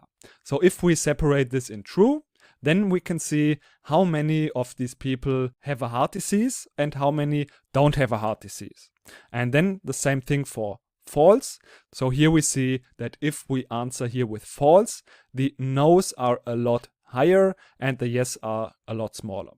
So ideally would be, of course, if we have here 100% no and here 0 in yes, and here maybe the other way around, so that our data is separated ideally. So we could look at all of these different columns. So for example, high cholesterol, chest pain, look at these numbers to determine which is separating here our heart disease the best. And then use this criterion as our root node, so that we have the best criterion in the beginning. But the question is, how do we quantify this separation quality? So of course, if we have this data in here, we can maybe see just by looking that probably the chest pain is separating here our heart disease a little bit better. But we would of course like to quantify that so that we can use this in an algorithm. And there are different methods for this.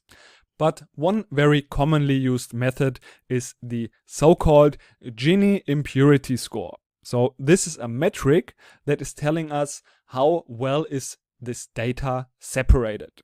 So luckily, this is not very difficult to calculate. Let's have a look at this example in our case and how we can calculate this. So of course, let's assume that we have more than just these 7 data rows here. And of course, also I want to mention that there can be some missing values. So it can be that there is, for example, for some patients, we don't have the information on high cholesterol, or maybe even on some patient, we don't have the information about the heart disease. So there are some different methods we will talk about later on, how we can deal with this. Luckily, in a decision tree, it's not such a big problem, because then we can just ignore this data point, for example. But we will talk about this later on in a little bit more detail, how we can deal with that. So let's have a look now in this case. So we assume that for the chest pain, we have these data results here.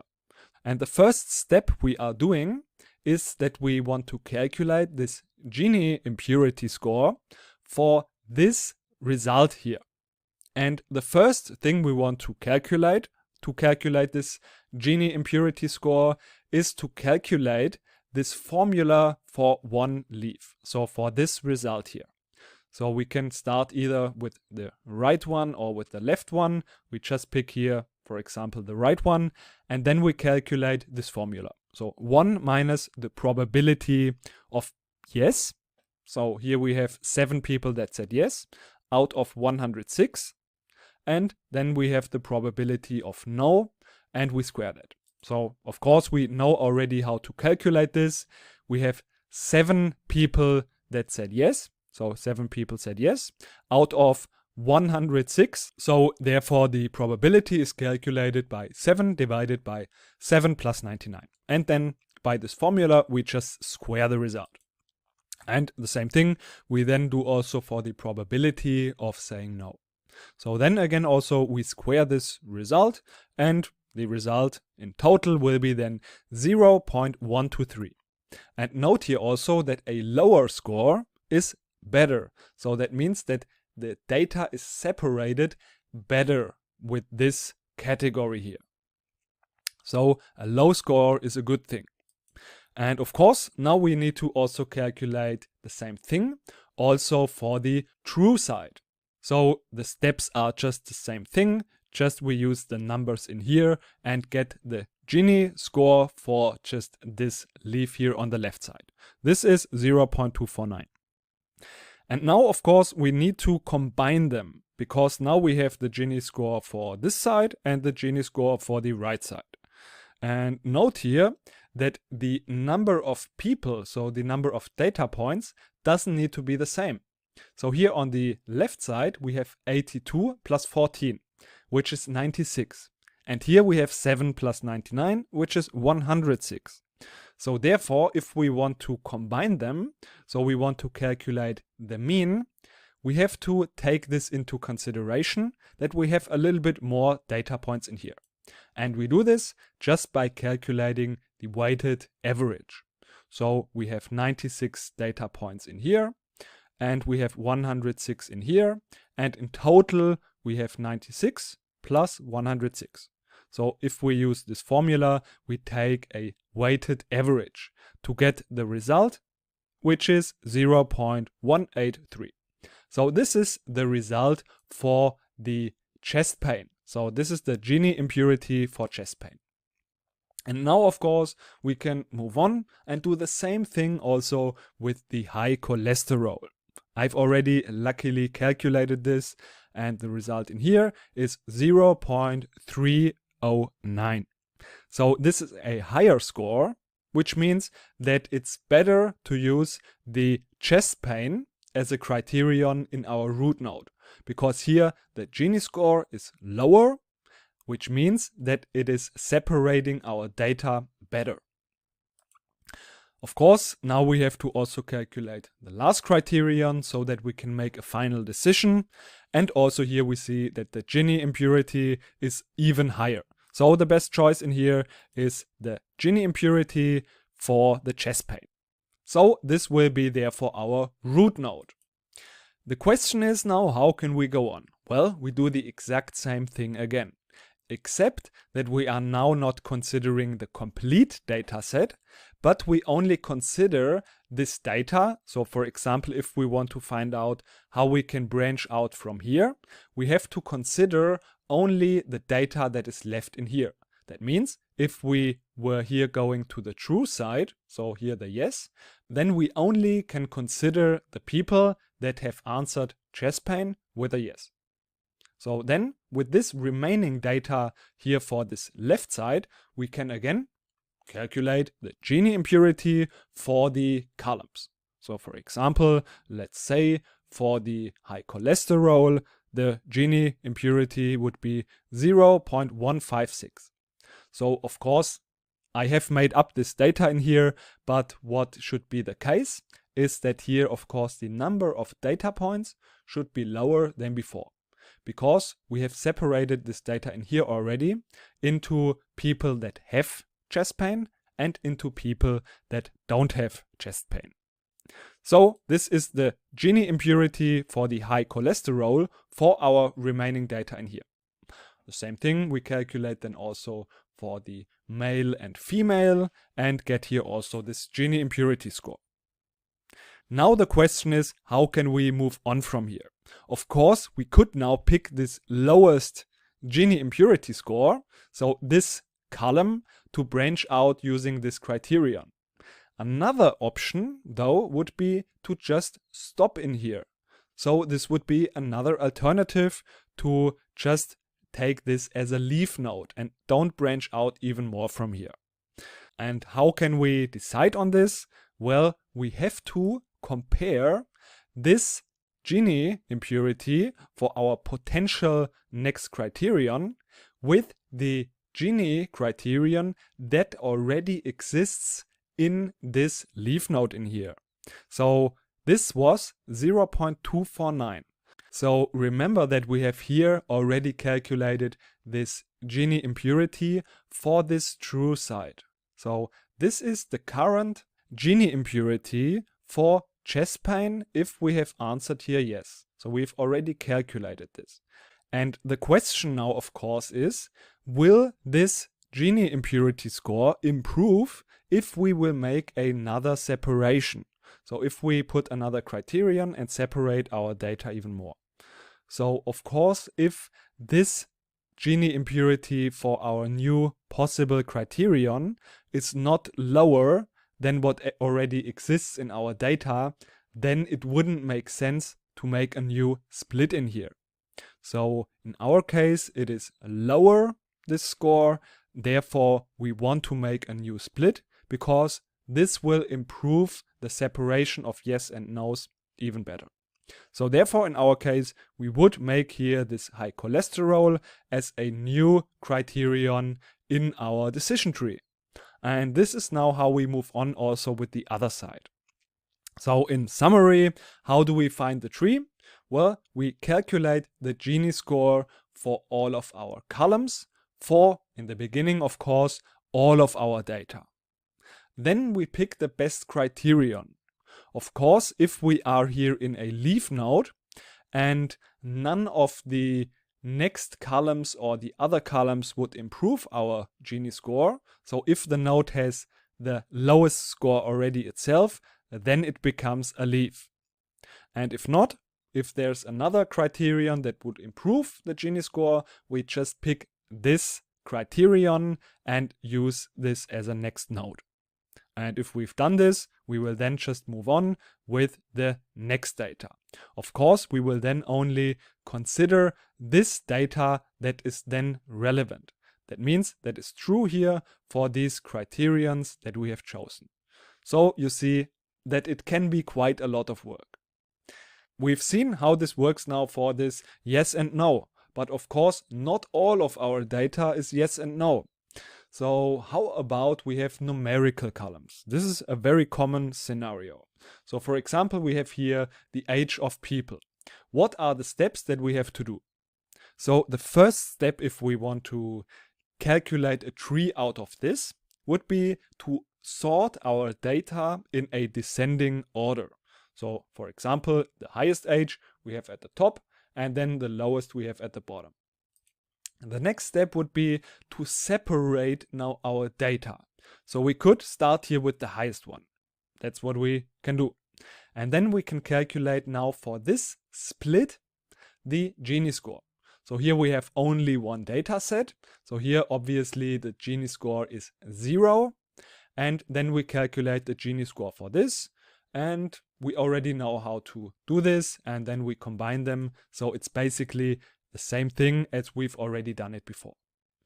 And then we again calculate the Gini score for this separation. So in this case, both of them have said no. So here the Gini score will be again 0. And then here there will be also a certain Gini score. We will combine them and get a new result. And this we will do with all of these possible separations from the top going down to the bottom. And then we find here the best split. So in our case, it would be the best to split our data, for example, in here, because this split has resulted in the best Gini score. So this split we would then use in our decision tree to split our data. So for example, age is smaller or equal to 77. So you see that if we have numerical data, there can be just for one column multiple possible splits. So therefore we have to calculate all of the possible splits just for one single column. So we know how to do this with numerical data. Now how about we have categorical data, but we have multiple categories. So not only yes and no, but we have, for example, a favorite animal. Some people say cats, others say dogs, and another one even says birds.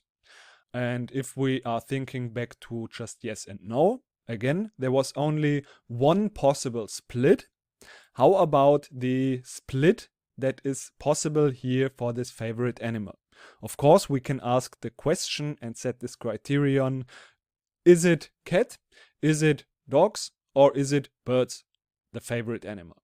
But there could be also more possibilities. So we have possibly some combinations. So for example, we could separate the cats and the dogs together, and then on the other side we have the birds. So we can ask the criterion, is the favorite animal cats or dogs?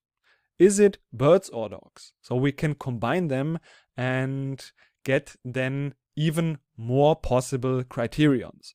Of course, note here that this is basically the same criterion. So is it dogs or is it cats or birds? So this is basically the exact same thing, because if this question is answered with no, then this means that it's either cats or birds. So they are equivalent. So just the no in here is the yes in here. But in general, if you have more than just 3 categories, there will be a lot more possible combinations, and therefore there will be a lot more to calculate basically. But of course, as I said, you never have to calculate this by yourself.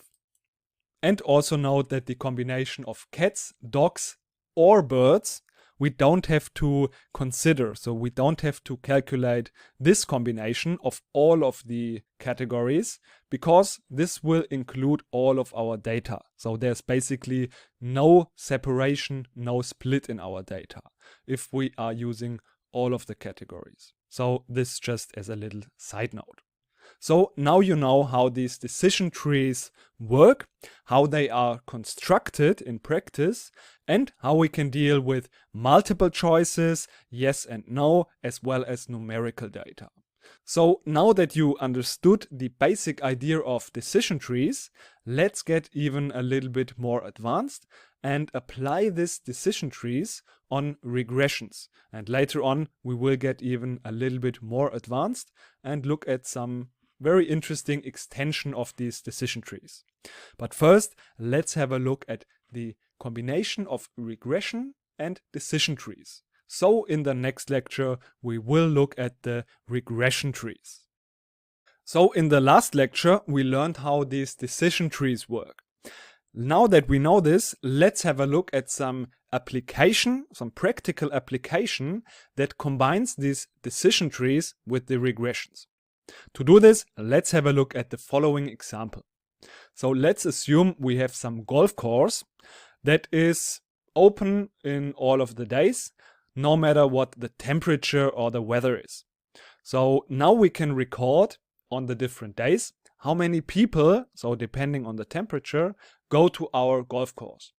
So I don't know if this is realistic, probably not. I'm not a golf player, but let's just say this would be the case, what we've recorded. So in here, there was maybe 1 degree and there were 0 people. Then it was maybe 3 degrees and there were 0 people. Then maybe on some other days, there was here maybe 13 degrees and then there were 8 people. And now we want to use this data to predict how many people are coming to our golf course depending on the temperature. Of course, we already know one method or a couple of methods on how to do this. We could, for example, just do a linear regression. So you see there's somehow a linear relationship. So for example, here if it's getting higher in the temperature, then we also have more people in the golf course. But you can also see just by looking at it intuitively that there are kind of some buckets. So if the temperature is below maybe around 10 degrees, then probably no one is coming. Just here around this maybe 10 degrees, some people are coming. And then here, if the temperature is above a certain threshold, then our golf course will be full. And maybe there are not more than 10 golf players allowed. So therefore here, there will be also not more than 10 people. So this could be a scenario. And then we see, if we just look at this intuitively, that maybe a straight regression line here is not the best idea. Maybe intuitively it would be a lot better to have these kind of buckets in here. So here we have this middle bucket, and then here, if a certain temperature is reached, our golf course will most likely be completely full. So a straight regression line will not take into account these situations here properly. So what we would do intuitively instead is just take these buckets. So we have here these separations and then calculate here for these different buckets just the mean for this data in here. So here we have, for example, always the same. So if we are in this category, we would just predict here this 10. If we would be in this range of temperature, we would just predict here the value of 8 players. So this is what we want to do now with decision trees. So we want to combine the concept of regressions, which is just calculating the average in a way, and then we want to use the decision trees to put them into these buckets. So in this example, it would, for example, look something like this. First node would be, is the temperature lower than 10 degrees? Then there's probably no one in the golf course. If it's lower than 20, yeah, there will be a good amount of people. And if it's more than 20, then there will be a lot of people, or our golf course will be full, basically. So by looking at our data intuitively, we could understand that a split like this would make sense. But how is an algorithm doing this? Because of course we want to have an algorithm so that we don't have to think about this every time again and again. So how this algorithm works is that we have to consider different kind of separations. So different kind of splits, as we have done it also in the decision trees in the lecture before. So the first possible split would be just we make the split in here. So this data is separated then into this left category and this right category. And then we calculate the average, so the mean in the right category and the mean here in the left category. So the mean in here, there's just one data point, is here this value 0. But the mean in here maybe is something around 6.3.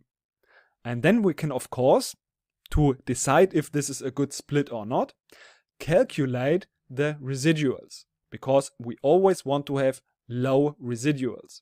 And remember, a good measure for measuring the residuals, if we want to total them up, is to square them. So of course we can also take the absolute value of it and sum it up, but by experience it's good if we just square these residuals, add them all together up, and use this as a criterion if this is a good separation or not.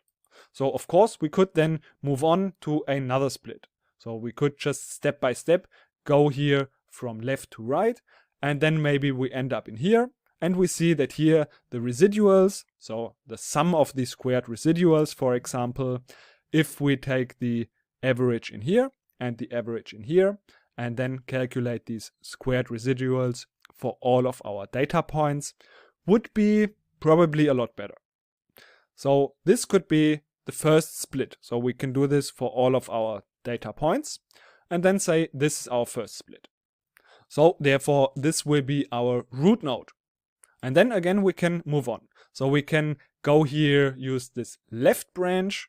So we have here this from 0 to smaller than 10, and we can again think about how we want to split this data.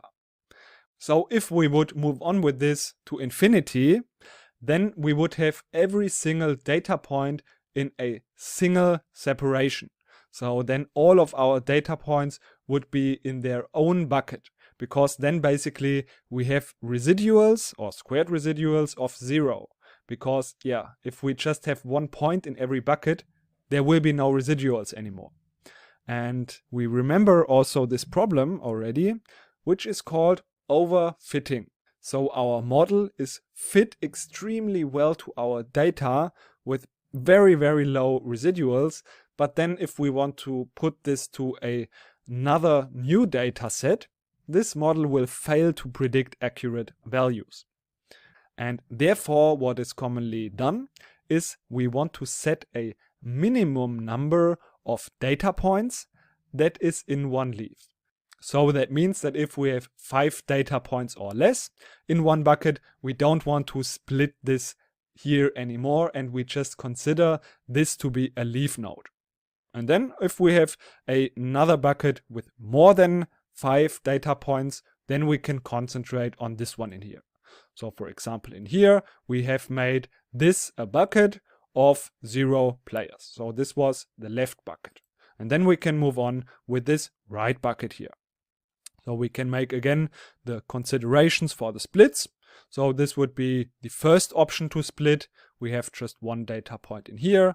We have here these other data points. We calculate again the average. Then we calculate the residuals, square them, sum them, and so on. Like this, we find again the best split in our data. And then we can use this split again as a criterion for this node in here. And then we see that we have probably here less than 5 data points left, so we will make them leaf nodes as well. And then we have to decide, of course, how this value will be in here. So why do we say this is 0 people? Why do we say in here this is 7.75? Well, we just look at the remaining data in this bucket or in this leaf node. And we have to calculate then the average in here. So for example, in here we have 7, 7, 8, and 9. And therefore here the result is 7 plus 7 plus 8 plus 9. And then we have to divide this by 4, which is 7.75. Of course, we don't need to work with these decimal numbers. We could also say we always want to round them to the next integer number. So this is how this regression tree works. So it's not very complicated. If you've understood the concept of the decision trees, then you can easily now combine this with these regression trees. A question might be, how can this algorithm deal with different categories? So if we don't have only one column, but if we have now multiple columns and we want to decide which would be the best column to use in our split. Well, we know this also already a little bit from the decision trees in the last lecture. What we would do is we would, of course, first consider only one column. We would split here the different data points. So as we've already learned it, we would calculate now the sum of squared residuals. So in the last lecture, the Gini impurity was our metric for deciding how well is our split. In this regression trees, we could use another metric. And as I said, a very good one is the squared residuals. So we could again calculate all of the residuals for all of the possible splits in this column, and then see again how this best result is for this column. So what is the best split for this column? So the lowest sum of squared residuals. And then if we have done this, we remember this number as a candidate for a node, because we don't know if another column maybe is a little bit better. So for example, here we have the data for the wind. We can also do a scatter plot just to visualize this and calculate again here the residuals or the squared residuals as we have done it before. And then we can do the next thing again for the other categories and so on. So like this, we will find the lowest number of squared residuals, and this will be then our first node. Then if we have found this root node, we will just do the same steps as we have done it before. So we will just work with the remaining data and repeat just the same steps again.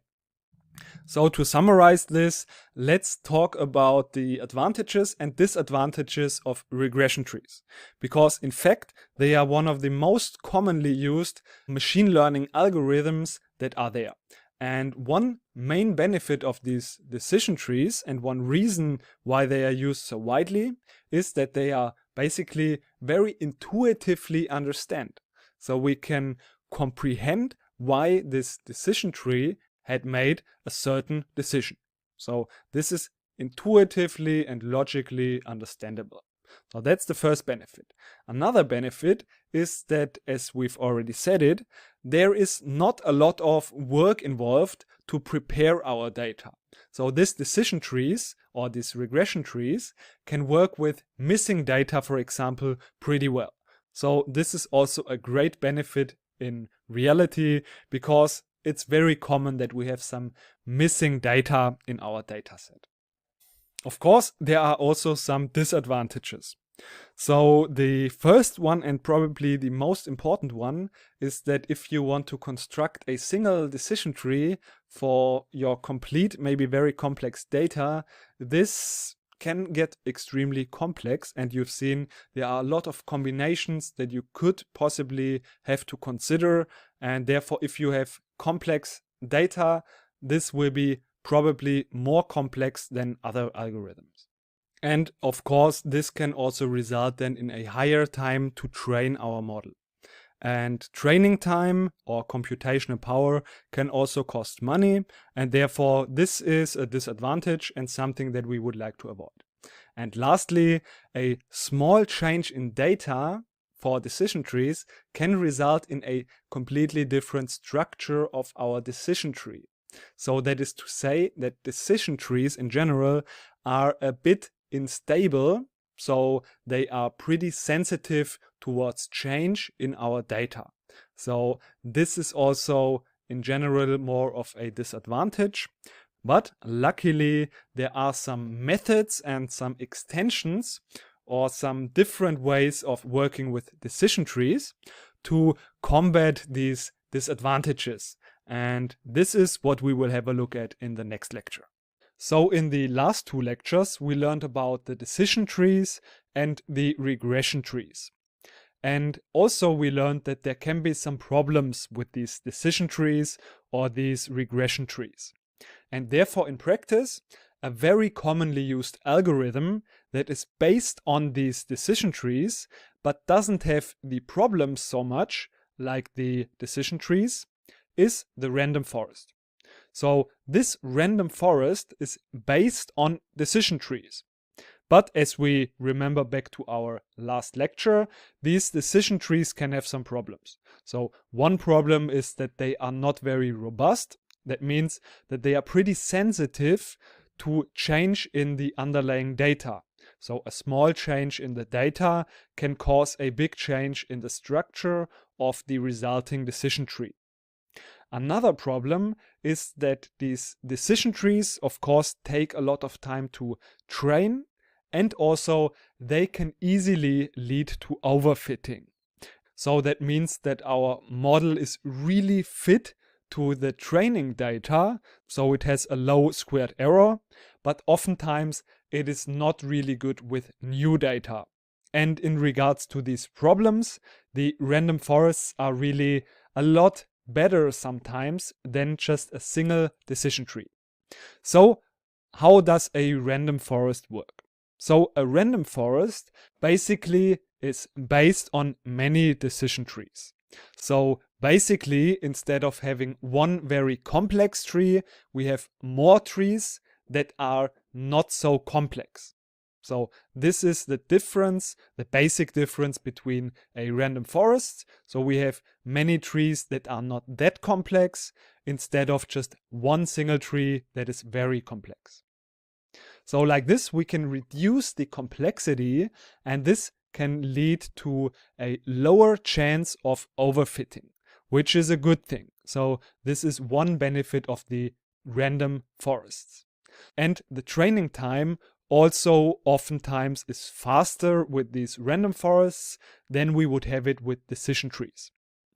So the question is, how are these trees, or how are these single trees constructed in the random forest? So one method is that there is just a random subset of features considered in each split. So for example, in each of the trees, we only consider, instead of all our, let's say, 100 possible splits and possible features, we only consider maybe randomly 10 of our features. And in another tree, we consider, for example, the temperature and the wind. And in the other tree, again, we consider only other features again. So like this, we can reduce the complexity, but since we have a couple of trees, we can still get very good results. Oftentimes, these random forests give even better results than decision trees. And also, these decision trees have so-called hyperparameters. That means, for example, we already mentioned, for example, we want to have in each leaf node at least a certain amount of data points. So in our example, we said we want to have at least 5 data points in a leaf node, and this is a so-called hyperparameter. Or for example, how many levels do we want to have? So the depth of the tree is another hyperparameter. So these hyperparameters define in a way the structure of the tree. And in a decision tree, maybe there's a lot of work involved to calculate all of the different combinations, but in a random forest, there can be just different kind of hyperparameters used, and like this, the structure of the different trees in this forest can be also different. So this can be due to different hyperparameters in these different trees. In the end, we have all of these trees in our forest, and then they will be combined. There are different methods of combining the result in our trees. And this is what we will talk about. So these are called ensemble methods. And the two most important ones are bagging and boosting. If these trees are constructed with this bagging method, we can randomly select a certain amount of data, so not the complete data, and train a tree with this. So we can do this again with another subset of data and train another tree with this data. So we take a smaller subset of our complete data and try to train a tree with these different subsets.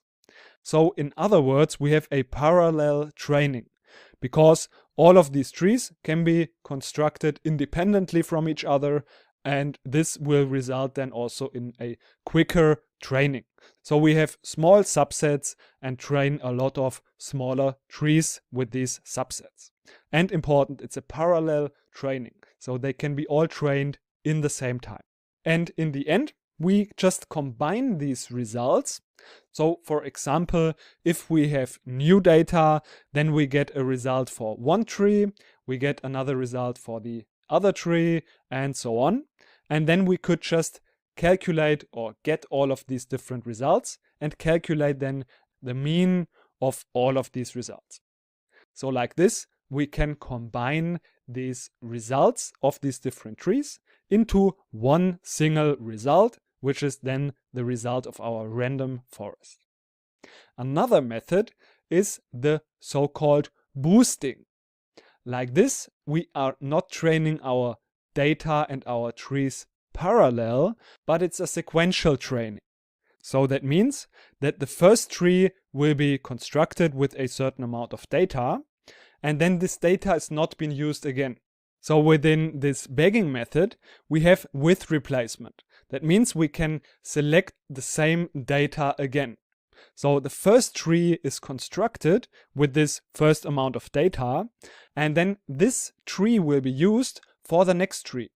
And there will be a special focus on the errors of these trees. So the areas where this tree hasn't performed that well, and in this area the tree will be changed with some new data in here that has not been used before. So this is what will give us our second tree. And then, of course, again, we do this process again. We look at the mistakes that have been made in our current tree, where have been some problems, and we will focus on this area where there have been these problems. And like this, in the end, we will get a lot of trees, and still we can consider these trees. So even though this is a sequential training, and we are always concentrating on the mistakes that have been made, we get a set of trees. So still we can use all of these trees to get our final result. But we do this ensemble method in a different way, because every tree gets a score. So depending on how well this tree has done, this tree will get a higher score, so that in the end there is a heavier weight on these trees that are performing better than other trees. So that means instead of just calculating the very simple mean of these results, if we give this tree new data to predict, we use these scores to calculate a weighted average. So that the trees that have performed better will get a higher weight in our average, so in our result. Now, both of these methods work very well in regards of reducing the complexity, that means reducing the training time, as well as in improving the accuracy. So also with these two methods, the results of these random forests are in general better than with just the single decision trees. But still, in practice, the method that is used most commonly for these random forests is this bagging method. So the term bagging is actually an abbreviation of bootstrap aggregating. So maybe this is also a way to remember this bagging term. So if we are talking about numerical data we want to predict, we can easily calculate this mean, or if we are talking about boosting, this weighted mean. But how about if we have classification problems? So we don't want to predict numerical values, but for example, we want to predict categories, or we want to predict if the result is yes or no. There also has to be an ensemble method to combine the result of these trees. And for these classification problems, the method that is used here usually is a so-called voting. It can be also used for these numerical values, but of course here regressions are a lot more common. So calculating the mean is a lot more common for these numerical data predictions. But if we have these classification problems, each of the trees will give a result for a certain category, and this will then count as one vote. So maybe this tree votes for yes, because the result in this tree will be yes, for a certain amount of data, another tree will result in a no, and then here the last one will also result maybe in a no. So 2 trees have voted for no and 1 tree has voted for yes. So the result will be a no in the random forest.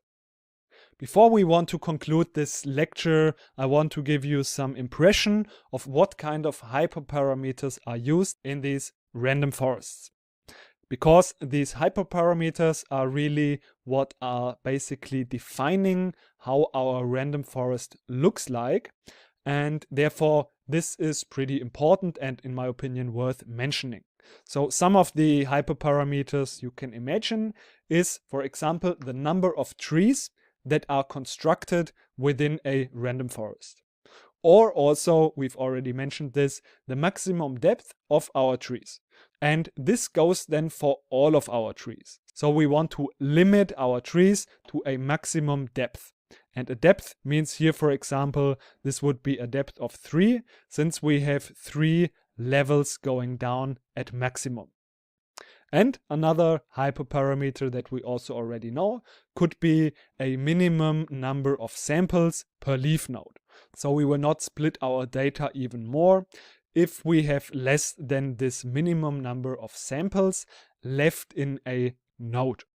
So now you know about decision trees, about regression trees, and also about these random forests that are in practice really efficient in predicting either numerical values or also categorical values. So these are in practice really powerful algorithms. So in the last lectures we learned a lot about the different kinds of regressions we have. And in real life we are often facing the problem of missing data. So therefore in this lecture we are going to have a look at how we can approach this problem of missing data and what we have to take care about here. And then we will also learn about 4 strategies, the 4 common strategies to deal with this missing data. So in this example, let's have a look at the following table. So here we have the information about the income for some people.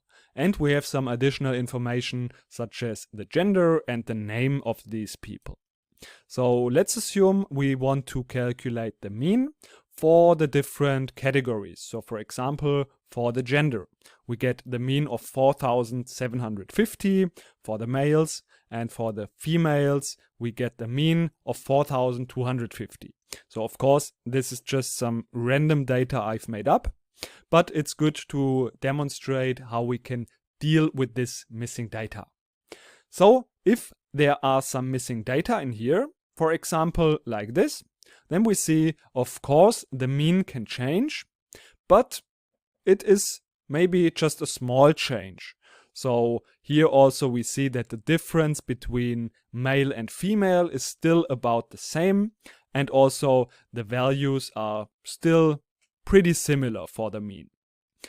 But if we are looking now at this situation, where there are also 4 missing values, there we see that the mean is now a lot different. And also what we notice is that the difference between the mean for the male and the female is a lot more. So now it's $1,000 difference. So therefore we have to be really careful of how is this missing values, how are they distributed. So are they just randomly distributed across our whole data set, or is there some kind of systematic bias? Because in this example, maybe if we put some more research into this, we would see that there is, for example, maybe another column, and we see that all the missing values occur if the degree is academic. So of course this would cause a systematic bias in our data. So this is something we have to be aware of. So is this missing values just spread around our whole data set randomly, or is there maybe some pattern in our data?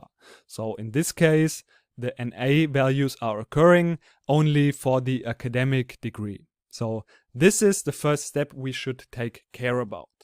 So how can we deal now with missing data? Let's have a look at the following example and then try to understand what these different strategies are, what are the pros and cons, and also in which situation would we apply which strategy. So the first one would be just to delete the complete column. So we see, for example, in this column name, there are two missing values. But maybe for our analysis, it doesn't matter this column. So we could just deal with this missing data by just removing the column. Maybe these missing values would cause some problems in some case, and then we could just remove this column and deal with the rest of the column. So this would be a first and very easy step that we can do to quickly deal with this missing data.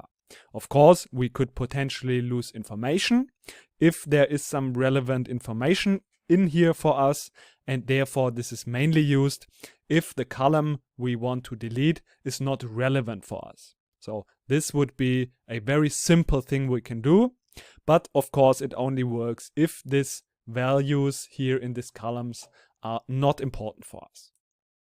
Another way would be to delete all of the rows where there are some missing values occurring.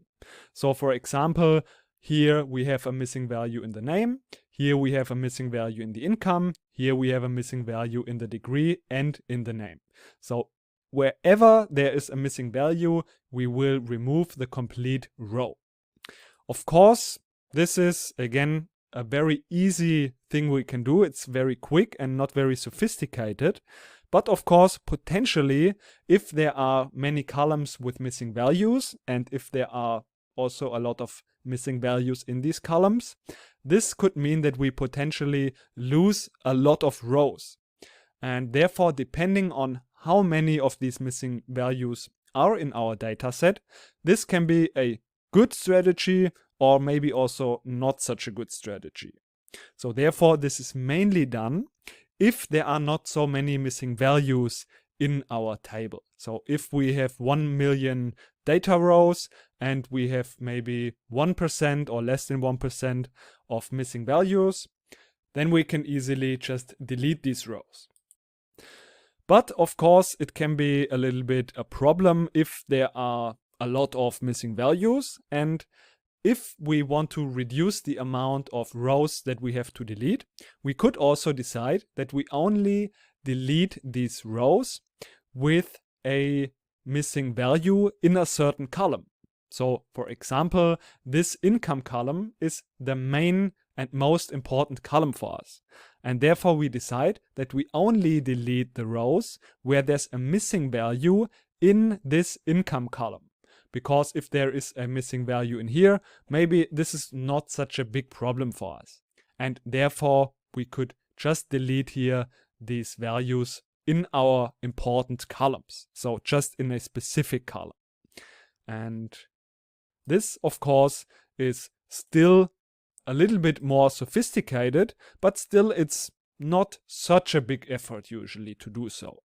And the benefit is that it leaves us with more rows left, and still we can work with our data in a way that we can use the columns that are important for us without any missing values.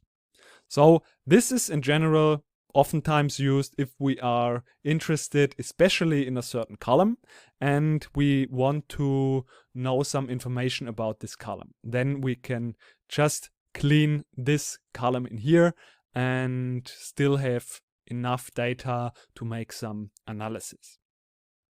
So the last one, which is the most sophisticated, would be to replace our data with a good guess, I would say. So of course there are different strategies. So for example, here for the name, maybe we have an algorithm, and this algorithm, a regression for example, cannot deal with missing values. Then we could just give here a replacement. For example, we could say unknown. So we have a new single own category which is called unknown, and this could also potentially solve our problems. Another way would be to just calculate the mean. For example, if we are talking about a numeric column, then we could just calculate the mean. Of course, we could here be again even more sophisticated. So for example, we could make a regression on the income, so that we are using all of this data that is not missing to train our regression model and then predict the values for the missing values and then just fill up the values like this. So we could take into consideration what is the gender, what is the degree, and if we have more information, then we could also include them in our regression, in our prediction. So we can be here also more sophisticated than just using the mean. But of course, we could also create new categories to just clean this missing data. This can be a very important step as well. So this is used if you have enough data, and if it's important for you to have accurate data, then you could put a little bit more effort into it. And of course, this only works if you have enough data to make good predictions and if you have also some relevant features to this. So these are the strategies that we can apply, and you see that they are not great maybe. So it's always still a problem to have missing data, and the best way of dealing with missing data is that we make sure before we are analyzing this data and before this data is generated to have as less missing data as possible. Because you see, all of these 4 strategies are not ideal and they are just trying to improve the situation a little bit. But yeah, the best is to just try to avoid it as much as possible. But as this is oftentimes not possible completely, therefore we have these 4 strategies that we can apply. Hope this was helpful, and see you in the next lecture. So in the following lectures we are talking about ANOVA. ANOVA is abbreviated for Analysis of Variance. And ANOVA is basically a set of statistical methods. With those we are trying to explain the variance in our depending variable. So this is our target variable. To be more practical, let's have a look at the following example. So we have an experiment where we are trying to explain the variance in aggressiveness using, for example, the influence of smoking. So in this experiment, smoking is the independent variable. So this is the explaining variable. And in these ANOVA tests, we are talking about factors. So this is some terminology that is pretty important. So factors is the independent variables. For example, in this situation, we are talking about smoking. And aside to these factors, we also have so-called levels. So these are the characteristics of our independent variable. So these are the characteristics of our factors. So in the situation of the smoking, we have the levels for the factor smoking, non-smoker, weak smoker, and strong smoker. So these are basically the categories within our factors. We are distinguishing in ANOVA between one-way versus two-way ANOVA. And we will talk about both of these statistical tests in the following lectures. So here just briefly, the difference is mainly in one-way ANOVA. We are just talking about one factor, for example smoking, that is used to explain the variance in our target variable. And logically, the two-way ANOVA, there we have 2 factors that are used to explain the variance. And if we have a two-way ANOVA, we have accordingly also 2 set of levels. So we have the levels for the smoking category, which could be non-smoker, weak smoker, strong smoker. And for the age groups, we could have 2 levels. For example, younger and older. And in these ANOVA tests, We are doing basically a hypothesis test. And to do this, we are putting our data into separate groups. So these are our levels. For example, we are drawing 10 samples from the non-smoker group, we are drawing 10 samples from the weak smoker groups, and then we have also 10 data records from the strong smoker. So we are just drawing samples from these populations. So basically here, these different populations, what is meant with that is the different levels. So the data from these different levels. And we will talk about these ANOVA in much detail and also very practical how we can calculate them. But before we are doing this, let's get clear about some assumptions that are important and that are theoretically underlying if we are doing these ANOVA tests. So as I said, we are drawing samples from these different populations. And then we are basically doing a hypothesis test, and we are testing if there are some differences between those groups. And we are assuming that these different groups or populations are normally distributed and have the same variance. So they can of course still differ in the mean because they are normally distributed. And something that is also more of a theoretical assumption is that, of course, these samples should be drawn randomly and independently. But this is usually just also assumed and we don't need to check this. But in theory, this should usually always be checked. In practice, this is just assumed to be true usually, because if we are talking about some real-life data, this is very often the case that the underlying distribution is assumed to be normal. So now we talked a lot about these theoretical concepts. Now we want to exactly understand what is a ANOVA test, how we can calculate this. And this is what we are going to see in the following lectures. I know there is a lot of calculation involved in these ANOVA tests, but if you follow through, I'm pretty sure that this will help you to understand the concept of ANOVA tests. So let's get right to it and start with the first ANOVA test, which is the one-way ANOVA. In one-way ANOVA, we have only, as we already said, one factor, for example, the category of smoking. And we are using this factor to, in our example, explain the variance in aggressiveness. So let's assume we have the following data. So we have here these three categories of our factor.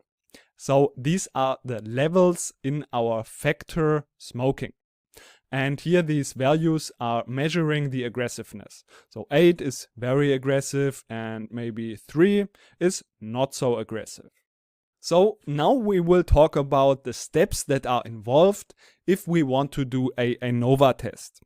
So the first step that we always have to perform is we have to state the null hypothesis as well as the alternative hypothesis. So we have here these three populations. So our three levels, so the non-smoker, weak smoker, and strong smoker. And these are basically our populations that we are drawing the samples from. So for example, this value here is one sample from this category. The 5 is one sample from this category. So the null hypothesis would be that there is no difference between these three populations. So the mean is always the same. And the alternative hypothesis is the exact opposite, that there is a difference between these populations. So what is the second step after we've done the first step, after we have stated this null hypothesis?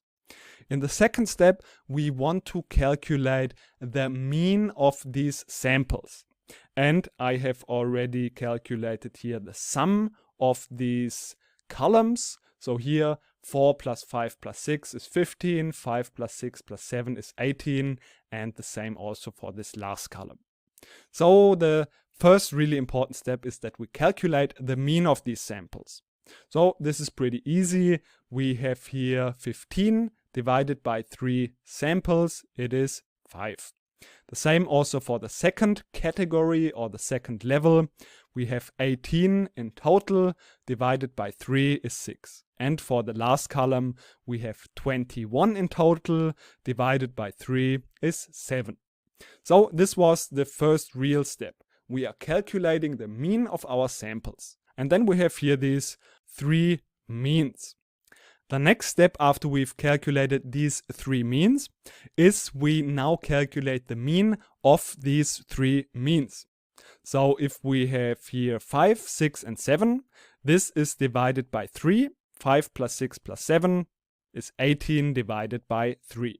So this is 6, and this 6 is basically the total mean in our complete data set. So we would get the same result if we would add up all of these values and divide it by 9. A quicker way to do this is just use the means for the categories that we have already calculated, add them up, 5 plus 6 plus 7, and divide it by 3. Once we have done this, we want to move on with the next step. So the next step is that we are calculating the difference between the means in all combinations of these samples. That sounds a bit complicated. What does this mean in practice? So first of all, we are trying to calculate 3 numbers. So these are these 3 numbers, 3, 0 and 3. Here let's talk about this first one. This n is always the number of data points in this category. In our case, we have in all 3 categories 3 values. Therefore, this n is always 3. So therefore, we have 3 multiplied with. Then here we have mu1, which is just the mean in the first category. So therefore, we have 5. Then we have to subtract the overall average of the means. So this is basically the average or the mean in our complete data set, which was 6. So we calculate the difference between this total mean and the mean in this category. So this will be 5, which is the mean in this category, minus the total mean, which is 6. And then we have to square this. So we calculate the squared differences. So this here is 1, multiplied with 3 is 3. We do the same thing also for the second and the third category. So here in the second category, we have the mean, which is 6. We subtract the total mean is 6, which is 0, to the square is then still 0, and multiplied with 3. 3 times 0 is 0. And the same thing also for the last category. Here is the mean 7 in the sample, and the overall mean is 6. So we have 1 squared is 1, which results in 3. And then these differences we have to add up together. So 3 plus 0 plus 3 is overall 6. So this is the first important value that we have to remember that we will work with. Now we will calculate 1 second value that is the second important value. And this is step 3. So the step 2 is we have to basically calculate this 6 here. And now the third step is we have to calculate the variance within the samples. Now this sounds complicated again. What does this actually mean? So in this situation, this is calculated by this formula here. The first step is we have to calculate the differences, the exact differences between these values here, this data point, for example 4, and the mean in this category. So the mean in this category was 5. Therefore 4 minus 5, and then again the square to this is 1. Then the same thing for the next one. 5 minus the sample mean of this category is 5. And then also 6 minus 5. The same goes also for the second category. We have here 5, 6, 7. 5, 6, 7 minus the mean in this category. And the same also for the last category. And then all of these values we have to again add up together. So this is resulting in 1, 1, 1, 1, 4, 0, 4. And then the result, if we are adding these values up together, is 2, 2, and 8. And now we have to also add up these values. This will result in the second very important sum that we are using to calculate the ANOVA. And this is 12. So now we have these two important sums. And with those sums, we are now calculating the so-called F ratio. This is something that is a bit similar to our Z-scores, because we are then comparing this F ratio with a critical value. But we will talk about this later on in a bit more detail.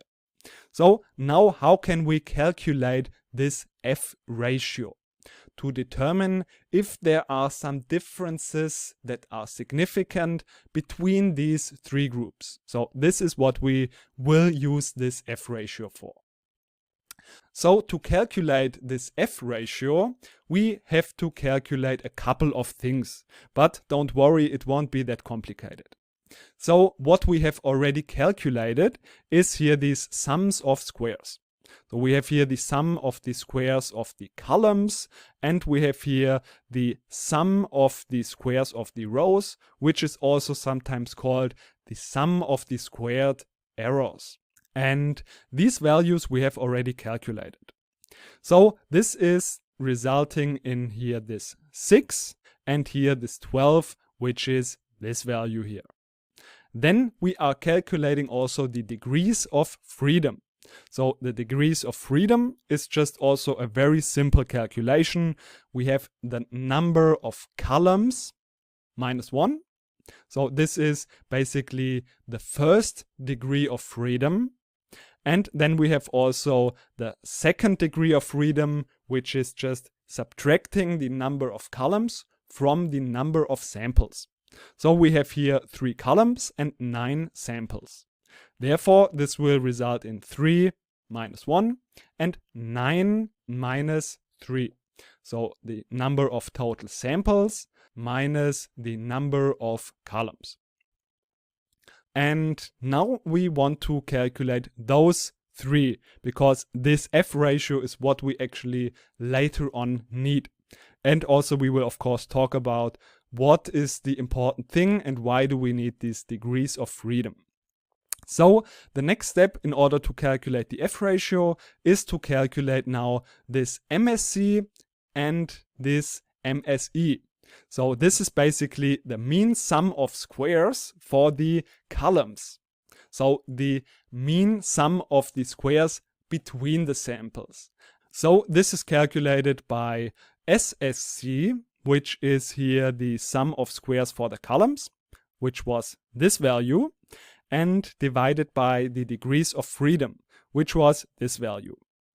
And the MSE is just calculated by this sum of squares, so 12, divided by this degrees of freedom. So basically it's not a very complicated thing. We have the 6 divided by this 2, and here this 12 divided by this 6, which will result in this 3 and this 2. So these are the mean sum of squares. And with these values we can now finally calculate our F ratio. So this is just calculated by 3 divided by 2. And this will result in this 1.5, which is our final F ratio. So this is basically the steps that are involved in this ANOVA test. But now the question is, what are we doing with this F ratio? We've done now a lot of calculation and we are thinking now, well, how can we now draw our conclusions? This is what step 5 is about. And in this last and 5th step, we are comparing now this F ratio with the table value for our F distribution. Now, what is this F distribution? This is something that is similar to our Z-score table, but we will talk in more detail about this in the following lecture to really understand what this F distribution and this table value is really about. So that's what we are talking about in the next lecture. So in the last lecture, we learned how we can calculate this ANOVA and how we can calculate the F ratio for these three populations. So now the question is, what are we doing with this F value? And to be able to draw our conclusions, we need to talk about the so-called F distribution. So this shape of this distribution, this density function, looks a lot different basically from the normal distribution, especially here in this tail region. So here it looks a bit weird. And this F distribution is also called the Fisher-Snedeker distribution. So these were the two mathematicians that have developed this distribution. And this is the distribution that is used to determine if we want to reject the null hypothesis using our F ratio. So it's really the same thing that we already had in the hypothesis test. We have here on our x-axis the F ratio. So this is basically the same thing as the Z-score within our normal distribution and our normal hypothesis test. But in this case, we calculate not the Z-score, but the F ratio. And this F ratio will be then here a value somewhere on our x-axis. So maybe it will be, for example, somewhere here. And then we have also a critical value. This critical value is our value that we can read in our table. So depending on what is the significance level, and we will talk about this soon, there will be a critical value for our ANOVA test. And then if the F ratio, for example, is somewhere here and is smaller than our critical value, that means it looks something like this, then we are not rejecting the null hypothesis because we don't find a significant difference in our populations. Another situation could be that the F ratio is larger than the critical value. So then we would be here in this rejection region. So everything that is larger than this critical value means that we find a significant difference in our populations. And therefore, we have to reject the null hypothesis. So the concept you already know, and it's really not that complicated. So now if we know about this F distribution, how can we now get this critical value? So the F distribution looks sometimes a little bit complicated because it is abbreviated with this F, and then we have two arguments, and also we have something in here. So let's first talk about these first two arguments. So this 3 is basically what we've calculated in the last lecture. So this is the degree of freedom 1, the first degree of freedom, which can be also abbreviated with this V1.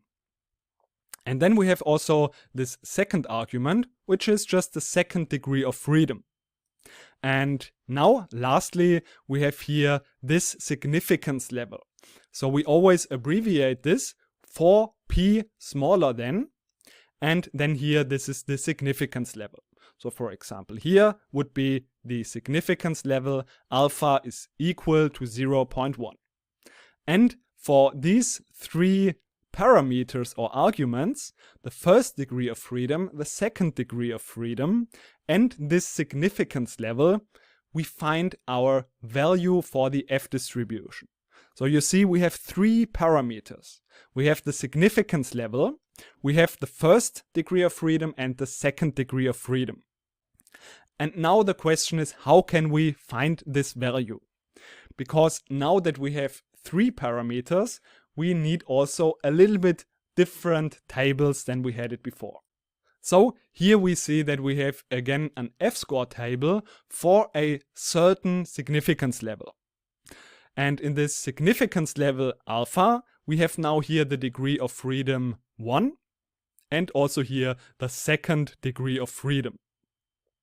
So if we want to find now this value for significance level 0.1, so 10%, we have to scroll down and find the F table for our significance level. So for alpha is equal to 0.1. So if we are going up, we find here this F table for the significance level of 10%. And now here we see the values are a little bit different. And again, we see the same structure of the table. We have here the first degree of freedom and here the second degree of freedom. So if we are now in the correct table, we just have to figure out now the first degree of freedom and the second degree of freedom. So the first one is 3 and the second one is 8. So here we have the first degree of freedom, which is 3. So we are here in this column. So then we just have to find the second degree of freedom, which is here this 8.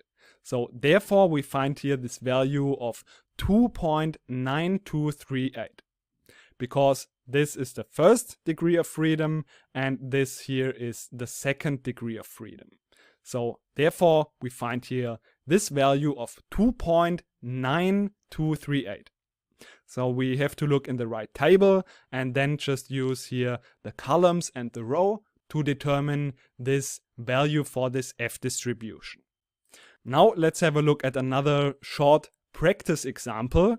If we are talking about the value for the F distribution for the arguments 4 and 9 for the significance level of 5%. So we have to look again in our table for 0.05 and the first degree of freedom is 4 and then the second degree of freedom is 9. So therefore if we are here in the column 4 and in the row 9 we find this value of 3.6331. So this is the value that we get, 3.6331. And now, what are we doing with this value? Let's talk about how we can now, with this value, draw the conclusion in our ANOVA test. So we know that we have calculated this value of 1.5. This is our calculated F ratio. And now we have to compare this value with the correct table value.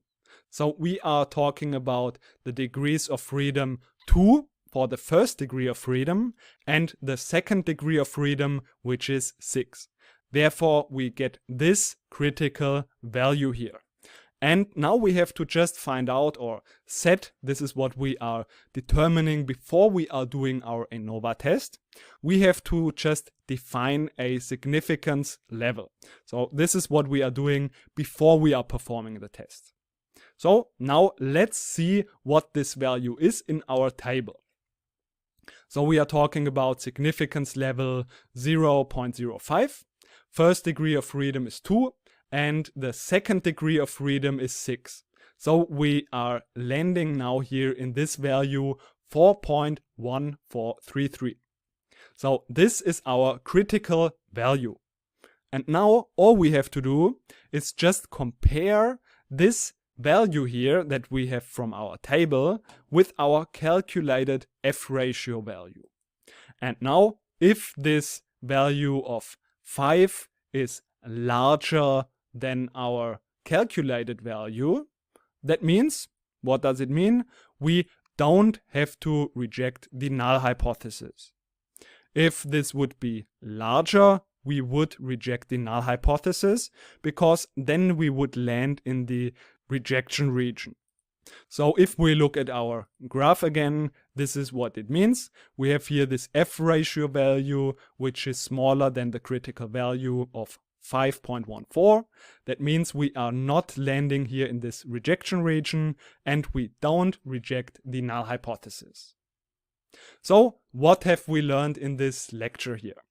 We have now learned already what is an one-way ANOVA and how we can perform this test. So we have learned the steps, how we can calculate this F ratio. And then finally, we also learned in this lecture how we can interpret the result and draw our conclusion using this F ratio value and the F distribution table.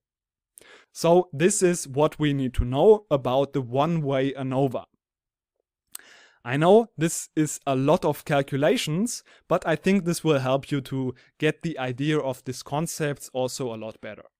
In the next lecture, we are now talking about two-way ANOVA. So that means that we have now not only one factor, but we have two factors. This is what we will learn in the next lecture. So in the last lecture, we have talked about the one-way ANOVA test. We know now how we can calculate and how we can perform this ANOVA test. What is now the case if we are having not only one factor, but if we are having two factors? Then we are talking about the two-way ANOVA. So the two-way ANOVA means that we want to find the influence of two factors. So we have here the age group as well as the smoking categories. So we are now using these two factors to explain the variance in the aggressiveness or our depending target variable. What are actually the results that we can get in such a situation? So we have here these two factors that could have an influence on our target variable. What could these influences be, or what could be the results that we get in our ANOVA test? Well, the first one could be, we find out the age group has an effect on the aggressiveness, or the age group doesn't have an effect on the aggressiveness. The same results we can also have for the other factor.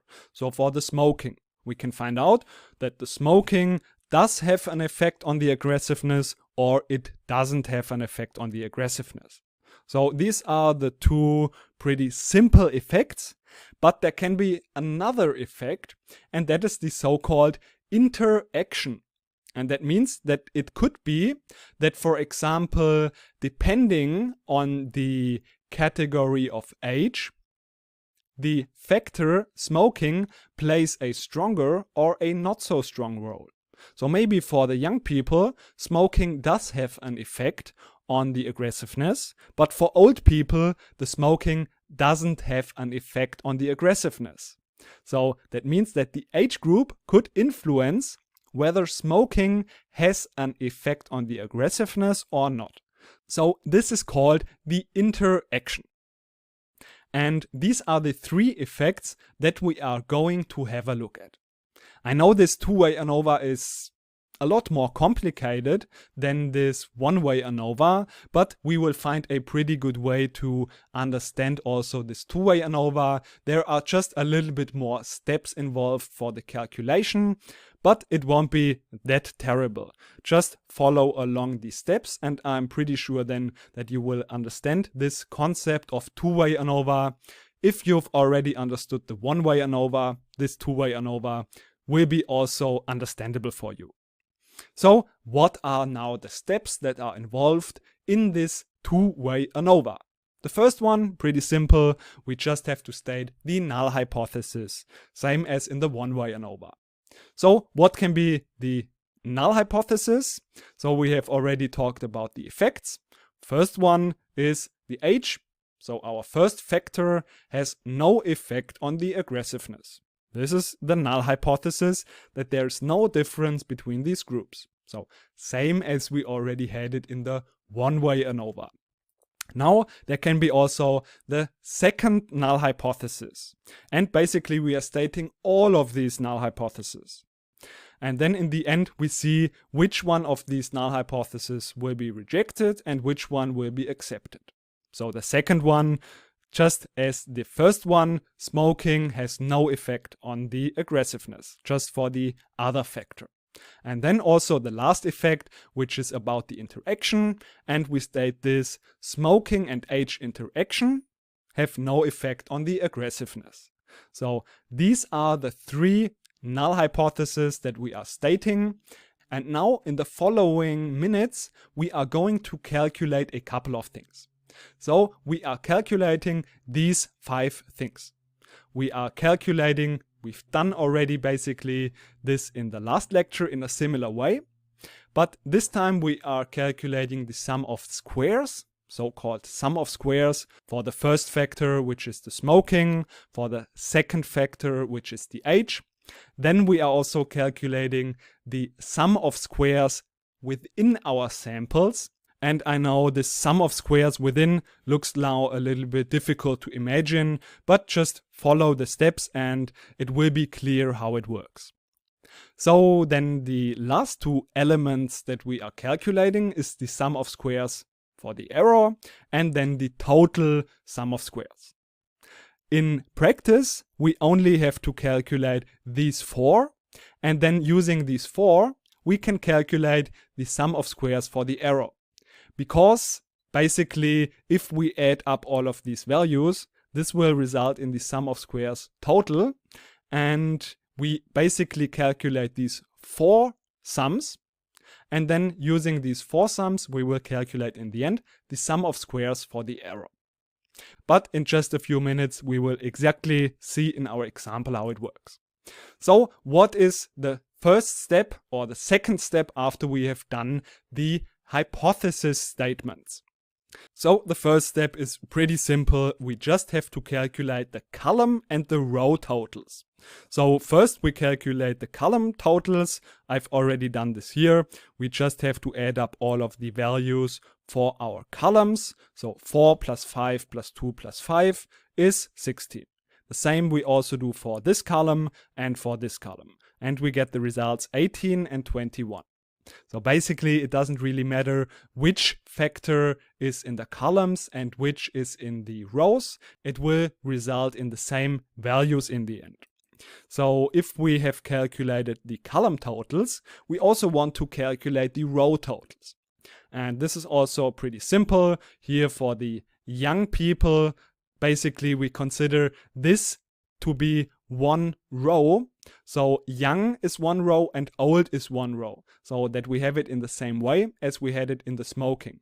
All of the values in the smoking, we calculate, we add up, we get this result. And the same thing we are also doing for the rows. So all the values for the young people and all the values for the old people. We sum up and get here these 2 row totals. So you see the first step is really easy, but this will be very helpful to calculate all of the values. Because with this easy table, we can now calculate all of these squared sums. So let's start with the first one. Before we do this, we have to calculate something that is called a correction term. It's not very complicated. We just have to add up all of the data values, so all of them, and then square the result and divide by the number of observations. So in this case, we have here 12 observations in total, so this number will be 12. So it's not very complicated to calculate this. We've already calculated these totals in here, so to make it easier for us, we could just add up the 32 with the 23. Or we get the same results, of course, if we add up all of these column values. So then also the number of data points is 12. So we get this result, we square it and divide by 12. The result for this is 3025 divided by 12. And this is 252.08. So this correction term we will use throughout the sums of squares. And I know it seems like there's some magic happening, but like this, it's pretty easy to calculate all of the sums of squares. So we remember this correction term here. So now the first one we want to calculate is the sum of squares for the totals. So also called SS sub t. And this is calculated by just adding up all of the squared values. So we use all of these values, we square them, and then we subtract this correction term. So in our example, this will result in 4 squared, 5 squared, again 5 squared, and so on. For all of these values, we square them and add them up together, which will result in 271. And then we have to subtract here this correction term, which is 252.08. So we have this value, we subtract the correction term, which will result in our final sum of squares total, which is 18.92. And you see, this is really also very easy. So we already have the first value calculated. Now on to the second one. Now we want to calculate the sum of squares for the columns. So the sum of the squares of the columns is just calculated by all of the squared column totals. And what does this value A here mean? So the value A is the number of data points within one column. So if we are talking about these categories, these columns, we have here 4 values in each of these smoking categories. 1, 2, 3, 4. And therefore this A here is 4. And from this term here, from this fraction, we just have to subtract then our correction term. So this will result then in this 16 squared, 18 squared, 21 squared, divided by the number of data points in our columns, which is 4. Then we just subtract the correction term and we calculate all of this and get the result 3.17. It's also really easy. So like this, we also get the second sum of squares. And now we can continue with the sum of squares for the rows, which is pretty much the same thing, except we are summing up the squares of the row totals, which is 32 and 23. And again, we divide this by the number of data points in one category of our factor age group. So we have here 1, 2, 3, 4, 5, 6 values in each of these age groups, and therefore B is 6.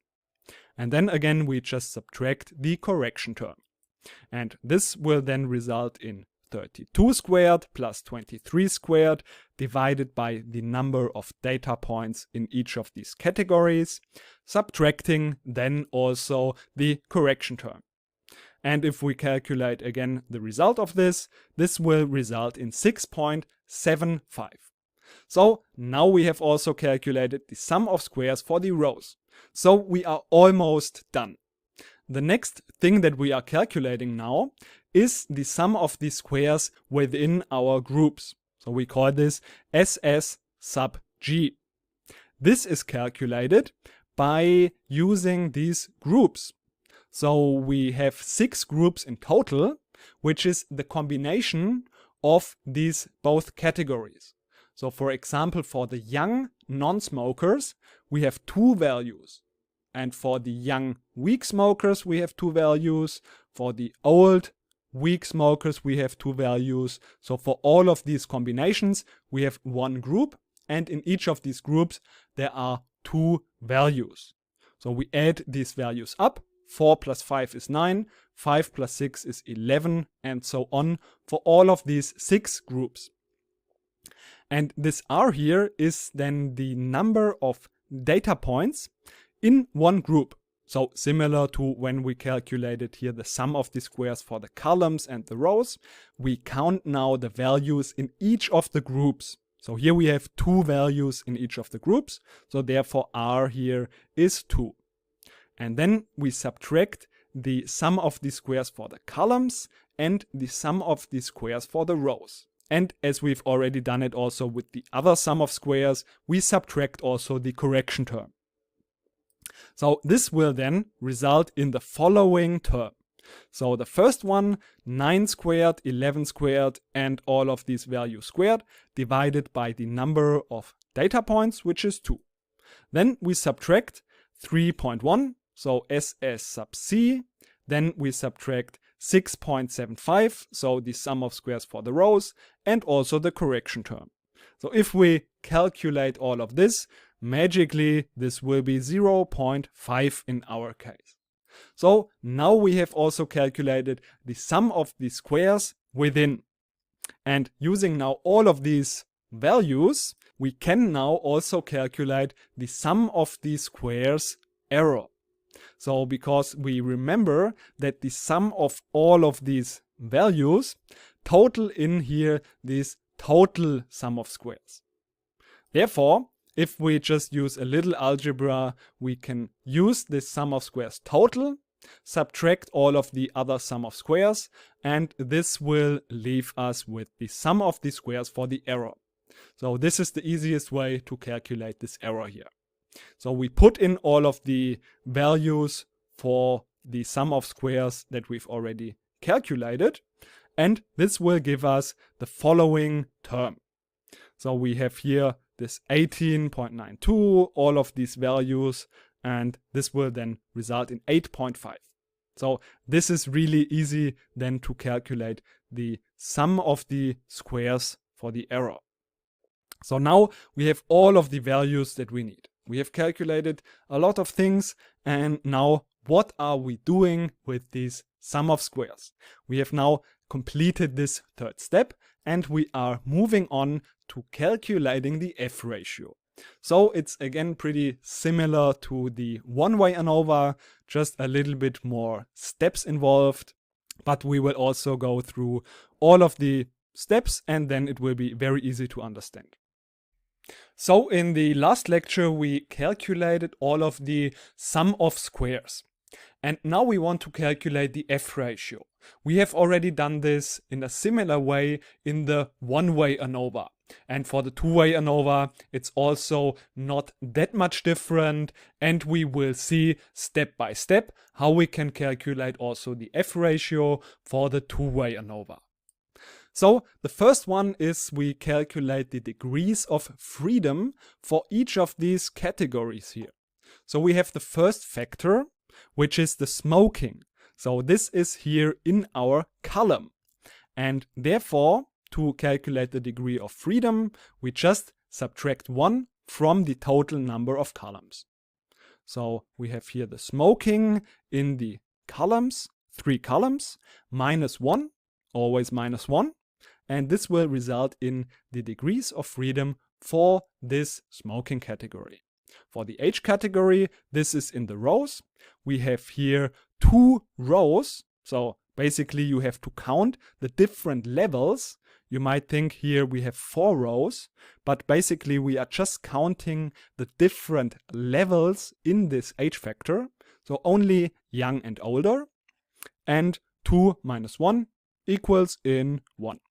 And then now we have also this interaction term. And this interaction is calculated using both of these degrees of freedoms. So we just multiply the degree of freedom for both of these categories. So this will result in 2 multiplied with 1, which is 2. Then we have also the degrees of freedom for the residual, which is just the number of columns multiplied with the number of rows and then multiplied here with this term. So NG, as you can see in here, is the number of data points, or in our case it was people, in one group. So we have here these groups that we knew from the last step. And in each of the groups, so for example, non-smokers young is one group, we have 2 data points. And this number 2 we can also place in here. And then we get 3 multiplied with 2 because we have 3 columns and basically 2 levels in the rows. So 3 multiplied with 2. Here this NG is 2 minus 1 is 1 here. So we have 3 multiplied with 2 multiplied with 1 is 6. And then also the total degree of freedom, which is just the number of all data points minus 1. So we have 12 data points in total. We subtract 1 and we end up with 11. Now we want to find out what is the sum of the squares. We've already calculated this in a lot of steps. So we can just place in here all of the values. So smoking is our column. We see that here. Therefore, this here is this 3.17 because this is the sum of squares for the columns. So the sum of the squares for the rows is then for the age groups because this is in the rows, and we place this value in here. For the interaction term, we use the sum of squares within the group. So this is 0.5. And for the residuals, we can just use the sum of squares for the error. And then the total is here this 18.92. So these are just basically very simple steps, and we can just use the values that we've already calculated. And what you notice is that if we add up all of these values, we total in this total value. And also the same is for here this degrees of freedom. 2 plus 1 plus 2 is 5, plus 6 is 11. So if you don't have here the total and this is equal to this total column, well, you should calculate probably again. But in our case, everything is correct. And now we can calculate the mean of the sum of squares. How can we calculate the mean of sum of squares for all of these values here? Well, we just use the sum of the squares and then divide it by the degrees of freedom. So for this first value, we get this just by dividing 3.17 by 2. And then for the second one, 6.75 divided by 1. For the next one, we get 0.5 divided by 2 is 0.25. And then here also 8.5 divided by the degrees of freedom, which is 6, and this results in 1.42. So it's again very simple step. And then we have to calculate the F ratio. So this is the final ratio that we will use to determine whether we want to reject our null hypothesis or whether we want to accept it. And this is just calculated by using this mean sum of squares that we have calculated and divide all of them by the residual. So by the mean of sum of squares for the residual. So for the first one, 1.585 divided by 1.42 is 1.12. This is the F ratio for the smoking. Then we get 6.75 divided by 1.42, which is 4.75. The same thing also for the interaction, because this is our third hypothesis, and this will result in 0.176. So 0.25 divided by 1.42 is this value in here. And now, of course, we have to draw our conclusion. And this is the last step. We already know how we can do this. So if we want to find out these critical values, of course, before we are doing the test, we have to determine a significance level. So depending on this significance level, we can get our critical values. So if we have here this significance level of 10%, we have to look in the 10% F distribution table. So then for this first critical value, we have to look in the degrees of freedom 2 and 6. What is this 6? The 6 is here this residual value. And for the second one, we have the first degree of freedom, which is 1. And then again, the second one is the residual value. So the degrees of freedom for the residuals. And the same thing also now for the interaction. We have here the degrees of freedom, which is 2. And then here again, the 6 for this degrees of freedom for the residual. And we just have a look in our F table. So for example, 2 and then 6 will result in 3.4633. So this is the value that we have in here, 3.46. I've just rounded this to 2 decimal places. And now we have these critical values. And we are now doing the same thing as in the one-way ANOVA. We are just comparing the F ratio with the critical value. And if the F ratio is larger That means we are significant and we have to reject the null hypothesis. So how would we determine here the result in our case? So here the first one, the critical value is larger than our F ratio. So we are not significant and we don't have to reject the null hypothesis. For the H factor, we have that the F ratio is indeed larger than our critical value. That means we land in the region of rejection and we have to reject this null hypothesis that is bound to the H. And the last one is really a lot below our critical value. So here we have no influence of the interaction and therefore we really don't want to reject the null hypothesis in this case. Here we see that we are just a little bit larger than our critical value. So probably for a lower significance level, so if we would require more evidence to reject the null hypothesis, probably we wouldn't have rejected it. So as this value is only a little bit higher, we could maybe decide to make another test to be more sure about the results here. So in summary, we have found out the first null hypothesis that is related to smoking, we have not rejected. That means we found out, or we didn't find enough evidence to say that smoking does affect the aggressiveness. So therefore, we still assume that smoking does not affect the aggressiveness. But we rejected the H null for the H. That means that we can draw the conclusion that H does affect the aggressiveness. Again, we could require a little bit more data here because we are not extremely sure. But we are significant for the level of 10% here. And last but not least, we have also rejected the interaction null hypothesis.